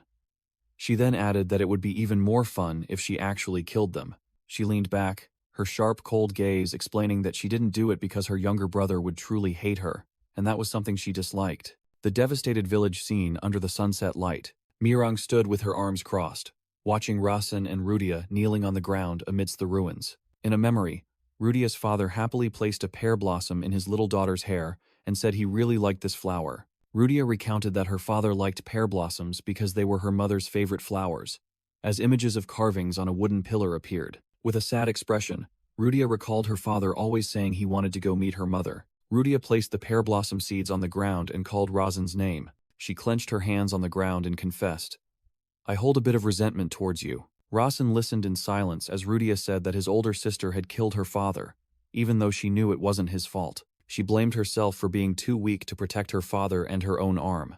Rudia stood up, radiating a fiery red energy, and swore to become stronger to kill Persia Matin.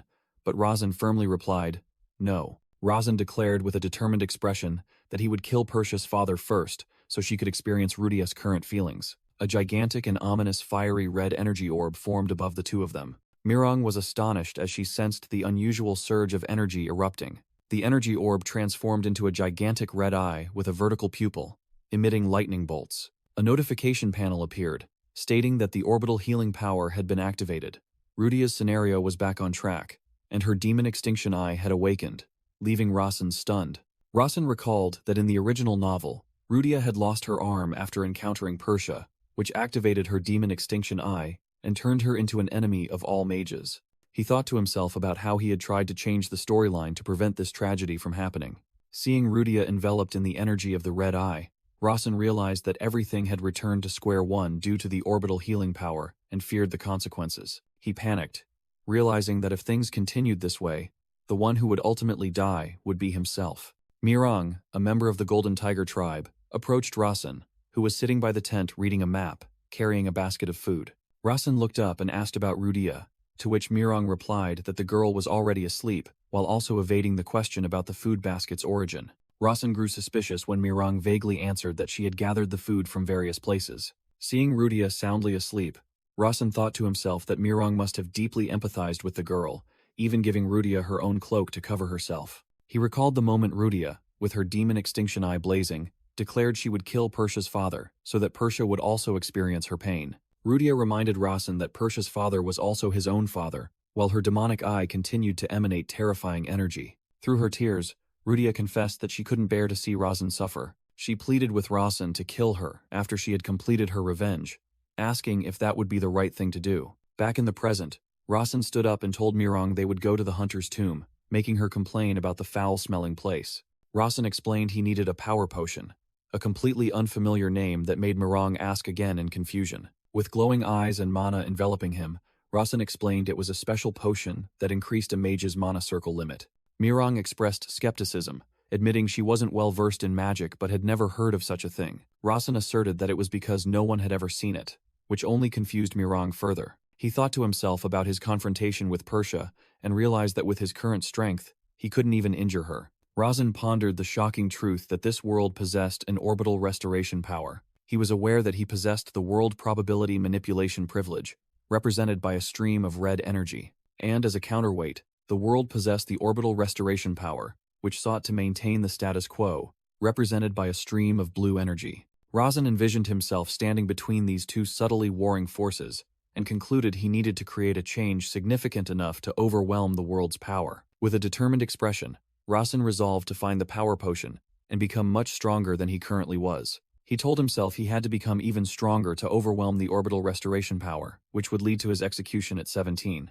At a gloomy graveyard at night, a thought echoed. Wow. This place isn't well maintained at all. Mirang covered her nose, showing discomfort from the smell of rotting corpses, while Rasen explained that her sense of smell was more sensitive than normal people's, which was why Rudia didn't smell anything. The group entered the hunter's tomb, and Rasen thought to himself that this place was much more eerie than what he had written in his novel. Rudia anxiously told Rasen that she felt like a ghost was about to appear, but he teased back that the ghost would probably be more afraid of her. Rasen activated his divine eye to observe his surroundings, and the system identified a flint shard. He realized this was an abandoned graveyard, unvisited by anyone, and the only unique thing was that all the rocks here were flint. An illustration showed that ancient humans used flint, a type of mineral, to create sparks and start fires. However, with the development of fire magic and spirit magic, flint was gradually forgotten. Mirang sniffed and asked where the power potion was, then told herself she had to find it. Mirang was surprised to learn Rasen didn't know the exact location, but he reassured her that it was definitely somewhere around here, just as Rudia called his name. Rudia complained about the cold and asked if they could start a fire, but Rasen firmly refused. Rasen explained that all the gravestones here were made of flint, and if fire touched them, it would lead to a massive explosion. Rudia looked annoyed, while Rasen gazed at the sky and noticed it was almost midnight. He said that once the clock struck midnight, something would happen. The ground suddenly shook violently, making Mirang frantically ask about the tremor. Rudia pointed forward and asked in surprise if a tree was walking towards them, causing Mirang to call her foolish. Both Mirang and Rudia were stunned when they realized Rudia had been right. An Ent, a giant tree monster, loomed before the three of them. The Ent growled. "It seems we have guests tonight." And the narration explained that they were creatures with thick skin and immense vitality. The giant Ent bent down to look at Razan and called him human. While the narration revealed they only appeared at the hunter's tomb at midnight when there was no fire. The tree person Sudra stared at the group and asked, "Why aren't you lighting a campfire? It's very cold tonight." "I thought humans liked fire." Rayson crossed his arms, standing next to a surprised Rudia, and calmly replied, "I hate fire. I was burned when I was young." Hearing this, the tree person Sudra grinned, happily saying, "Oh, so there are humans who fear fire. After all, fire is a very scary thing." Mirang turned and whispered to Rudia, "Are you afraid of fire?" Which startled Rudia, who then gestured for her to be silent. The tree person Sudra remarked that Rasen was not a bad person, then began to root itself deep into the ground. It explained that it had guarded this place for 3,000 years, inheriting the duty from its ancestors, grandmother, and mother. A notification window appeared before Rasen, revealing the tree person's name was Sudra and that it was born with the duty of guarding the hunter's tomb, making him wonder silently. The notification continued, stating that the guardian wanted to find the hunter's rib. Rasen smirked to himself, realizing that the hunter's rib was the key to this quest. Sudra made a request. "Human, will you bring me the hunter's rib?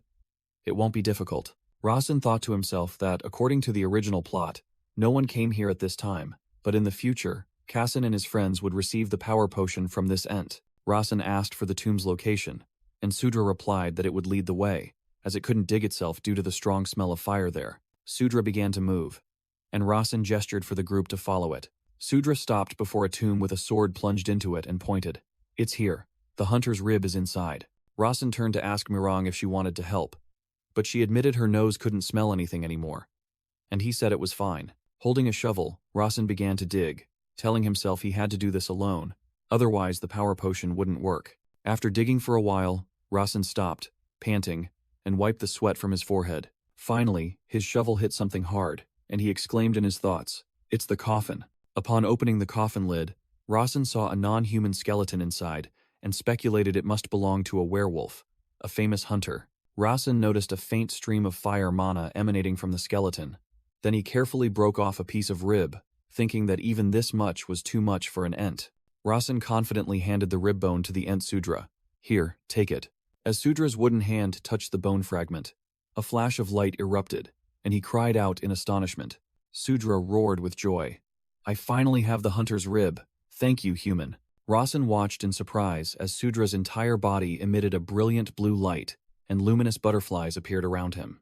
Mirang and Rudia observed the scene from a distance, and Mirang exclaimed, "Wow, it's beautiful." A red flower sprouted from the ground in front of Rasen, and Sudra said it was a gift. Rasen looked at the newly sprouted flower in surprise. The flower slowly bloomed, radiating a brilliant light from within. Rasen was stunned when he realized what was inside the flower. Inside the petals was a small vial, a potion of power that increased the maximum limit of mana circles. Rasen immediately felt something was wrong and thought to himself, "This is too simple." He stood gazing at the flower, sensing that the quest couldn't end so easily, and that something was definitely still hidden. Rasen took the potion, wondering why the quest was so easy, and tried to recall the details from the original story he had written himself. He remembered that in the original work, Kassan's group also met the Ent to receive the potion of power, and the protagonist had to actively lead the quest.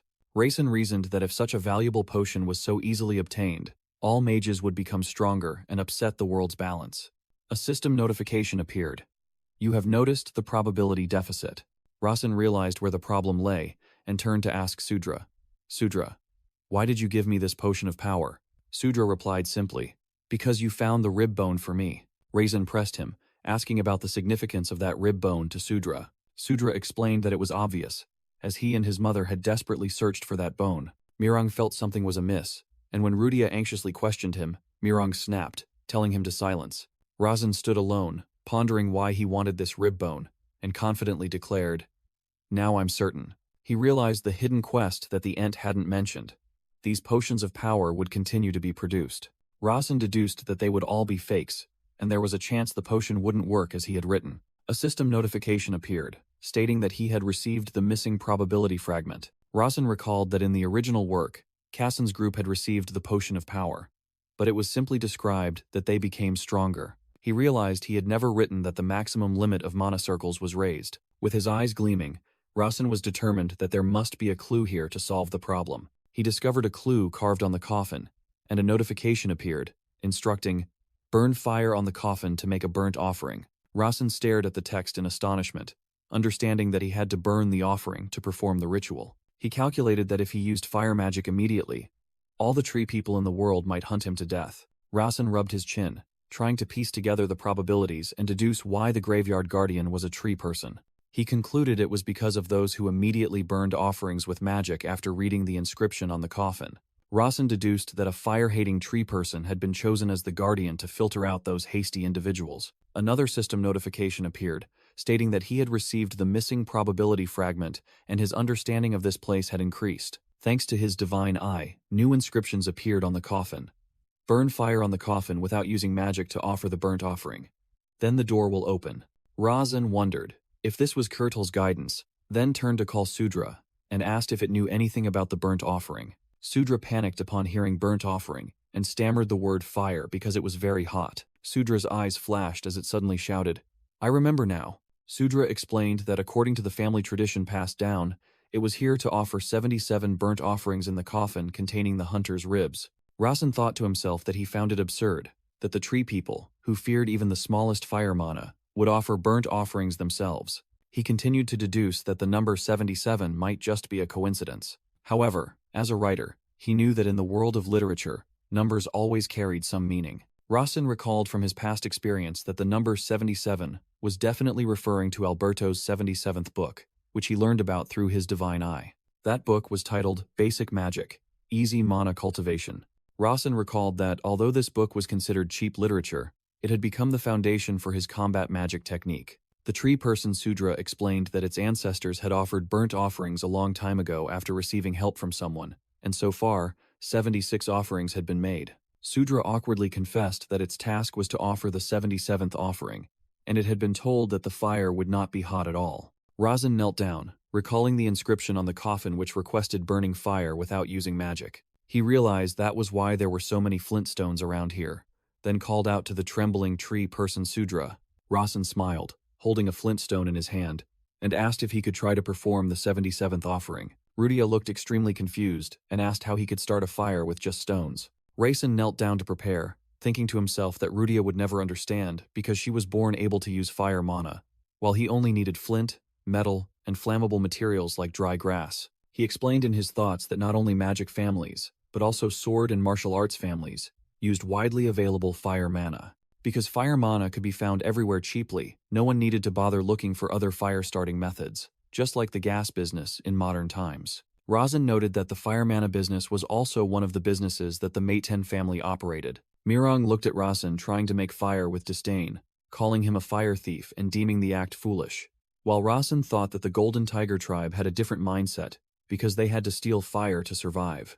Rasen used a piece of metal, rubbing it vigorously against the flint stone to maximize thermal energy, creating sparks. A flame erupted from the pile of dry grass.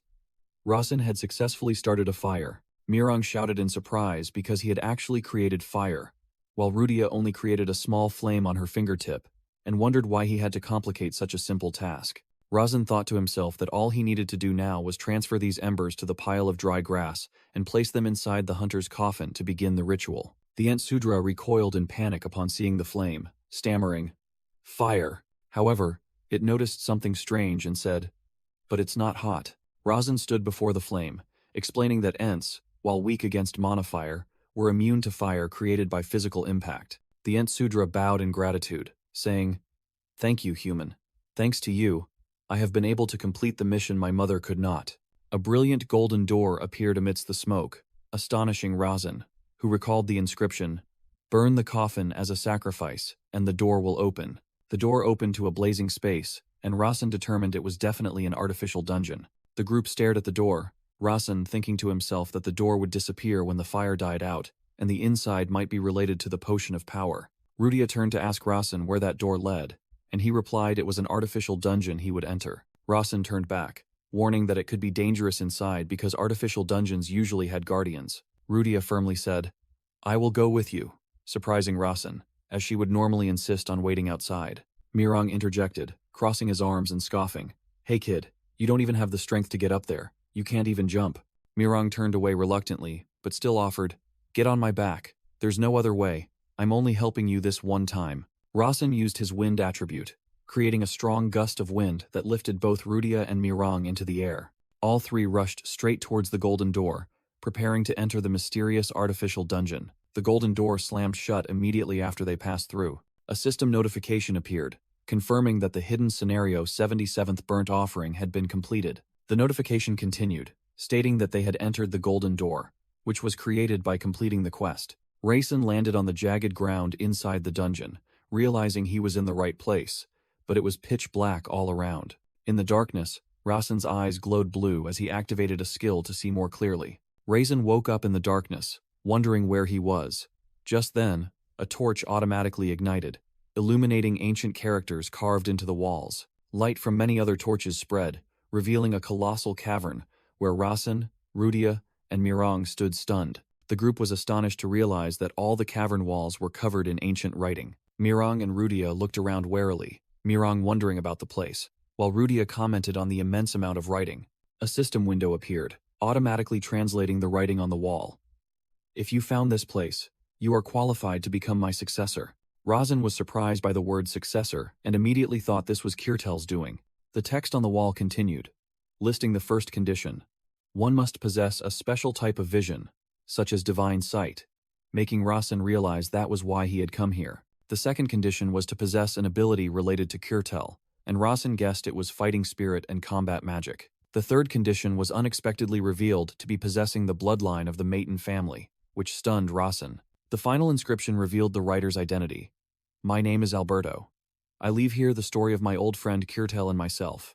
Rasen was stunned to realize that the creator of this place was not Kirtel, but a man named Alberto. Alberto's story began, recounting how he and Kirtel always argued. Kirtel, a black-haired man, believed that elemental magic was the correct path.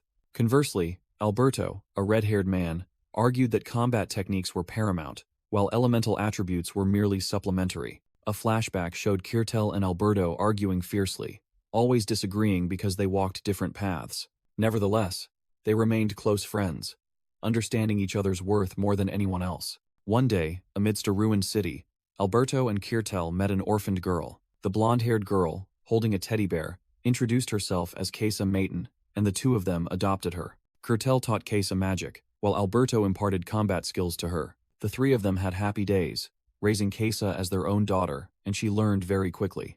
When Kesa grew up, she became a powerful woman sitting on a throne, and Alberto recounted that they heard she became the head of a family. Alberto and Kirtel watched Kesa lying on a bed in a dark room. The narration continued.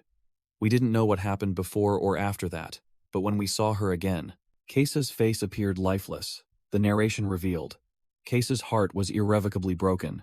An image of a heart chained with blazing fire illustrated the explanation that learning both magical combat techniques and elemental magic would cause conflict. The blazing chains tightened further, emphasizing that these two types of power clashed within the heart itself. Amidst a sunset scene, Alberto recounted that Kesa had realized this early on but hid it, fearing she would hurt them. At a cemetery, a crowd in black stood around a flower-covered coffin. The mournful narration echoed. "Ultimately, she left us at a very young age." In the flashback, Alberto and Kirtel stood side by side with sorrowful expressions. The narration continued. "Kirtel and I were submerged in grief for a very long time, but we couldn't grieve forever." Three blonde-haired children, Kesa's offspring, stood with bowed heads, saddened as the narration reminded them that though Kesa was gone, the children bearing the Maton name remained. Alberto and Kirtel stood behind the three children with resolute eyes, determined to prepare to repay their debt to Kesa by ensuring her children grew up healthy. Kirtel was depicted as representing elemental magic. Alberto was depicted as representing magical combat techniques, and the narration stated they had to choose one of the two for the children. Kirtel wore a wide-brimmed hat, and Alberto recounted that ultimately, Kirtel was the one who stayed with Kesa's children. Alberto walked alone on a road leaving a grand castle, beginning a long journey and settling in a new place. Decades later, Alberto's hand clenched, emitting a red surge of energy, as he discovered a new power that did not react with mana at all.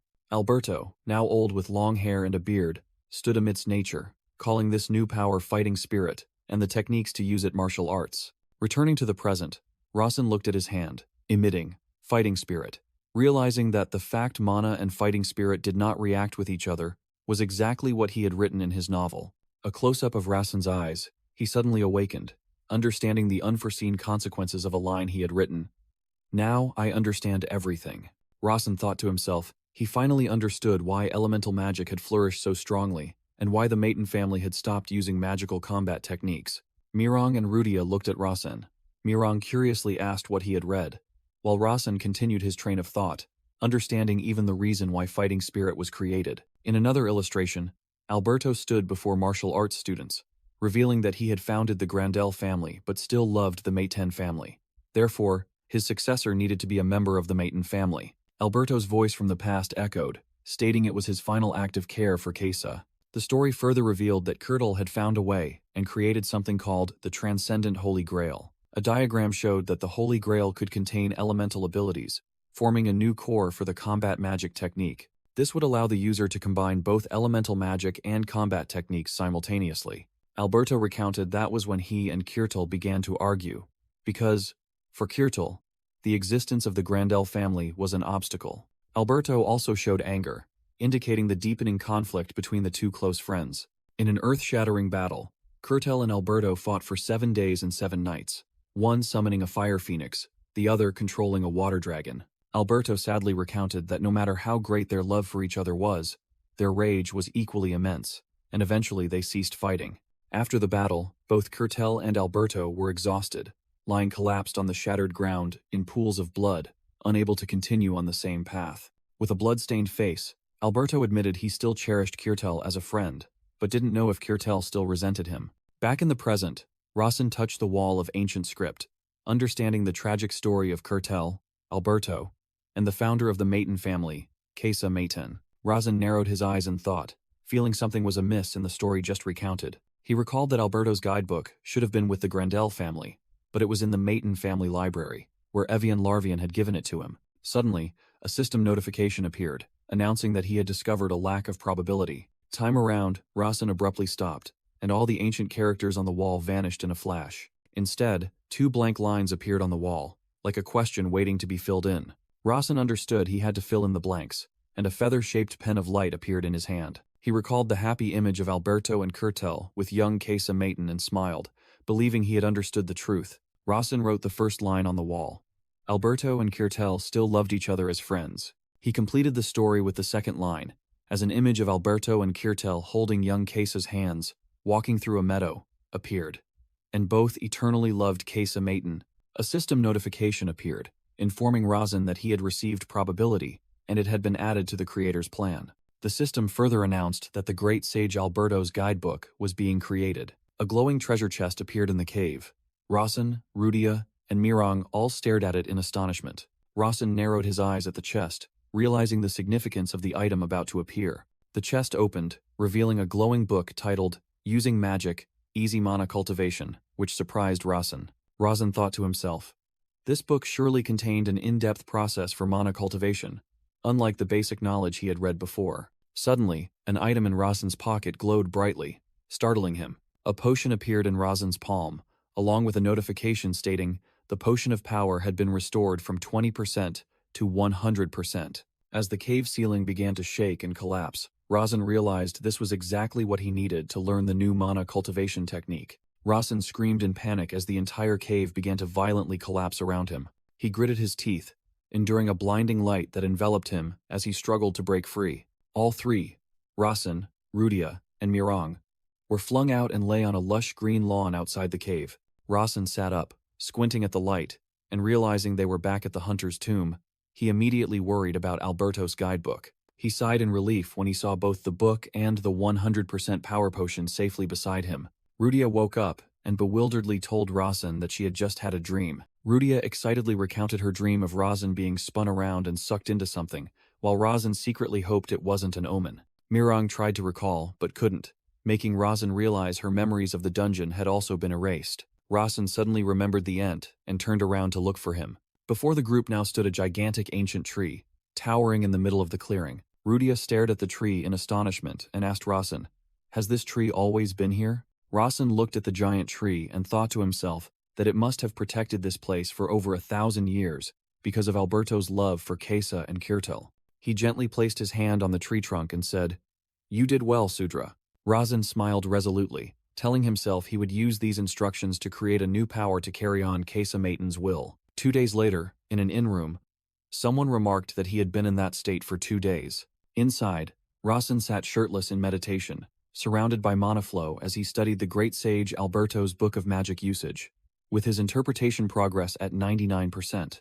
Mirang, while playing cards with Rudia, glanced at Rasen and asked, "Hey kid, what's he doing?" And Rudia replied, "I'm not sure." Mirang, frustrated at losing cards again, yelled, while Rudia giggled and was praised as a genius. A system notification appeared, stating that Rasen had fully interpreted the book, significantly increasing his understanding of fighting spirit and mana. Rasen stood up, realizing that fighting spirit was a type of energy originating from mana, and that their inability to blend was not an absolute rule. A massive surge of green and purple energy erupted from Rasen's body, as he declared he could combine them, blowing Rudia and Mirang backward. Rudia anxiously called Rasen's name and rushed over, placing her hand on his back and frantically yelling, "Your body is on fire." Rudia screamed in pain, and immediately recoiled her hand as a powerful electric shock jolted her. Mirang stared in shock at Rudia's burned hand and wondered what was happening to Rasen. Rasen closed his eyes, completely focused on the changes occurring within his body.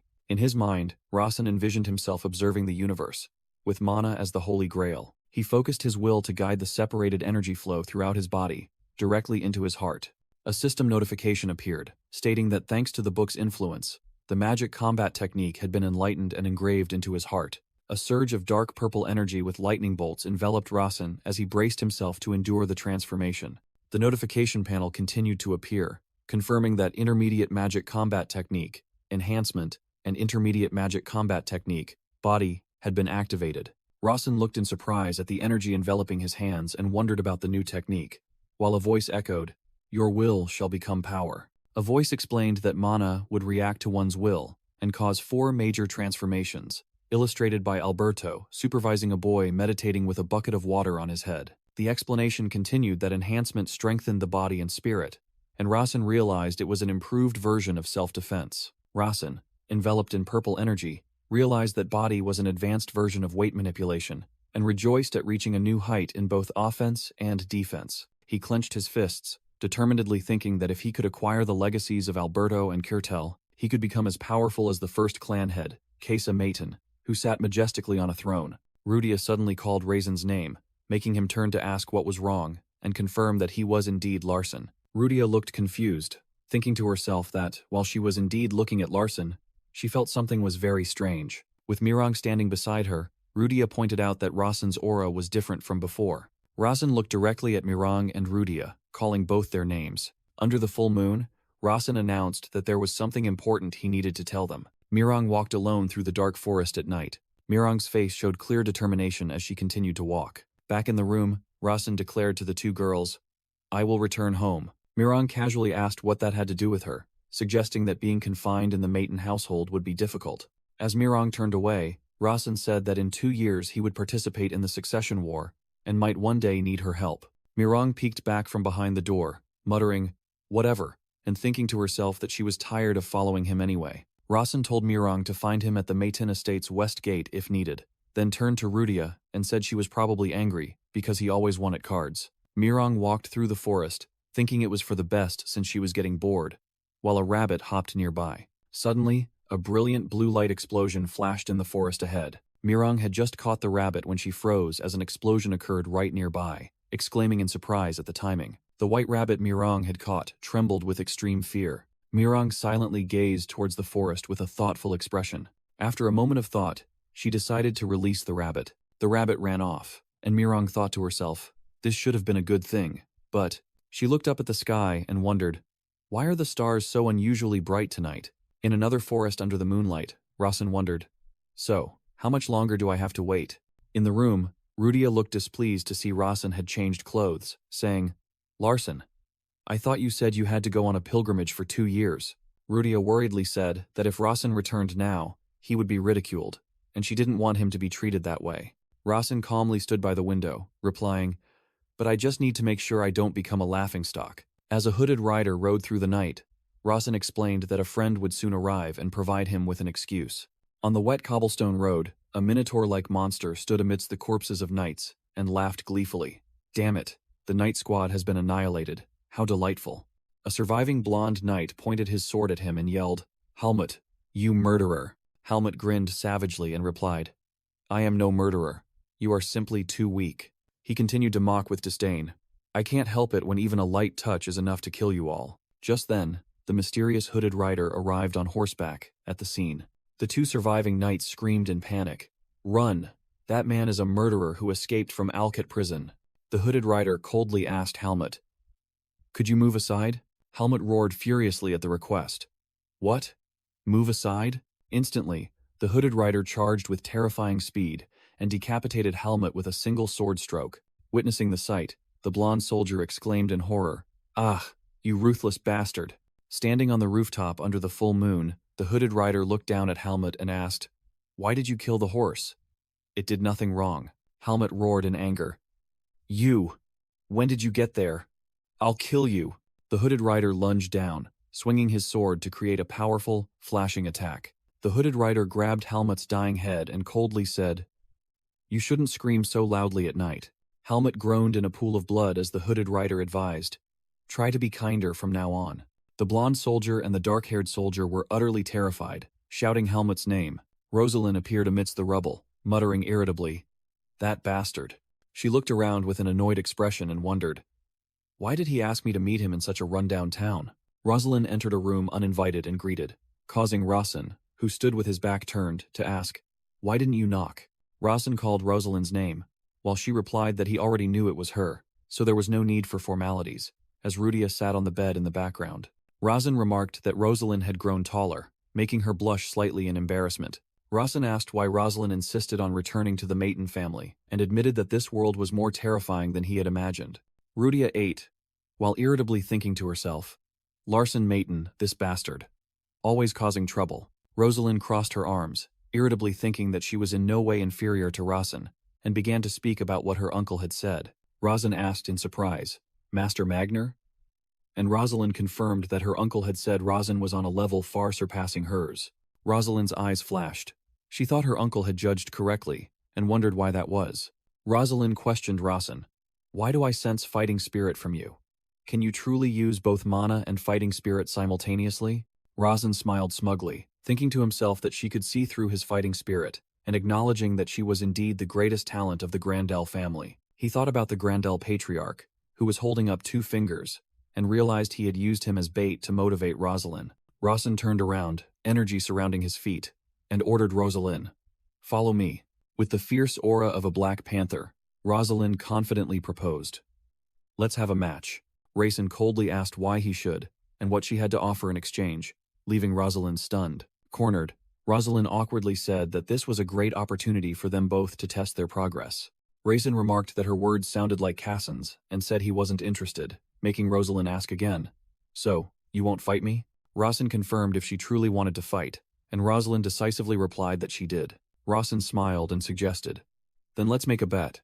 In a moonlit field of reeds, Rasen stated his condition, "If I win, lead me to the Grandel family's library." Rasen added that if Rosalind won, he would grant her 1 wish, which greatly surprised her. Rosalind pondered, realizing this windy, dry grass terrain was disadvantageous for a mage, but she also knew Rasen wasn't one to act half-heartedly. Rasen asked her which secret technique she specifically wanted to test. Rosalind stretched, took off her cloak, and declared she wanted to try the breakage technique, then said, "All right, here I come." Rosalind rushed forward at an astonishing speed, surprising Rasen as she closed the distance in an instant. Rasen thought to himself that Rosalind's body seemed incredibly light as she launched her attack. Rosalind threw an extremely powerful punch towards Rasen. Rasen raised his hand to block the blow, his eyes glowing, and realized her attack was astonishingly heavy. Pushed back a step, Rasen admitted that she had certainly undergone extraordinary training. Rosalind immediately launched a continuous high kick. Rasen calmly faced the incoming kick and thought to himself, "Well then, is it my turn to try?" A system notification appeared, stating that the intermediate magic combat technique, enhancement, had been activated. Razan punched the ground forcefully, creating an energy explosion that sent Rosalind flying back. Rosalind rushed forward, her eyes glowing, putting all her strength into the attack. Thrown back, Rosalind fell to the ground and wondered in astonishment. Ugh, what was that? Razan stood firm, thinking to himself that Rosalind's attack should have aimed for his right jaw. In a flashback, Rosalind's father promised to grant her any wish if she could land a single blow on Razan. Young Rosalind confidently declared that she could easily defeat Razan. Back in the present, Rosalind asked why Razan could have counterattacked, but didn't. Razan smiled and explained. Because it wasn't the best time. Rosalind blushed, feeling embarrassed by her opponent's confidence. She roared. Then let the real battle begin, and both charged at each other in a powerful collision. Both were pushed back by the force of the impact, and Razan felt as if he had just been hit by a truck. Rosalind quickly regained her balance and continued to charge forward with astonishing speed. She unleashed a flurry of fiery punches, yelling loudly, while Razan recognized her incredible stamina. Razan used both hands to block the continuous punches, noting that each attack was filled with fighting spirit. He continued to parry, thinking to himself that if it were him, he would have been exhausted long ago. Realizing the need to end the match, Razan decided to act before the damage accumulated. He grabbed Rosalind and used a powerful takedown to slam her to the ground. Rosalind gritted her teeth, enduring the pain after the heavy impact. Razan stood over her, his fist flaring with fire, and declared victory. I win, Rosalind. Rosalind lay on the ground, calmly accepting defeat. Yes, you truly have won. A man suddenly appeared, making Rosalind exclaim in alarm, Father, while Razan was also surprised by the presence of the Grandel family patriarch. Razan nervously thought to himself, realizing the man who had just appeared was Rosalind's father. He identified him as Velotutor Grandel, the Grandel family patriarch, and bowed in greeting, but the patriarch told him there was no need for formalities. Rosalind irritably told her father that she could walk by herself, while Razan secretly thought he would have been in big trouble if he had accidentally injured her. Grandel patriarch smiled and asked why a maiden child was interested in his family's library. Razan replied that he still had much to learn about martial arts, while Rosalind stood with her hands on her hips, watching him. Grandel patriarch secretly observed, noticing that the child showed no anxiety or intention to lie. The patriarch agreed to send an official invitation to the maiden family, making Razan smile with satisfaction, as things had gone even better than planned. Grandel patriarch said he would use his authority to show Razan the second-tier library, making Rosalind exclaim in astonishment, Father, even I haven't been there yet. Under the moonlight, Grandel patriarch told his daughter that having Larson Maiden by her side would be very good, and promised to treat him as an honored guest. Razan returned to the Maiden family's Badger Villa, passing a chicken pecking at grain in the courtyard. Just as he arrived, Razan was suddenly startled and surprised to see someone waiting for him. He recognized him as Senkan, his father's right-hand man and shadow. Senkan relayed the message that after greeting his mother, Razan was to go to the main building because his father had summoned him. Razan bowed and replied, I understand. Senkan immediately vanished as quickly as a ghost. Razan stood before the door, thinking about his return to the Maiden household. He opened the door, thinking to himself that his father allowing him to see his mother first was a more humane treatment than he had expected, and that being summoned directly was also a sign. Inside, Aira stood formally and greeted him, young master, and asked if he had given up on his pilgrimage. Razan thought to himself, of course not, then turned to his mother, who was sitting at the table, and said, I'm home, mother, and was warmly welcomed by her. Soso smiled and invited her son to rest before leaving again, then asked Aira to bring out the fragrant luba tea she had prepared. Aira politely replied to Soso that she would prepare tea immediately, while Razan watched them, thinking that his mother and Aira were just as always. Razan recounted his journey to his mother, starting from when he first arrived at the inn. Soso smiled gently, raising her teacup, and told her son, I knew you would do well, Larson. After leaving his mother's cozy wooden house, Razan told himself it was time to visit his father. Razan stood before a large door, called out to his father, and announced that he had returned. Decatra stood in a grand hall, demanding Razan's report as he needed to know the actions of the heir apparent. Decatra looked at his son and said that he must have much to say about the changes in his body, making Razan wonder, do I have to tell him everything? Razan knelt on one knee, asserting that he never intended to hide anything from his father, and believing that with his mother present, Decatra would side with him. Razan decided to tell almost everything, looked up confidently, and revealed, within my body exists fighting spirit. He further explained that thanks to it, He could now use elemental attributes and combat magic techniques, even if only at an elementary level. Rasen channeled dark power into his hand and said that if he could properly utilize the fighting spirit, he would be able to develop according to the first clan head's method. Decatra asked if anyone else besides Rasen knew about this, and he replied that only his two friends, Rudia and Mirang, did. Decatra coldly declared, "If it were me, I would have killed both of them." As images of Rudia and Mirang appeared, Rasen calmly admitted that the dead could not speak, but they also could not help him. Rasen stood up, facing his father, and said that his father was born strong and needed no one's help. But he was different, he continued, stating that he could not yet stand on his own or protect his mother alone. As an image of Soso smiling appeared, Decatra seemed surprised but then accepted. "I will respect your choice.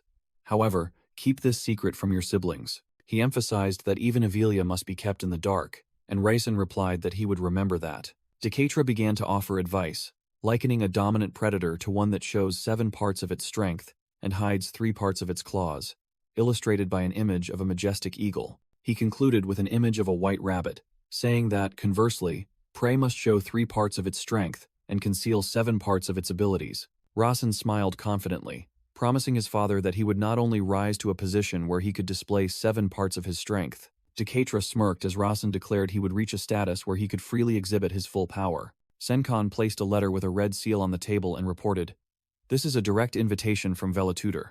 Decatra sat opposite Senkan, asking about the contents of the letter from the Grandel clan head and why he sent it. Senkan explained that the Grandel clan head highly valued Rasen's potential, causing Decatra to smile meaningfully. Senkan looked horrified, realizing this was nothing short of an official declaration that Rasen was even more exceptional than Rosalind. Decatra smiled triumphantly as he called his son's name, Larson. Looking down at the backs of Rasen, Aira, and Hampton, Decatra thought that his son seemed to have seriously entered the succession battle. A notification panel appeared before Rasen, stating that the Celestial Mage had reduced his suspicion, helping Rasen secure a partial probability. Rasen looked out the window, deducing that the Celestial Mage was his father, who had deliberately believed his absurd story. Rasen pondered, thinking that his father deliberately dismissed his doubts, showing he knew his skepticism could affect the world. Standing on the courtyard with Aira and Hampton, Rasen called Aira's name, thinking he hadn't expected to secure the probabilities this way. Aira confirmed she had completed Rasen's request, saying that she and Hampton had collected everything in the vicinity. A mountain of colorful candies, wrapped in small, sparkling bags, appeared. At the library, Evian said, flustered, that the librarian did not accept paid requests from succession candidates. While Rasen thought to himself about it, Rasen reasoned that bringing a gift to a friend after returning from a long journey was a common courtesy, and thought to himself that he could even hear Evian's heartbeat from here. Evian blushed, saying that the last time she helped him absorb Cardion was due to being swayed by emotions, and that something similar would not happen in the future. Rasen reassured Evian that he hadn't come for that reason, and asked her to help him find a book. Rasen asked Evian to find him all the books related to the great sage Alberto, whether in their content or title. The image of a large, magnificent building appeared, as Evian confidently replied, "That's a simple task for me." Evian declared she would search through every book in the Starlight Library, even requesting cooperation from other libraries. At the library, Evian asked Rasen why he was looking for books related to Alberto, but he only responded with another question. Evian suddenly had an idea, and asked if she could suggest a book to him. Rasen asked which one it was, and Evian used magic to create ice snowflakes, then handed him a book. Rasen held the book titled Nosran's Elementary Ice Spellbook. A complex snowflake symbol appeared, explaining that Nosran's ice magic was the leading school, and Evian was the one who had mastered it. Evian offered that Rasen could ask her anything he didn't know, and she would answer as a librarian. Rasen realized the book had no author listed, and deduced that Evian herself had written it when he saw her turn away. Rasen thought of engraving ice magic into the Holy Grail of Transcendence, envisioning the Grail enveloped in frost. He smiled confidently, believing this would create an entirely new combat method. The scene shifted to an auxiliary building used for training at night. Inside, a giant water dragon was forming from magical currents. Noah smiled, praising Carlton Mayton for getting used to using the water drop shield. A water shark appeared, illustrating the thought that the water element was best suited for defensive purposes. Noah looked at Carlton, who was maintaining a sphere of water, and said that his condition was at its best, then ordered him to be called in. Noah adjusted his sunglasses, and asked with a hidden meaning, "Are you perhaps saying?" Carlton stared straight ahead, called out Larson Mayton's name, and created a giant whirlpool, determined to teach his younger brother who truly stood above him. The scene shifted to the autumn manor on a quiet night. Razan was sitting, reading Nosran's elementary ice spellbook, with a system window showing he had read 3%, when a voice called out, "Young master." Aira stood at the door, and after Razan gave his permission, she stepped inside and asked, "Did you previously request an ice magic book?" Aira confirmed to Razan that, according to her memory, he had never requested an ice magic book, and wondered why this was the case. Razan speculated that Evian perhaps wanted to help, but still had to maintain neutrality, which surprised Aira. Aira explained that librarians usually didn't contact each other, but Evian had reached out to another library to find a book for him. Noticing the anomaly, Hera concluded something was about to happen and decided to be more vigilant. The scene shifted to a magnificent building under a clear blue sky. Evian knocked on the door and was greeted by Razan. "Welcome, Evian." Razan expressed surprise, as he was supposed to go to the library, but Evian explained she came to meet Aira because they were acquaintances. Razan happily said, "Is that so?" "That's great," but privately noted that Evian didn't even look at him. Aira looked doubtful about the word acquaintances, while Evian said she would also conveniently deliver the book Razan had requested. Evian placed a book on the table and stated it was Grand Magic of the great sage, Alberto, Practical Fundamentals, the book he had requested.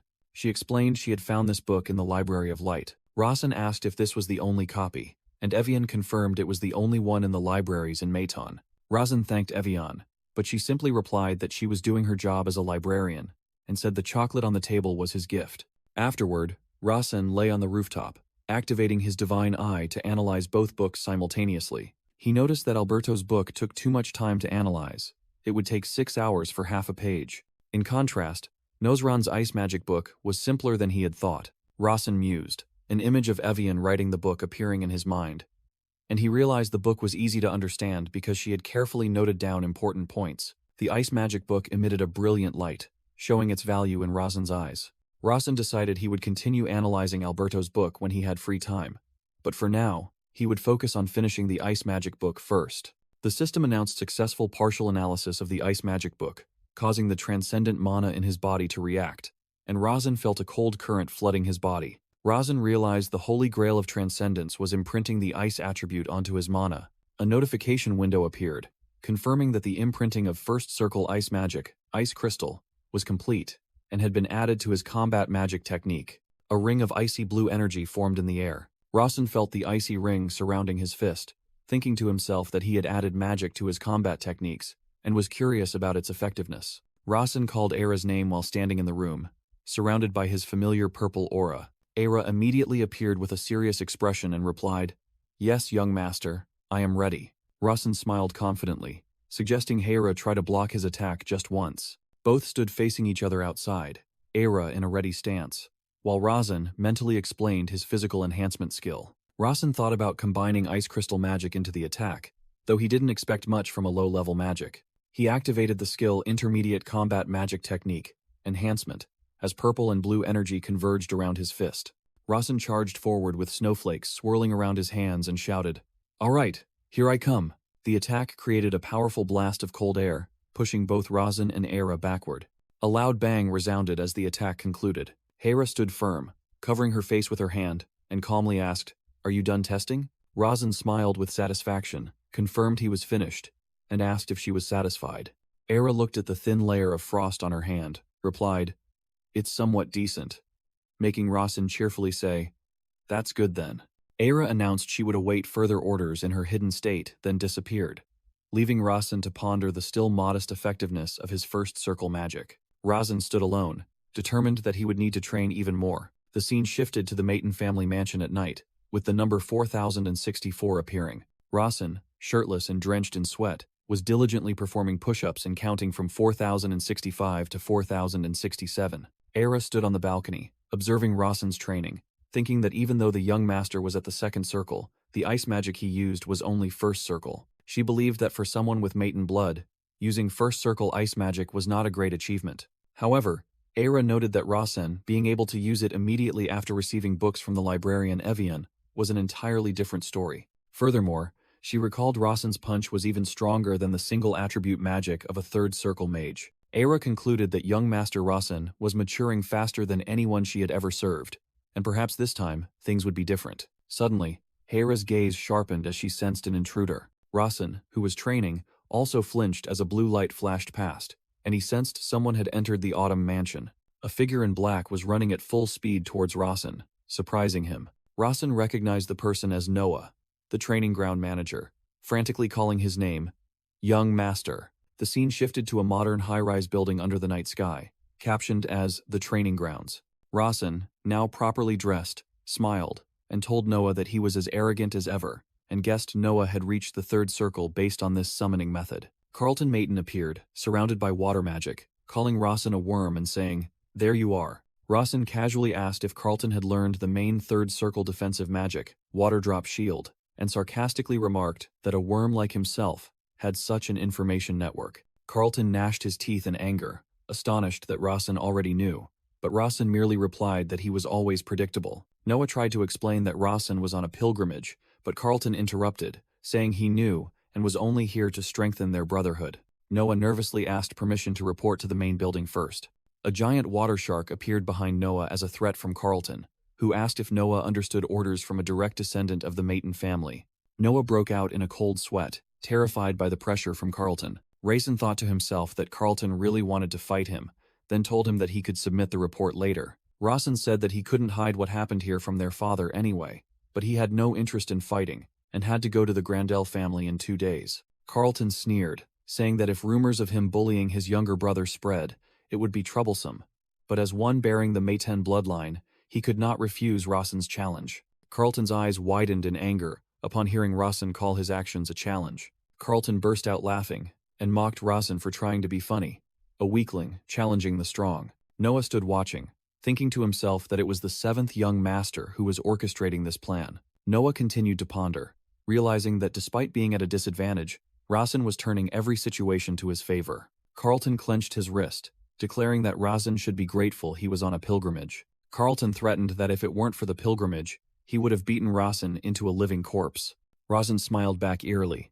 "Oh, how cruel, my dear little brother." Carlton furiously summoned a giant water dragon and roared, "Then why don't you turn me into a corpse?" The water dragon lunged, attacking Rasen, and shattering the ground with a loud explosion. Rasen unexpectedly appeared right behind Carlton, reiterating his previous warning to keep his distance. Carlton gritted his teeth and yelled, "Shut up," then swung his staff towards Rasen. Carlton attacked, calling Rasen a lowly insect, while Rasen easily blocked the attack with his hand. Era and a training ground staff member watched in astonishment as Rasen, who had only just upgraded his circle, displayed an unchanging combat sense. Noah raised his hand, activated a magic circle, and declared he would change the arena. Carlton scoffed, deeming Rasen's bravery a mere farce from a second circle mage, and promised to slowly torment him. Rasen calmly thought to himself that it had been a long time since he'd seen Carlton, and he would use this opportunity to teach him a lesson he wouldn't forget. A notification panel appeared, indicating the current location was a mushroom forest created by magic. In the mushroom forest, Carlton stood ready with water magic, while Rasen faced him, surrounded by a purple magical aura. Rasen smiled confidently, saying he would teach Carlton one thing: what breaks magic is stronger magic. Carlton smiled confidently, stating loudly that he could see something behind Rasen.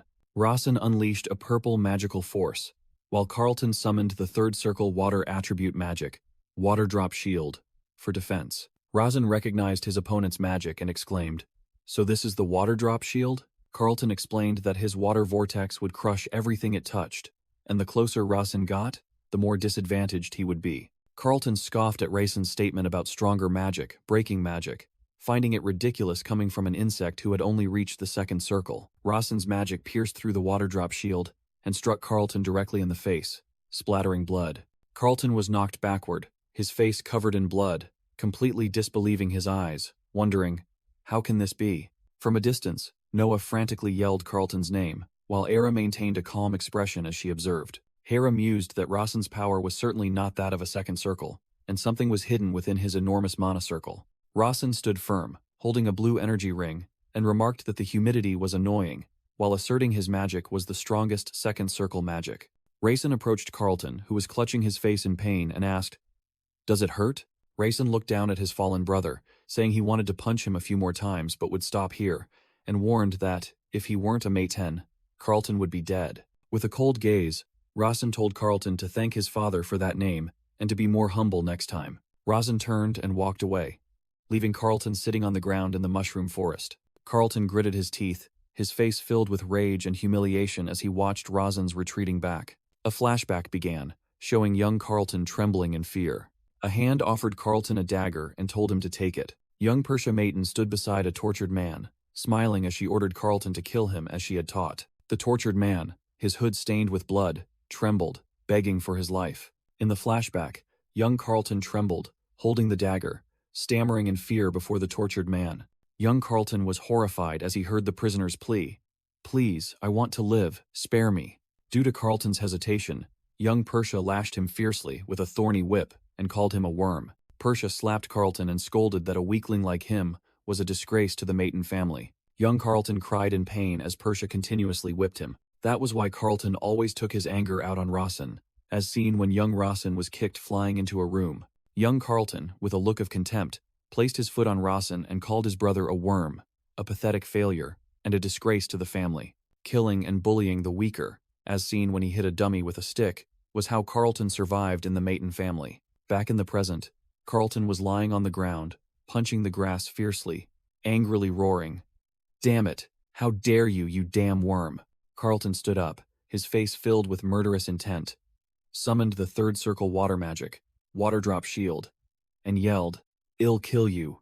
You worm, don't you dare look down on me." Carlton's face contorted in rage as his water magic formed. Noah, the manager, frantically yelled, "Wait!" The colossal magical water stream surged towards Rasen, while the narration declared the battle was over. Rasen stood calmly, his body beginning to be enveloped by a purple energy current. A system notification appeared, activating intermediate combat magic technique, enhancement. With his enhanced body, Rasen threw a punch directly into the magical water stream, shattering it. Rasen gritted his teeth, enduring the pressure as his punch tore through Carlton's magic. Carlton was stunned, unable to believe his eyes, but still screamed frantically, "Die!" Rasen's punch finally completely shattered the water stream and landed directly on Carlton's face, silencing him. Struck by the blow, Carlton Maiden collapsed, vomiting a large pool of blood. From a distance, a training ground staff member realized Carlton was suffering from mana backlash, while Rasen Maiden indifferently asked, "So what?" Noah rushed to Carlton, intending to help him regain control of his mana, but Rasen coldly ordered, "Don't touch him." Rasen declared this was the fate of anyone who dared challenge the Maiden family, and he only spared Carlton's life due to the law of brotherhood. Noah wondered in astonishment how Rasen could have become the person he was now, so different from the boy he used to be. Noah recalled Carlton's first shameful act was a cowardly back attack during a magic duel. The second act was being consumed by his own mana due to a lack of control. Noah thought that as a mage, Carlton was as good as dead, but also blamed himself for provoking Rasen. Rasen allowed Noah to save Carlton, warning that if he missed this chance, Carlton would never be able to use magic again, which made Noah startle and agree. Noah suddenly froze, realizing Rasen wasn't finished speaking. Standing next to Era, Rasen coldly declared that from now on, Noah would be considered an enemy of Larsen Maiden. Noah widened his eyes in horror, realizing he had to make a choice immediately. Standing between Rasen and the fallen Carlton, Noah realized he had to choose between the 6th young master and the 7th young master. Rasen and Era stood there, their gazes sharp and cold, as if awaiting Noah's decision. Noah looked at Carlton lying motionless in a pool of blood, the choice weighing heavily on his mind. Noah stammered, unable to give an answer under the immense pressure. Suddenly, a fierce surge of fire mana erupted, forcing Rasen and Era to turn around. While Noah thought in horror that the youngest son was truly cruel, the fire mana swirled into a giant fireball, making Noah wonder if this was. Persia Maiden emerged from the flames with a smug smile and said, "Just as I expected from my younger brother. I like it." Persia Maiden looked at Rasen with a smug expression and remarked, "But there's one thing you still need to improve. You give your opponents too many chances." Rasen smiled back, "Because I can't be as ruthless as you yet," while secretly wondering why Sister Persia appeared at this moment. The scene shifted back to a few minutes earlier, outside a tall building at night. In a flashback, Sando was warned by an invisible voice to keep his distance, but he snapped, "Shut up, you bug," and prepared to alter space. A hand radiating blue energy appeared, and a voice rang out, "Sando, it's you again." Senkan appeared, blocking Sando's path, and reported that the 3rd young lady was very interested in the 7th young master. Senkan smirked and asked sarcastically, Are you planning to kidnap me again this time? Sando replied that there was no such order and asked Senkan to keep his presence a secret, while realizing Senkan was here by the family head's command. Sando secretly thought that Rasen had caught the family head's attention, and now all attention, including that of young lady Persha, was focused on him. Senkan suddenly panicked and yelled, "Die!" then ordered Sando to call the third young lady immediately. Sando asked again in confusion, and Senkan explained that the sixth young master's life was in danger, which astonished Sando when he learned Carlton had lost to Rasen. Back in the present, Persha walked over, looking at Carlton slumped on the ground, and called him a literal insect. She looked at Carlton with utter contempt and said, "This one doesn't deserve the maiden name. Hes trash." Rasen observed silently for a moment, then said, "Anyway," Persha declared, "I'll take him." And a sphere of light appeared at her fingertip. Carlton's body slowly floated into the air, to Noah's astonishment. Persha stood before a blazing spatial gate, challenging Rasen. "If you don't like my decision, then follow me." She flashed a provocative smile and added, "If you're truly confident, of course." Persha and Carlton's floating body vanished into the fiery gate, leaving Rasen, Noah, and Era watching. Rasen thought to himself that if he chased Persha, he'd lose an arm, then turned and ordered Era, "Let's go home." A system notification appeared, revealing that Persha quite cherished Carlton and had tried to educate him, which Rasen found surprising. The narration explained that Carlton had been unable to fully grasp Persha's teachings, while an image of a steak being cut appeared. In the flashback, Persha was calmly enjoying an outdoor meal amidst the aggressive barking of dogs. Carlton was tied to a tree, utterly terrified as two ferocious dogs with bloodshot eyes snarled and lunged towards him. From a distance, Carlton screamed, begging his sister for forgiveness, while Persha calmly continued eating at the table. The narration revealed that Persha's methods were not for ordinary people, and she knew it but never admitted it, accompanied by a sinister smile on her lips. The fork plunged forcefully into the steak, signaling a violent act. Carlton burst into tears of fear as someone used a fork to shove a piece of meat into his mouth. While being forced to eat, the ferocious dogs continued to lunge and attack Carlton. A close-up showed the sharp teeth of a lunging dog, ready to tear. A scream echoed amidst blood splattering everywhere. Persha walked away coldly, leaving Carlton unconscious and covered in blood on the grass, the narration explaining that, the more she cherished him, the more she made him suffer. She turned back to look at her brother with a stern expression, clicked her tongue, and ordered, "Be strong." Back in the present, a new system notification suddenly appeared before Rasen. A variable affecting the storyline has occurred. Rasen stared at the notification in astonishment, wondering why there was a variable at this moment, and realized something was changing. Rasen's body emitted cross-shaped energy currents, indicating a transformation was occurring within him. A metaphorical image appeared, with a red-eyed skeleton manipulating a sphere of destiny containing human figures. A close-up of Persha's face appeared, and Rasen realized the variable lay in the relationship between her and Carlton. The next day, Rasen thought to himself that he had been summoned by his father, precisely because of yesterday's events. Standing by the window, he calmly thought he had anticipated this situation and had already prepared his answer. He took a sip of tea, determined to act with the dignified demeanor of a mage, because the pretext was the most important thing. In the main building of the Maton family, a dignified voice echoed, demanding an explanation for last night's events. The atmosphere inside the mansion became incredibly tense and heavy. Standing at the top of the stairs, Decatra questioned Rasen and Carlton as to why they continued the match until the mana reversal occurred. Decatra looked directly at his two sons and ordered them both to answer, making Rasen realize that his father actually knew everything. Rasen immediately understood that this was not a question, but a test between him and Carlton. He determined that his father was testing to see which of the two would bring him more benefit. With a confident smile, Rasen decided to take advantage of this situation to gain the greatest advantage for himself. Carlton unexpectedly spoke first, boldly asking permission to be the first to answer. After Decatra granted permission, Rasen thought to himself that Carlton had made his move first and was certainly prepared. Carlton began to explain that through a previous magic duel with his younger brother, he had realized the vital importance of maintaining distance for a mage. He recounted that to overcome that weakness, he had decided to learn Waterdrop shield magic. And to test the shield's effectiveness in actual combat, he had wanted a rematch with Rasen to assess his progress. Rasen was secretly astonished, noticing that Carlton seemed to have changed somewhat from before. When Decatra asked if he understood what he was saying, Carlton firmly replied, "Yes, I understand. I admit that I am weaker than Rasen."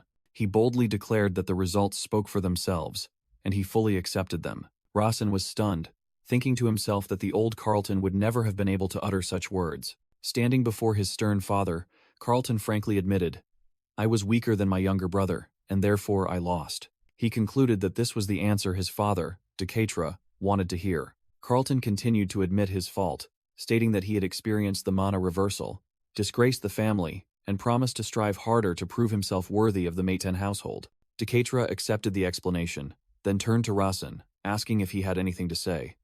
And Rasen firmly replied, "Yes, I do." Rasen smirked, thinking to himself that Carlton had gained the upper hand, and to regain it, he needed a different answer. Rasen looked directly at his father and said that he must have known everything, but asking for details was to understand their motives and process. Hearing his father order him to continue, Rasen explained that he had been challenged as a member of the Meiten family, and thus he could not evade it. He declared that he was determined to completely annihilate the challenger, accompanied by a flashback image of the fierce battle, so that he would never dare to challenge him again. Carlton gritted his teeth in anger when their father asked if he would do that even to his own brother.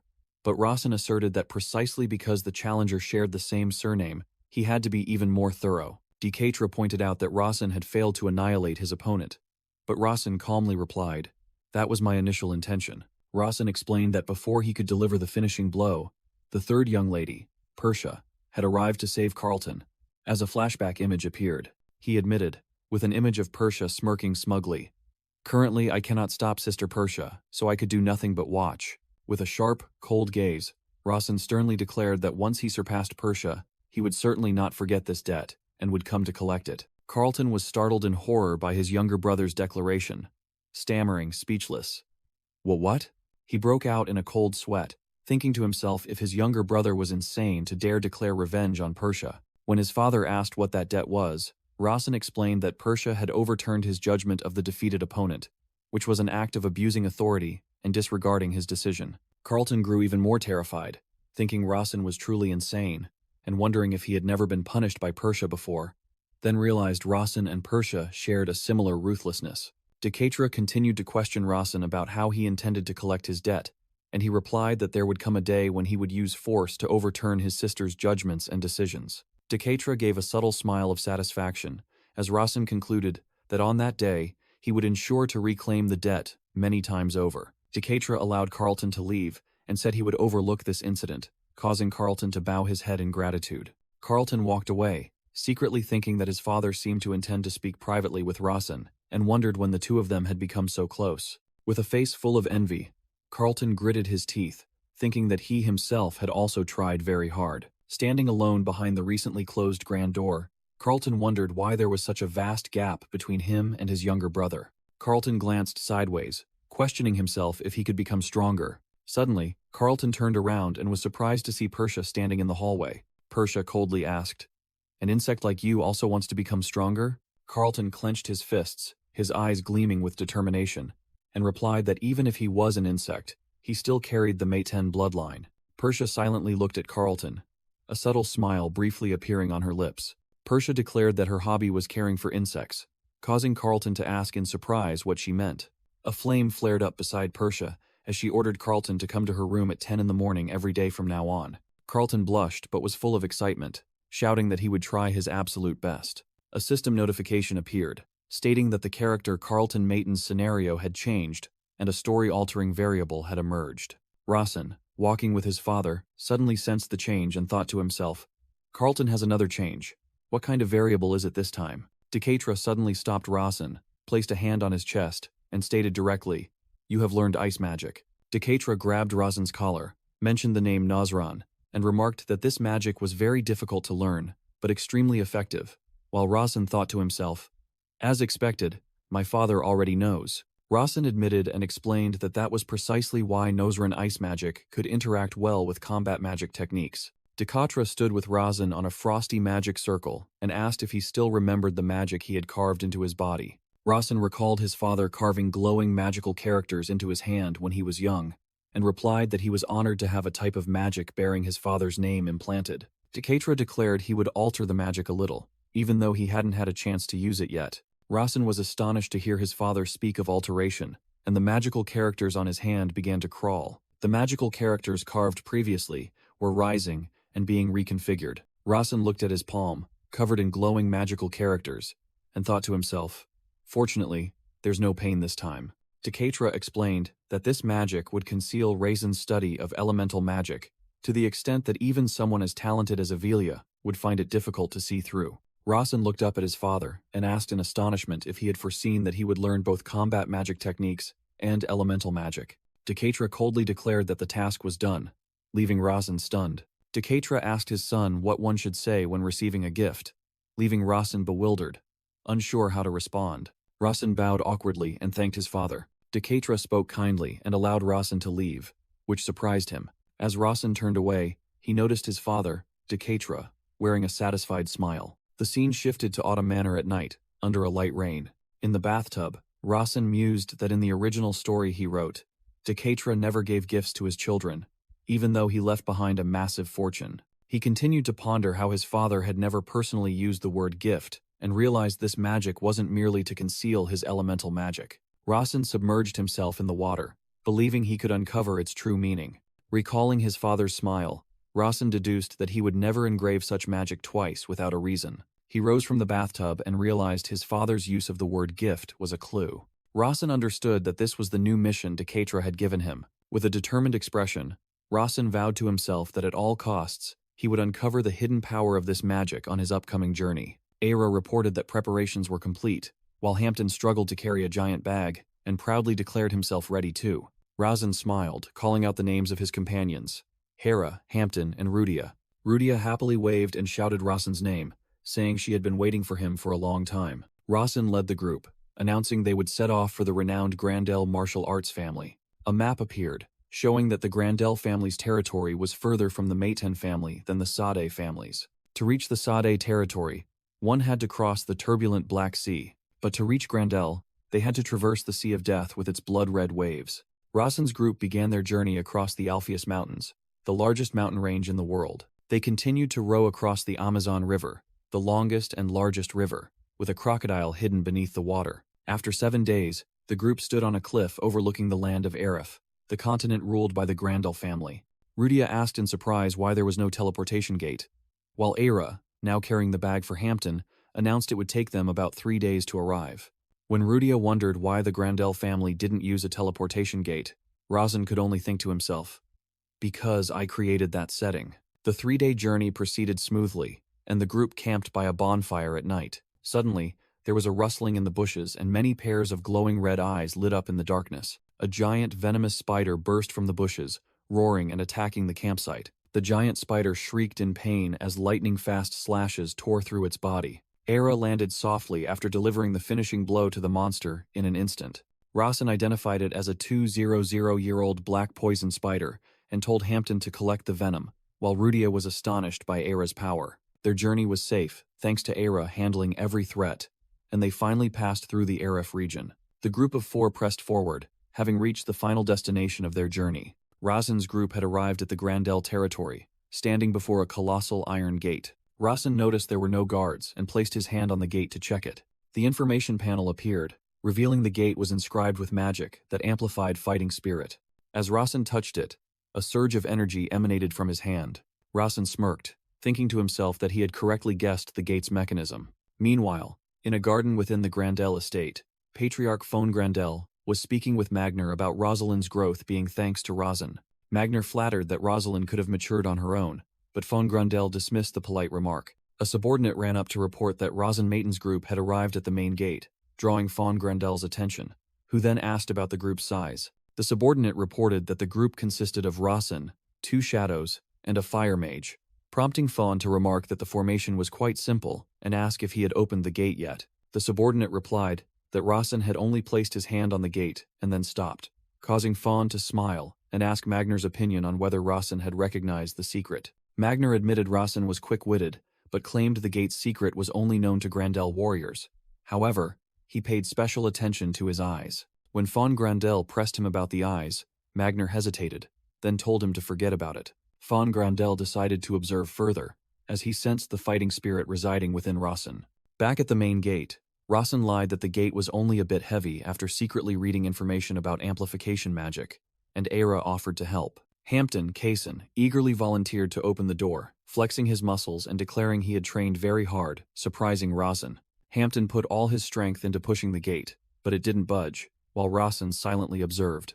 Sweating profusely, Hampton strained in vain and wondered why a door could be so heavy. After failing, Hampton panted and made an excuse that he was too tired from the journey, comforted by Rudia. Rawson recalled that when he wrote the story, he had developed the Sade Sword clan in great detail. He continued to think that since the protagonist was from the Sade family, the Grandel family had an even more minor role than the Maton family. Rawson realized the Iron Gate was inscribed with fighting spirit amplification magic, which would resonate and enhance the power of those from Grandel's direct lineage. He thought to himself that just by opening and closing this door, the Grandel family members could become stronger. Rawson clenched his fist, felt his fighting spirit had increased slightly, and decided to take advantage of this opportunity while at Grandel. Under the gaze of Hera and Rudia, Rawson advanced alone towards the massive Iron Gate. Rawson smiled confidently, telling himself, "All right, shall I open it then?" The heavy gate slowly opened with a creaking sound, revealing a dazzling light from within. In the great hall, a messenger reported to Von Grandel that Rawson Maton had opened the gate after some thought. Von Grandel sneered, asked about the gate's condition, and was told it had been set to the heaviest possible level. Magna remarked to his brother that using fighting spirit would make it not difficult, but even Rosalind would struggle with that weight. He then asked the messenger where Rawson was going, and received the answer: the martial arts hall. The messenger suddenly interrupted with an urgent expression, saying there was something important the Patriarch must know. Von Grandel calmly ordered him to continue, and the messenger explained that even though Rawson Maton had fighting spirit spreading throughout his body, he fearfully declared that Rawson hadn't used any fighting spirit at all to open the gate. Von Grandel sprang from his throne in shock, while Magner calmly said, "I told you so, brother." Magner turned around, reproaching that his brother had created a monster instead of just having a simple exchange with the Maton family. Magner further added that Rawson was currently wearing a level 3 black robe. Von Grandel broke into a delighted smile, muttering, "A warrior born from the Maton family?" Rawson and his group arrived before the martial arts hall, the Grandel family's library, and he greeted them. A cheerful middle-aged man stepped out, introducing himself as Alto, the librarian of the martial arts hall, and their guide. Rawson stood in the courtyard, looked at the librarian, and was astonished to realize this was Alto, a character he himself had written about. He recalled what he had written. Alto would become Kassan Sade's close friend in the future, inherit from Master Magner, and become the next combat king. Rawson mused that a future martial king used to be a librarian, while Rudia commented that Alto looked well-fed, and he himself thought Alto's physique didn't resemble a martial king's at all. The librarian Alto suddenly asked loudly, "By the way, what is the name of the beautiful lady standing behind you?" Rawson turned his head, muttering to himself, "The beautiful lady behind me?" The entire group of 4, consisting of Rawson, Rudia, Era, and Cassin, stood before Alto. Era looked bewildered and slightly annoyed by the abrupt question. Alto repeated the question enthusiastically, his gaze fixed directly on Hera. The scene showed the entire group of 4 standing opposite the librarian. Era maintained her cold expression, displeased with the unwanted attention. Rawson chuckled inwardly, seeing even Era was awkward, then called out, "Librarian Alto." Era stepped forward, coldly telling Alto, "The one I serve stands before you. Please show proper respect," which startled him into replying, "Right."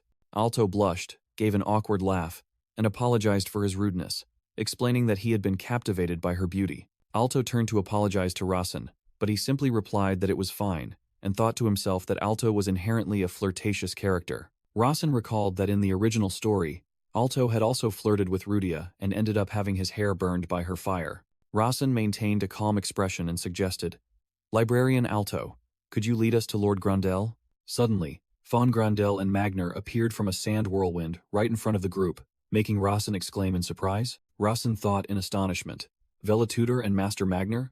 Why are they suddenly here?" Von Grandel laughed heartily.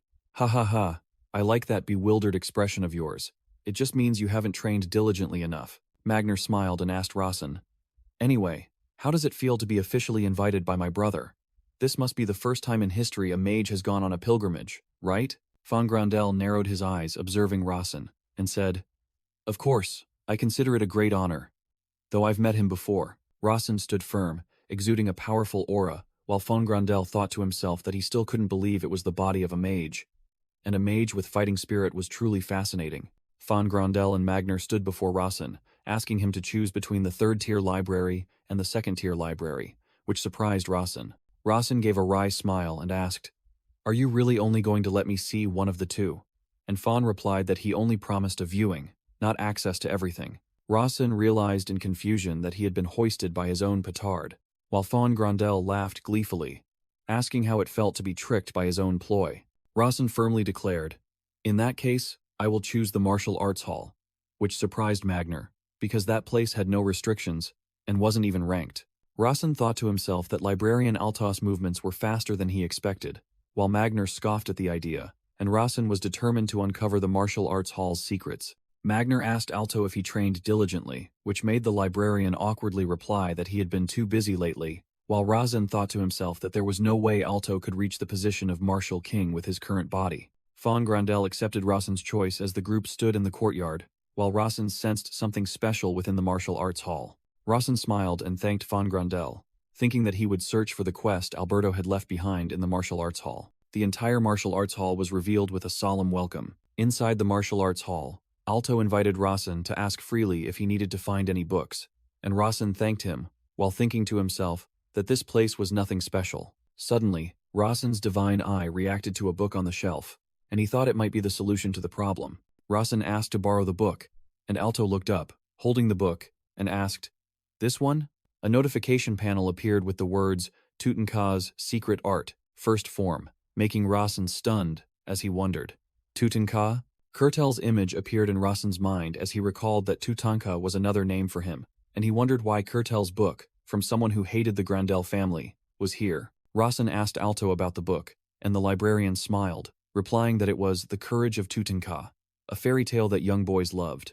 Alto smiled, admitting that he had never thoroughly examined the book's contents. Rawson asked if he could take the book outside, and Alto explained that he couldn't do so until the Patriarch allowed it, but he could read as much as he liked there. Alto frantically reminded him that copying magic was also strictly forbidden, but Rawson slyly thought to himself that he couldn't use it yet anyway. Alto turned to ask Era if she needed anything, and she requested a hot cup of tea for the young master. When asked what kind of tea she wanted, Hera coldly replied, "Anything but black tea," then firmly declined the offer of tea for herself. As Alto trembled and left, Rawson thought to himself that he would give up immediately if he knew Era was the assassin discreet without a sound. While happily pouring tea, Alto pondered that the Maton family's heir had come to the Grandel library. He continued to muse that the person had found Tutankha's book and wondered if he would uncover its secret, also noting that Rawson was completely unlike the rumors of being a scoundrel. Alto smiled, thinking to himself, "I eagerly await to see what you will do, heir of Maton." Hurried footsteps echoed as someone approached. Rosalind appeared and asked Alto, "Alto, where is Larson Maton?" Alto greeted her in surprise and replied that he was in the third reading room. Rosalind commanded, "Lead me there," and Alto quickly obeyed. As he led the way, Alto noticed that Lady Rosalind seemed to be in a good mood. Rosalind pushed the door open and burst in, calling out Rawson's name loudly and grumbling, "You should have announced your arrival at Grandel." She paused when she saw Rawson sitting alone in the spacious reading room, completely engrossed in the book in his hands. Rosalind realized Rawson was in a state of intense concentration, seemingly having blocked out all senses unnecessary for reading. Seeing this, she crossed her arms and decided to wait, as she was not in a hurry. 30 minutes later, it was already evening. Rosalind sat with her chin in her hand, observing Rawson, thinking that she had known him for a long time, but in her memories, that boy was much smaller. She found it hard to believe that the young man sitting before her and the boy from the past were the same person. Rosalind secretly admitted that even she couldn't maintain such a level of concentration. Rawson finally closed the book, sighed in relief, and decided to stop, simultaneously deactivating his divine eye. He was startled to see Rosalind, frantically asking her how long she had been there. When she replied, "For a while," and he chided her for not saying anything, she calmly answered, "I did say something." Rosalind curiously asked, "What's in the book you're reading so intently? And how long do you plan to stay at Grandel?" She continued to question if he needed books from the library for his magic, then suddenly paused and pressed, "Wait a minute. How can you use both mana and fighting spirit at the same time?" At Rosalind's sudden question, Rawson unexpectedly burst out laughing, leaving her stunned. Rosalind angrily slammed the table, demanding why he was laughing, and Rawson guessed she was pressing him to find out what he cared about most, but she vehemently denied it. Rayson deduced this was Patriarch Fawn Grandel's scheme, causing Rosalind to awkwardly admit it and feel annoyed at being seen through so easily. Rawson asked what she was most curious about, and when she inquired about the book, he showed her the title Tutankha's Courage, surprising her as it was merely a fairy tale. Rosin explained that the book was quite interesting if one paid attention to the details, while Rosalind muttered that he was as strange as ever and that she was foolish for having praised him. Outside the door, librarian Alto stood listening to their conversation. A close-up of Alto's face showed him intently observing through his glasses. The next morning, the scene shifted to a building within the Grandel estate. A system notification appeared, informing Rosin that Tutankhamun's martial arts manual, first form, was 95% analyzed. Rosin sat by his teacup, thinking the analysis speed was faster than he expected, and heard Alto's voice asking if he liked the book. Alto brought tea and told Rosin to let him know if he needed anything, to which Rosin politely thanked him. Rosin looked into the distance and asked if Alto had finished reading Tutankhamun's Courage. Rosin called out Librarian Alto's name directly, making him flinch and turn to respond. Rosin sat cross-legged, looked directly at Alto, and sharply asked, "Why are you following me?" Alto was stunned by Rosin's direct question, rendered speechless. Rosin repeated his question once more, astonishing Alto even further. Alto hastily denied it, saying he was just bringing fresh tea, but Rosin retorted, "Is it a librarian's job to offer me tea?" Sweat beaded on his forehead as Alto awkwardly insisted he was just a normal librarian. A character information panel appeared, showing Alto was a white cedar ent, and Rosin thought that despite Alto's calm exterior, his divine eye could perceive the man's confusion.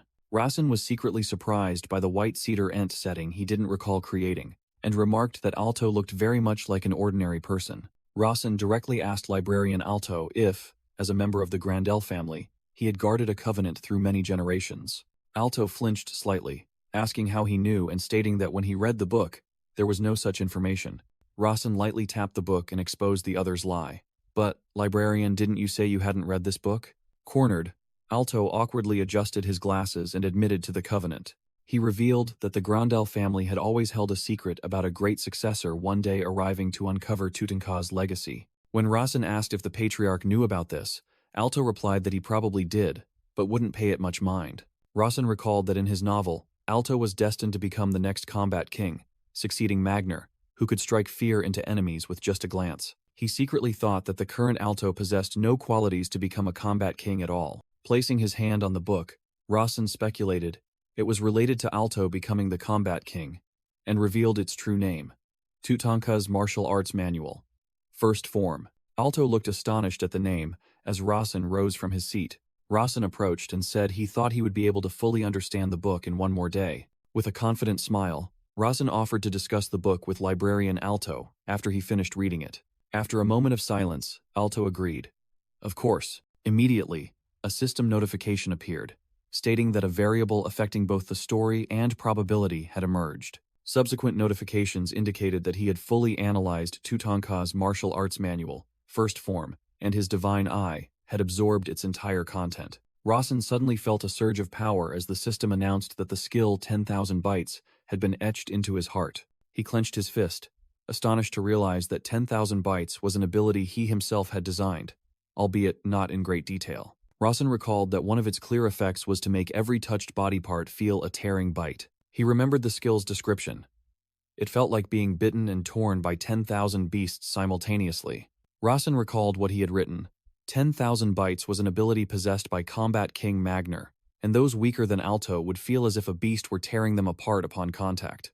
Alto knocked on the room door and called Rosin, asking for permission to enter. Once inside the room, Alto asked about the topic of the debate Rosin had mentioned, and he replied that it was Tutankhamun's secret art, First Form. Rosin clarified that he wanted to discuss 10,000 bytes, causing Alto to cover his face in confusion and begin explaining the definition of a debate. Alto continued to explain that he knew nothing about Tutankhamun's secret art, and thus could not offer an opinion to participate. Rosin calmly replied that every martial arts family had a training ground, and this martial arts hall was no different. Rosin declared that he would demonstrate the skill 10,000 bytes right there, leaving Alto stunned.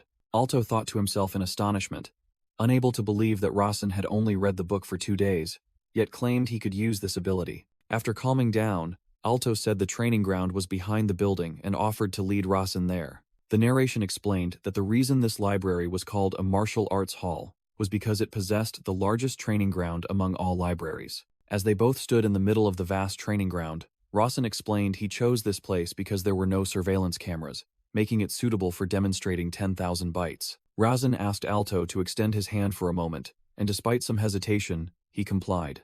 a system notification appeared, stating that Rasen was using fighting spirit, and his fist began to emit orange energy. Immediately after, another notification appeared, and Rasen activated the skill 10,000 bytes, concentrating a fierce surge of energy into his fingertips. Alto's jaw dropped in horror as he saw the energy emanating from Rasen's hand and exclaimed, "This is," with the illusion of a menacing wolf appearing behind him. Rasen boldly declared the technique's name, Tutankas, Secret Art, First Form, 10,000 bytes.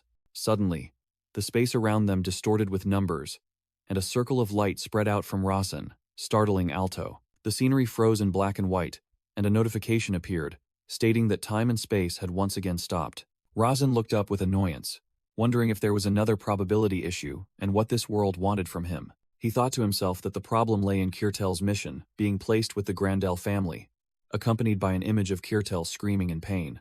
Rasen recalled that according to Alberto's records, Kirtel hated the Grandel family, yet Tutankas' secret art manual was located in their library. Rasen pondered deeply about a major contradiction. Why did Kirtel and not Alberto, the founder of Grandel, write a book on martial arts? He suddenly realized another troubling detail as images of Alberto and Alto appeared, wondering if the similarity in their names was merely a coincidence. Rasen recalled his habit as an author, often using Al when naming characters, as the image of the dark mage Alion came to mind. He continued to think of another character, Ableka, the Black Rose, explaining that Al symbolized misfortune, so he often reserved it for villains. Suddenly, a book and a pen appeared before Rasen, and he realized in astonishment. The creator's setting had manifested. A notification appeared, revealing that Kirtel had hidden Tutankas' secret art in many relics, including Grandel. The notification continued, explaining Kirtel's complex emotions, stating that he had never thought he would get involved with martial arts. Rasen gaped in horror, muttering, "Wait a minute." He looked at the notebook and realized it had too many blank spaces compared to before. Another notification appeared, granting him one-time deletion authority through the creator's privilege, making him realize this task was extremely dangerous. He understood that this task involved correcting the probability of a very old setting, illustrated by a pocket watch. Rasen broke out in a cold sweat, thinking that if he messed up even slightly, the world would collapse, and he would die. But as images of those he cared about appeared, Rasen asserted that aside from his own death, he didn't want this world to disappear. He clutched his head, telling himself that absolutely no mistakes were allowed, and he had to remember the clue to this problem. Rasen recalled a passage from Alberto's notes, in which he stood alone and said, "As a friend, I will always cherish Kirtel." The memory continued with Alberto's doubt as he looked at Kirtel from afar. "But I don't know if he feels the same way." Alberto sadly looked away, speculating, "Perhaps Kirtel detests me." While Kirtel also looked away with a distant expression, Rasen gripped the pen tightly, realizing that Alberto's notes were all based on speculation, with no certain statements. He began to write in the book, correcting the truth. Alberto didn't know that Kirtel also cherished him as a friend. He detested Alberto as much as he loved him. Rasen recalled his mother's words from when he was young, accompanied by an image of her wedding. His parents' wedding photo lay in a frame, leaning against a pile of moving boxes. As a young boy, he had heard his mother explain that love and hatred were separated by only a thin line. He mused on how those two emotions were intertwined so tightly that they could be instantly interchangeable, like a Mobius strip. In the past, Alberto had confidently declared to Kirtel, "My descendants will surely surpass yours." Rasen continued to write, explaining that given Kirtel's personality, he would not be angry at all by that declaration. On the contrary, Kirtel even smiled and truly wished Alberto's desire would come true. Rasen continued writing, even if it might not happen in their era, illustrated by the image of a young sprout. But in the long run, when the sprout had grown into a dense forest, the story would change. He recorded that Kirtel had continued his research and eventually gained the ability to counter Alberto's magic combat technique, but he needed a place to test it outside the Maton family. In a forest, Kirtel easily defeated 2 warriors to test his new power. He wrote that Kirtel had operated under the alias Tutanka within the Golden Tiger tribe and developed a new esoteric martial art for them. Hoping Alberto's wish would come true, Kirtel hid that martial arts book in the Grandel family's library. Kirtel did so, that one day, the Grandel descendants could develop and inherit Alberto's legacy. Back in the present, Rasen held the pen with a determined expression, believing this was the best probability he could devise, and wondered if this world would accept it. A system notification appeared, stating that the probability deficit had been partially restored, precisely adjusted, and the power of one-time erase would not disappear. Standing before Alto's image, Rasen happily realized the probability had been restored, and he could still use the one-time erase ability. Another notification appeared, granting him the creator's privilege. 2 more lines, making Rasen smile happily. He decided to use this privilege for Alto's future, and began writing goodwill on the page. The pen and book glowed as Rasen finished the new line. The martial arts hall librarian has a personality that always ensures a favor will be repaid. Rasen finished rewriting Alto's future by adding the line. Furthermore, he possesses innate talent to master Tutanka's esoteric art, thinking this was a worthwhile investment. A stream of light enveloped Alto, leaving him stunned as the numbers of the world were being rewritten around him. Alto clutched his chest, feeling the intense change in his body, and exclaimed in astonishment, "This is..." Rasen demonstrated the first technique of Tutanka's esoteric art, 10,000 bytes, with a fierce wolf-shaped aura appearing behind him. A burst of bright red energy emanated from Rasen's fingertip. Alto extended his hand as if hypnotized, and Rasen's finger touched his palm, transferring energy into it. Alto's palm spurted blood, a deep wound appearing right at the point of contact. Rasen was startled, thinking he had used the smallest possible amount of fighting spirit, then asked worriedly, "Librarian, are you all right?" Alto was trembling, sweat pouring down, but still firmly replied, "I'm fine." But more importantly, with eyes full of longing, Alto requested, "I want to see it again." Something just flashed in my mind.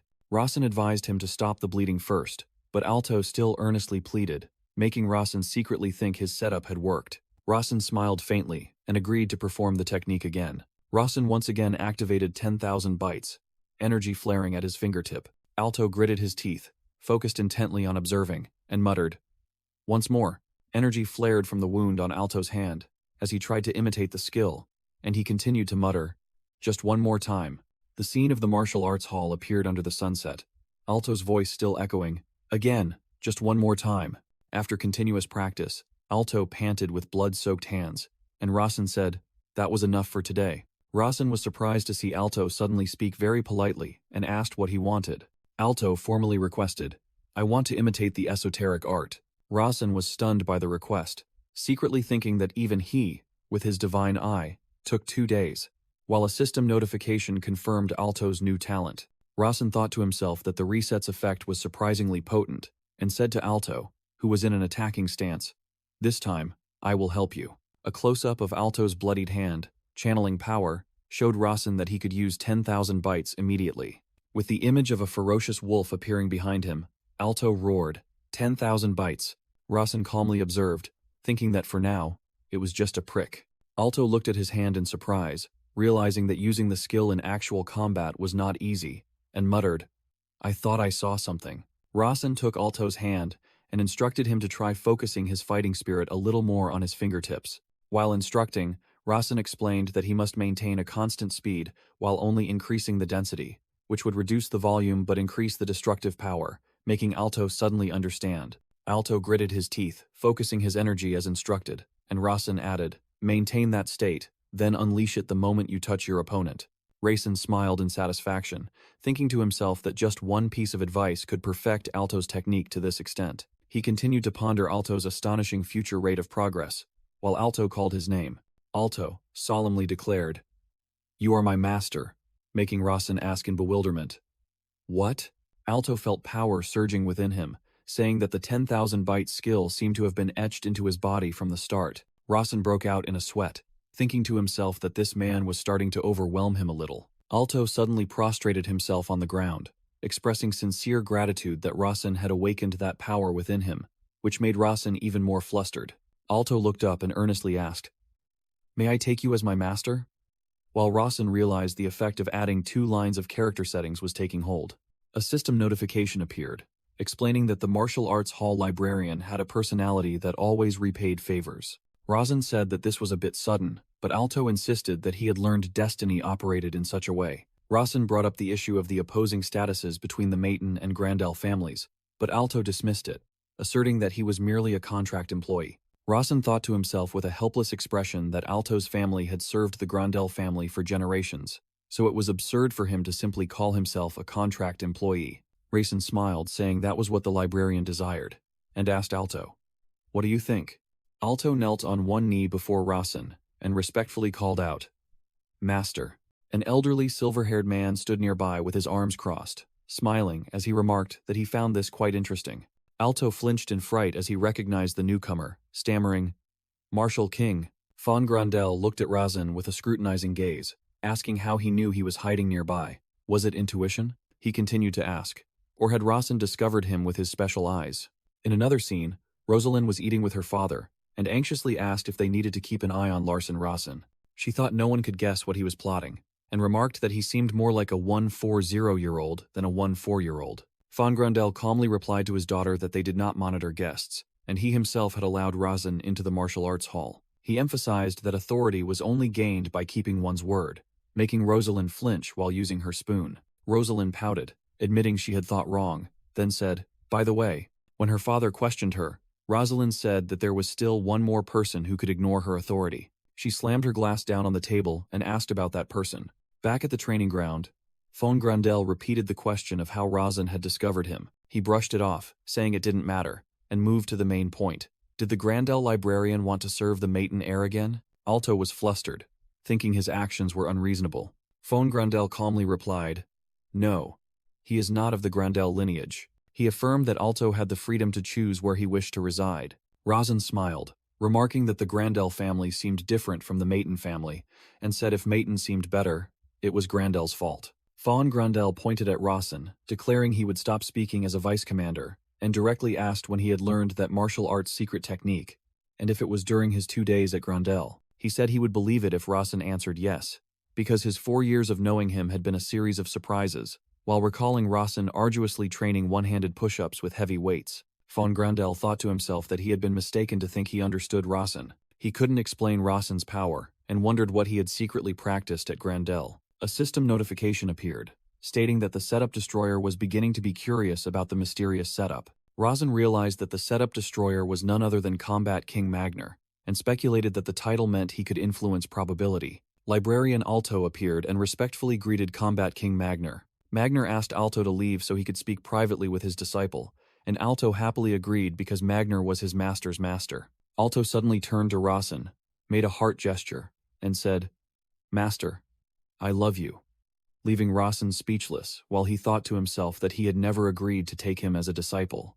Razin confusedly asked if that was the Grandel way of saying goodbye, while Magner explained that the word love was only for his brother and Rosalind. When only the two of them remained, Magner said he would get straight to the point, making Razin curious. Magner crossed his arms and directly asked, "You held back just now, didn't you?" Razin was stunned when Magner recognized his secret technique as 10,000 bites. Magner exuded an overwhelming aura, demanding Razin use his full power. Seeing the surroundings tremble, Magner muttered, assessing the extent of his power's influence. Magner suddenly ordered Razin to strip, including the black clothes underneath, making him exclaim in astonishment. Razin blushed, stammering to ask the reason. Magner sternly told him to obey his master. Razin reluctantly took off his shirt, revealing his toned body, and wondered what Magner intended to do. After observing Razin's body, Magner nodded, acknowledging that he had matured greatly despite the short time. Magner suddenly suggested, "How about learning some martial arts?" leaving Razin dumbfounded as he questioned him back. Razin recalled the arduous days of training, dragging heavy boulders under Magner's supervision. He continued to recall being punished to practice stances at night, and realized in horror that Magner was offering to teach him what he had already learned for the past 4 years. Razin, stunned, asked about what he had learned, but Magner dismissed it, saying it was just basic physical training and he hadn't even taken the first step. Magner smiled, and asked where true martial arts came from, and Razin recalled the answer, from fighting spirit.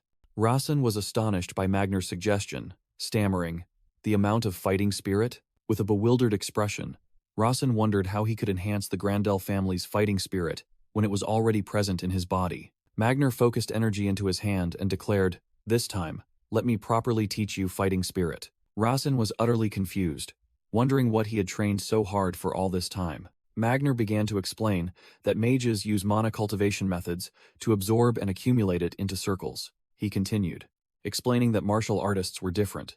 They absorbed chi through meditation and channeled it into their muscles and nervous system to build fighting spirit. Magner said that what he was about to teach Razin was meditation, a technique ordinary people couldn't learn at this stage. Magner believed that with Razin's mysterious eye, he would be able to analyze the Grandel family's meditation secret technique. Raisin was astonished to learn such a book existed, and Magner revealed it was in the first-class library. Rosin frantically asked if Magner had the Patriarch's permission, and when he replied no, Rosin yelled that it was theft. Magner reassured Rosin that it wasn't theft if they didn't take the book out of the library, which only confused him further. Magner slyly pointed to his head and said it wouldn't be theft if they only used what was in his brain. When Rosin worried that the Patriarch would find out, Magner laughed loudly and affirmed, "Of course he'll find out." Magner looked into the distance and said that if Rosin hadn't thought of that, he would have been unworthy of being his disciple. Rosin smiled in understanding, realizing there must have been some secret agreement between Magner and the Patriarch. The scene shifted to one day earlier, in a serene garden with flowers and butterflies. Inside the Grandel family's secret room, the Mist Garden, Magner approached Patriarch Fawn Grandel, who was diligently planting trees. Magner asked Fawn Grandel why he bothered planting these inedible things, but the Patriarch silently continued his work. Fawn Grandel wiped his sweat, saying his appearance didn't matter here, and asked Magner, "Who would think you're the Dark King seeing you like this?" Magner directly asked why he had been summoned, and Fawn Grandel replied that he thought Magner had already guessed. Magner stroked his hair, confirming that since this was Fawn Grandel's private space, he could deduce what was about to be said. Fawn Grandel smiled in agreement and declared that from now on, he would not speak as the Grandel Patriarch, but as a brother and an old friend. The conversation shifted to Fawn Grandel's disciple, Razan Maiten, with an illustration of him appearing. Fawn Grandel explained that he had confirmed Rosin's fighting spirit was amplified when he passed through the main gate, and once he learned to control and develop it, he would become an unprecedented martial artist. Magner admitted this was the first time he had seen a genius surpassing him, and asked if Rosin's talent was solely physical. Magner smiled, explaining that Rosin's talent lay more in intellect than physique. He was dozens of steps ahead of him despite his youth. Fawn Grandel remarked that it seemed Magner would be in charge of teaching Rosin, then asked with a challenging look, "But aren't I already his master?" Fawn Grandel exuded a powerful aura, sending leaves scattering, as he faced Magner. Fawn Grandel said he knew Magner well, knew of his greed for martial arts talent, and that was also how Magner rose to the position of Martial King. Fawn Grandel sternly warned Magner not to take what he learned from the Grandel clan outside, as it was a clan rule that applied to both of them. Magner provocatively asked if breaking the rule would mean having his tendons severed and his entire fighting spirit abolished. Fawn Grandel hoped Magner wouldn't make a foolish choice, warning that if he raised the Maiten family's son merely out of curiosity, one day the boy would return as an enemy, but Magner believed that was precisely why he should train him. Fawn Grandel smirked, asking in return if Magner truly thought he would leave Rosin alone if the boy learned Grandel martial arts through an unofficial channel. Magner loudly retorted, arguing that Rosin was merely a victim because he himself was forcing the boy, and the Grandel clan would never threaten a victim. Magner angrily clenched his fist, threatening, "If you do that to Rosin, brother, I'll have to crush your jaw first." Fawn Grandel unleashed a terrifying red-killing intent, his eyes becoming cold and domineering. Magner broke out in a cold sweat, terrified by his brother's overwhelming power. Fawn Grandel unexpectedly patted Magner's shoulder, smiling kindly and saying, "I love you too, Magner. You are my only living blood relative." Magner thanked his brother, and Fawn Grandel allowed him to leave. Standing alone in the garden, Fawn Grandel mused that magic and swordsmanship would continue to develop, but martial arts had reached their limit, causing the Grandel clan to gradually lose influence. He continued to ponder how he had always struggled to find a solution but had no answer. Fawn Grandel thought he had begun to see the answer from Rosin, and wondered if the boy wanted to formally learn martial arts. Rosin flatly refused with a surprised expression. "No, I'll think about it." Magner angrily shouted that the Grandel clan's martial arts were unique, but Rosin calmly replied, that was precisely the problem.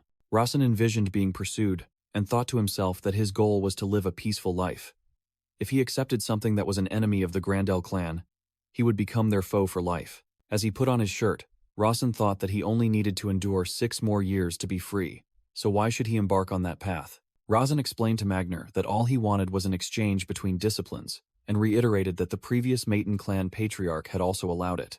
Magner admitted that it happened a long time ago, while Rosin recounted how he had lived in the Sod family for 4 years under that pretense but learned nothing from him. Rosin explained, the reason was that Magner's level was too high. Even his divine eye couldn't analyze it, which utterly astonished Magner. Rosin confidently declared his plan was to learn martial arts naturally through sparring with Rosalind. Magner asked in shock, "You'll learn martial arts by sparring with Rosalind?" Do you really think about martial arts that way? Raisin smiled challengingly and asked Magner in return. Master, do you think that's impossible? Magner was completely dumbfounded, stammering, What is this? Magner's hands trembled as purple energy surrounded them. He thought Raisin's declaration was absurd, but the thought that this boy might actually be able to do it sent shivers down his spine. A system notification window appeared, stating that the god of strategy Ladiona was focusing on the character Rasen Maitin. Rasen wondered in surprise about the god of strategy Ladione, realizing there was yet another deity after the Phoenix Fire god. He felt the name Ladione sounded familiar, and envisioned a shadowy figure of a man with a cat on his shoulder, wondering where these gods came from. Rasen thought that if gods truly existed, Kaysen Said should have been the one receiving these messages, but then he decided that with the creator's privilege, this was not an issue. Rasen suddenly realized something important upon reflection. He remembered the existence of the Holan Divine Empire in this world. Rasen recalled that Holan was not a nation of significant importance, but it maintained a balancing role among the three great families. He remembered they were an organization worshipping the goddess of light, benevolent and healing, using divine power instead of mana, fighting spirit, or chi. Raisin pondered deeply, concluding that this world truly had gods, and if there was one god, there could also be other gods. He suddenly paused as he pictured a group of mysterious people in the shadows, some with glowing eyes. Rasen wondered if that meant others could also borrow the power of the gods. He realized that if that were true, there would be a huge probability paradox for Kasen Sada. Rasen thought about how this world had gods, and their will could be seen by those who possessed the divine eye. However, he recalled that throughout the original story, Kasen had never seen the will of any god. Rasen remembered the first moment he transmigrated. His characteristic at that time was probability deficiency. He realized the original protagonist Kasen also had a probability deficiency, and assumed he would have forgotten this detail if he had finished the novel. Looking at the book cover image in his mind, Rasen formed a new hypothesis. He wondered what would happen if this world truly existed. Rasen thought that the people of this world had to continue living, and the protagonist was no exception. He hypothesized, what if the character Kasen had too many flaws, and his probability deficiency characteristic was too great? Rasen concluded that, then this world would surely come to an end because it couldn't sustain itself without a reasonable amount of probability. The image of a sleeping Cha Sungmin appeared, as Rasen speculated perhaps that was why he was brought to this world. He thought that in the distant future of the novel he didn't know, Kasen must have needed someone to fill the probability gaps. With a determined expression, Rasen wondered what he needed to do from now on. Rasen decided his plan was to actively provoke Ladione, the god of strategy, to turn the situation to his advantage. A system notification appeared, stating that Ladione, the god of strategy, was focusing on the character Larsen Maitin. Magner interrupted Rasen's thoughts, asking what he was pondering, causing Rasen to startle, apologize, and ask how long he had been spacing out. Magner answered precisely to the second, then unexpectedly slapped Raisin's back, saying it was because he had made an old man wait too long. Rasen declared he would prove he could learn martial arts by sparring with Rosalind, and Magner happily agreed. The system again notified that Ladione, the god of strategy, showed deep favor, and wanted to find out what Larsen Maitin needed most. The notification further stated that the time Ladiona, the god of strategy, granted him was 3 days. A voice rang out, inviting the 7th young master of the Maitin family to dinner. Before him was a lavish dinner table. As Rasen ate, he secretly thought the Grandel family's food was better than the Maitin family's. Perhaps because he was an honored guest, they had prepared it very meticulously. After dinner, Rasen strolled through the quiet grounds of the Grandel family estate under the moonlight and the chirping of cicadas, feeling full and content. He rubbed his stomach and enjoyed a peace he couldn't find at the Maitin estate, thinking that living independently near the Grandel estate wouldn't be bad later on. Fawn Grandel suddenly appeared, asking if he liked the food, startling Rasen, who quickly greeted him. The Grandel patriarch used his fan to cover his face, saying he was pleased to hear that, and asked if Rasen wanted to train with Rosalind. He continued to question whether Rasen truly intended to learn the Grandel family's fighting spirit and martial arts just by observing Rosalind. Raisin smiled confidently and confirmed, "That is indeed what I said." Immediately, Rosalind rushed over from somewhere and angrily shouted, "You!" She glared at Rasen, demanding what nonsense he was spouting, and if he was looking down on the Grandel family. Fawn Grandel calmly reminded her, "My dear Rosalind, your patriarch is speaking with a guest of the family." Rosalind fell silent, but the Grandel patriarch added that he also agreed with her words. Standing in the courtyard, Fawn Grandel told Rasen that he didn't believe his family's martial arts could be learned just by observation, but his request meant he wanted to find the answer. Patriarch von Grandel affirmed that the Grandel family never shied away from a challenge. He said he would allow Rasen to train with Rosalind, but on one condition. Rosalind would also observe Rasen and his master combat techniques, and if she was perceptive enough, she would mature. The Grandel Patriarch spoke, covering his mouth with his fan, suggesting that if Rasen had a more discerning eye than Rosalind, he too would improve. He declared he would observe both of them, while Rosalind looked on with a determined expression. Rasen smiled confidently, accepting the agreement. At the Grandel family's second training ground, Rasen and Rosalind sat facing each other in a meditative posture. Rosalind closed her eyes, began to focus her energy, and a halo of light appeared between her palms. Rasen also meditated but was thinking about the god of strategy, Lydione, and what that deity wanted from him. He recalled the deity's words, that he wanted him to find what he needed most, and wondered if he would grant him that. Rasen and Rosalind continued to meditate side by side, both focused on their own goals. The Grandel estate was immersed in the silent night under the full moon. Time passed, and night gave way to daylight. A system notification appeared, announcing that the appointed time with the god of strategy, Lydione, had arrived and that he had a question for Rasen. Rasen suddenly opened his eyes, realizing he was in an unfamiliar place, and wondered, where is this place? He found himself sitting alone in a dark, dim space and questioned where he was.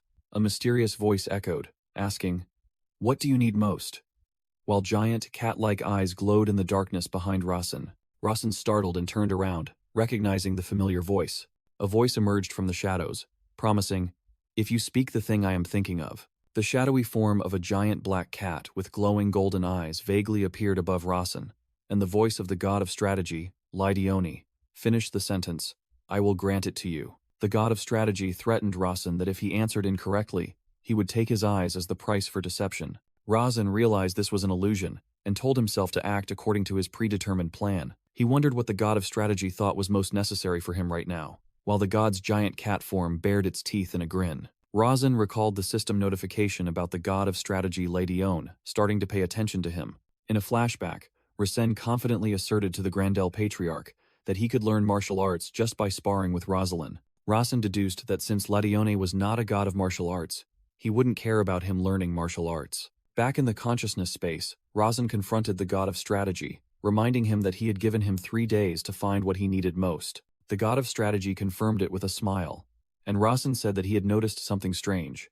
Rasen presented his deduction, wondering why the god of strategy had paid attention to him at that exact moment and given him such a task. He concluded that what the god referred to was not a specific tangible object. The god of strategy narrowed his eyes and asked, "So, what do you think it is?" Rasen looked directly at the god and began to give his answer. He boldly declared that what he needed most was Lydione's favor. The god of strategy praised Rasen's intelligence and admitted it wasn't a bad answer, while Rasen thought to himself that now the decision rested with the god. Rasen asked what would happen if he had requested something other than a favor. The god of strategy revealed that no matter what the answer was, he would cut out his tongue, and Rasen was horrified to see an illusion of his mouth filled with blood. With a wide grin revealing sharp teeth, the god of strategy said, "I like your answer." The god declared he would bestow something interesting upon Rasen, and streams of dark energy immediately enveloped him.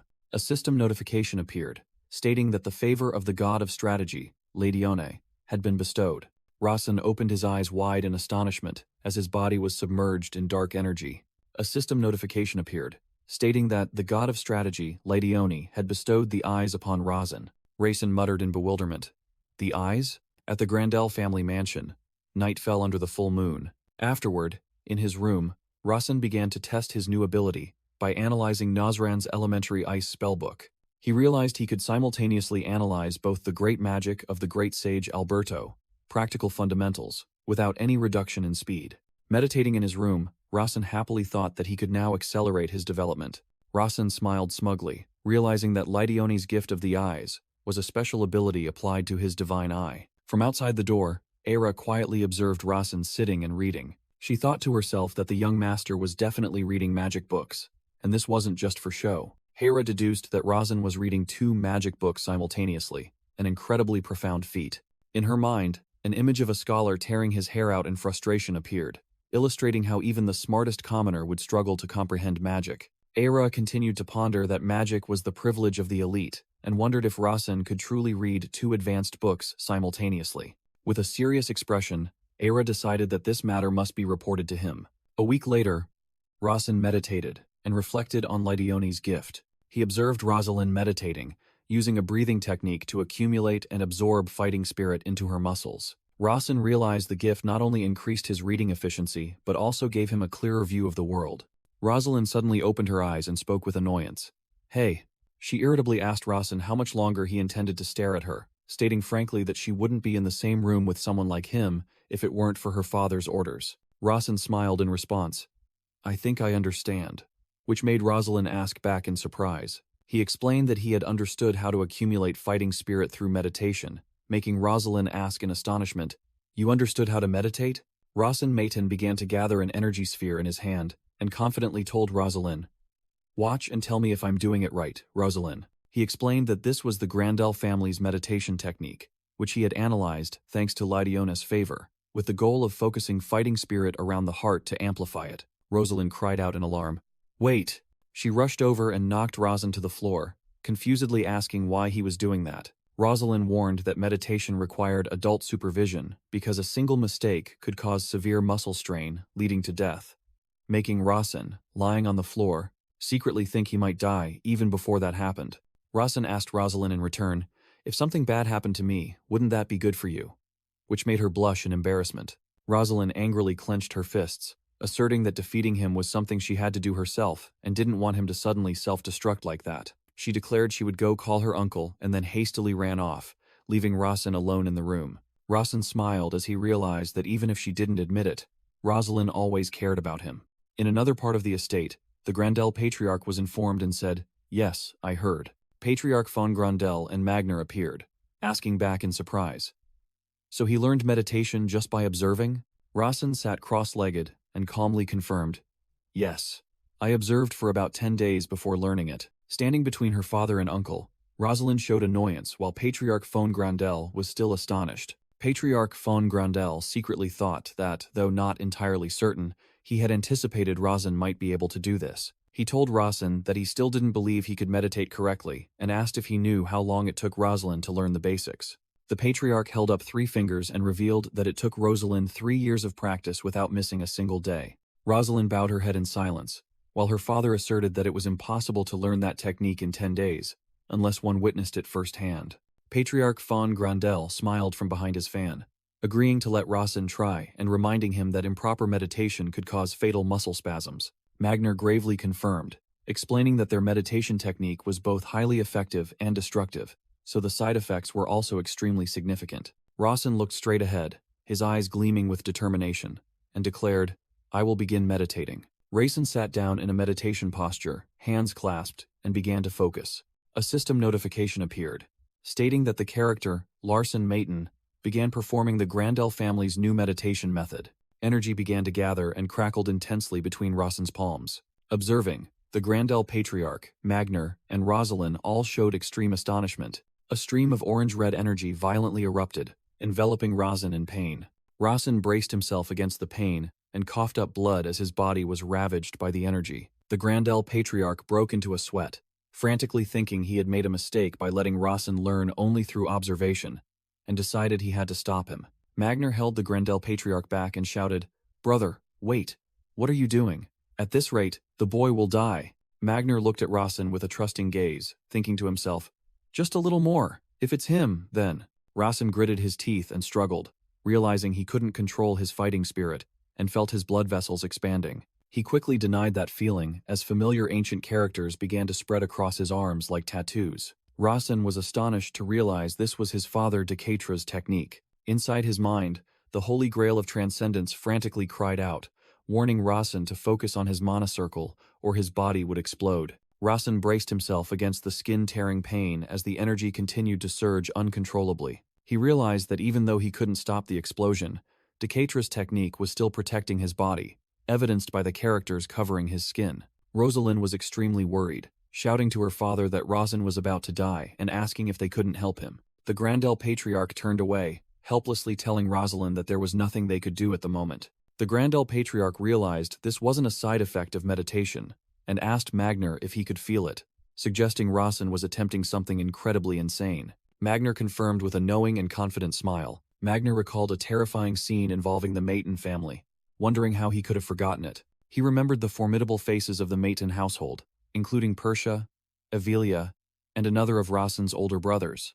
Magna realized the aura emanating from the struggling Rasen was identical to that of Patriarch Decatra Maton. After an indeterminate period, Rasen slowly regained consciousness. He gently opened his eyes, his gaze still hazy. Rasen sat up abruptly in bed, his entire body bandaged. Bewildered, he realized he was in his bedroom and heard someone ask if he was awake. He tried to recall, wondering if the meditation had been successful and what had happened afterward. Rosalind suddenly leaned close and shouted into Rasen's ear, making him jump and cry out from the ear pain. She crossed her arms and scolded Rasen for being too calm when she had thought he was about to die, making him only able to mumble his agreement.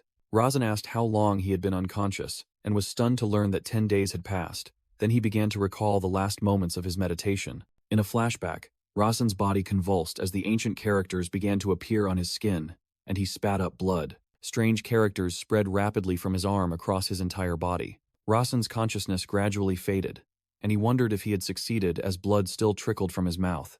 In his final moments, Rasen decided to check his status window.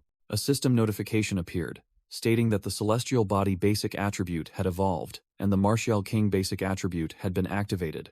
Back in the present, Rasen lay on his bed with a satisfied expression, realizing his attribute had successfully evolved. Suddenly, Hampton rushed over, calling out loudly, "Young Master!" He burst into the room with an expression of immense relief and joy upon seeing Rasen safe. Hampton leaned close to Rasen's face, making him frantically shout for him to back away, while Rosalind, standing behind, was equally surprised. Hampton was grabbed from behind as he lunged towards Rasen, who was lying on the bed. Hera suddenly appeared, holding Hampton back, leaving both him and Rosalind stunned, while Rasen recognized her. Hera. Hera coldly stated that she was certain her master would not be affected by trivial side effects. Rasen replied with a faint smile. "That's right. Thank you for your concern." Rosalind looked at Hera with a confused expression, wondering if that was truly a way to show concern. 3 days later, Rasen stood under the shower and began to ponder the Grandel family's new meditation technique. As he washed his hair, he thought about the 3 factors that helped his celestial body attribute awaken into Martial King: the meditation technique, Magnar's fighting spirit, and Decatra's technique. He recalled that this world's protagonist, Kasin Sade, would also awaken the Sword God attribute and eventually the Heavenly Emperor. Rasen speculated that his Martial King attribute was probably on par with the Sword King attribute, while an image of Kasin Sade appeared in his mind. He reminisced about the moment his father's technique saved him, and wondered, does that mean Decatra foresaw everything from the start? With a determined expression, Rasen thought seriously. Rasen, in his robe, looked out at the sunset and thought about returning to the Maton family once more. An image of Decatra appeared, as Rasen believed he would be able to find the answer to that question. A year had passed in his 2-year pilgrimage. He had spent a year at the Grandel family's mansion. Hera approached Rasen as he was getting dressed and announced, "Young Master, the Grandel family patriarch, wishes to see you for a moment." Rasen turned in surprise and asked, "At this hour?" And Hera confirmed that he wanted to say something quickly. The Grandel family patriarch, Phone Grandel, had disappeared overnight, leaving only a letter on the table. Seemingly driven by something, he had entrusted all duties to Magnar and set off for training, leaving Rosalind in a period of sadness. Rasen Maton walked, pondering how the Grandel patriarch had summoned him immediately upon his return and wondered what this meant. He stopped with a pensive expression as a thought suddenly flashed through his mind. His eyes widened as he realized something important. Rasen calmly said, "I understand. Is that so, Hera?" He recalled that during his time at the Grandel estate, he had mastered the entry-level ice magic, Ice Crystal, from Nazran's magic book. Subsequently, he had advanced to second circle ice magic with the ice drill technique. Rasen smiled confidently as he recalled his training process. Finally, he was able to cast third circle ice magic, creating a massive ice wall. He silently thanked Evian for the magic book she had written herself. Rasen smiled, thinking about the book's characteristic that allowed users to achieve maximum effectiveness with minimum mana. However, returning to reality, he sensed Hera's astonishing killing intent emanating from the front of the Patriarch's room. Rasen activated Fighting Spirit, realizing the agreement with the Patriarch had been made, and he had to use martial arts to block Hera's attack. Hera coldly thought that the ability she initially intended to use was only equivalent to Rasen's level when he had just mastered Ice Crystal. Rasen smirked in response. "You're speaking in the past tense, aren't you? because now I know you've reached a new level." He unleashed a more powerful surge of energy, declaring, "That means I have to put even more pressure on you." Rasen focused intently, using his senses to predict Ira's attack aimed at his rear right. He quickly realized it was merely a feint, and the real attack came from the left. Ira lunged forward with glowing eyes, unleashing her flash attack. Rasen clenched his fist, activating the intermediate combat magic technique, Enhancement, to strengthen his body and soul. Rasen channeled power into his fist, directly confronting Ira's flash attack. Ira glanced with confidence as she lunged to attack. Ira spun around, unleashing a series of consecutive attacks on Rasen. Rasen was startled to realize Ira had reappeared behind him. Noticing Ira was more serious than usual, Rasen decided to use Tutanka's secret technique, first form, 10,000 bites. Determined to meet Ira's expectations, Rasen poured all his strength into his attack. A fierce swirling energy was unleashed from Rasen's punch. Rasen's attack struck Ira, sending her flying backward. Ira's dagger shattered, unable to withstand the impact. Ira stood up, admitting Rasen had matured more than she expected, and praising his combination of martial arts and combat magic. Rasen smiled in thanks and explained that because he possessed a mage's body, he could only fully unleash the technique's power with the aid of martial arts and fighting spirit. Rasen thought to himself, realizing Ira had intentionally allowed herself to be hit, and her words weren't meant for him, but for the Grandel Patriarch to hear. The Grandel Patriarch stepped out of the room, exuding a terrifying aura, and said that Rasen's words made it sound as if martial arts were merely a supplementary ability. Rasen was astonished by the Patriarch's presence, and thought to himself that this was the fighting spirit of someone who had reached the 10-star rank. Grandel Patriarch asked Rasen if he shared the same view as other mages, who believed that magic was the only superior academic discipline in the world. Rasen calmly replied that, coming from a mage family, his magical talent naturally surpassed his martial arts talent. Rasen continued to argue that it was only natural to invest in his superior talent, which made Grandel Patriarch smile with satisfaction. Grandel Patriarch suddenly withdrew his imposing aura, cheerfully spreading his arms and saying it was the first time he had seen a Maton family member acknowledge another discipline, making Rasen secretly think he was two-faced. Grandel Patriarch called Rasen Larsen and said he had a request, assuring him it would be a beneficial offer. Grandel Patriarch asked Rasen if he had heard of the Shadow Wasteland, and Rasen replied, "I will decide after hearing what the request is."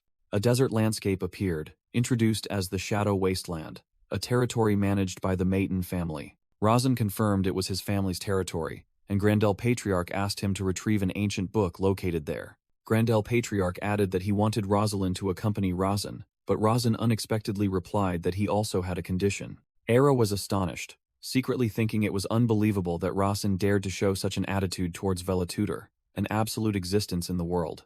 Grandel Patriarch questioned Rasen's attitude and said he could go there himself, but Rasen calmly explained that since the one making the request was the Dark King, he had the right to set a minimum condition. Rasen smiled meaningfully, warning that if Grandel Patriarch acted on his own, the Maton family would consider it a declaration of war. Grandel Patriarch secretly thought Rasen was a bold child and was several steps ahead of him. Rasen continued to deduce that the reason the Patriarch wanted to send Rosalind to the Maton family's territory was certainly because there was something Rosalind needed there. Grandel Patriarch pondered the Maton family Patriarch candidates he was monitoring, the first of whom had gone missing. An image of Avelia Maton appeared as Grandel Patriarch listed her as one of the candidates. Next was an image of Persia Maton, who was also on Grandel Patriarch's watch list. Grandel Patriarch smiled and accepted, then asked what Rasen's request was. Rasen smiled confidently, while Grandel Patriarch secretly thought that this boy could become the next Patriarch. Then Rasen stated his request was quite simple. Rasen requested, "Please find my friend, Mirong, king of the Golden Tiger tribe."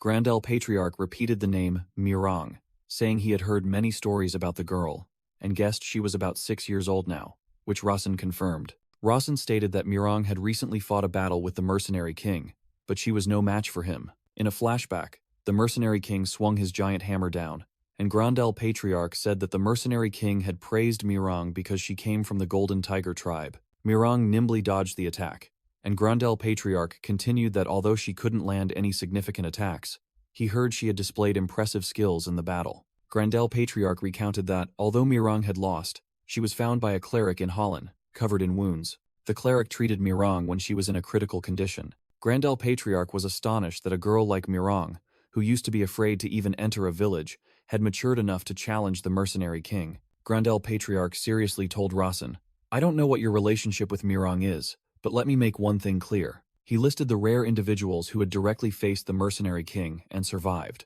the first being Raisin's master, Magner. The second person on the list was Razin's older sister, Evelia Mayton. The third person was Garcia Sade, the patriarch of the Sade family. Patriarch Grandel proudly recounted that he himself was among them. Finally, he mentioned the discreet without a sound, and concluded that only the absolute strongest in the world could survive a battle with the mercenary king. In the flashback, the mercenary king stood tall before a fallen meringue, and Patriarch Grandel wondered why such a cruel man would spare her, assuming he had seen her potential. Rawson secretly thought the patriarch was right. Mirang was indeed the successor to the mercenary king. Then he asked him for a favor. Rawson agreed to leave with Mirang, Era, and Rudia, explaining that he needed everyone's help because he was very weak. Patriarch Grandel asked in astonishment, "Weak?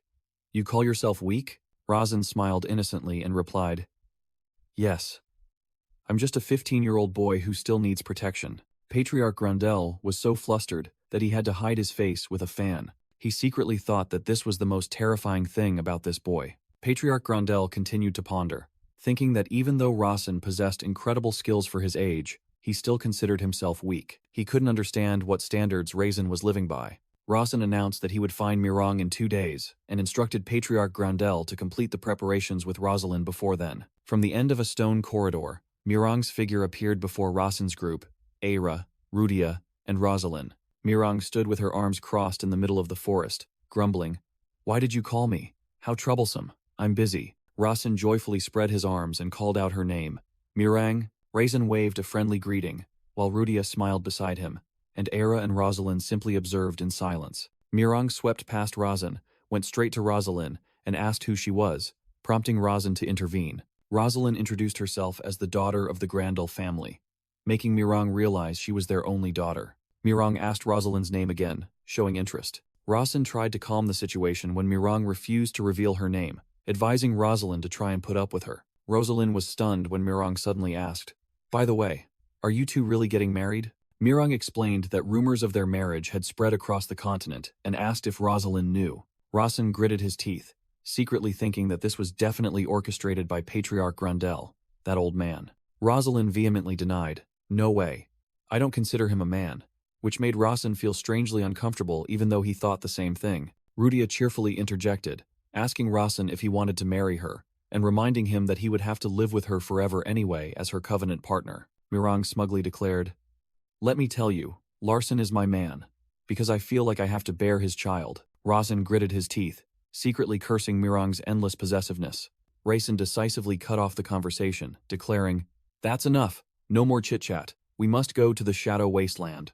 Mirang smirked, took Rawson's hand, and said that she happened to know a great shortcut to that place. Mirang led the group through a cactus-filled desert under the vast sky of the Shadow Wasteland. Rosalind wondered why the Mayton family territory lacked a teleportation gate, and Rawson replied that while they were wealthy, they weren't that wealthy, as the cost of installing one was immense. Rawson Mayton observed his surroundings and remarked, "Aside from that, it's only midday, yet it's already this dark." He decided to use his divine eye to check, and a notification panel appeared, stating the current location was the Shadow Wasteland, home to shadow wraiths. Rawson thought about the shadow wraiths he had created, parasites that feed on others' shadows and drain their nutrients. In the shadow of a cactus, small, tadpole-like creatures were swimming, and Rawson realized they should leave this place as quickly as possible. Rudia called out to Rawson, complaining that she didn't like that cactus, and asked if she could blow it away. As soon as Rawson agreed, Rudia conjured a large fireball in her hand. To Rosalind's astonishment, with a determined gaze, Rudia hurled the fireball towards the cactus. A massive explosion erupted as flames completely engulfed the cactus. The shadow wraiths were incinerated by the flames and vanished. Rawson smiled and praised Rudia for a job well done, making her visibly happy, while Rosalind remained stunned. Rawson turned to ask Mirang about the ancient book, and she confirmed the information came from the Grandel family patriarch. Mirang knelt down, pressing her nose to the ground to sniff for traces. Suddenly, her eyes widened in surprise as she caught an unusual scent. Mirang fell backward and began to retch due to the pungent stench, leaving Rawson to watch in confusion. Mirang covered her mouth, trembling as she said there was a terrible stench, surely that of a decomposing corpse. Rawson mused that even his divine eye hadn't found anything, and they would likely have to search for at least 3 days. The group continued to walk through the wasteland under the gloomy sky. From behind a large rock, a large man stealthily watched Rasen's group. The stalker's face showed a mix of wariness and curiosity as he observed them from afar. 3 days later, Rasen and Rudia rested by a campfire at night. Rasen pondered something he had realized. The shadow wraiths began to become active at midnight. He continued to think as small blue creatures began to emerge from the shadows of the campfire, able to parasitize even the smallest shadows. The shadow wraiths hovered around the logs, and Rudia suddenly called Rasen's name. Rudia anxiously asked Rasen, "Do you see anything?" Rasen replied that he could see countless shadow wraiths around them, which confused Rudia because she saw nothing. Rasen smiled confidently, explaining that when she reached a higher circle, she would see them. Rasen broke into a sweat, realizing he had misspoken when Rudia questioned, "I'm a third circle mage, aren't you a second circle mage?" Rudia confusedly asked why he could see them while she couldn't, and Rasen stammered that it was probably due to his bloodline. Rasen inwardly vowed to be more careful with his words when talking to Rudia from now on. Rudia smiled brightly, encouraging him, "I hope you can quickly reach the next circle, Larsen." The next day, Rasen called out to Mirang as she was crouched low to the ground. Rasen explained that though they appeared chaotic, the wraiths were moving in a specific direction, which made Mirang curiously ask again. Mirang squatted down, using her sense of smell to check, but shook her head, saying she smelled nothing. Rasen's eyes flashed as he activated his divine sight, thinking to himself, "Finally, I see it. I've found a point where the wraiths converge." Rasen pointed towards a cactus, declaring that was where they were gathering. Mirang stood up, taking a combat stance, asserting, "All right, leave it to me." Mirang shot off at blinding speed, leaving a blurry trail of dust behind her. Rasen and Rosalind watched in astonishment, Rasen exclaiming in his thoughts, "She's incredibly fast." Mirang stopped before the cactus, clenched her fist, and smirked. "So, you're hiding here?" Mirang unleashed a powerful punch into the ground, creating an explosion that shook the entire area and forced Rasen, Rudia, and Rosalind to step back. Rosalind, astonished, grabbed Rasen and asked, "Is your friend always this strong?" Rasen smiled proudly, thinking to himself about Mirang. "She's really grown fast." Rudia pointed at the hole Mirang had created and shouted, "Larsen, there's a staircase in the hole." Surprising Rasen, beneath the shattered ground lay an ancient spiral staircase. Rasen concluded that a place like this couldn't exist naturally and must be an artificial dungeon. The group stood before the entrance. Rasen wondered if the ancient book Grondel's patriarch mentioned was inside, and decided they had to go in and see. Rasen turned to call Era and asked her to provide cover for him. Era replied, "Yes, young master," then turned, drew a dagger, and said, "Understood. I will carry out the order." Rosalind watched with a stunned expression, thinking she had assumed Era had vanished, never realizing she had been with them all along. Rasen turned to Rosalind and said, "Let's go inside, Rosalind," while inwardly thinking he had to use his fighting spirit to its fullest just to faintly perceive the wraiths.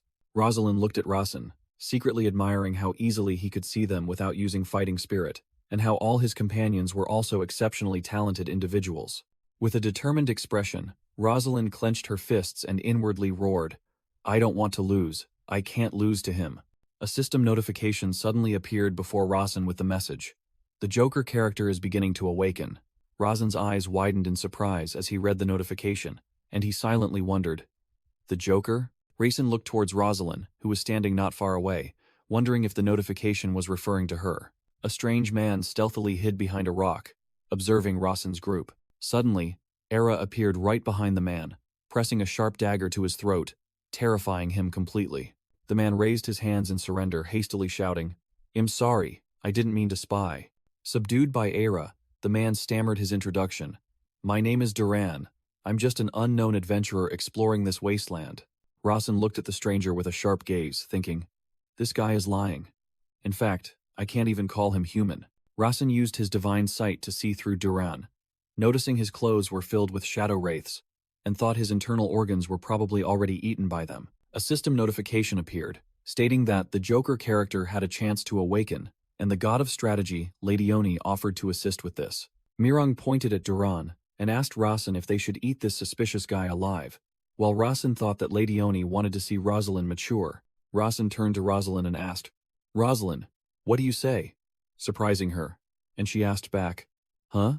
Are you asking me?"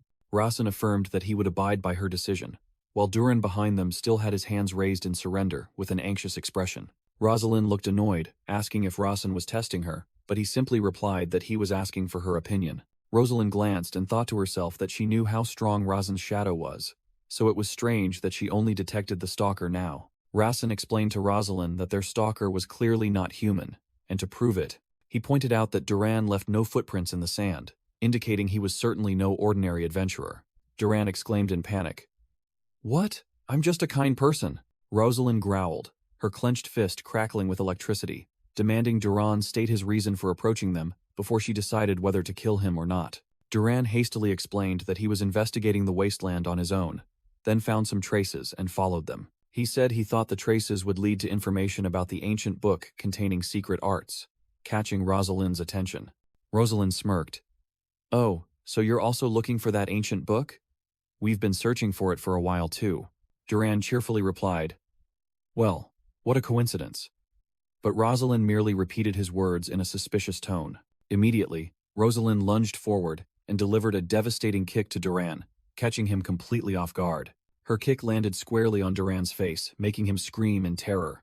"Oh no!" Rosalind executed a perfect high kick, while Duran struggled to raise his arms to block the attack. She smirked confidently and said, "There's no way an ordinary adventurer could dodge a 3-star fighting spirit attack, don't you think?" Duran stumbled back, stammering a justification that dodging was an adventurer's instinct. Rosalind declared she didn't believe Duran, stating it was obvious for an adventurer to eliminate competitors. Duran frantically cried out that killing was wrong and begged for mercy for a benevolent adventurer. Rasen coldly exposed him. "It's funny you say that. When you intended to spray that poison vial at me the moment I got close, didn't you?" Rosalind smirked, challenging. "Why don't you show your true self?" Duran dropped his fearful expression, replacing it with a sinister smile as he muttered, "A disobedient young lady." Rosalind realized she couldn't sense any life force from him, and that he had appeared right after the artificial dungeon was formed. Rosalind pointed at Duran, asserting, You are the guardian protecting the ancient book." Duran smirked, impressively admitting, "Indeed, I am the guardian." Duran's eyes glowed white, and small blue spirits appeared around him as he revealed his true name as Purple Wraith. Purple Wraith lunged to attack, roaring that their fate was sealed the moment they saw the ancient book. Mirang was about to rush into battle, but Rasen stood in front of her and Rudia, saying, "Let me handle him." Rasen raised his hand to stop Mirang, causing her to ask in surprise, "Why?" With a confident smile, Rasen told her to just observe for a bit. Rosalind launched an aerial axe kick, aimed directly at Purple Wraith's head. Purple Wraith looked up with a challenging expression, saying, "Martial artist girl, let's see what you've got." Rosalind delivered a powerful kick to Purple Wraith, creating an energy explosion. Purple Wraith easily blocked Rosalind's attack with one hand, sending her flying backward. Rosalind was thrown, stumbling and landing in astonishment. Purple Wraith dusted his hands off, praising Rosalind's fighting spirit but declaring he wouldn't go easy on her just because she was young. He looked at Rosalind with a threatening gaze, ordering, "Get out of the way, young lady, otherwise you'll really die." Duran turned back to Rosalind's group, telling them that if they left, he would spare all their lives. Rosalind angrily yelled at Rasen's group, urging them to just go into the dungeon and find the ancient book. Rasen calmly replied, "All right, Rosalind, I'll leave this to you." Duran roared, "You think I'll let you in?" and lunged to attack. Rosalind quickly blocked him, grabbing Duran's face with one hand. However, Duran easily flung Rosalind flying backward with a powerful swing of his arm. From a distance, Rasen and Rudia observed the battle, and he cheered, "Be careful, Rosalind." Duran pushed himself up, annoyed at being obstructed, and asked if their plan was to approach and then betray him. Rosalind admitted Duran had seen through the plan, then thought to herself, "If I realized it, Rasen surely knew too, so why did he leave me to fight alone?" Rosalind stood upright, asking Duran if, as the guardian, he would disappear after they obtained the ancient book. With glowing eyes, Duran countered Rosalind with a philosophical question.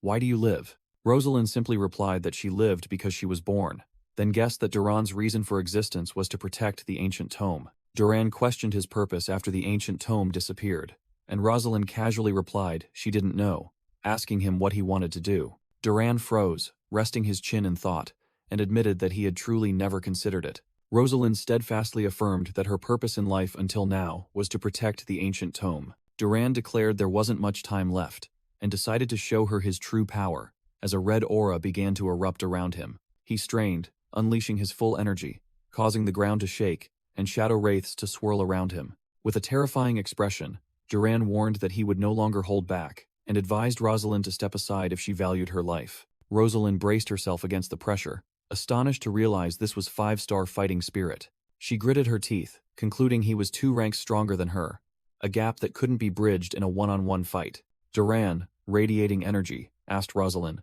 "If my mission is to protect the ancient text, then is yours to stop me?" Rosalind took a defensive stance, resolutely replying, "That's right, at least for now." Duran smiled, showing he understood her fearless spirit. He spread his arms wide and said, "Please don't lose it. My true mission isn't to protect the ancient text." Duran's body suddenly glowed brilliantly, astonishing Rosalind. She looked around in shock as he vanished, wondering about his words. Rosalind suddenly realized something was wrong. He hadn't vanished at all. She clutched her head, screaming in pain as a massive surge of fighting spirit abruptly flooded her body. Gritting her teeth, she realized she would die if she didn't meditate immediately, and wondered if the dungeon was a trap. In the darkness, Duran's voice echoed, declaring he had completed his mission, and they would pay the price. Rosalind suddenly found herself standing inside a dark dungeon. She flinched and turned around, upon hearing a desperate scream. Rosalind was horrified to see Era collapsed in a pool of blood, unconscious. Mirang and Rudia also lay sprawled on the ground, seemingly defeated. Rossin was kneeling on the ground with a severed arm, screaming in agony, causing Rosalind to cry out his name. Seeing her comrades fall, Rosalind realized this was merely an illusion. Back in the desert, she was still writhing in pain when a voice echoed, telling her they would live if she entered the dungeon. The voice continued, warning that her body would be destroyed, but if she didn't enter, they would die.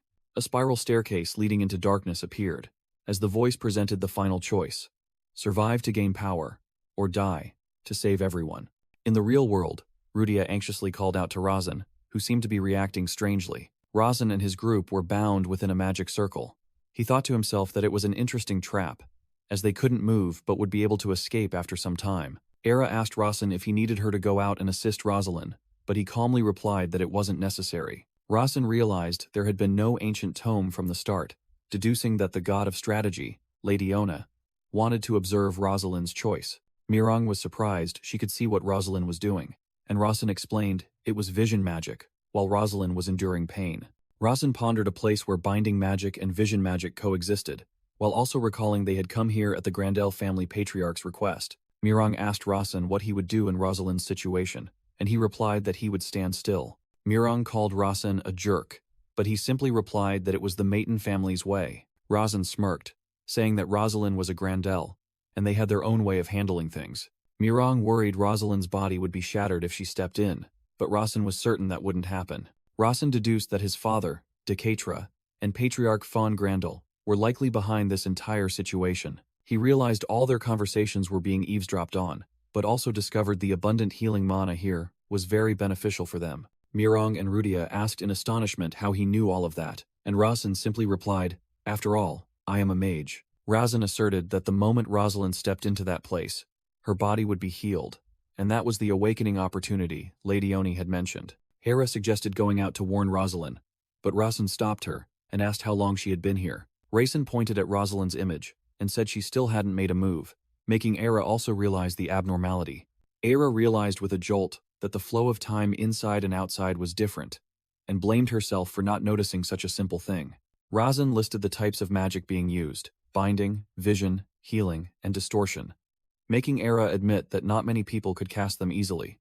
Era added that she had heard combining 4 types of magic simultaneously was impossible. Rosin explained that it required a top-tier mage, on par with a Maton Elder, but ruled out this possibility because it would be no different from a declaration of war.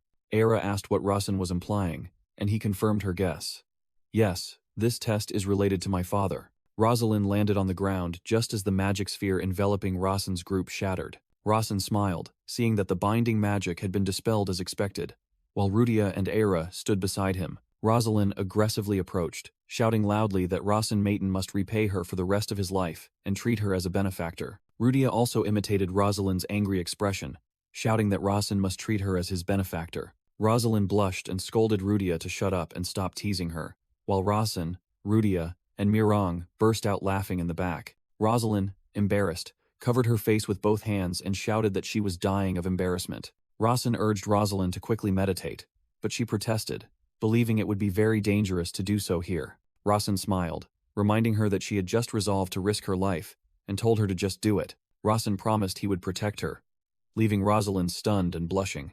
Rosalind was completely confused and shocked by Rosalind's promise. Rosalind sat down and began her meditation, warning Rosalind that she wouldn't forgive him if he betrayed her. While Rosalind ordered Era not to let her guard down, a system notification appeared, stating that the god of schemes, Lady Oni, was no longer interested in Rosalind. Rosalind began her deep meditation, and Rosalind realized this wasn't what Lady Oni truly desired from her. Rosalind pondered the strange combination of a martial artist and the god of schemes. He suddenly realized that perhaps Lady Oni had never intended to grant Rosalind an awakening opportunity, but only wanted to test him. Rosalind wondered why the god had pretended to care about Rosalind, while Era stood guard beside her. The image of a giant black cat with a sinister smile and glowing golden eyes appeared in Rosalind's mind as he concluded that it seemed the god of schemes was simply enjoying this situation. And Rosalind smirked to himself. Night fell, and the full moon shone brightly in the sky. Rosalind still had her eyes closed, deeply immersed in meditation. Rosalind slowly opened her eyes after completing her meditation, her gaze unusually sharp. Rosalind stood up and asked Rosin and Mirang, "Are you done?" Rosin replied, "Yes." A powerful surge of fighting spirit emanated from Rosalind, and a system notification appeared, stating that her Joker trait had awakened. She then thanked Rosin for helping her cultivate a 4-star fighting spirit. Raisin smiled and remarked, "You said 4-star? But this amount of fighting spirit should be at least 5-star, shouldn't it?" Rosin thought to himself that Rosalind would now develop at an astonishing speed, and this was exactly what Velatutor, Rosalind's father, wanted. Suddenly, Rosin's creator's privilege activated, causing time and space to once again halt around him. Rosin realized that Rosalind's awakening was merely an excuse for the god of schemes, Lady Oni, to intervene. A system notification appeared, stating that the god of schemes, Lady Ona, had gifted him the black urn. Rosin looked in surprise at the black urn that had just appeared in his hand and wondered, "The black urn?" An explanation began, revealing that 30,000 years ago, the god of schemes, Lady One, was still a young god.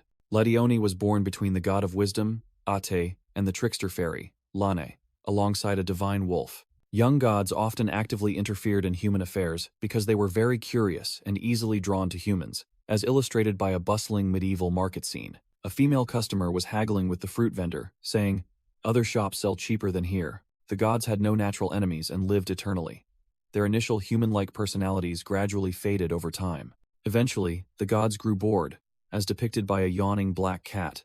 Therefore, they always had to seek new forms of entertainment, and a black cat with a mischievous expression stared forward. The most captivating form of entertainment for the gods was always humans, as a king sat on his throne with a black cat sleeping on his lap. Because no species was as unpredictable as humans, illustrated by a scene of knights fiercely battling, nor was any species as emotional as humans, and the narration revealed that the god of schemes, Lady One, was very interested in Rosin Maton, as an image of him confidently speaking appeared. The god wanted to directly intervene in Rosin Maton's life, and the image of a black cat sitting on a rooftop, observing Rosin from afar, proved it. Rosin Maton held an open book, determined it was time to fill in the missing plot points. He confidently thought this time would be easier since he already knew the answer. A text box appeared, revealing the answer. Because Lady Oni was greatly impressed by Larson Maton's lifestyle. Suddenly, a mysterious voice echoed from a dark mass, startling Rosin. "You are correct. Your life is indeed very interesting." As dark tentacles reached out, Rosin realized with horror who the voice belonged to, while the entity declared, "I truly like it." Blood splattered on Rosin's face as he endured immense mental pressure, his eyes showing sheer terror. In his mind, a giant black cat with a sinister grin appeared, repeatedly saying, "I want you," causing Rosin to scream in agony. Rosin realized Lady Oni was trying to possess him, and frantically wondered if the shield he wrote to stop this god had been broken. He gritted his teeth in anger, realizing he had fallen into the cunning god's trap. The monstrous cat continued its mental assault, and Rosin collapsed, screaming in despair at its power. Rosin struggled with all his might, his mind desperately seeking a way out of this predicament. A system notification appeared, stating the missing probability had been restored, and a man in a dark robe appeared before Rosin. Rosin's hand clenched a glowing eraser, and he shouted his resolve to use the one-time erasure power. He scribbled furiously in the book, aiming to prevent Lady Oni's direct intervention. Despite still writhing in pain, Rosin rewrote the script, stating Lady Oni only supported his lifestyle from afar out of amusement at his self-growth. A system notification confirmed the probability had been revised with the one-time erasure power. The immense pressure vanished, and Razin slumped to the ground, gasping for breath. He gritted his teeth, telling himself he almost lost his body due to carelessness and would handle settings more carefully from now on. Rosalind approached from behind and asked, "What are you pondering?" And Razin quickly replied, "Nothing." Rosalind looked at him suspiciously, then pointed to a large urn nearby and asked what it was, to which Razin vaguely replied, "It was just a normal urn." Rudia complained of hunger and urged Razin to return to Grandel. A notification appeared before Razin, revealing the black urn was created by the god of blacksmiths, Hefaso, astonishing him. Razin's and Rosalind's group rowed 2 separate boats on the water to return. On the boat, Razin thought about the black urn and wondered why the god of schemes, Lady One, had given it to him. Razin suddenly had a realization, as he remembered someone related to this urn. He recalled a character from his novel, Prince Spatula Ralphon, a burly warrior who used a giant spatula to fight soldiers. Razin remembered Ralphon was a character who would become Kasin Said's comrade in the future. In the flashback, Ralphon told Kasin he would join if Kasin helped find a mate for his spatula, a detail Razin admitted he wrote without much thought. Razin sat on the wall, recalling that most readers hated this childish idea, but now he speculated that the black spatula's mate might be related to the black urn. As the Grandel mansion came into view, Razin decided he would search for Ralphon's traces upon their return. Upon arrival, Razin and Rosalind were both stunned by the scene unfolding before them. Razin's father, Decatra, was sitting and drinking tea with Patriarch von Grandel, making Razin wonder why his father was there. Decatra looked up, holding a teacup, and said, "You've arrived." Decatra remarked that he could hear Razin's brain working, and asked if it was strange that he wasn't surprised by this sight. Patriarch Grandel asked what conclusion Razin had reached, and he replied that his father had used long-range teleportation to get here. Razin went on to explain that teleportation was a special ability often used for assassination, so its permitted use within Grandel territory certainly held its own significance. He concluded that this proved the Maiden and Grandel families had a rather good relationship, but Patriarch Grandel denied it, saying their relationship was neither good nor bad. Razin looked directly at his father and posed the crucial question, "But if so, why are you planning this test with Patriarch Grandel?" Decatra narrowed his eyes, denied Razin's accusation, and said he was wrong to assume he was cooperating with Patriarch Grandel. Patriarch Grandel interjected, explaining that the magic used in the Shadow Wasteland was so sophisticated that no one but Decatra could cast it, then directly asked what Razin had gained from that place. Razin turned to look at Rosalind and answered Patriarch Grandel's question with one word: "A friend." Rosalind, surprised, pointed to herself, stammering if he was referring to her, and Razin calmly confirmed. Rosalind frowned in denial. "Who said that?" "I only accompanied you because we happen to share a common goal." Razin smiled in response. "That's true, but we've also saved each other's lives once, haven't we?" Rosalind was completely speechless, confused about how to respond. Her face flushed red. She stammered, shouting, "That's because..." Patriarch Grandel turned to Decatra and said that talking to Razin was a risky move, because the boy always knew how to steer the conversation in his favor. Decatra smiled meaningfully, wondering if Razin was the secret weapon the Maiden family had prepared. Suddenly, a blue system notification appeared right in front of Decatra. Razin was stunned as he realized what had just happened. He saw Decatra's status window display joyful, proud, and realized that for the first time, his divine eye had read his father's emotions. Razin turned away, starting to walk, and asked Rosalind, "Rosalind, have you ever been to the Screen Cliff?" Rosalind replied that she hadn't, and Razin explained that the Grandel family's warriors would clear a path for him through the wasteland to get there. Razin noticed Rosalind's expression and said, "You don't look very happy, do you?" Which made her retort irritably, "Oh, you think so?"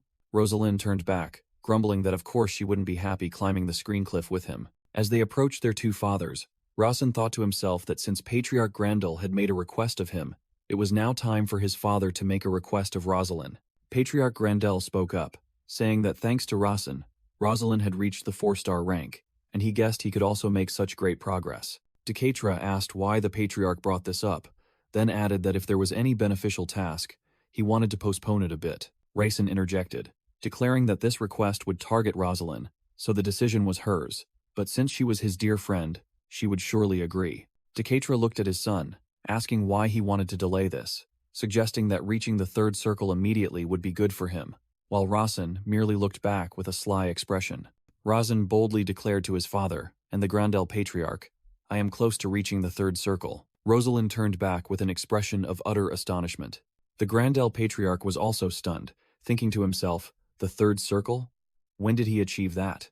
Decatra looked at his son with a stern gaze, asking, the third circle, you say? Can you take responsibility for your words?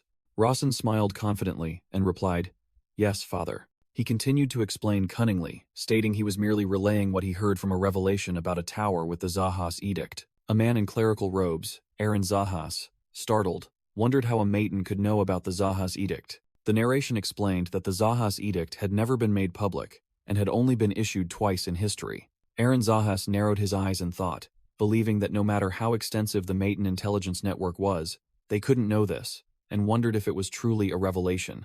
In a flashback, Rawson told Aaron that the one who gave him the revelation called himself the Creator. Rawson continued to recount the Creator's words that his mana would be amplified in this place. Rawson covered his mouth, offering his own deduction that perhaps Aaron had been learning mana or secretly researching magic. Aaron Zahas panicked, thinking that if this was exposed, he would be in big trouble. Rawson smirked, reassuring him, calm down, Aaron. Others might think I'm threatening you. Aaron sweated, trembling as he asked if Rawson was sure this was a divine revelation. Aira, standing nearby, coolly corroborated Rawson's words. If not, how would the young master know all this? Returning to the present, Aaron Zahas bowed his head in acceptance.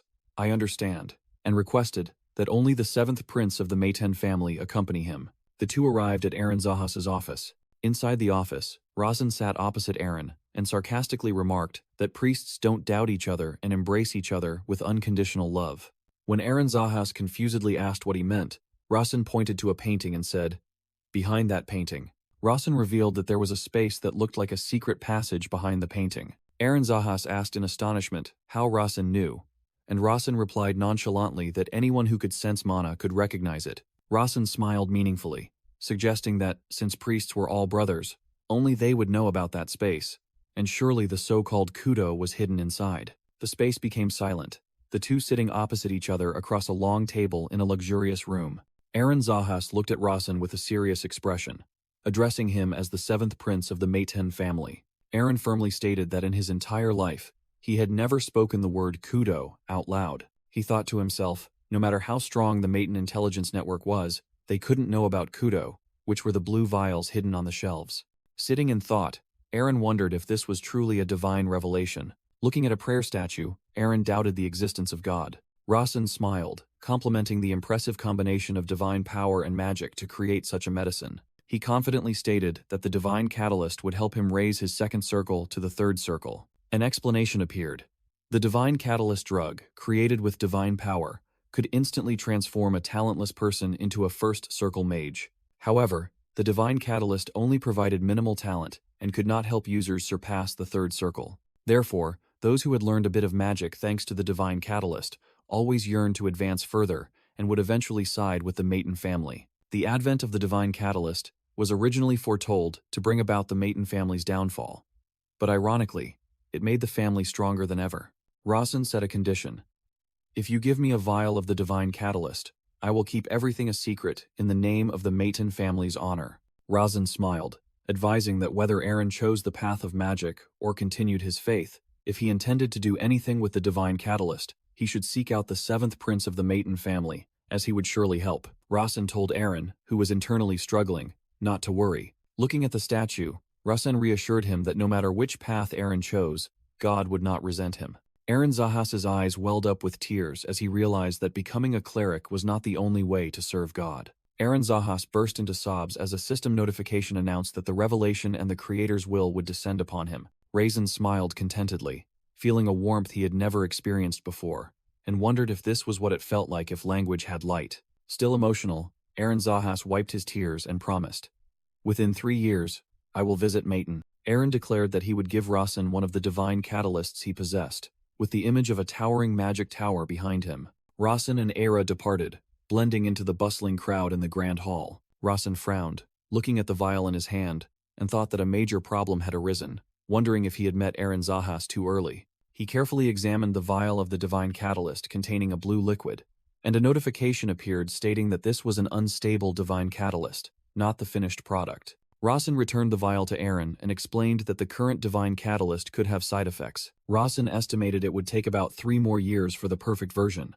and Aaron anxiously asked about the side effects. Razin explained that this unrefined amplifier could destroy mana circles, terrifying Eren. Eren Zahas realized in horror that it would not only prevent him from reaching the third circle, but could also regress him to the first circle. As he walked with Aira, Razin asked her about the time his father had allotted, and she replied that about 3 hours remained. Razin gritted his teeth, thinking that if he regressed to the first circle, he would be purged immediately. So whether he drank the divine catalyst or not, the outcome would be the same. In the space of consciousness, Razin called out to Song Song, saying he needed its help. The Holy Grail of Transcendence appeared and complained that 3 hours was completely insufficient. It needed at least 1 more hour. Razin looked at his pocket watch, thinking that his father would not forgive even a minute's delay. And a flashback began with the image of Noah panicking in the rain. In the pouring rain, Noah knelt in despair, realizing he had been hunted down and surrounded by Razin, Aira, and 2 others. Razin held an umbrella, smiling as he said that his knowledge of this meant the entire Maiden family knew, and they needed to save face. Noah stammered in horror, asking if that was why administrators were sometimes executed, and Razin coldly confirmed, "That's right." With cold, sharp eyes, Razin told Noah directly that he was merely a disposable tool, and if he died, the world would continue as if he had never existed. Noah trembled as he asked Razin if he intended to spare his life, pleading that he was still useful. Razin confirmed, stating Noah had to lead the way to the auction house, which made Noah despairingly think to himself that he would die as soon as he outlived his usefulness. Terrified, Noah resolved to find an opportunity to escape, but Razin coldly warned, "Don't even think about escaping." Razin smiled smugly and revealed that he had placed a mana scent on Noah. Noah collapsed to the ground in the rain, asking in horror if it was Pursuer's magic, and Razin confirmed it. Noah confusedly admitted he hadn't noticed, and Razin asked if he had heard much about him. Noah was stunned when he realized the person before him was Larsen Maton, the damned 7th young master. Noah thought to himself that Razin was completely different from the rumors of someone about to be expelled, while Razin asked which organization he belonged to. Razin ordered Hampton to write an official complaint to the Halo Magic Association regarding Noah's failure to check identity and intentionally overcharging. Noah paled, anxiously asking if that would get him fired, and Razin replied with a loaded question. Razin explained that at most Noah would only have his salary cut because this was a remote place, and a small problem caused by him wouldn't lead to anything major. Aira looked at Noah kneeling, while he thought to himself, if the weakest 7th young master of the Maton family is already this terrifying, Noah asked himself in horror how monstrous the other young masters of the Maton family must be. Completely subdued, Noah hastily declared he would activate the teleportation gate for his young master. The group stepped through the gate, arriving at the Holy Holland Empire, Kanue City, where many people in priestly robes walked about. Rudia excitedly pointed out to Razin that everyone here had bright faces, while Hampton explained that the Holland Empire was famous for its many beautiful people. Hampton continued to recount the rumors that the air in Holland made skin more beautiful and that many wealthy people came here to travel. Hampton flattered that of course no one could be as handsome as Razin, making him smile and thank him. Hampton cheerfully explained that he had been here several times because a poisonous herb named Delphu only grew in Kanue. Aira turned to ask Razin if he had really used Pursuer's magic, and he casually replied that he didn't even know how to use it yet. Aira asked in astonishment, "So you just tricked?" Razin innocently asked back, but Aira quickly dodged. "It's nothing." Razin smiled, thinking to himself that she couldn't say the word deceived, then asked where they should go next, as there was only 1 week left. Razin confidently pointed in a direction, saying that he knew where to go. He pointed towards the tower in the center and declared they would spend their last week there. Aira skeptically asked if he could reach the third circle in such a place. Razin casually replied that if he couldn't do it, he would die, so he had to try every possible method. While Rudia excitedly cheered to set off, Aira was secretly astonished by Razin's calm demeanor despite impending death. 5 days later, the group was inside the tower. Inside the vast hall, Rudia called out Larsen's name and complained, "How much longer do we have to keep running in circles like this?" Razin replied that it seemed it would take more time, making Rudia tiredly exclaim that they had been circling for 5 days already. Aira worriedly thought to herself, only 2 days remained, and if Razin didn't achieve the third circle, he would be purged.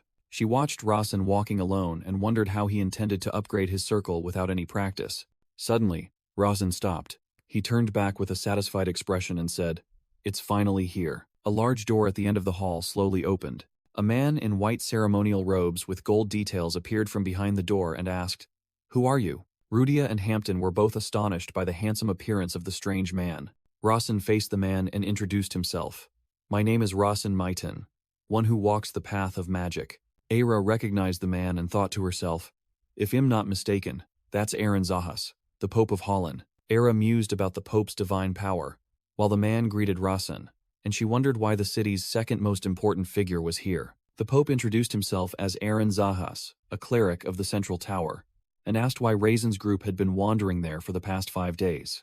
Rasen smiled smugly, replying that he had received a revelation to circle this place for 7 days, each round exactly 7 minutes. The Pope showed interest, remarking that most commoners wouldn't believe such things. Rasen secretly thought the man was hiding his true intentions. He knew well that despite being a cleric, Aaron didn't believe in God, which was illustrated by a scene of him angrily breaking a crucifix. Rasen recalled that Aaron later became disillusioned with the clerical path and was ready to abandon his position. Ultimately, Aaron became one of the wealthiest merchants in the world, depicted by an image of a full bag of gold coins. Aaron was startled upon hearing the Maiten's surname and asked if it was the family he knew. Rasen confirmed he was the 7th young master of the Maiten household and mentioned his family's world-class information network. He explained that he was told if he circled the tower for 7 days, the cleric who wasn't truly a cleric of the Central Tower would grant his request. Aaron's eye twitched slightly upon hearing Rasen's words. Standing opposite Rasen's group, Aaron said that as a cleric, he felt a bit uncomfortable hearing that. Era stood silently, asserting that there was no cleric in this tower who wasn't a true cleric. Aaron held out his hand and declared that, here, only true servants of God were allowed to offer prayers. The scene abruptly shifted. Rasen was drinking something from a vial. Blue mana energy suddenly erupted violently around Rasen, as it was announced that Kudoro's mana was spiraling out of control. Rasen slumped to the ground, shouting for Era and asking her to provide cover while he used his mana breathing technique. Hera looked at him with a serious expression and replied, "Understood." Rasen closed his eyes to concentrate, and a countdown timer appeared with 3 minutes remaining. In Rasen's consciousness, the countdown clock showed only 2 minutes, as images of young Rudia and Kassen appeared with astonished expressions. With only 1 minute left on the clock, an empty potion bottle lay discarded on the grass. With only 1 second remaining, Rasen strained and screamed in his mind, desperately pleading for 5 more minutes. The Holy Grail of Transcendence issued a warning. It is better not to promise what you cannot keep. A massive golden surge of energy suddenly erupted, blasting Rasen, Kassen, and Rudia away. Decatra appeared amidst a brilliant halo of light, furiously shouting his name and declaring that the price for deceiving him was steep. With a furious gaze, Decatra looked at Rasen and said, "Larson, you will only have yourself to blame." Kassen and Era struggled to stand firm against the immense pressure, and Era recognized the Patriarch's presence. While meditating, Rasen hastily asked the Holy Grail of Transcendence if it was over, asserting that he only needed 5 more minutes. Rasen opened his eyes and calmly said, "I was too focused. My apologies for not greeting you, Father." He turned to his attendant and ordered, "Era, hold them off for 5 minutes." Era looked straight ahead with a resolute expression and replied, "I will obey." Era gathered her strength, and dark energy emanated from her hands. Decatra looked at her coldly and called her name, Era. Era drew her pair of daggers, and Decatra questioned, "Are you challenging me?" Standing against Decatra's overwhelming surge of energy, Hera replied, "No, my lord. I am fulfilling your will." Decatra frowned and asked, "Fulfilling my will? While using the Azure Dragon and White Tiger that I personally bestowed upon you?" Era gripped her weapons and resolutely answered, "You yourself commanded me to become the 7th young master's shadow." Decatra acknowledged this, but stated that pointing a blade at him was different, while Era affirmed that a shadow only exists with light, and his command was to protect Rasen. Era looked directly at Decatra, declaring that she was merely following his orders, adding that the Azure Dragon and White Tiger were artifacts imbued with her personal magic. Decatra, enveloped in brilliant golden mana, challenged Era, "Do you think you can pierce through my protective mana?" Era resolutely retorted that whether it was possible or not didn't matter, for a shadow's duty was to obey, even unto death. Hearing this, Decatra smirked with amusement. He retracted his energy, stood upright, and said, "Very well." Decatra asked Era what she wanted. While she still stood guard in front of the meditating Rasen, Era boldly declared, 5 minutes. Decatra smiled with satisfaction, praising Era for never disappointing him. However, he remarked that her former sharpness was gone, and Era could only bow in apology, promising to retrain herself. Era mused about young Master Rasen, who remained completely calm even in this dire situation. She affirmed that it was precisely because of Rasen's steadfastness that she could risk her life for him. Decatra reminded her that even if she was following orders, The fact that she pointed her sword at the patriarch was an undeniable truth. He told Era that she would be willing to accept punishment, then smiled and added, "You have already been punished." Decatra scoffed that a talented member of the Maiden family throwing away her life to protect that incompetent fool was the punishment itself. Kassan collapsed to the ground, astonished to hear Decatra declare he would pretend nothing happened since no outsiders had witnessed it. Kassan trembled, thinking that without Hera, the young master would have been finished, and wondered if someone like him could ever become a shadow. Suddenly, a burst of blue energy erupted from Rasen's chest as he shouted, "It's done!" and urged everyone to hurry. A massive pillar of energy shot straight into the sky from Rasen's position, leaving Decatra, Era, Kassan, and Rudia all dumbfounded. Kassan gaped in astonishment at the sight of such unimaginable power. Rudia's eyes also widened, completely overwhelmed by Rasen's surge of energy. Era exclaimed in surprise as she realized the young master had truly reached the third circle. Decatra, Rasen's father, looked at his son with a stern, expressionless face. Brilliant blue mana swirled around Rasen, symbolizing his new power. Rasen stood firm amidst the energy, declared the third circle complete, and said, "I apologize for being late, father." With a confident smile, Rasen continued that his incompetent son could finally stand before him. Decatra coldly remarked that Rasen had achieved his goal but had exceeded the allotted time. Rasen replied that his shadow had made up for that shortcoming, and since his father had acknowledged her abilities, that was also a part of his strength. Era smiled faintly, confirming that she knew he had given her 5 minutes to act. Decatra mocked Rasen's eloquence, and Rasen asked in return why he wasn't curious about how he achieved this feat. Rasen proposed a method he had discovered, allowing the Maiden family to mass-produce low-level mages to increase their power. Decatra looked astonished, sharply asking in return, "Is there any reason to do that?" Decatra turned his back, asserting that no reason was needed, and thought to himself that this was the demeanor of a true ruler, then urged Rasen to go meet Rosalind. As he left, Decatra thought to himself that the Maiden family could dominate the world without needing such trivial things. Rasen watched his father's retreating back, realizing he seemed to be in a hurry for something. The scene shifted to the magnificent Maiden family mansion under the brilliant sunlight. Inside, Senkan greeted Decatra and remarked that he seemed happy, adding that that fellow was waiting for him in the wasteland. Senkan continued to analyze that Rasen knew Decatra would arrive, and also knew he didn't have much time. Decatra smiled meaningfully as Senkan concluded that Rasen had intentionally created a situation with no witnesses. Decatra said that it seemed Era had defied him, but then coldly corrected himself. "She carried out my orders precisely." Decatra smiled and said that Era knew he wasn't truly there, and he genuinely liked both Rasen and Era. Senkan remarked that Decatra looked the happiest he had in a long time, and Decatra replied that raising children wasn't so bad. Decatra ordered Senkan to find out how Rasen had reached the third circle, making Senkan wonder if asking the young master directly would be faster. Rasen stood alone, gazing thoughtfully out the large window. As the clear blue sky appeared, Rasen realized he didn't have much time left. Kassan Sade suddenly called out loudly, seeing Rasen standing strangely still. Era gestured for Kassan to be quiet, explaining that it seemed the young master had achieved enlightenment, which made Kassan understand why their master had left early. A system notification appeared, stating that Rasen's understanding of Archsage Alberto's advanced magic had significantly increased. Rasen was stunned to realize he had reached the third circle, and that his divine eye was providing him with new information. He received a notification that he had learned the first circle transcendent magic, interaction, and was surprised, having never heard of this skill before. The system explained that the transcendent magic, interaction, could be linked with first circle elemental magic. Rasen had an idea to combine the northern ice crystal ice magic he was learning with the transcendent magic, interaction. With a determined gaze, Rasen extended his hand, preparing to link the two types of magic together. The system announced the activation of twin eyes, using ice crystal ice magic and applying transcendent magic, interaction. Era felt a chilling surge of energy and wondered in astonishment if it was emanating from the young master, while Kassan, standing behind her, also looked stunned. Rasen gathered his strength and shouted the skill's name. "Ice Crystal!"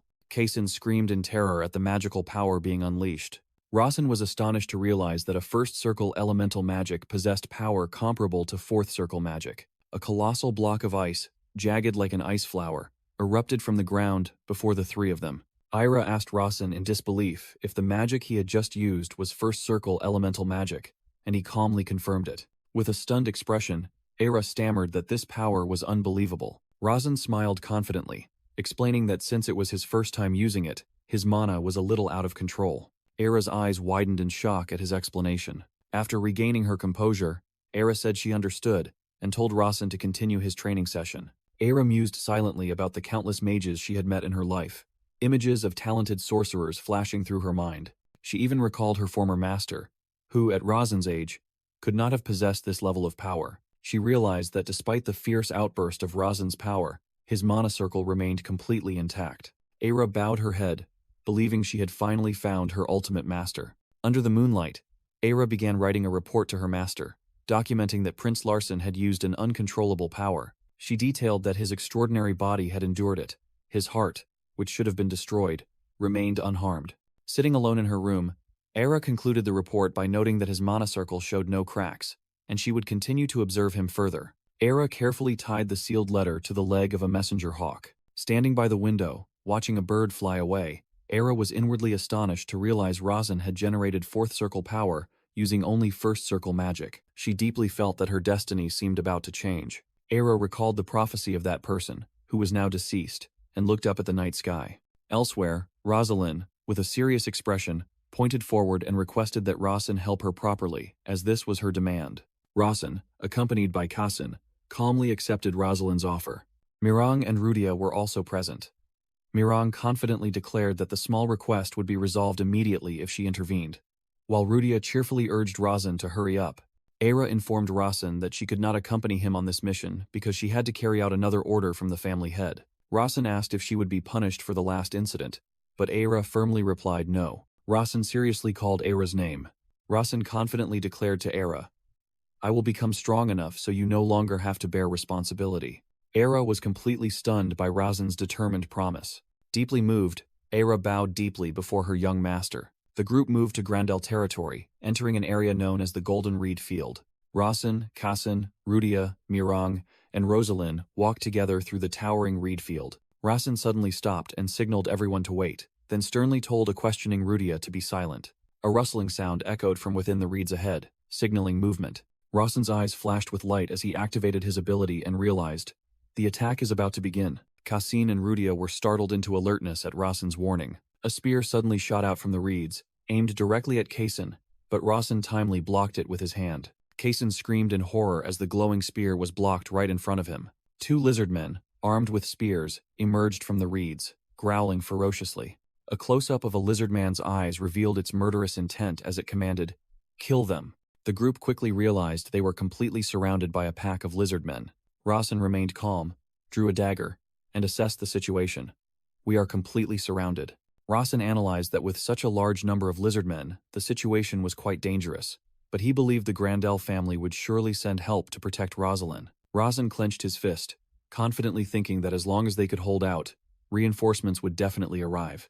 Rosalind looked at him seriously and asked, "You don't actually believe my family will send help, do you?" She decisively stated that she would not receive help, because she had promised her father that even if facing death, she would overcome it herself. Rasen appeared astonished, unable to believe that the doting father and Grandel family patriarch would make such a promise. The lizard men roared and simultaneously charged to attack, causing Rasen to shout, "They're here!" Suddenly, a figure flashed past Rasen, blocking the first attack. Mirang emerged with force, landing a devastating kick to a lizard man's face. With an angry and determined expression, she channeled her strength into her fist. Mirang delivered a powerful punch, causing the lizard man's head to explode in a spray of green blood. The other lizard men screamed, witnessing their comrade fall. Mirang stood defiantly, her shoulders stained with monster blood, taunting, "Bring it on, you pathetic worms."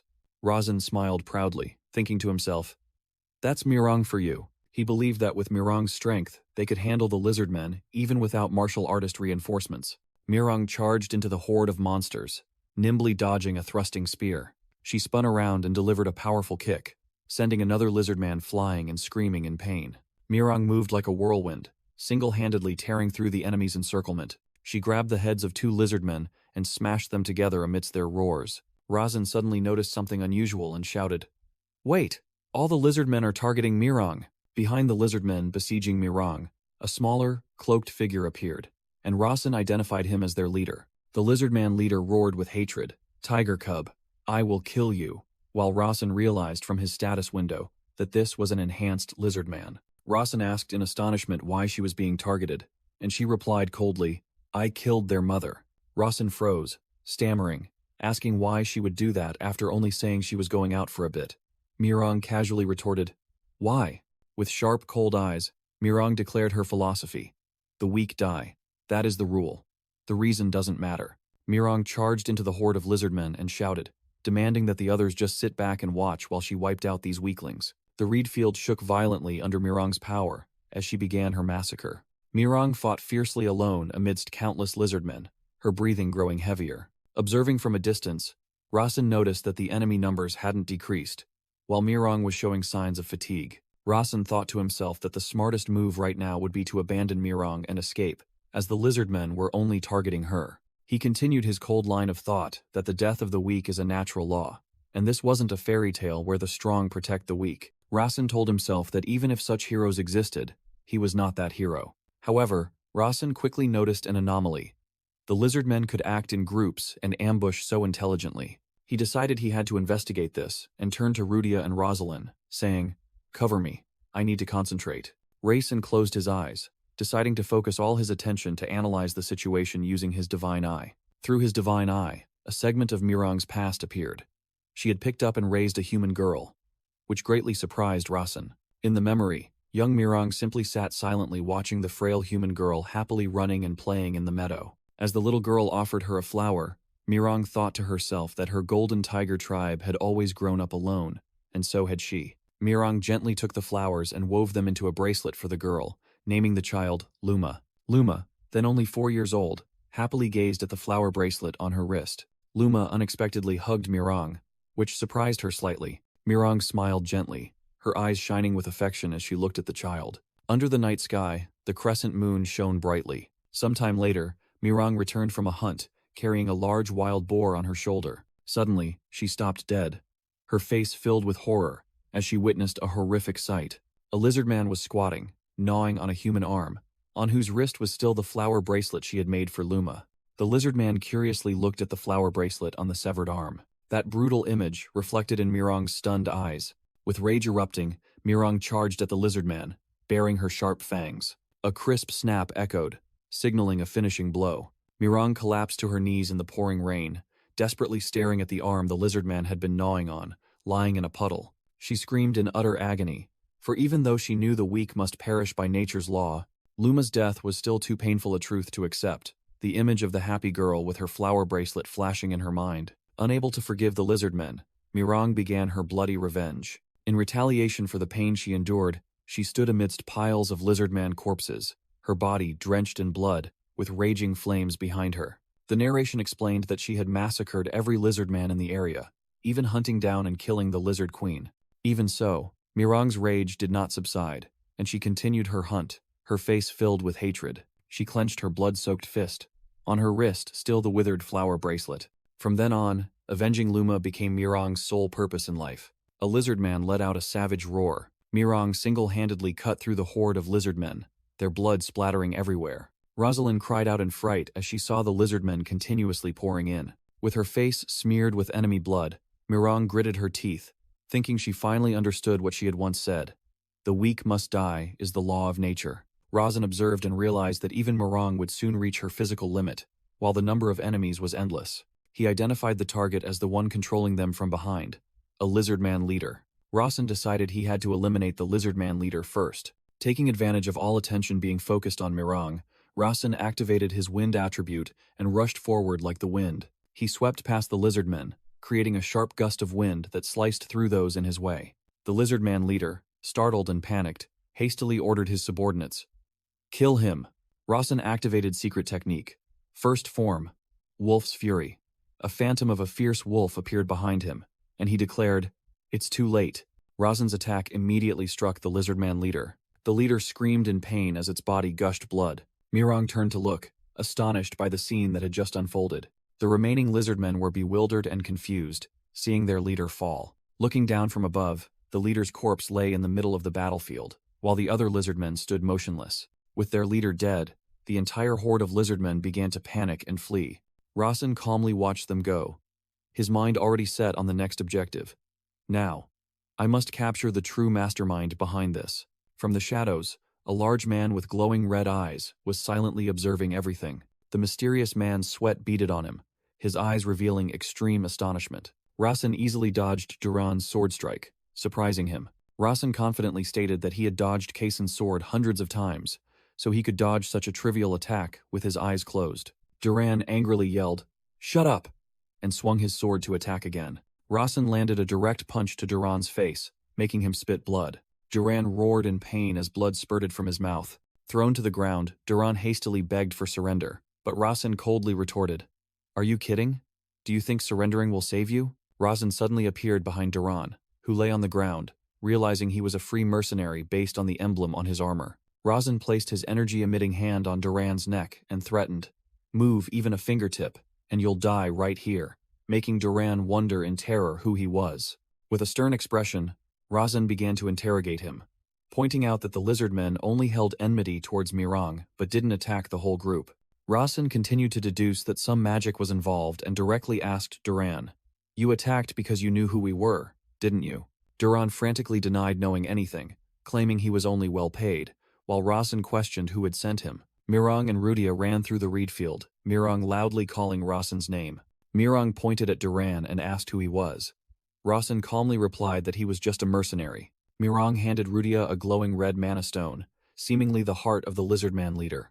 Rasen explained that it was the mana stone controlling the lizardmen pack, and ordered Mirang to smash it. Mirang silently gazed at Rasen, her eyes filled with contemplation and astonishment. Clutching the mana stone, Mirang secretly admired Rasen for having found even the mercenary controlling the monsters, something she hadn't realized. Rasen turned to Duran and ordered him to deliver a message to his employer. "If they want to know about me, tell them to come here themselves." Rasen's entire body emanated a terrifying red and blue energy as he warned, "If they dare to deceive me like this again, I will hunt them down and destroy them all." Duran trembled with fear at Rasen's threat and stammered in reply, "Yes, understood." At the campsite, Rasen asked Rosalind about the attack, explaining that an intelligence group had tried to probe them. Rosalind frowned, skeptical if anyone would dare go so far as to kill just to gather information. Inside the tent, Rudy attended to Mirang, who was resting, while Rasen explained that they, the heirs of 3 great families, would always be targets for testing. Rosalind asked Rasen in astonishment, "Don't tell me you had a purpose in telling me to break the mana stone, did you?" And he casually confirmed, "That's right." Rasen smiled smugly, declaring that the act was to show he was the one leading and making decisions, a message that surely reached the ears of spies worldwide. Rosalind grew angry as Rasen continued, saying he wanted to prove himself more suitable as an heir than even the martial arts family's only daughter. Rasen pointed out another crucial detail. No matter who the attackers were, the incident occurred on Grandel family territory. Rosalind realized the implication and asked in horror, "Father allowed the attack?" While an image of the Grandel patriarch appeared, confirming Rasen's words. Rasen yawned, telling Rosalind that her promise to the Grandel patriarch would be difficult to keep, because without her, the Grandel family could not exist. He continued his analysis, pointing out that the mastermind must be a group capable of dealing with Rosalind's father, and possessing the ability to mind control with mana stones. Rosalind gasped in astonishment as Rasen added another condition. The group must also have access to freelance mercenaries. Mirang, still inside the tent, called out that the attackers also needed a strong enough intelligence network to know she was traveling with them. Rasen concluded that this narrowed the scope to just 3 suspicious groups, the first being the Voice of the Night, illustrated by figures in pointed hooded cloaks. The second group was named Little Cat, depicted by black-clad archers hiding in the forest. The last group was Red Mistflower, represented by an image of a red flower with an eye in the center, pierced by a sword. Rosalind realized something and asked, "You're telling me all this for others to hear, aren't you?" And Rasen, crossing his arms, admitted, "Yes, everything will be relayed." Rosalind was stunned, completely overwhelmed by Rasen's profound calculations. She shook her head in exasperation, admitting, "You're truly troublesome. If I met you as an enemy, it'd probably go insane." Rasen smiled and asked back, "So you mean we're not enemies now, right?" Which flustered Rosalind. He leaned closer and whispered, "See? We're all friends after all." Then turned and walked back to his tent, leaving Rosalind watching him. Rosalind looked sideways, thinking to herself, "Why am I acting like this?" She blushed, clutched her chest, and wondered why she reacted that way to someone like Rasen. In a forest, a giant purple snake slithered out from the bushes. The snake opened its mouth wide, bared its fangs, and hissed menacingly. The silhouette of a werewolf-like creature with glowing eyes appeared in the forest. The purple snake lunged to attack the werewolf standing amidst the trees. The werewolf easily grabbed the snake's neck with its hands, crushing it. The snake struggled as the werewolf bared its teeth and growled. The werewolf used its strength to bite hard into the snake's neck. Blood spurted from the snake's bite wound as the werewolf tore it apart with all its might. The purple snake's head was ripped from its body and flew off. The werewolf began to savagely devour the rest of the snake's flesh. Someone's feet walked across a barren land. Rasen's group, consisting of him, Kasin, and Era, arrived at an area filled with white bones, and Kasin called out, "Young master." Rasen explained that the path to Melton passed through many unprotected areas and asked Kasin, "Don't worry. Did you prepare what I asked for?" Kasin nervously replied, "Of course," and opened his backpack, which was full of sawalelcho herbs, heyunsu, and various potions.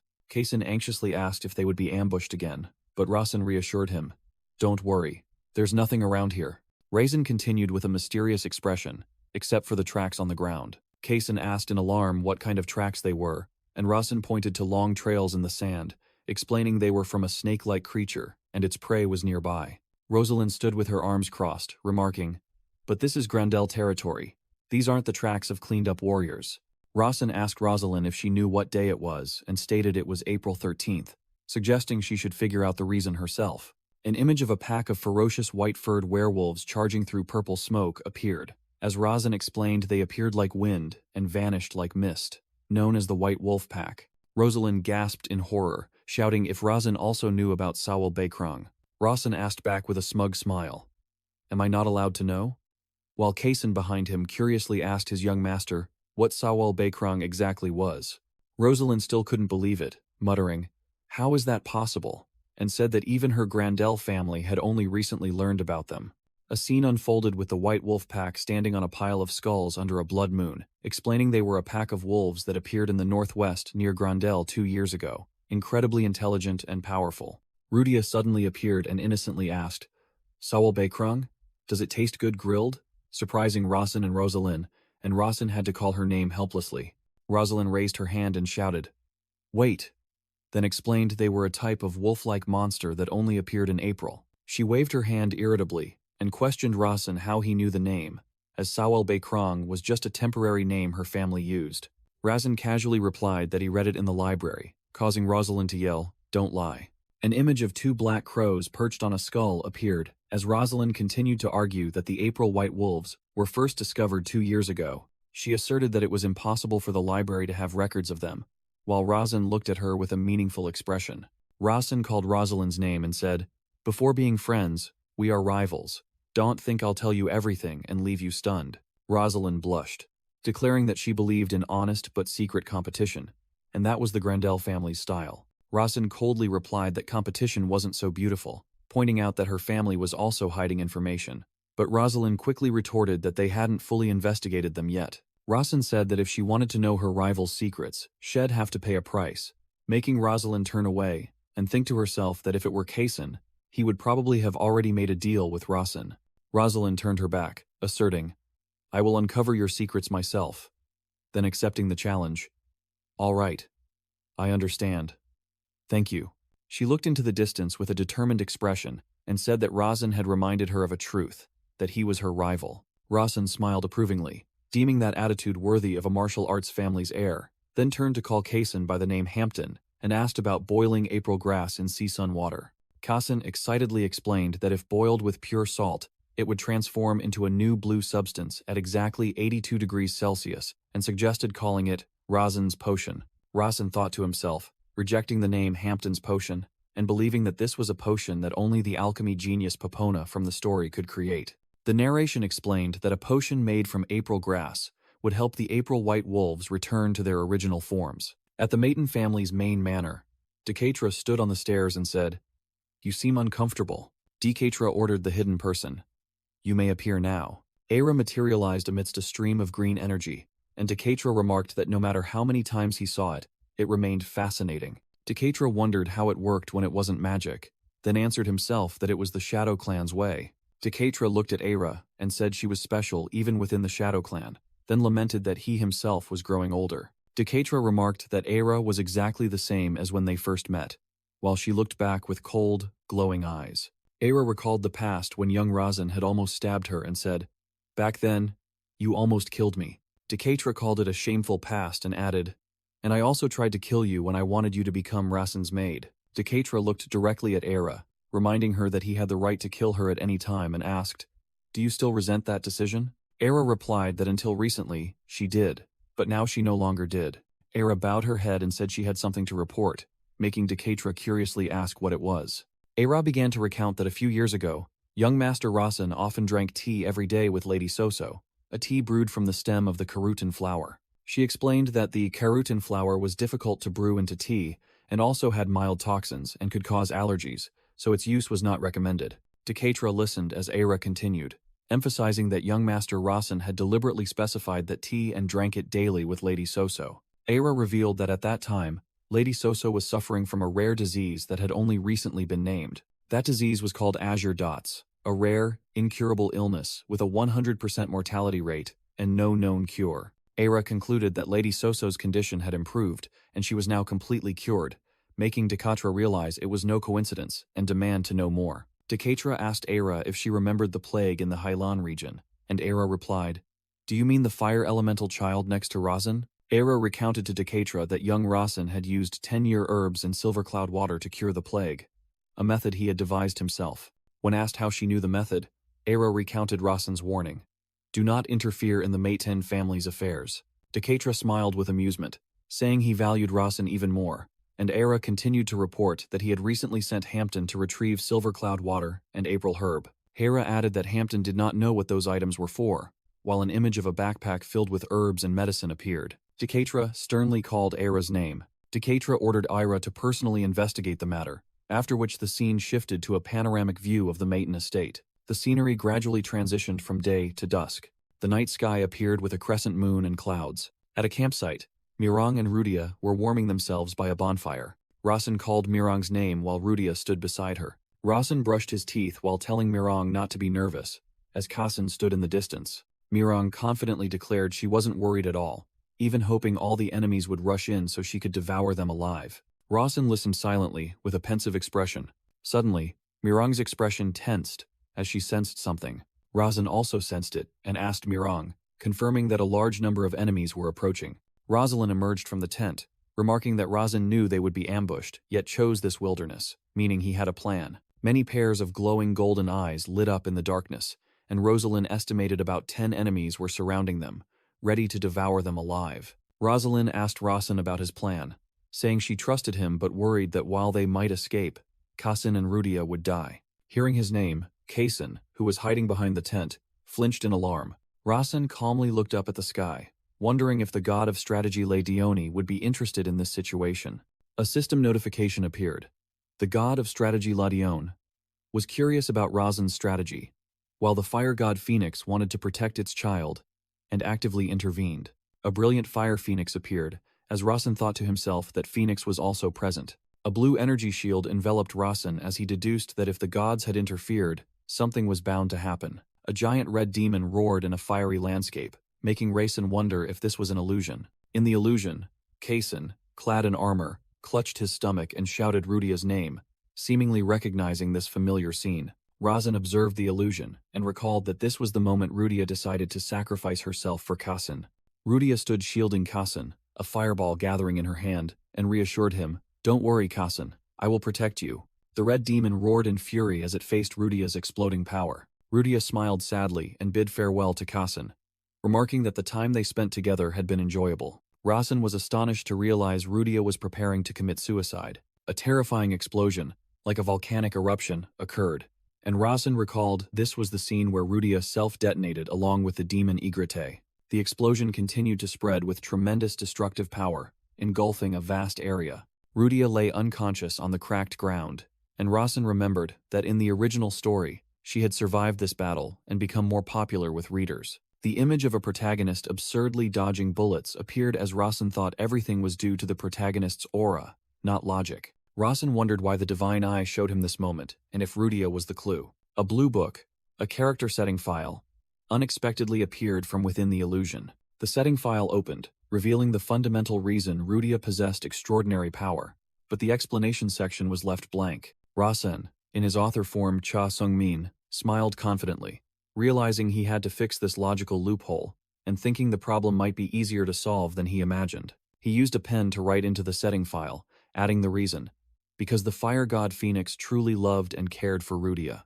Rasen held the book, which was glowing with brilliant golden light, and exclaimed in astonishment, "Wait, what?" Rasen cried out in pain as the book in his hand erupted in brilliant golden light. He gritted his teeth, enduring the intense pain, feeling as if his body was about to be incinerated. A system notification appeared, stating that story coherence was insufficient, but allowing him to add a sentence using the creator's privilege for partially meeting the requirements. Rasen clutched his head, feeling as if it was about to explode from the logical collapse. He realized he had to devise new logic, recalling the image of Rudia and the Phoenix. In his consciousness space, Rasen held a pen, ready to rewrite the story. He wrote down new logic. Because the Phoenix could not directly interfere with humans, it could only lend power when Rudia was determined to make a noble sacrifice for the heir to the flame. As the new logic was established, a notification stating "Story coherence has been met" appeared, and shimmering golden data fragments hovered around Rasen. Rasen gasped for breath, realizing the crux of the problem was that gods could not easily interfere and needed to meet specific conditions. He concluded that Rudia's transcendent power only manifested when she was determined to make a noble sacrifice. Hampton anxiously ran over and asked, "Young master, what should I do?" Rasen calmly looked ahead, confirming that the April White Wolves were about to attack. He ordered Hampton to bring the medicine, and the boy quickly opened his backpack filled with glowing vials of medicine. A werewolf's clawed foot landed on the ground, signaling the enemy's arrival. The group was surrounded by a massive pack of April White Wolves around their campfire. A white wolf growled ferociously, baring its sharp fangs. Rasen stood firm, purple energy radiating around him, as he prepared to fight the pack of April White Wolves. He threw the towel draped over his shoulder to the ground, thinking to himself that they were both strong and moved in packs. Truly a headache-inducing problem. Rasen called Rosalind's name, her eyes filled with vigilance. He then called Mirang's name, and she looked back with a battle-ready expression. Rasen gave Kassen several vials of liquid and instructed him to apply them to the wolves by any means, whether by throwing or smashing them. He turned to Rudia, asking her to use fire magic to attack the white wolves that had been doused with the liquid, and she responded by summoning flames in her hand. Rasen emphasized that any quick and accurate fire-attributed spell would suffice, while two white wolves growled menacingly. A white wolf roared and charged forward with terrifying speed. Rasen calmly observed, realizing the pack of white wolves had begun their attack. Rasen took a defensive stance, a purple fighting spirit emanating around him, and confidently thought that everything was going according to plan because they were monsters he himself had created. He directly confronted the charging white wolf. A notification panel appeared, showing Rasen applying flow slowing and activating the intermediate combat magic, Deity. Rasen's arm bled as he blocked the attack, realizing their strike was strong enough to pierce his defenses. Mirang and Rudia were surrounded by the white wolves, with Rudia still holding flames in her hand, ready to fight. Mirang's tiger eyes gleamed with disdain as she thought to herself, "Even in a pack, you're just a bunch of puppies." Mirang told herself she would deal with them at the level of cute puppies. Rosalind startled and turned around when she heard someone call Mirang's name. Rosalind's mouth fell open in astonishment at the unfolding scene. Mirang transformed into her muscular tiger human form and roared, ordering everyone to charge. In her tiger form, Mirang delivered a powerful punch to a white wolf, while Rudia in the back was still preparing her magic. Mirang used her terrifying strength to smash a white wolf into the ground, causing the earth to shatter. Mirang mocked the wolves. "You weaklings, go back and drink more mother's milk." Two white wolves were blasted backward by a powerful surge of energy. Mirang stood on a terrified white wolf, challenging it to call for more allies, and declaring she would devour them all with her annihilation style. In her tiger human form, Mirang delivered a devastating punch to the face of a white wolf, while another flew into the air. Kason, disguised as Hampton, threw a glowing blue vial of liquid towards a charging white wolf. The vial shattered upon impact with the white wolf's face, splattering the blue liquid everywhere. The white wolf roared in pain, the blue liquid bubbling around its mouth. Rasen commanded decisively, "Now, Rudia." Rudia focused her energy, creating a brilliant fireball, and shouted, "Fire crystal." The fireball shot directly into the white wolf affected by the vial's liquid. A massive explosion engulfed the area in light and fire. Rosalind landed, eagerly asking, "Amazing, it hit. Did it work?" Amidst the dissipating smoke, a dark silhouette with glowing eyes slowly emerged. The smoke completely dispersed, revealing the form of a human instead of a werewolf. Rasen smiled triumphantly, clenched his fist, and declared, "It's a success," Rosalind exclaimed in surprise. April White Wolves. An old, bald, and muscular man stood there, trembling, making Rosalind stare in shock and wonder. Were they human all along? Another white wolf suddenly lunged towards Rasen, forcing him to shout, "Hampton! Now!" Hampton quickly replied, "Yes, young master," and swung his arm, throwing another vial. He threw 2 vials at the same time. They spiraled into each other in mid-air. Both vials simultaneously struck the white wolf's face, creating a loud explosion. The other white wolves were also hit by the medicine. They clutched their heads in pain as their bodies began to transform. Rasen threw a vial to Mirong and called her name. She caught it and replied, "All right," then slammed the vial directly into another wolf's face and roared, "Eat this, you monster." A white wolf, hit by the antidote, roared in pain as the dark blue liquid enveloped its head. Rasen shouted a command to Rudia. She immediately responded and cast fire crystal magic. The fireball shot straight forward, incinerating a dodging white wolf. Rosalind angrily shouted, "Damn it, it missed." The fireball suddenly changed direction, twisting through the air like a fire dragon. Rudia focused on controlling the magic and commanded it to spread out. The fireball exploded in the night sky, showering countless small sparks down onto the white wolf pack below. Another white wolf was hit in the face by both the antidote and the sparks, roaring in terror. A massive explosion engulfed the wolf in a sea of flames. Rasen smiled with satisfaction, turning to praise Rudia. "Well done, Rudia. You truly are a genius." Rudia happily closed her eyes, savoring the praise with a blissful expression. The white wolves reverted into a group of naked middle-aged men. They stared at their bodies in shock. One man among them couldn't hold back his tears, trembling and sobbing. The entire group knelt before Rasen, thanking him in unison for breaking the curse and calling him the savior of Revadon. A man, tears streaming down his face, explained that they were mages, living in the Revadon region. Rasen was stunned when he heard that name and mumbled, "Wait, that Revadon is..." He recalled information about Revadon, a nation currently completely frozen. Rasen remembered the image of a giant castle covered in ice and snow, and realized the reason for that tragedy. It was because of the massacre caused by Evian. The image of her standing amidst frozen soldiers appeared in his mind. Rasen connected the events, remembering that this very Evian had concealed her true Larvian identity and sought refuge with the Mighton family. Rosalind solemnly declared, "My name is Rosalind Grandel, the last descendant of the Grandel family." One of the reformed men burst into tears upon hearing the name Grandel, while Rosalind said she understood they were cursed. Rosalind questioned why they hadn't confessed over the past 2 years, stating that if they had, the damage could have been minimized. A system notification appeared, stating that the god of schemes Lady One was greatly amused, causing Rasen to furiously bellow the deity's name. Rasen gritted his teeth, sweat trickling down his temples, wondering what Lady One was plotting now. The reformed man tremblingly confessed, "We were afraid." He explained through tears that if they confessed to the Grandel family, all of them would surely be executed. Rosalind, stunned, retorted that the Grandel family wouldn't do that, but Rasen placed a hand on her shoulder to stop her. Rasen explained to Rosalind that the Grandel family revered force and dominance, and the world of ruling families wasn't as beautiful as she imagined. When Rasen asked how she thought incidents like these were usually handled, Rosalind asserted that they would officially report it to Grandel because it was their territory. Rasen coldly exposed the truth. After gathering information, the intelligence division would deal with it by killing everyone. The reformed men were utterly terrified, and one said that Grandel didn't abandon the White Wolf tribe due to a lack of power. Rosalind, confused, asked for the reason, and Rasen replied curtly, "Because it's troublesome." Rasen and Rosalind stood facing each other by the water's edge under the night sky. Rasen added that not only Grandel, but Mayton and Sade were all the same, leaving Rosalind stunned. A future vision appeared, showing white wolf corpses strewn in pools of blood, accompanied by the explanation that a few years later, Grandel would annihilate them all without caring about their tragic circumstances.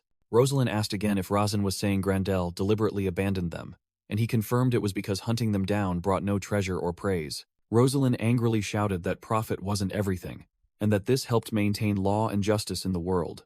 Rasen calmly replied, "That's just your opinion," while Rosalind remained confused. Rasen explained that the White Wolf tribe wasn't currently strong enough to be a problem, but he questioned what would happen when their power increased and people started talking about them. Rasen explained that people only gained honor by defeating famous monsters, and the White Wolves had been ignored because no one knew about them. His gaze sharpened as he asked, But what if they confessed? The reformed mages were horrified as Rasen said that since they had killed people, the most thorough solution was to kill them all, which was why they never revealed their true names. An elderly mage began painfully. "My name is Gray." Rasen shouted loudly. "Wait!" He held out his hand to stop him and warned, "Don't say your family name, unless you want your entire family to be beheaded." The old mage was stunned, his eyes welling up with tears at Rasen's warning. He wiped away his tears and introduced himself. "My name is Grenna. As I said, I am a mage from Revadon." Grenna admitted that even if it was unfair, they still had to pay for their sins. Grenna's hands trembled as he began to recount his story. Grenna knelt, trembling as he recalled, "The first boy I met after being cursed. I still remember him." In the flashback, Grenna in his white wolf form roared ferociously as he lost control. He recounted painfully, "I killed the boy with my own hands." As the image of the boy being attacked appeared, Grenna continued to tell of the mother who took her own life beside her son's body after the boy died. The image of the mother's tear-filled, desperate eyes appeared in Grenna's memory. Grenna recounted that when dawn broke and he regained his senses, the harsh truth dawned upon him. He collapsed onto the grass, thinking he should end his own life, but in the end, he couldn't do it. Grenna clutched his head in agony, realizing he had taken another's life but lacked the courage to end his own. Rasen calmly asked why they were cursed, and Grenna replied it was due to a sacred artifact protected for generations in Revadon. Rasen asked in surprise, "A sacred artifact?" And Grenna desperately cried out that they had to protect it. Weeping, Grenna explained that Alblecca couldn't obtain the sacred artifact, so she took her anger out on them and turned them into this. Rasen looked astonished and wondered, "Alblecca?" Rosalind wondered about the name Alblecca, as she had never heard it before, while Rasen recognized something. In his thoughts, Rasen recalled the Black Rose, Alblecca, one of the main villains he created and a formidable opponent for Cassin. Rasen realized this was no longer a simple task to help Rosalind, but had become extremely dangerous. The scene shifted, showing Rasen in his suit, stretching and yawning, thinking that everything had concluded without major issues. A system notification appeared, stating that the fire god Phoenix had sighed in relief and was very impressed by his intelligence. Rasen was surprised to see the name of the fire god Phoenix. He smiled, thinking that this god must care deeply for Rudia, and felt lucky to receive a god's favor. A barrage of praise notifications from the fire god Phoenix continuously appeared, making Rasen flustered and forcing him to ask them to stop. Returning to reality, Rasen asked Grenna what exactly the sacred artifact they were guarding in Revadon was. Grenna hesitantly said he couldn't reveal it, but since Rasen had saved them, he could tell him a few things. Grenna gravely stated the first condition to obtain the sacred artifact: a person who carries two conflicting powers within them. Amidst Rasen and Rosalind's silence, Grenna continued to list the remaining two conditions: a person who inherits two sides of a clashing destiny, and a person not born of a mother. Rosalind looked skeptical, wondering if such a person could even exist, while Grenna affirmed that was all they were allowed to say. Grenna concluded that only someone who satisfied all three conditions would have the right to claim Revadon's sacred artifact. Rasen asked how to prove one possessed that right. An image of an icy castle appeared, along with the explanation that the path would open when Revadon's ice walls melted. Rasen confirmed that since the curse was broken, they would return to guarding the sacred artifact, and Grenna nodded in agreement. Before leaving, Rasen introduced himself as Rasen Maton and promised to visit soon, leaving Grenna stunned upon hearing the name. Grenna gaped in astonishment, exclaiming, "Could it be the Maton family's seventh prince?" Rasen turned to Rosalind and entrusted her with the decision regarding the werewolf group's crimes. Rosalind looked confused, thinking that even if they killed due to Alblecca's curse, the fact remained that they had taken lives. She recalled with fear that they had also attacked her group. After a moment of hesitation, Rosalind turned away and said, "I won't decide now." Facing the kneeling werewolf group, Rosalind declared she would report to her father, as she still lacked the wisdom to judge their sins. Rasen thought to himself that it wasn't that Rosalind lacked wisdom, but rather that she feared responsibility. He looked at the desperate men and realized that just one word from Rosalind was enough to decide their lives. Rasen wondered if this was the sight that the god of strategy Lady Owen wanted to see, as Rosalind still lacked the courage and sense of responsibility of a ruler. Rosalind turned back to ask Rasen's opinion, and he replied that her decision was more than enough. Rasen explained that by the time they returned to report, this group would already be in Revadon, surprising Grenna and the others. He asserted that since Revadon was under the Maton family's jurisdiction, this matter would be handled by his family. A system notification appeared, stating that the fire god Phoenix had bestowed upon Rasen the Phoenix's breath, and a fiery feather appeared in his hand. Rossin realized this was the god-tier holy relic that Rudia obtained in the middle of the original story. He recalled its power. It could unleash a powerful flame equivalent to sixth circle magic, strong enough to burn enemies to death. Rossin rushed towards the werewolf group with the feather in his hand, making Rosalind scream in astonishment. Rosalind stopped Rossin, guessing that he wanted to use it to obtain the holy relic, and asked if he had any clues. With a serious expression, Rosalind raised her emergency whistle and said she had a guess, threatening to blow the whistle and have them arrested immediately. She warned that just surrounding her could lead to their execution. Rossin sternly asked what Rosalind was trying to say and questioned, "Tell me the truth. How do you know about Sawel Beikrung?" Rosalind looked at Rossin searchingly, demanding he explain both Hayunsu and Sawalelcho. Standing opposite Rossin, she repeated his words that one couldn't obtain an opponent's secrets for free and demanded an immediate answer. A system notification appeared. Joker is questioning the world's inconsistencies. Rosalind shrewdly said, "If I kill them, you won't be able to get the holy relic, right?" Rossin raised a hand to his face, muttering in frustration, "Damn it. It seems this won't be easy to get through." Rossin accepted the compromise and asked Rosalind to promise to keep it a secret. She solemnly replied, "I promise, in the name of the Grandel family." Rossin thought to himself that he couldn't explain everything, but also couldn't use lies to convince her. He decided to mix 70% truth with 30% lies, then agreed to begin explaining. Rossin began the story by saying that he knew a famous mage from Revadon, while simultaneously creating an ice crystal in his hand. Small ice crystals floated above his palm as he said, "Very few people know I'm studying elemental magic. Since this is my trump card, you must also keep it a secret." Rossin asserted he wouldn't show her if he didn't trust her, which moved Rosalind, and she promised not to betray that trust. He continued to explain that this ice magic belonged to the Nosran lineage, and asked if she wanted to know who taught it to him. Rosalind exclaimed in surprise the title of the Nosran ice mage from Revadon, the Ice Witch of the North Sea. She was about to scream from the shock, but Rossin quickly covered her mouth with his hand and signaled for silence. Rosalind whispered, asking what Rosin's connection to that person was, because she was a wanted criminal. Rossin replied sternly that she was the one who taught ice magic to someone without elemental talent like him, and declared he would not comment further. Rosalind accepted the explanation and asked him to continue, while also revealing that she had once obtained something the Ice Witch truly needed.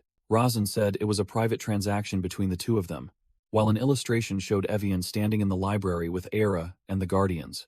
From a hiding spot, Hampton Kaysen was startled when he overheard the conversation, realizing that the one who taught Rossin ice magic was none other than the librarian Evian. The boy nervously bit his nails, deducing, "So, you mean Librarian Evian is the Ice Witch of the North Sea?" Rossin glanced at Hampton, who was utterly astonished, and thought to himself, "It seems even Hampton is shocked." Hampton knelt to the ground, frantically apologizing to the young master for unintentionally eavesdropping on the conversation. Seeing Hampton's reaction, Rosalind thought to herself that what Rossin said seemed to be true, because even Hampton knew about the Ice Witch. Rosalind broke out in a sweat, deciding not to delve any deeper for fear of getting involved in something she couldn't handle. Rosalind accepted the story and said, "All right, I'll just assume you gave her some incredible divine artifact. So, what's next?" Rossin explained that it wasn't a grand divine artifact, and in return, she taught him ice magic. He held out a book radiating a blue chill and said that was why someone lacking elemental talent like him could learn Nosran ice magic. Rossin handed Rosalind the Nosran Ice Magic Guide for Beginners and said this was the proof, a book personally written by the Ice Witch herself. Rosalind was astonished as she held the book, while Rossin said that there was only one reason he was showing her this. Rossin seriously affirmed that there had been significant, not trivial, transactions between him and the Ice Witch. Hampton nodded in a daze, acknowledging, which drew the attention of Rossin and Rosalind. Rossin revealed that the Ice Witch had mentioned Revadon, and also the Black Rose, which shocked Rosalind, who asked again, "Is the Ice Witch connected to the Black Rose?" Rossin smiled mysteriously and replied that he actually didn't know himself. He recounted a prophecy about Revadon's ice wall melting when a wind from the North Sea blew, opening a path. Rossin explained that when he heard the story of Revadon's wall, he immediately thought of Evian as the only one who could melt it. Rossin added that if it weren't for that, he wouldn't have known about the April White Wolf and Sea Silver Water, which Rosalind had to admit made sense. In Rosalind's mind, images appeared of the Ice Witch of the North Sea, Evian, and the Black Rose, Ableka.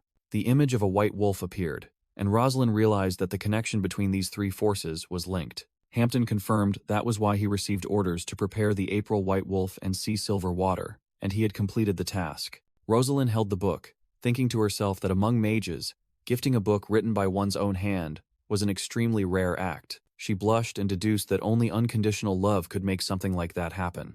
Rosin explained that for a mage, giving away their book was akin to surrendering their very life, as it revealed their magic and how to counter it. He emphasized that for a fugitive like the Ice Witch, her giving away her book held an exceptionally special meaning. Rosalind remained silent, her face flushed and slightly flustered. She turned her back, thanking Rosin for his honesty and affirming her trust in him, while Hampton remained kneeling in the distance. Rosalind said that in return for that trust, she would also be honest, and confessed that as a child, she could never forget what Rosin had done to her. A flashback showed young Rosin hitting Rosalind with a stick, and she said that day had left a deep emotional wound on her. Rosin thought to himself with a guilty expression that even though he hadn't done it, he still felt guilty. Rosalind said she had decided to truly trust Rosin, not just with words, and wanted to ask him one last question. When asked about the relic, Rosin seriously replied that it was very important, because without the arrangements of Alberto and Kirtel, everything else would be meaningless. Rosalind replied, "I understand," and added that if it weren't for Rosin, she would never share these secrets. Hampton was astonished to see the expression on Lady Rosalind's face. Rosalind blushed shyly, and a system notification panel appeared, stating that the Joker was completely convinced and had begun to form a good impression of Rosin. Rosin was startled as the status panel kept appearing, announcing that the scenario path for the character the Joker had been set and her alias would change. Another notification confirmed the Joker's alias had been changed to the Rook. Rosin was stunned when he realized Rosalind's alias had changed from Joker to the Rook, illustrated by an image of a Rook chess piece. He muttered about Rosalind's alias changing from Joker to the Rook. The system notification appeared once again against the backdrop of Rosalind standing with her back turned. Rosin analyzed the difference. A Joker was a wild card, while a Rook was a main chess piece, capable of delivering a checkmate on its own. He wondered if there were also a queen and a king, though he wasn't sure if Rook here specifically referred to that chess piece. Rosalind turned back, her face still flushed, promising to keep it a secret and deciding to open up a little more, while admitting she still felt a bit guilty about her childhood memories. In a flashback, a wounded young Rosalind recalled saying she forgave him, but in her heart, she hadn't. Rosalind turned and walked away, telling Rosin that she had truly forgiven him now and would not bring up the past again. She clenched her fists, admitting her feelings would no longer waver and that she hadn't been able to forgive him for 7 years. With a flushed face, Rosalind said that she had deceived him, so now they were even. Rosin thanked her, thinking that the alias Rook suited Rosalind well, and they clasped hands in understanding. Rosalind urged everyone to quickly head to Byongpung Cliff because she was curious about Rosin's arrangements, while Cassine looked at her with curiosity. Rosin sighed in relief, thinking that no matter what, the issue between him and Rosalind had been resolved. A few days later, they reached Byongpung Cliff, a majestic rock formation, proving that the warriors had cleared the path very effectively. Rosin ordered Cassine, calling him Hampton, to take everyone to the nearest safe area to rest, and Cassine obeyed. Rosin declared that only he and Rosalind were allowed to climb the cliff, then called Cassine back to give him a few things. He gave Cassine an antidote for paralysis and some pills to enhance vision. Cassine commented that Rosin was just like his grandmother, while Rosin further explained another potion that could amplify any chosen scent. Rosin held out a ring and said, "And this ring." He explained it was his grandmother's keepsake, capable of protecting the wearer from all poisons, making Cassine ask in surprise if he was sure he wanted to give it away. Rosin earnestly asked Cassine to accept it, saying he would feel more at ease if Cassine returned it safely. Putting the ring on, Rosin looked at Cassine and promised, "All right, Hampton. I promise I'll return it to you." Rosin and Rosalind turned away, while Cassine waved goodbye to them, and Mirang, who was holding Hera. As they began climbing the mountain, Rosalind told Rosin that sometimes she really couldn't understand him. She continued to explain that at times he was cold like a machine, but at others, he was full of humanity. Rosin smiled smugly and asked, "Isn't that part of my charm?" causing Rosalind to angrily shout, "Charm my foot!" Rosalind stood on a cliff and informed Rosin that to reach Byongpung Stone, they had to climb Mount Cirque first. She explained that Mount Cirque had treacherous terrain and was riddled with illusion formations, making passage difficult. Rosin smiled, which annoyed Rosalind, who asked why he was smiling. He replied that he was just thinking she had studied very hard. Rosalind asserted that of course she had to, as she was entrusted by the Maton clan leader, then snapped when she saw Rosin still smiling. "What's with that look? Stop smiling." Under the clear blue sky, Rosin asked why he couldn't smile as he pleased. and Rosalind retorted that he looked like he was mocking her. Rosin inquired about the plan to find the Mountain Keepers and explained that these people were very fond of gold. He added that if they paid enough, they would lead the way loyally, but Rosalind interrupted, asking how they would find them in the first place. Rosalind bent down and explained that they usually wandered around the mountain's entrance, so they just needed to search around. Raisin doubtfully asked back, "In this whole vast area? You can't just search blindly. How long will that take?" Standing on a higher rock, he questioned Rosalind if she had only read this information in books. Rosalind blushed and awkwardly said there was nothing shameful about learning from books, then challenged him by asking if Rosin had any other methods. Rosin confidently replied, "Yes," and explained that the Mountain Keepers had extremely keen senses of smell and respected each other's territory. He elaborated that this meant they respected each other's food sources, and asked Rosalind if she saw any territorial markers around.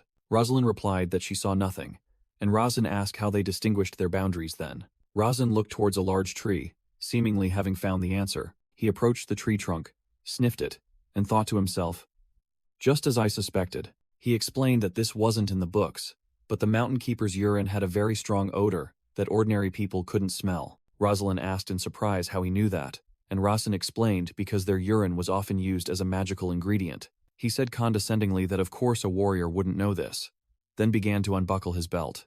Rosin announced, "Anyway, I'm about to pee. Could you turn away for a moment?" causing Rosalind to cover her face in embarrassment and scream. Rosalind covered her face and scolded, "You just needed to say turn away. Why say it like that?" While Rosin replied that he only wanted to explain thoroughly to his teammates. Rosalind asked again if simply urinating would bring the Mountain Keepers, but Rosin asserted that it wouldn't be enough. Rosin explained that he had a vial of potion made from the Marutu plant, capable of amplifying any desired scent. He poured the potion onto the tree trunk where he had just urinated, causing it to emit a blue light and evaporate.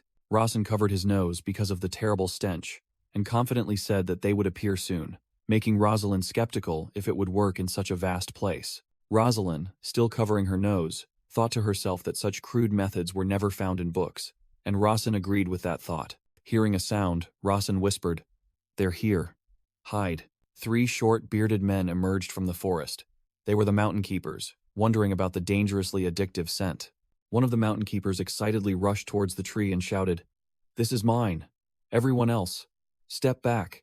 The Mountain Keeper pressed his hand against the damp tree trunk, seemingly to feel the scent. From their hiding spot, Rosin explained to a confused Rosalind that the man wanted to monopolize the scent so it wouldn't spread too far. Rosalind sarcastically asked if he had read this in the library too, and Rosin simply replied that the Mayton family library had many books. The Mountain Keepers approached, their faces confused when they couldn't find the source of the scent.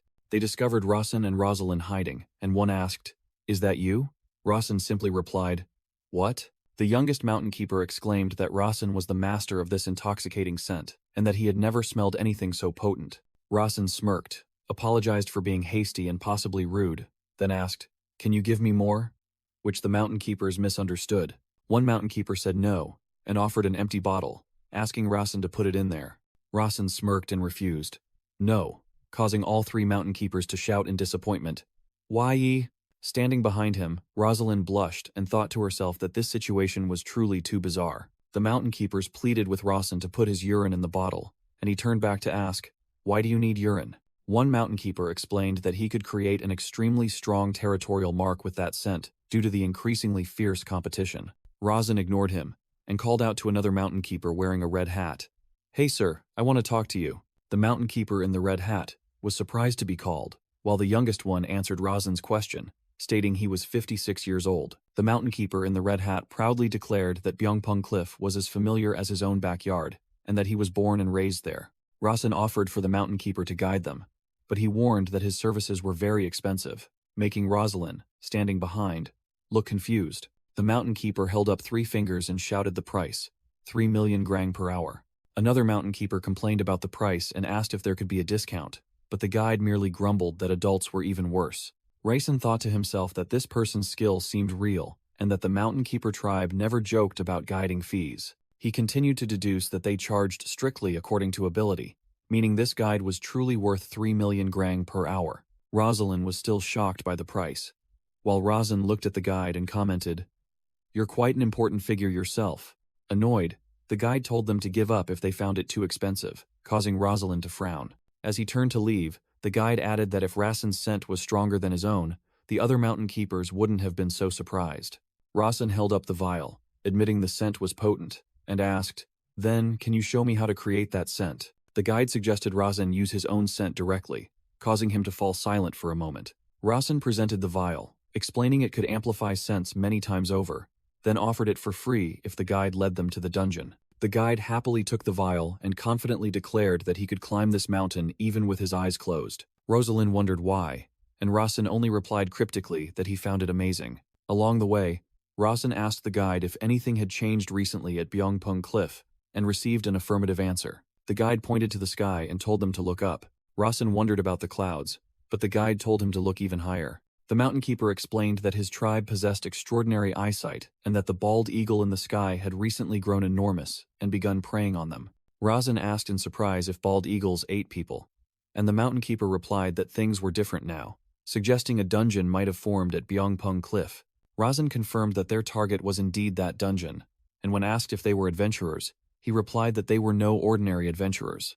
The mountain keeper agreed to guide them, but warned that the eagle could attack at any moment along the way. He emphatically stated that it would attack, recounting in horror how many tribe members had perished under its talons. Rasen suddenly turned to Rosalind and said, "I'm giving up today," which surprised her greatly. He arranged to meet the mountain keeper there again in a week. As they descended a waterfall, Rosalind hastily asked Rasen what he was thinking, deciding to wait a week instead of going today. Rasen explained that there was no time limit, as this was an arrangement his father and the Grandel Patriarch had prepared, and unlike before, this time they knew about it in advance. Rosalind crossed her arms, admitting it was easier to find the answer when you already knew the question, but she seemed dissatisfied with his explanation. Rasen opened a water bottle and said that if it were easy, it wouldn't be fair, and their father had probably made this challenge even harder than the event in the Shadow Wasteland. He held up the water bottle and declared the bald eagle was the proof, so they had to hunt it first. Rosalind asked if he had a plan, and Rasen replied vaguely, "Well, you could say that." Rasen began pouring a glowing blue liquid from the bottle, stating it was Nosran's second circle ice magic. He declared he would use Ice Arrow, a skill that allowed him to attack from a distance, as the poured liquid began to crystallize into ice. The magical liquid flowed, and Rasen mused that perhaps his father, Decatra, also wanted to test his long-range attack capabilities. Rosalind skeptically asked if he could hunt a monster with just second circle magic, and Rasen admitted, "Not sure." Rasen smiled confidently and added, "But I have a way." 1 week later, in a rugged mountain region, the mountain keeper began leading the way, while Rosalind grimaced at the stench, and Rasen remarked that the smell was even worse than last time. The guide explained as they walked that this area was prone to attacks. He concluded that meant an attack was imminent as they passed through a clearing filled with white bones. Rosalind wondered silently what Rasen's plan was, guessing he intended to test his second circle magic. The guide told them to make themselves at home, while he would go hide for a bit. Rasen stood alone, gazing at the sky and sensing killing intent through his divine eye. He warned, "It's here," as an object streaked across the sky. A giant eagle swooped down to attack, and Rasen raised his hand, concentrating his magic power. A notification appeared, stating that the second circle ice magic, Ice Arrow, had been used. Rasen combined the Ice Arrow with the first circle transcendent magic, Interaction, causing it to emit a brilliant light. He hurled the enhanced Ice Arrow, which flew straight and embedded itself deep into the giant eagle's head. Rasen stood firm, the Ice Arrow dissolving in his hand after eliminating the target. Rosalind exclaimed in surprise, "Was that the eagle?" and admitted it was much easier than she had expected. Standing before the eagle's corpse, Rasen replied to her and added, "But it's not over yet." Rosalind asked in confusion, "Not over?" Then suddenly realized something was amiss. She was horrified to see the eagle's corpse decaying at an astonishing rate, leaving only its skeleton behind. The guide returned, declaring the bald eagle had been eliminated, and they could now safely proceed into the dungeon. Rasen paid no mind to his words. He focused his fighting spirit into his fist, preparing for the real threat. Rasen suddenly swung his arm, smashing the guide's head to Rosalind's astonishment. The guide collapsed to the ground, covered in blood, his body convulsing before falling still. Rosalind frantically grabbed Rasen's shoulder as he lunged forward and yelled, "Wait! What the hell are you doing?" Rasen glanced at her with a cold expression, and replied that she would see soon enough. Rosalind stammered a question, then realized with a shock that Rasen himself had set up the Guardians. Rosalind's face showed extreme shock at the truth that had just been revealed. Before their eyes, the guide's corpse began to smoke and dissipate. Rosalind, stunned, asked how that was possible, because just a moment ago he was still. Rasen calmly thought that the opponent having set a trap beforehand meant they wouldn't easily hand over the sacred relic. The corpse had completely vanished like a wisp of smoke, leaving Rosalind unable to believe her eyes. Rosalind asserted she had never heard of the Guardian tribe being able to turn into vapor and vanish, as they were also human. Rasen calmly explained, "It's simple. That means it's not the Guardian tribe we know." Rasen turned and walked away, telling Rosalind to follow him. He pointed at the footprints on the ground, saying they probably belonged to a four-legged monster based on their size and shape. Rasen squatted down to examine the tracks, deducing that this was a monster that could appear on this mountain and considered bald eagles as prey. He concluded that it could be a pack of hyena-like monsters, with a leader, numbering at least 10. Rasen noted that it would be very difficult for the two of them to deal with them, and wondered why they hadn't sensed the movement of so many creatures. Rosalind skeptically asked if they had been summoned by magic, and Rasen confirmed that the man disguised as a guardian could use magic. When Rosalind asked when he started suspecting him, Rasen replied with sharp eyes, "From the moment we first met him today."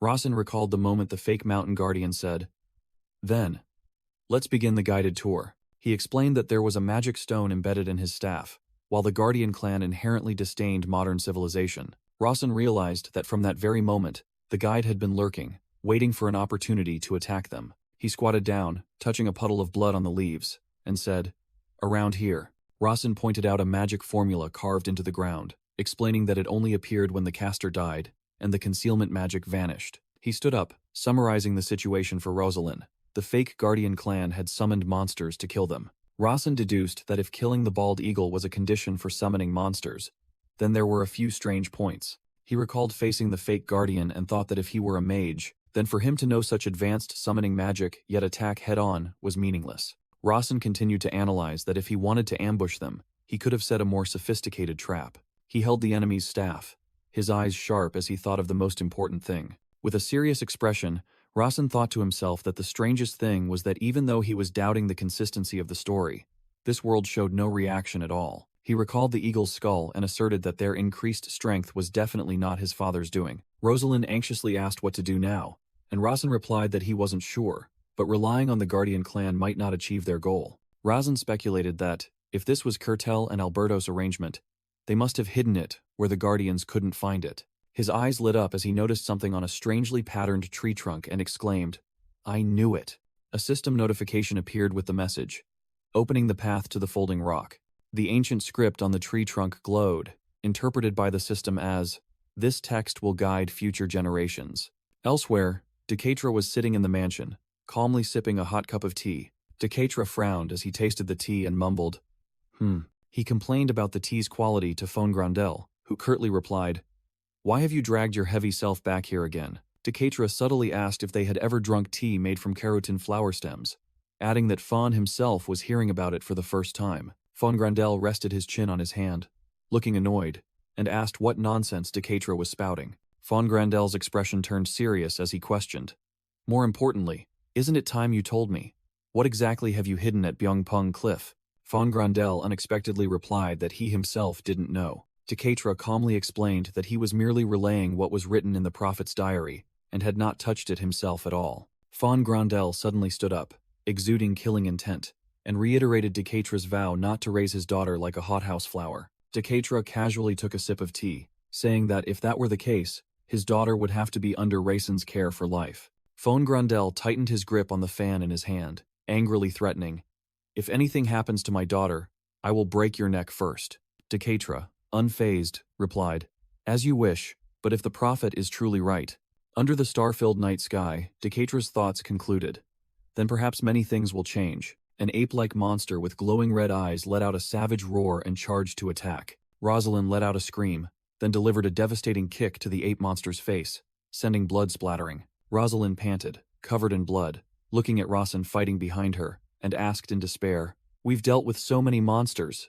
Is the folding screen cliff still far?" Rasen, with a streak of blood on his cheek, looked ahead steadfastly and said they needed to find a place to rest for the night. They both spotted a cave on the hill under the moonlight, and Rosalind anxiously asked if resting like this would be all right. Inside the cave, Rasen reassured Rosalind, who was sitting and resting, "It's all right. Monsters can't enter here."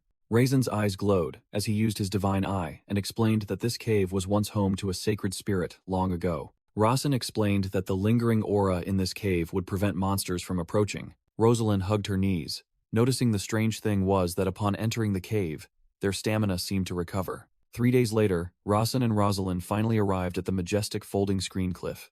A system notification window unexpectedly appeared before Raisin. The notification displayed the quest: find the key and open the folding screen cliff, making Raisin think to himself, just as I predicted. Raisin reached into a swirling pocket dimension and realized it was another dimension. Rosalind exclaimed in surprise as she recognized the staff Raisin pulled out. Raisin walked with confidence, holding a simple wooden staff adorned with a red gem. He inserted the staff into a hole in the ground and realized it fit perfectly, deducing that killing the Guardians from the start had been part of the setup. The staff was plunged deep into the ground, creating a loud thud. Raisin stood watching the staff, now firmly in place, which caused a powerful tremor. Rosalind was startled as the ground shook violently. Raisin maintained a calm expression as the mechanism activated. A long stone staircase unexpectedly appeared, leading up to the cliff's summit. Raisin looked at Rosalind and said, "Let's go up, Rosalind." Rosalind ran after him, thinking to herself that she was once again being dragged around by Raisin. Both of them ascended the stone steps leading upwards. Raisin suddenly stopped, a look of surprise on his face, sensing an unusual presence. A skeletal creature in a hooded cloak with glowing red eyes appeared, growling each word. "Return the stone." A colossal silent armor knight appeared. Raisin assessed it as the guardian of the area, possessing power equivalent to a 5-star warrior or a 4th circle mage. Rosalind asked in astonishment what it was, and Raisin confirmed its name, silently thinking this battle wouldn't be easy with their current strength. The knight laboriously repeated its demand, "Return the stone," and Raisin calmly explained to Rosalind that this was a fairly common type of guardian. Rosalind looked at their opponent with a determined expression, telling herself there must be a way to defeat it. Suddenly, Raisin began taking off his jacket and shirt, making Rosalind blush and exclaim, "Ah, what are you doing?" Raisin, bare-chested, explained that he needed to fight seriously, and the black cloak would only get in the way, leaving Rosalind bewildered, not understanding what black cloak he meant. Rosalind broke into a cold sweat when she realized that jacket weighed at least 500 kilograms, and she wondered in horror how he could have worn it to climb this entire mountain. Raisin dropped the heavy jacket to the ground, creating a loud thud and cracking the ground. Enveloped in a blue aura, Raisin declared that the journey had been boring until a worthy opponent finally appeared. The armor knight charged to attack with a powerful slash, but Raisin swiftly dodged it. After a period of combat, Raisin was panting with several injuries on his body, proving the battle was far from easy. Rosalind watched, silently thinking this was Raisin's true power, and wondering if he might even be stronger than Raisin. Raisin counterattacked with a powerful kick.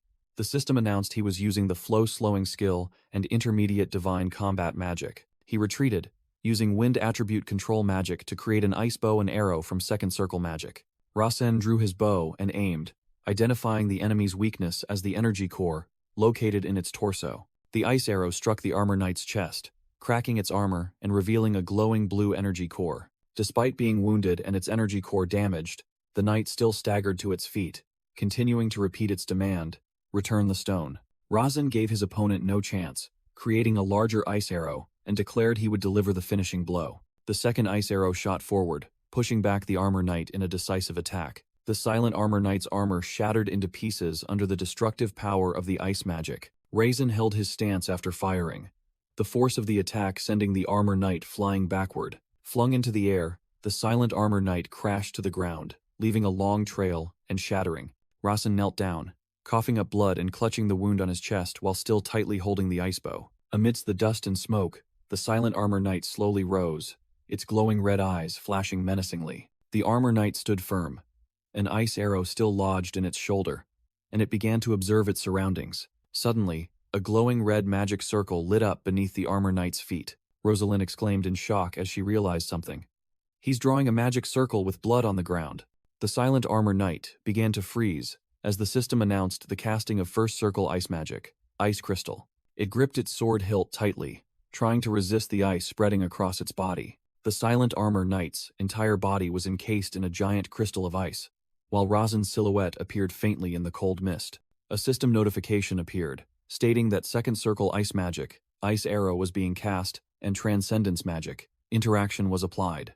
Raisin drew his bowstring taut, and this time, not just one, but many ice arrows were simultaneously created. Witnessing that sight, Rosalind was completely stunned, unable to believe her eyes. After casting the magic, Rasen collapsed, clutching his chest, his face contorted in extreme pain. At the same time, a barrage of ice arrows flew forward, piercing the immobilized silent armor knight. Rasen gasped for breath, feeling his entire body burning, and realized he had 4 broken ribs. Rosalind realized with a shock, believing this must be a new martial art secretly developed by the Maiden family. She recalled young Rasen holding a stick, intending to hit her, and came to a conclusion. To hide this power, the Maiden family had deliberately made Rasen act like a madman. The skeletal guardian with glowing red eyes mumbled an unclear word. Ret. The bony creature narrowed its eyes, looking menacing, while Rasen meditated, enveloped in a blue mana flow. Rosalind stood guard and said, maintain a defensive stance. Whether you're meditating or circulating mana, focus on recovering, just a little more. Rosalind broke out in a cold sweat, looking at Rasen with a horrified expression, and thought to herself, that bastard. A system notification appeared, stating that Grandel's new meditation method and easy mana circulation method were being activated. Rosalind realized Rasen was performing both Grandel meditation and mana circulation simultaneously, while a glowing energy sphere pulsed on his chest. Rasen opened his eyes, his gaze incredibly sharp and resolute. Rasen suddenly stood up, surprising Rosalind, who asked why he wasn't focusing on recovery now that the danger was gone, and he replied, "That's what's strange." Rasen turned to face Rosalind and explained that the test wasn't over.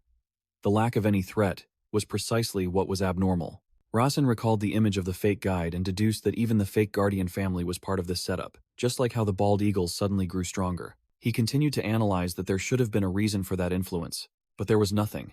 Then began to put his black cloak back on to control his fighting spirit. Rasen recalled Alberto's smug face and concluded that this troublesome arrangement wasn't Kirtel's style, but definitely Alberto's.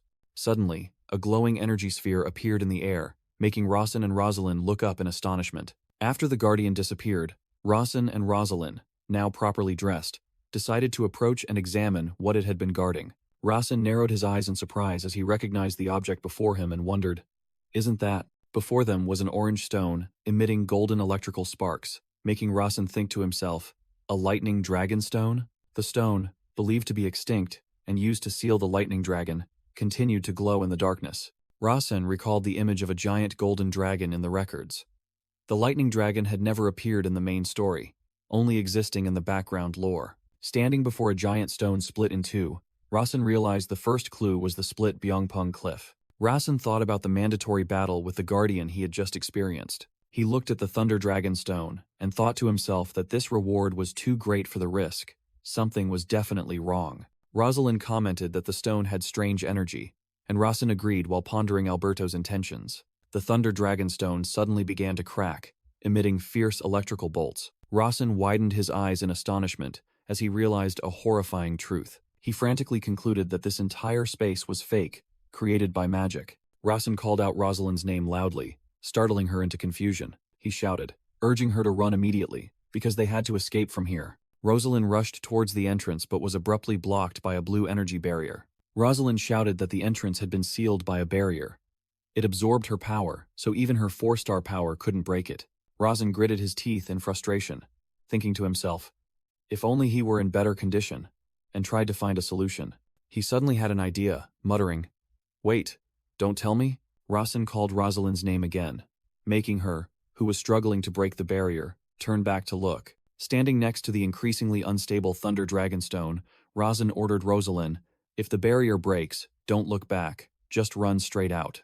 He repeated his instructions seriously, emphasizing the danger of the situation. Rosalind angrily shouted back, asking what the hell he was talking about. Rasen deduced that Alberto had anticipated his thoughts, and thus placed a compulsion that made him feel he had to escape immediately. He smirked, realizing Alberto had disguised the Thunder Dragon Stone as a trap to force him to abandon it. Rasen activated intermediate combat magic, Body, understanding that this was the final test to claim the Thunder Dragon Stone or abandon it.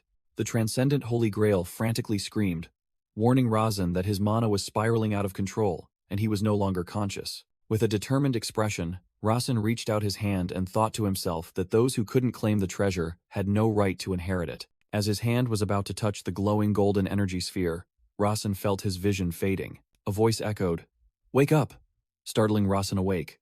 confusedly wondering where he was. Rosalind grabbed Rasen by the collar and shouted for him to snap out of it, while he frantically told her to stop.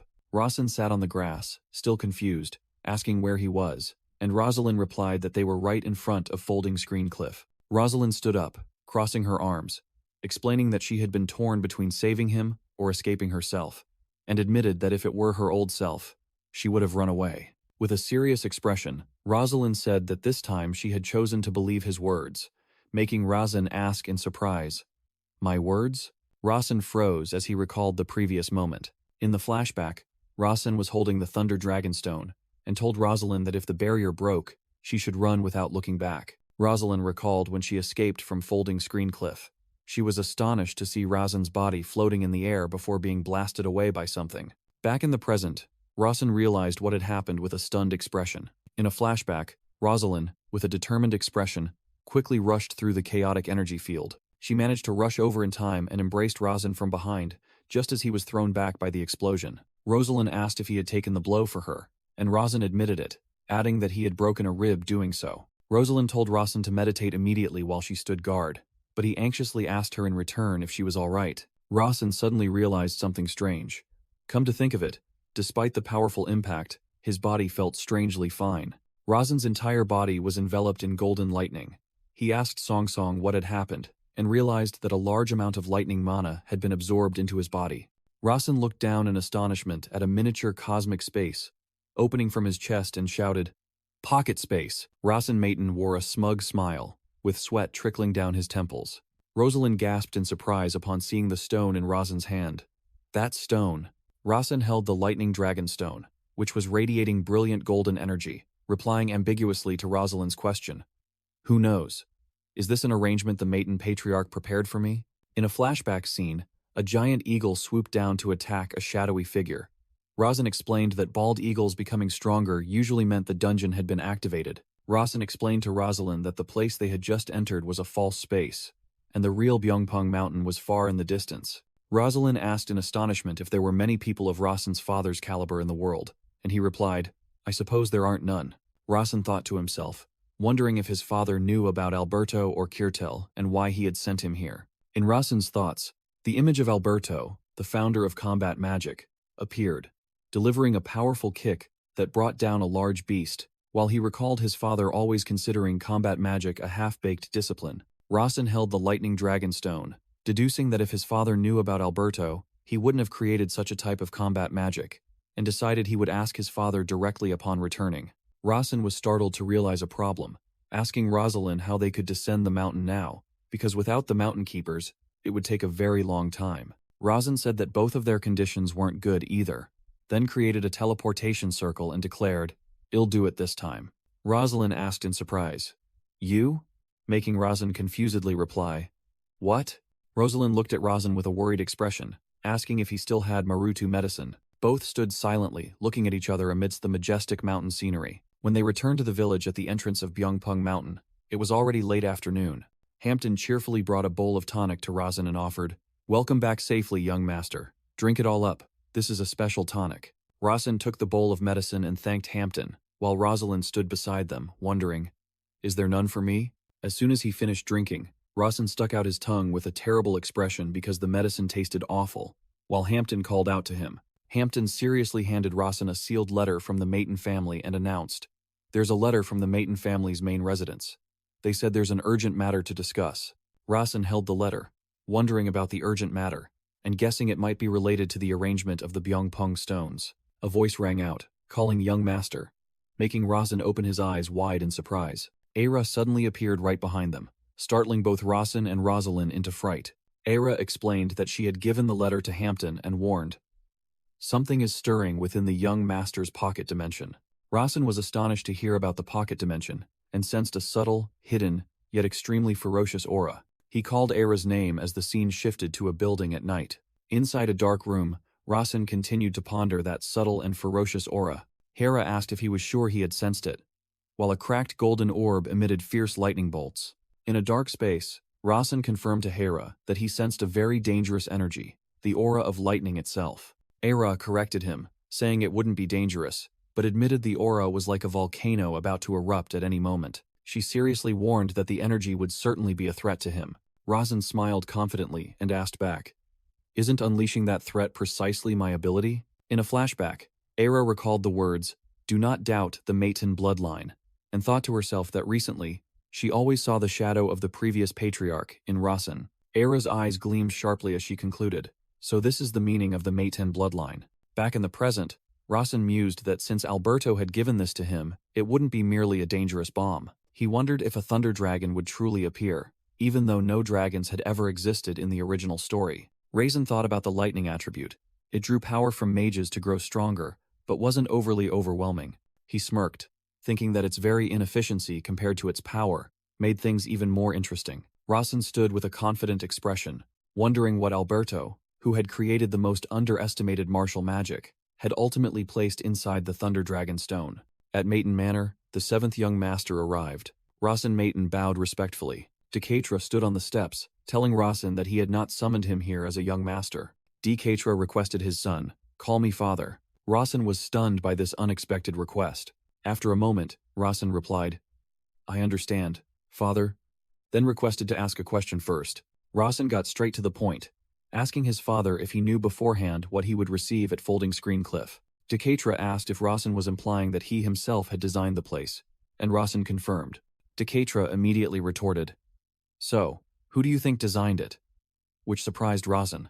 Decatra explained that Rasen's question showed he suspected someone else, and asserted that only one person in the world knew the secret of that place before asking what he had seen. With his eyes gleaming, Rasen secretly thought his father was indeed a formidable opponent, then asked, "Are you sure only one person knows that secret?"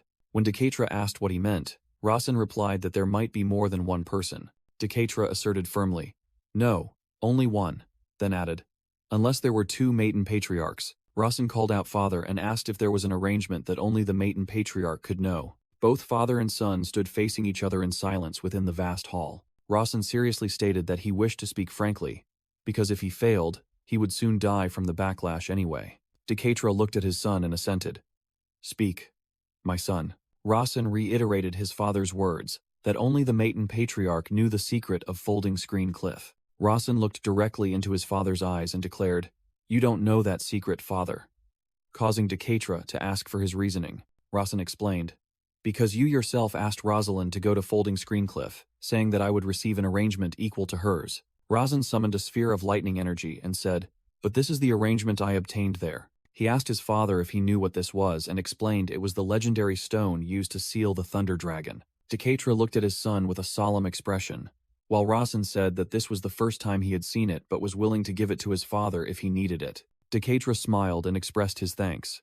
Decatra secretly thought this boy had deliberately made him confirm everything himself, then asked his son again for his answer. Rasen feigned surprise and reiterated his father's question about who designed Folding Screen Cliff. In Rasen's thoughts, the real answer was Alberto. He further thought that mentioning Alberto and Kirtel would complicate things, so he needed a simple answer that Decatra could accept. Rasen confidently replied that the woman said to have two hearts, the beautiful lady of the Maton family, had appeared in his dream. Decatra was stunned when Rasen said she called it a divine revelation dream. Afterwards, Decatra stood by the window at night, pondering his son's mention of the family's first patriarch. He stood with Era and Senkan, saying that Kesa Maton had manifested in Rasen's dream, then called Era's name.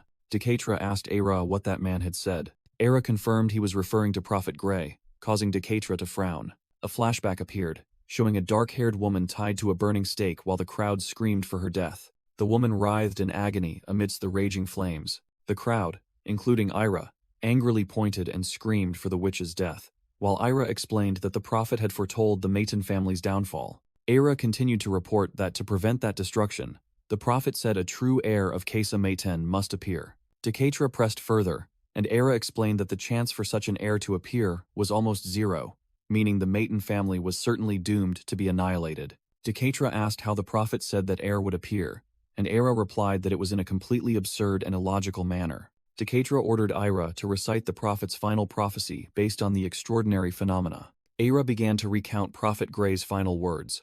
In a fiery vision, a woman tied to a stake screamed a curse. "Oh, you arrogant and foolish one, the blade without reason for existence shall sever your bloodline." The woman continued to shriek in pain.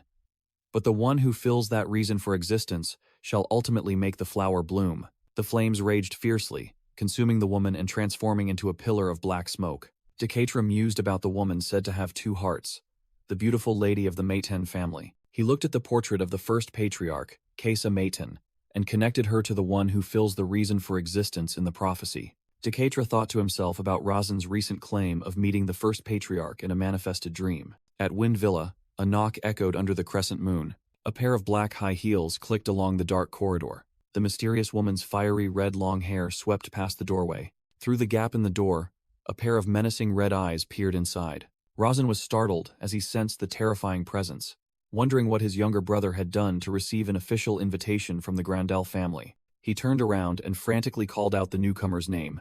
Sister Persia. Persia Maiten stood there, smiling as she said she heard he had something interesting, and felt hurt that he had kept it a secret from his most beloved older sister. With a sinister smile and fiery red eyes, Persia commanded, "Show me now, the Thunder Dragon Stone." Razan asked warily, "Did you hear it from father?" And Persia confirmed it. Persia explained that since father never made time for the family, she had been eager to visit him, and unexpectedly heard about the Thunder Dragon Stone. While eating, Persia recounted the story with amusement. She looked at Razan with a sharp gaze and posed a loaded question. "Why would father suddenly summon me just to say you've acquired the Thunder Dragon Stone?"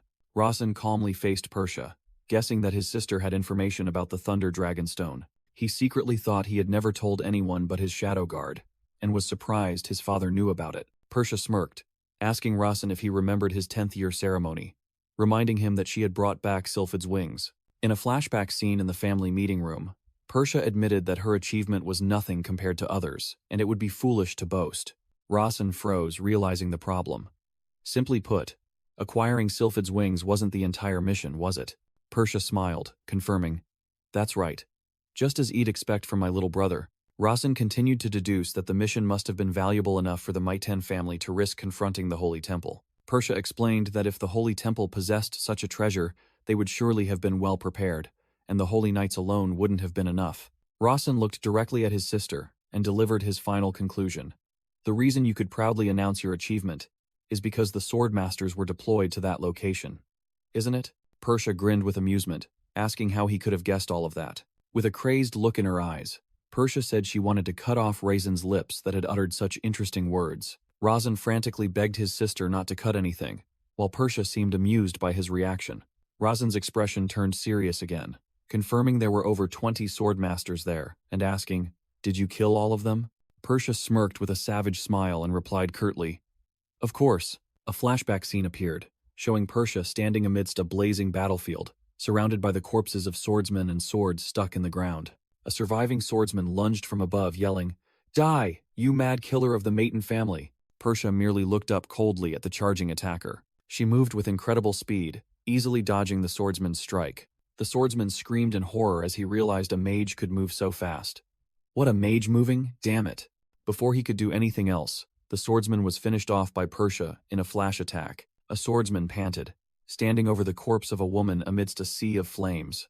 With a smug smile and bloodshot eyes, the swordsman thought to himself, "I've killed the Maiten family's third young lady." He burst into maniacal laughter while Sando asked Persia if he should finish him off, but she replied, "Let him laugh until he dies." Back in the present, Razan deduced that neither the swordsman nor the Holy Empire had protested, so there must have been a reason they couldn't. Persia confirmed it, revealing that the place stored forbidden items from both factions, piquing Razan's curiosity. In the flashback, Persia raised her hand, and a blazing magic circle appeared before her. A terrifying explosion erupted, destroying everything.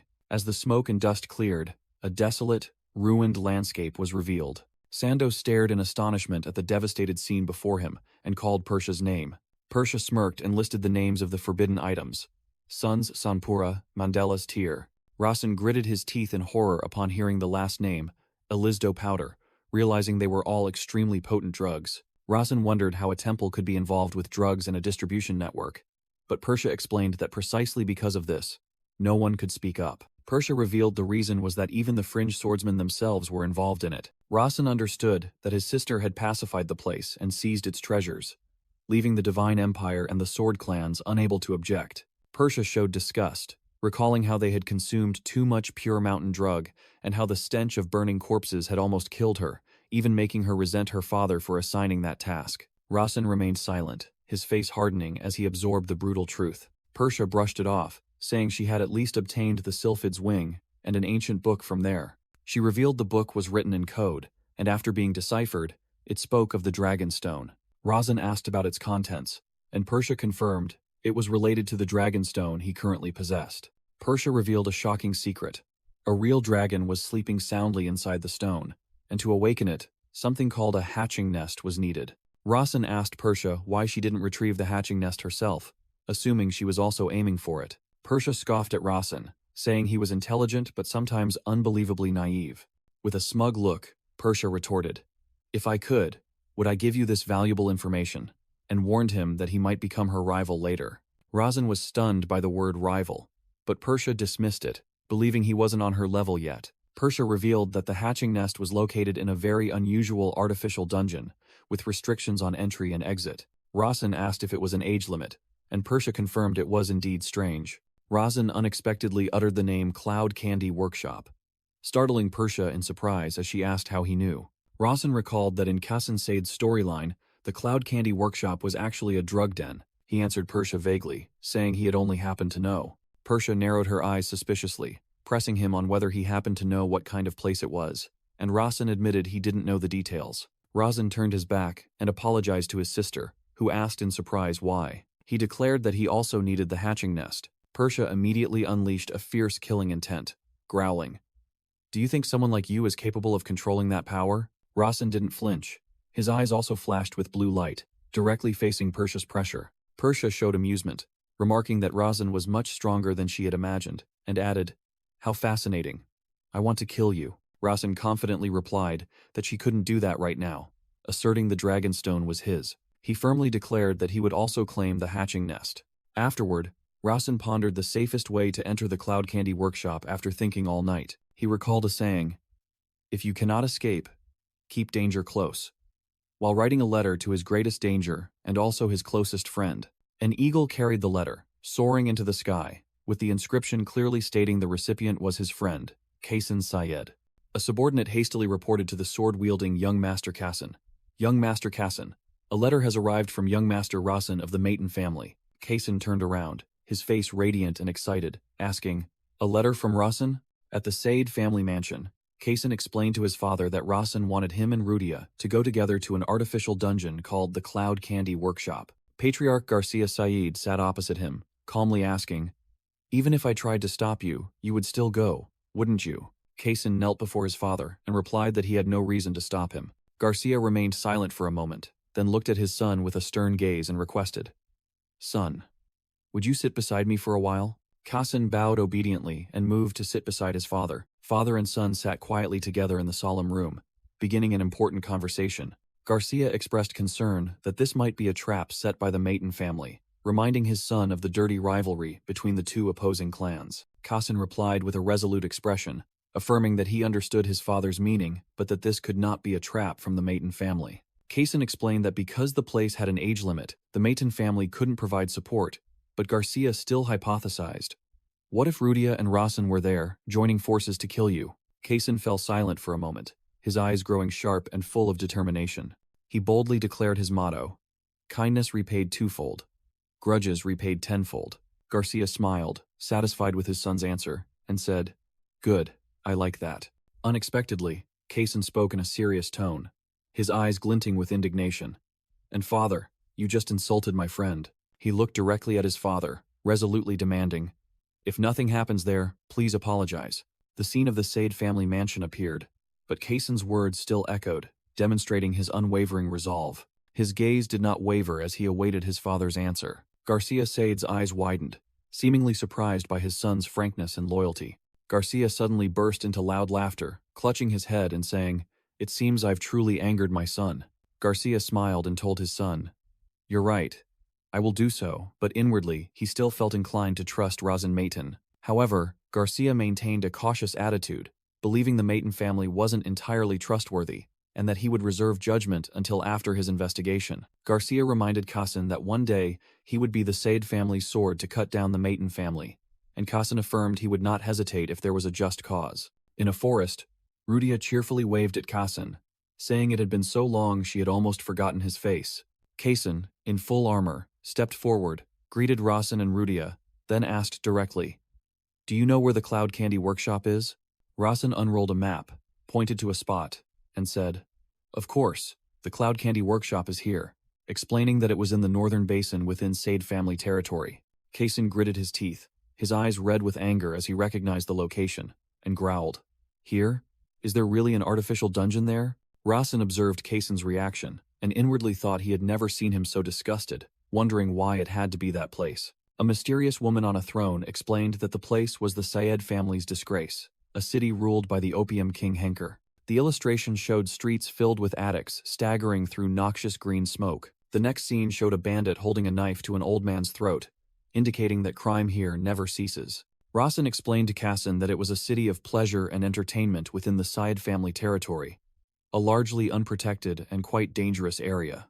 Kason remarked that bringing the main family's swordsmen to the northern basin was not a good option, as it would require a large number. Rasen further explained that mobilizing a large force could be seen as a declaration of war against Henker, making them feel threatened. Rudia promptly suggested, "Then why not send a letter to Henker? We could give advance notice and ask him not to interfere, couldn't we?" Rasen immediately rejected that idea, explaining that the heirs of a magic family and a sword family officially visiting together and asking for permission would damage their family's honor. Kason firmly agreed with Rasen. "We cannot bow down to Henker." Rudia confusedly asked why it would be bowing down, and she answered herself that it was because they would have to ask him for permission to pass. Rasen looked at Kason with admiration, thinking to himself, "Truly extraordinary." As expected of a protagonist, Kason smiled confidently, declaring his plan. "We will go straight through the main gate, and then out again. There's no need for advance notice." Persia Maiden took a sip of tea, thinking she would say this was her request. She smirked, secretly praising her younger brother for having thought things through carefully by going with the young master of the Side family. In the northern basin, a large building appeared under the crescent moon. A black-gloved hand lit the pipe, causing the herb inside to flare up with an eerie green smoke. Henker, a dark-skinned woman with long black hair, took a drag from the pipe. A goblin subordinate named Dave knelt, trembling as he reported that the quality of the 5-fragrance herb had declined, and apologized to Lord Henker. Dave stated that the farmer who grew the herb was named Kurago, and he had supplied them for 7 years. Seated on her throne, Henker coldly remarked that it was a long-standing relationship, then ordered, "Go cut off his head." Henker explained that the 5-fragrance herb was the signature product of the northern basin, and if poor quality goods were released, customers would not return. Dave further reported that a letter had arrived from Fire Witch Persia, which greatly alarmed him, but Henker reassured him that this was Sade family territory, so Persia had no power here. Henker wondered why Persia would send her a letter, then turned to her subordinate. "Dave, I trust your brain." Henker asked Dave about Persia's intentions, licking her lips menacingly. "Should I interpret it as handling things wisely?" Dave anxiously confirmed that it seemed like an accurate interpretation, and he was sure Persia also knew Henker would think that. Henker smiled smugly, realizing Persia was openly provoking her. She deduced that Persia expected her wounded pride would make her personally slaughter those children.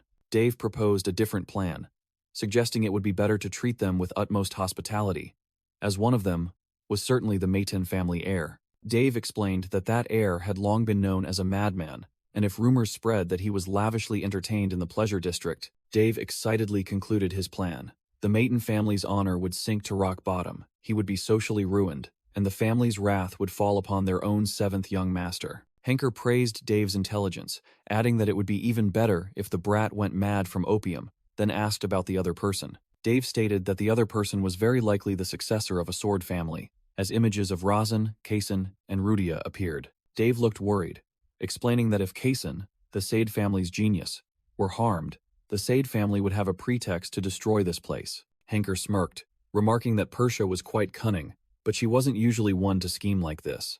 Henker deduced that Persia must have some kind of plot, and Dave confirmed it, though it was unverified.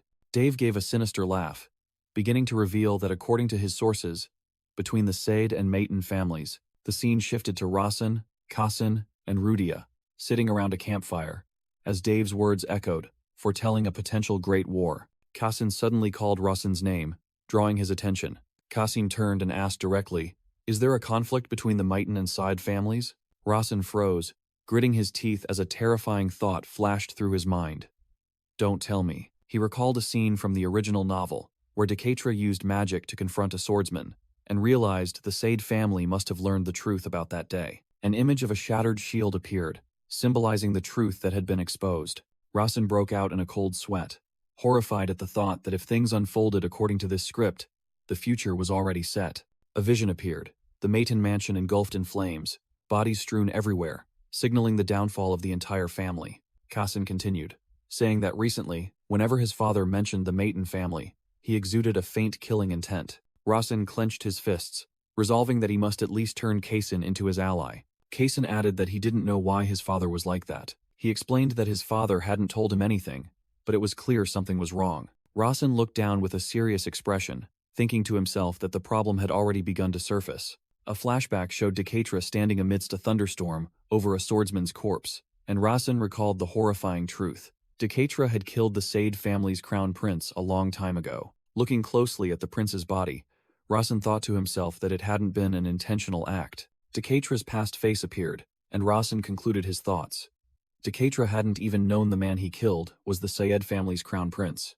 Rasen remembered that even the prince hadn't known he was a Sade's son until his death, when his mother affectionately stroked his head. The young prince smiled happily as his mother, Ladane, stroked his hair, she who had kept his father's identity a secret until the very end. When the Sade family patriarch, Garcia Sayed, went into seclusion for training, Ladane left with him. Later, Ladane contracted the Azure Dots disease, and sensing death approaching, secretly left to raise her son alone. But when Ladane finally found her son, the boy had been murdered by Decatra, leaving Garcia Sayed standing there in shock. Back in the present, Rasen gazed into the fire with a tense expression, thinking that at this point in the storyline, Garcia Sayed must have realized the crown prince was dead. Rasen envisioned the next scenario, where the key members of the Maton family stood in a solemn grand hall. In that vision, the Sade family formally demanded an apology from the Maton family, and Persia Maton looked on with a smug expression. Evelia Maton was also present, appearing calm but resolute. But the Maton family, with the patriarch's arrogance, refused to bow, leading to war. Kassin interrupted Rasen's thoughts, asking what he was thinking about to suddenly fall silent, which startled Rasen into replying, "Oh, sorry." While Rudia was happily chasing a frog, Rasen told Kassen that honestly, he didn't know all the details. But one thing was certain. Rasen stood up and declared firmly that they just needed to do their best in their respective positions. Kassen listened seriously, and said that if conflict erupted, they had to try their best to resolve it, prioritizing dialogue first. But not everything could be resolved with words. Kassen stated decisively that, frankly speaking, war between the two houses would not happen. Rasen interrupted, shouting that the Maton and Sayed families had a history of many wars. Rasen declared with a determined expression, "If that day comes, I will do my best to become the supporting pillar for the Maton family." Kassen retorted sharply that he was the sword of the Sayed family, and therefore, they must at least protect their honor. Rasen spread his hands, saying more casually that as long as they fought honorably, it would be enough, and worrying beforehand wouldn't change anything. Kassen smiled brightly, feeling more relieved, and said, "Thank you. I feel clearer now." And Rasen Maton, "I'm truly glad you're my friend." A system notification appeared, stating that the main character Kassen Sayed had just undergone a significant emotional change and was referred to as the incarnation of Haldex. Rasen screamed in horror in his mind upon recognizing the name Haldex. He recalled that Haldex was an entity with an eye symbol in a triangle, whose purpose was to destroy everything. In outer space, demonic hands reached for Earth under the eye of Haldex, known as the God of Destruction. Rasen looked at the smiling Kassen and couldn't believe his friend was the incarnation of such a god.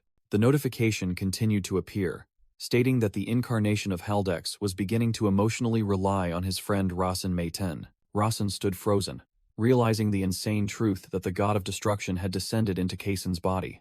As the three, Rasen, Kassen, and Rudia, walked through the forest, they noticed something unusual. Rasen said it seemed someone in the northern basin had taken precautions, and Kassen wondered if it was the Opium King. Rasen affirmed there was no other explanation, as they hadn't encountered any ambushes on their way. Kassen said with a serious face that the Sade family had not leaked any information. Rasen turned and said he thought his sister Persia had leaked the information, which made Rudia angrily call her a damn woman, while Kassen asked in surprise, "Why?" Rasen thought to himself that his sister was truly unpredictable, while an image of Persia appeared ominously, wondering where to begin cutting. Suddenly, a voice echoed from the shadows, praising Rasen's insight as a masked figure clapped. A group of 6 figures in black cloaks and white masks appeared, their leader saying that he was indeed worthy of being the Maiten heir. Kason stood in front of Rasen and questioned, "Who are you? Take off your masks and show your faces." While Rasen thought to himself that the main character was truly reliable, the leader of the strange group refused and said that their rule was never to remove their masks. He spread his hands and promised not to harm them if they listened calmly. Rasen asked about their rules, and the leader explained that they were the personal guards of Lord Henker, the ruler of the Northern Basin, so their identities had to remain secret. The leader bowed and asked for the young master's understanding, which surprised Rasen at this form of address. Rasen thought to himself, realizing Kason Said's presence hadn't been mentioned, and deduced that Persia had intentionally hidden this information.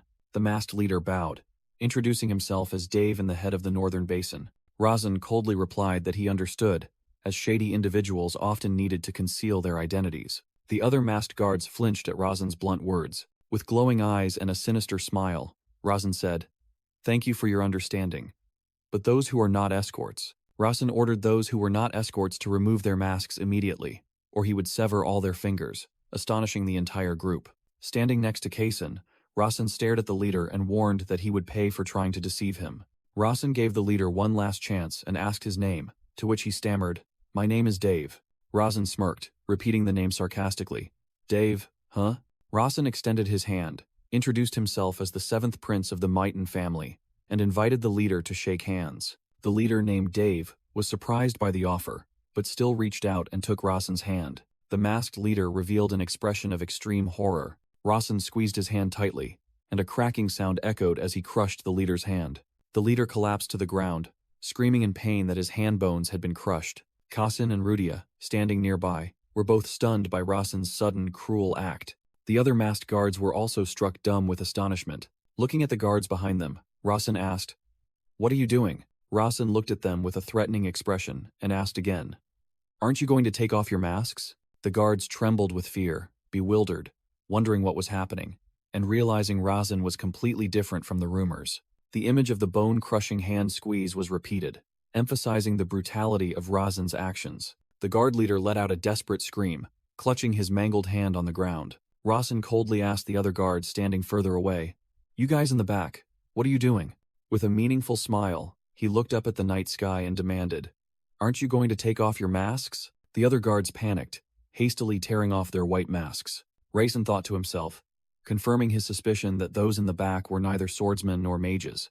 A middle-aged man with a mustache nervously removed his mask, revealing a face full of tension. An illustration showed this man in the past as a reporter, smoking a pipe and taking careful notes. Another, a young man with freckles, also revealed himself with an expression of extreme terror. An illustration showed this young man as a photographer, happily raising his camera to take a picture. Rasen looked at the unmasked individuals and realized the truth of the situation. They're reporters.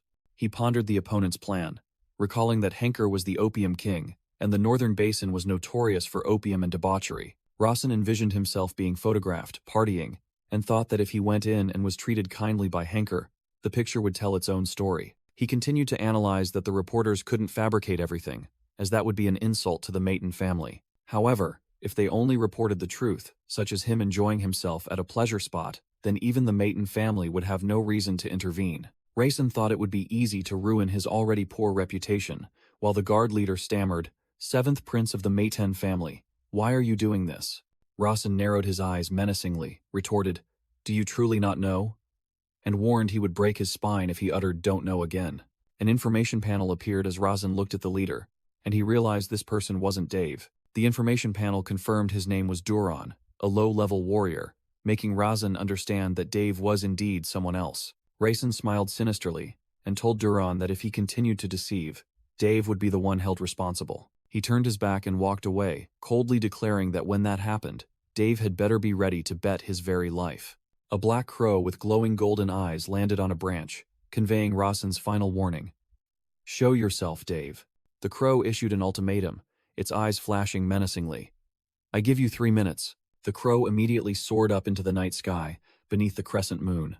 Elsewhere, Dave looked into a crystal ball, shocked to realize Rasen had seen through everything, and silently thought about the rumors that the mad 7th prince had changed. Dave clutched the orb, sweat pouring out in terror, realizing the situation had far exceeded all his expectations. Dave's face contorted in panic as he recalled the 3-minute deadline Rasen had given. Dave rushed out of a building under the moonlight, his footsteps echoing rapidly. Dave landed heavily, muttering curses in anger. Running at full speed, Dave gritted his teeth, thinking about his original plan to drug Rasen and humiliate him in front of the reporters. Rasen and Kassen stood waiting in the night forest, both breathing out light wisps of air in the cold. The two disguised reporters, a mustached man and a young freckled man, were also panting with tension. Dave rushed forward and prostrated himself on the ground before Rasen, gasping for breath and saying, "I, Dave, present myself before you. Please forgive me for deceiving the young master." Rasen coldly looked down at Dave prostrated at his feet and asked if deceiving the Maton family could be forgiven so easily. Without a word of explanation, Dave drew a knife and decisively slashed down at his left wrist. Rasen silently observed the brutal act with an emotionless gaze. Duran and the other reporters stood frozen, utterly horrified by the scene that had just unfolded. Dave trembled on the ground, his right hand holding the blood-stained knife, asking if this act was enough to bear responsibility for his mistake. Dave's severed left hand lay in a pool of blood on the ground. Rasen calmly replied, "I will allow you to reattach it. Nothing more, nothing less," causing Dave to silently thank him and realize the rumors were true. Dave looked up, his face covered in blood but his demeanor now utterly respectful, stating that by Lord Henker's command, he would personally escort Rasen. Rasen coldly declared, "No, I have no business with the Opium King. We are only here to..." A close-up of Rasen's determined purple eyes as he prepared to make a shocking declaration. Rasen loudly declared his purpose was to retrieve his father's arrangement and then return, stunning the two disguised reporters who diligently took notes. One of the reporters thought to himself that this was news that would drive the press wild, as the name Decatra was uttered by the 7th Prince himself. Dave awkwardly asked again, "Do you mean the Maton family patriarch's arrangement is in our territory?" Kaysen sternly warned, "Watch your words. This is not your territory. This is the Sade family's territory." Dave angrily gritted his teeth, realizing the complicated situation now that both the 7th Prince of the Maton family and the 2nd Prince of the Side family had come for Decatra's arrangement. Immediately, Dave bowed deeply in apology and admitted that this was indeed the Sade family's territory, adding that he had been disrespectful for blocking their path. Dave thought to himself that once Decatra's name had been mentioned, even with Lord Henker's orders, they could no longer detain Rasen's group. Dave and his subordinates bowed, declared they would retreat, and hoped Rasen's group would find what they sought and return safely. Dave's group turned and left, leaving Rasen's group standing in the middle of the night forest. Rasen smirked smugly, showing that everything was going according to his plan. Elsewhere, a voice emerged from a pipe emitting green smoke, asking with a doubtful tone, "Decatra's arrangement is here?" The Opium King Henker took a drag from his pipe and asserted, "According to Rasen, yes, that's a lie." Henker explained that if Decatra's arrangement were truly here, he would have visited at least once. With a sinister expression, Henker revealed that Decatra despised this place, and if it weren't Sade family territory, it would have been destroyed long ago. Dave, who had now returned, analyzed that this wasn't necessarily a disadvantage for Decatra, as he could prove his capabilities without Lord Henker's knowledge. Dave further deduced that the Maton family's prestige would spread even further, and that was why Rasen called Decatra father instead of patriarch. Henker burst into delighted laughter, understanding the cunning in Rasen's words. A successor who betrays the patriarch is unforgivable, but a child who betrays their father can be. Henker was greatly amused, remarking that Rasen was a cunning brat and declared she wanted to recruit him as a subordinate. Dave knelt at Henker's feet and asked where she was going when she declared she would be out for a while. Henker replied with amusement that she wanted to see that child for herself. Dave frantically reminded, "Lord Henker, even if he's just a brat, he's a Maton." Henker indifferently turned back and asked, "So what? What difference does it make that he's a Maiten?" The door slammed shut, leaving Dave alone in the dark room. Henker walked down the corridor, her eyes gleaming with cunning. She thought to herself about the spoiled 7th Prince of the Maiten family, who had piqued her curiosity. Henker thought it was even more surprising that Rasen had made the century's genius, Kaysen Sade, look like a background character. With a smug smile, Henker decided she would have to see for herself. At an eatery under the starry night sky, Rasen's group was having a meal. Kaysen commented while eating that the food here was quite good. Rasen agreed, while Rudia felt her stomach was about to burst. Rasen patted his stomach, smiling as he said the food wasn't just quite good, but excellent. Kassin mumbled while eating, "That's right. It's as if." Rasen finished Kassin's thought, pointing out that it seemed someone had deliberately prepared this meal, and how convenient it was that they were the only customers here. Kassen stood up abruptly, declaring himself the second prince of the Sade family and demanding the other party reveal their identity. A candle on the wall was suddenly blown out. Rasen calmly realized, "It's starting," while Rudia, confused, wondered why the lights had suddenly gone out. Suddenly, a gigantic magic circle glowed, engulfing the entire floor of the eatery. Kassen stood in the middle of the magic circle, astonished, wondering what this was. Rasen Maton smiled coldly, realizing the entire restaurant was covered by a magic circle, and thought to himself that the opponent had prepared very thoroughly. The wooden door of the restaurant slowly creaked open.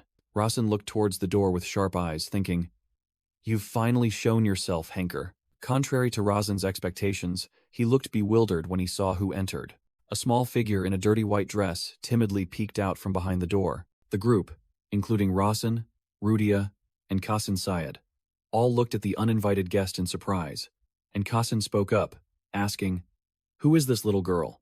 The little girl with white hair and red eyes shyly greeted them and introduced herself as Sylvia. Kassen repeated the name Sylvia, while observing the girl carefully. Kassen pointed out that Sylvia's clothes and feet were very dirty. Sylvia looked flustered, explaining that she was just running errands for her mother, but Kassen remarked that her complexion was too healthy. Rasen also joined the analysis, saying that Sylvia's voice was too clear, unfitting for her shabby appearance. Kassen asked Rasen if he felt the same, and received an affirmative answer, while Sylvia nervously asked what they were talking about. Rasen exposed that they were inside an illusion circle, causing Sylvia to burst into tears and repeat her story about running errands. Rasen continued to deduce that constructing such a complex illusion circle, right in the headquarters of a drug king, required elaborate preparation. Standing next to Kassen, Rasen concluded that this circle was certainly created under the direct command of the drug king. Kassen looked at Rasen meaningfully, saying that he could also see what Rasen thought only he could see. In a flashback, Kassen, even as an infant, could see blue system screens that others could not. Kassen's father, Garcia Sade, called his son's special ability an extraordinary wisdom eye. However, the flashback showed that young Kassen was feared and shunned by others in the martial arts hall because of that ability. The flashback ended with the image of a shattered cup, implying the chaos Kassen's ability could unleash. In a flashback, young Kassen stood watching his grandmother, terrified, drop and break items on the floor. Kassen thought to himself that even his own mother was afraid of him. Back in the present, Kassen, in his armor, smiled, and thought to himself that he was truly happy to have met Rasen, someone who could see the same things as him. The mysterious girl smiled sinisterly, silently calling them our little young masters. Rasen suddenly asked Kassen, "You seem happier than I expected?" The mysterious girl looked at them with venomous eyes, asking if they were happy to have recognized her illusion circle, and said she would introduce herself. A surge of dark red energy enveloped the girl to the astonishment of Rasen and Kassen. The girl transformed into a captivating adult woman, introducing herself. "My name is Henker. I control the northern basin." Rasen, Kassen, and Rudia stood before the woman, and Rasen realized in astonishment, "This woman is Henker." Kassen frowned in confusion, wondering if her change in appearance was magic. Henker transformed back into the girl, playfully asking, "Could it be that the Sade young master is interested in this appearance? I must say, that's quite unique taste." Rasen and Kassen glanced at each other, both looking confused and speechless.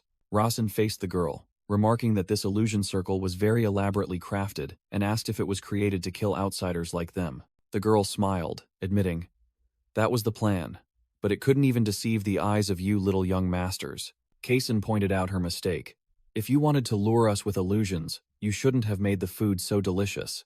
It's too high class for a shabby inn like this." Henker, with her half-black, half-white hair, smiled and said that she was very honored to receive praise from the Sade young master. Rasen seriously questioned, "Did you reveal yourself merely out of curiosity, or are you hiding something?" The girl explained that she had invested a lot into this illusion circle to prevent any dangerous individuals from appearing. With a sinister smile, the girl continued, "But it seems I was the one deceived. I will have to purge all the architects who created this." Rasen's expression grew serious, deciding to ask the mysterious girl directly, "This delinquent seventh prince here, allow me to ask one thing." The girl replied with a teasing look, remarking that Rasen was indeed an unpleasant maiden, but still agreed to answer if the question was worth answering. With a sinister smile, the girl asked if Rasen wanted to know if this place truly hid the Maten Patriarch's arrangements, while simultaneously asserting that it was a lie. Rasen smirked, stating that no fool would dare use Decatra's name to lie, and told the girl not to evade the question. The girl narrowed her eyes, demanding that Rasen simply answer yes or no. Rasen was silent for a moment, then smiled, while Kaysen, standing behind him, spoke up. Kaysen coldly spoke for Rasen, declaring the answer to be half true, half false. The girl showed immense amusement at the unexpected answer. The girl smiled cunningly, deducing that Decatra hadn't specifically said that the arrangement had to be acquired. Rasen was secretly astonished that the girl dared to casually call his father by name, realizing she was definitely not an ordinary person.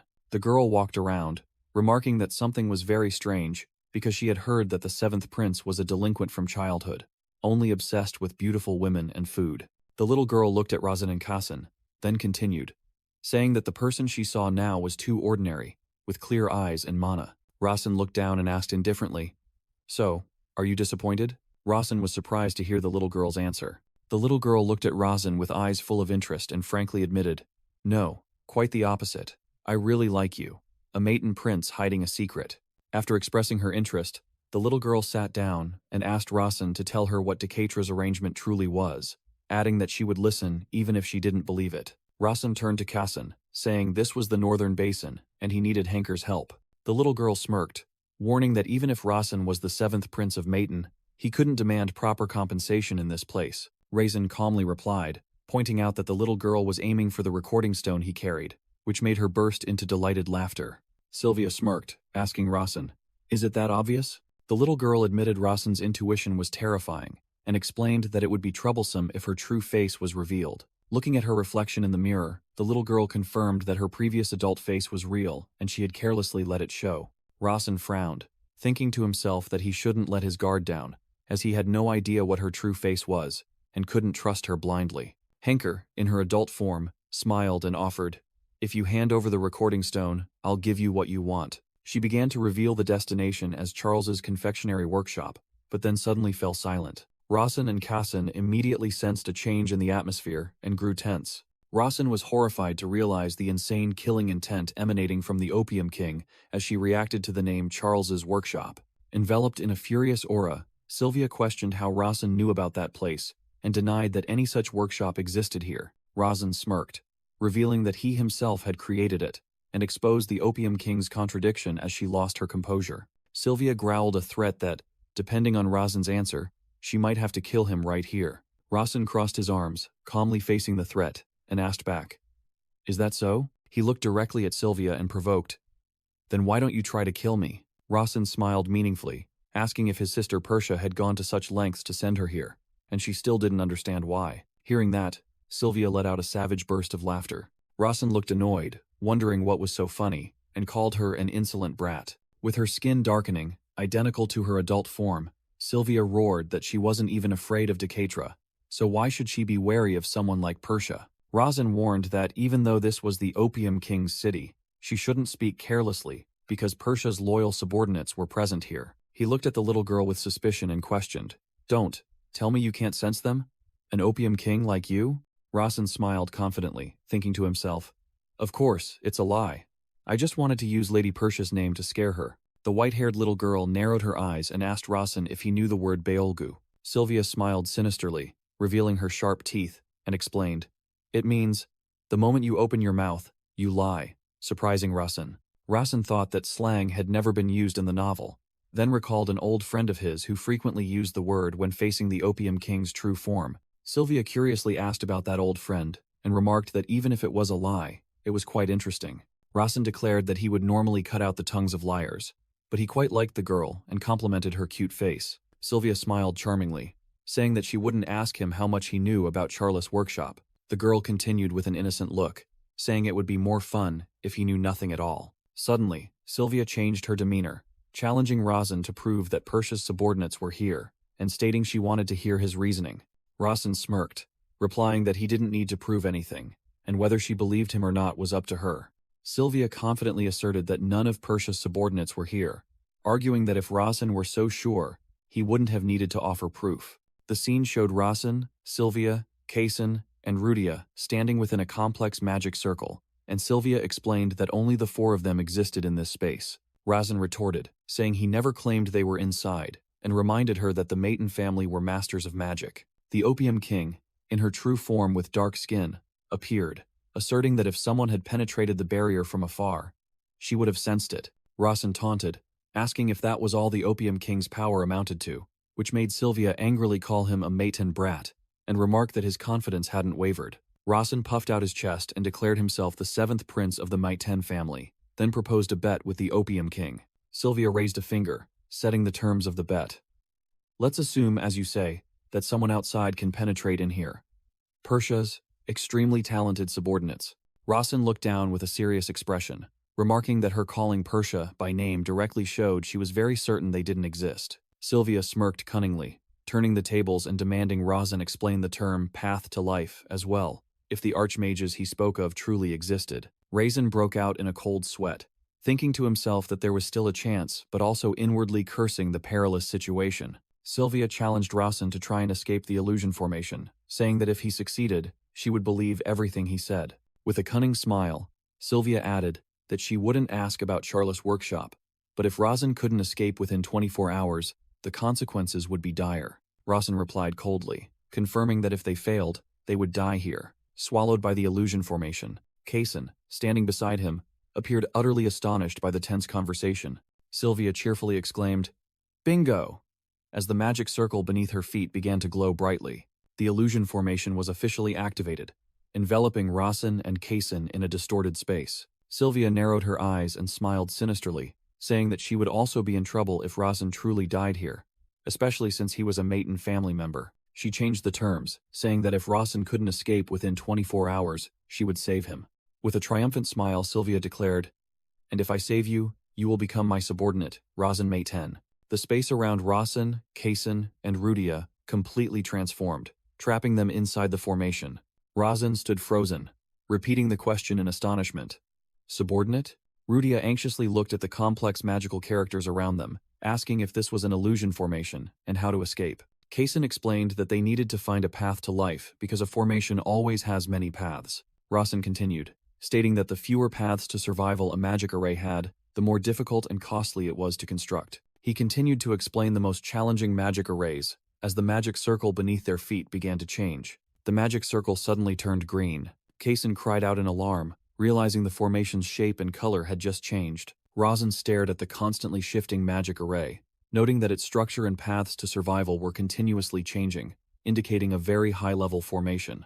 Rasen thought to himself about the complex magic array, estimating its creator must be at the 7th circle, and that its construction took at least a year and over 500 million grang. He broke out in a cold sweat, realizing that even his divine eye couldn't detect a single path to survival, and most who entered here were certain to die. Rasen smirked, adjusting his tie as he muttered to himself that this was a top-tier illusion array, its scale truly fit for a king. He reiterated his thoughts, believing this was the highest-level illusion array, and its scale was truly exceptional, worthy of a king.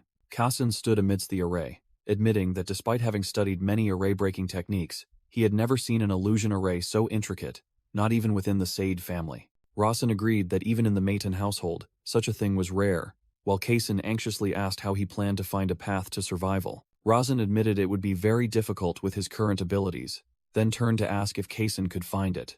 Kaysen replied that he couldn't see it currently, but if he focused and drew upon his power, he might be able to, though it would take a very long time. Rasen thought in surprise about the difference between a protagonist and a side character, as he himself couldn't sense anything at all. Rasen turned to ask Rudia if there was any way to use magic to break this array. Rudia hesitated, recalling being punished for being terrible at array studies, and confessed that she had never learned about them, to the point where even her teachers had given up. Rasen froze, his face completely crestfallen at Rudia's answer. Rasen turned away, saying there might be a more effective and easier way, a method more specialized in breaking arrays than even magic or swordsmanship. Kaysen was bewildered for a moment, then asked in surprise, "Could it be martial arts?" Rasen replied confidently, his body beginning to emit a scorching aura. "As you know, I've learned a few martial arts at Grandel." Kaysen was stunned, stammering, "Don't tell me you've also mastered fighting spirit?" As Rasen stepped forward, Kaysen recognized the familiar aura, and exclaimed in astonishment, "No way! This aura is..." Rasen stood firm, his entire body erupting with fiery fighting spirit, and confirmed, "Marshal King Magnar's fighting spirit?" "That's right." Kaysen cheered with excitement and admiration. "I knew it! Rasen, you truly are a genius. Amazing." Kaysen continued to praise Rasen, saying he had achieved the impossible by combining mana and fighting spirit, two inherently conflicting energy sources. With a radiant smile, Kasin declared he was very proud to be Razan's friend, making Razan reply awkwardly that there was no need to go that far. Razan stood within the blazing fighting spirit aura, telling himself that since Kasin was also here, he could go all out without holding back. A system notification appeared, stating he was activating the intermediate martial art Potent Force, a skill that strengthens both body and soul. Razan then activated Tutanka's secret technique, the first form, 10,000 bites, causing his hand to erupt with fierce energy. Kasin exclaimed in shock at the overwhelming power Razan had just unleashed. Rudia also widened her red eyes, stunned by the unfolding scene. With the image of a ferocious wolf appearing behind him, Razan roared the name of the skill 10,000 bites and launched his attack. Razan's kick struck directly at the center of the illusion array, causing it to shatter like glass. The array broke into countless fragments of energy with a loud crash. Kasin looked up, astonished to realize the illusion array had been destroyed. Rudia cheered happily that it had shattered completely. Razan panted, wondering if he had succeeded. From behind a door, Sylvia muttered in disbelief. No way. Razan stood with Kasin and Rudia, calmly stating that he was given 24 hours but had broken the array in just 7 minutes. Sylvia stomped her foot in frustration, shouting that Razan had done the impossible, and it was absurd. With an extremely shocked expression, Sylvia emphasized that she was truly astonished by his abilities. The scene showed Sylvia standing alone in the doorway, facing Razan's group in the middle of the empty room. Razan remarked that her way of speaking was even more surprising, while Kasin was confused and Rudia cheered, finding her cute. Sylvia created a magic circle and declared she would give a great gift to the brothers who had given her such excellent entertainment. Razan wondered in astonishment if she could use spatial magic, while Sylvia was searching for something inside. Sylvia happily exclaimed, "Ah, found it," making Razan realize she wasn't just a simple drug lord. With a beaming face, Sylvia held out a sprig of herb and said, "Ta-da! Hera's cute Sylvia's gift." A notification panel appeared, identifying it as morphine herb, a powerful painkiller listed as a narcotic by the 3 great families. Razan broke out in a cold sweat, stunned to realize it was morphine herb. He recalled information about this herb, a painkiller derived from real-world morphine, with an image of a one-armed soldier using it. Its pain-relieving effect was so strong that users wouldn't feel anything even if their limbs were severed, but its addictive nature was too high, leading to its prohibition by the 3 great families. Razan questioned Sylvia about giving narcotics to the heirs of noble families, but she merely smiled and replied that, though forbidden, its pain-relieving effect was the best. With a mischievous smile, Sylvia suggested that if they tried it, it wouldn't be entirely bad. Razan turned to ask Kasin, saying that an upright protagonist would refuse this gift. Kasin sternly replied that he thought it should be confiscated and destroyed, making Razan inwardly think, just as expected, and then turning back to him for his input. Razan analyzed that a drug lord intentionally coming here to give something unnecessary to noble heirs must surely have another reason. Sylvia was utterly delighted by Razan's intelligence, winked and said, "Brother Razan has completely captured Sylvia's heart." Razan and Kasin found her cute actions perplexing, while Rudia cheered, finding her adorable. Sylvia smiled and said, "Oh, and one more thing." She turned around, holding the sprig of herb, and declared she would personally lead them to Charles's confectionery workshop. Under the moonlight, the group walked along the town's cobblestone path. As Sylvia walked, she instructed, "Listen carefully, gentlemen. My name is Sylvia. Don't get it wrong." Kasin asked if the people knew Sylvia and Henker were one and the same, and Sylvia replied that only a few trusted individuals knew. Playfully, Sylvia declared herself the mascot of this place. Lovely Sylvia. Razan grimaced in horror and questioned why a cute mascot like her had to lead the way for them. As Sylvia walked, she explained that Charles's confectionery workshop was extremely dangerous because its owner was a corrupt individual, but fortunately, he knew her true identity. Kasin deduced that it meant she had to personally accompany them to ensure their safety, and Sylvia confirmed, exactly. Razan wondered that there couldn't be many places where her orders and influence didn't reach, and Sylvia admitted, but said Charles's confectionery workshop was one of them. Sylvia said the owner there was very eccentric, making Razan ask in surprise, "Eccentric?" Sylvia smirked, revealing the owner had a very bad habit, and asked if they had ever heard of Charles Rimion. Razan and Kasin both looked confused by the name Charles Rimion, thinking his surname was quite strange. Razan suddenly froze as he realized something and exclaimed, "Wait, could it be?" He recalled the April white wolves the group had encountered before. Razan continued to recall the one who had cursed those white wolves. His memory brought forth the image of a dark mage, none other than Black Rose Ableka. Razan realized in horror that Black Rose Ableka's surname was Rimion, Kaysen turned to ask Sylvia about her public identity. As Sylvia walked, she casually replied that she was known as the next ruler of the Great Northern Basin. Raisin questioned why she had to go so far as to invent a non-existent daughter, but Sylvia just smiled and replied, "You don't need to know." Raisin thought to himself that this girl was truly abnormal, while Sylvia announced that they were almost there. Sylvia pointed to an alley and said that Charles's confectionery workshop was about a 5-minute walk from there. Raisin cautiously asked Sylvia if she was leading them to a strange place, while the barefoot girl led the way through the night. Upon arrival, Raisin looked horrified at the sight before him, while Kaysen frowned in anger. The group saw an alley filled with cloaked figures sitting on the ground, smoking something that emitted green smoke. A closer look revealed these people looked gaunt and haggard as they indulged in the smoke. A man approached and offered, "Hey kids, want a puff?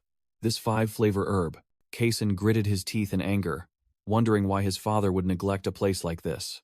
Sylvia turned to ask Kaysen why he thought the Sade family ignored this place, assuming it was his first time seeing such a sight. She explained that even though the Sade family claimed to be the light, these corrupt individuals also needed a place to exist. Sylvia further explained that wherever there was light, there was darkness, and because light did not accept darkness, they had all gathered here. She described these people as those who had nowhere left to go and had abandoned their dignity. With a smirk, Sylvia sarcastically remarked that when only such people were gathered together, society actually functioned quite smoothly. She admitted that their lives were unhealthy and seemed terrible to outsiders, but those who belonged to the shadows still lived in their own way. However, Sylvia warned that when light and shadow mingled, light would repel shadow. Kaysen questioned, "Are we the light and you the shadow?" But Sylvia denied it, saying she was only speaking generally. Raisin seemed to understand, thinking to himself that the Sade family didn't want to establish a red light district within their territory. He deduced that they had gathered all those who had nowhere left to go into the Great Northern Basin. Raisin realized that Lord Garcia's reason for sending Kaysen here was also to teach him more about the world. Seeing Kaysen deep in thought, Raisin considered it an opportunity for him to witness everything firsthand. But then he noticed something even more interesting. As the group continued walking, Sylvia remarked that while the noble swordsman was lost in thought, Raisin appeared completely calm. Sylvia smiled meaningfully, commenting that Raisin looked as if he already knew everything, and asked if he had been here before. Raisin replied that it was his first time, which made Sylvia even more suspicious of his composure, and she demanded he be honest. Sylvia narrowed her eyes, accusing Raisin of hiding his true age, and quipped, "I look about 170 years younger than you." Raisin and Rudia were utterly astonished by that number, thinking to themselves that there was no way she could be over 170 years old. Raisin grumbled irritably that he still looked younger no matter what. The name Opium King, Henker, flashing through his mind. Sylvia smiled mysteriously, walking ahead and asking who Raisin truly was. The girl stopped before a factory-like building under the moonlight and announced their arrival. Sylvia introduced the building to the group, saying this was the Cloud Candy workshop they wanted to visit. Raisin looked up at the building, wondering if he could obtain the Lightning Dragon Nest Stone here, while also expressing his reluctance to get involved with Ableka, the Black Rose. A hand knocked firmly on the large wooden door. Sylvia knocked on the door in a specific rhythm, while Raisin wondered what the password was. The door creaked open, and a grumbling voice from inside complained about the noise in the middle of the night. A large, drunken man with an eye patch stepped out, sneering and saying creepily, "So you finally decided to become my doll." Raisin recognized him as Charles Limian, while Kaysen and Rudia showed disgust at the pungent stench. A black-haired woman with red eyes appeared, radiating dark energy and coldly ordering, "Cut out those disgusting words, Charles." She strode forward in her high heels, repeating her demand for Charles to abandon his depraved hobby. Henker stood behind Charles, reprimanding him for speaking words that could cost him his head in front of noble heirs. Charles Limian looked surprised, glancing more closely at Raisin's group. Raisin and Kaysen immediately became tense and highly vigilant. Kaysen stared with a strained expression, sweat pouring down as he thought, "This guy." Raisin also broke out in a cold sweat, realizing the opponent before him was very strong. From above, Charles Limian commented on the noble heirs, while Raisin, standing below, replied that their family knew, and that was why he had come along. Henker warned, "Don't harm them, Charles." But he snorted, drinking his wine, and replied that he valued his own life. Henker scoffed, "If you truly valued it, you wouldn't have caused that farce in Revedon, Henker." Charles angrily threw away his food scrap and threatened, "Shut your mouth while I'm still being civil, before I turn you into a doll." Henker calmly challenged, "Haven't I always told you? If you can do it, just try. Just be prepared to lose your head." Raisin and Kaysen listened in astonishment. Rasen thinking to himself about what Charles had done in Revadon, and how the dolls seemed to be related to Black Rose Obleka. Henker lit a pipe filled with a green substance. She exhaled a puff of green smoke and asked Charles when he planned to give up those cheap cigarettes, when there were so many exquisite and wonderful things out there. Charles growled back, "Is that so? And how many children have you killed with those wonderful things? Why did you suddenly appear and cause trouble? Do you want to die?" Henker provoked, asking if he intended to turn her into a doll, and offered to transform into Sylvia to suit his preferences. Charles roared furiously, "Shut up, Henker," and threw the wine bottle at her. The wine bottle shattered upon hitting an invisible energy barrier right in front of Henker. Henker sarcastically asked, "What's wrong, Charles? Don't you like killing children the most?" Henker smiled provocatively and said, "Ah, I see. You're ashamed because there are noble heirs watching, aren't you?" Charles gritted his teeth, roaring amidst a green aura of killing intent. "You damned old hag. I'll kill you right now." Rasen, Kaysen, and Rudia stood behind. Rasen, realizing this was not just a simple clash of auras, two streams of killing intent, one green and one red, violently erupted from Charles and Henker, making Rasen think in horror that this killing intent was so intense it was only a step away from murder.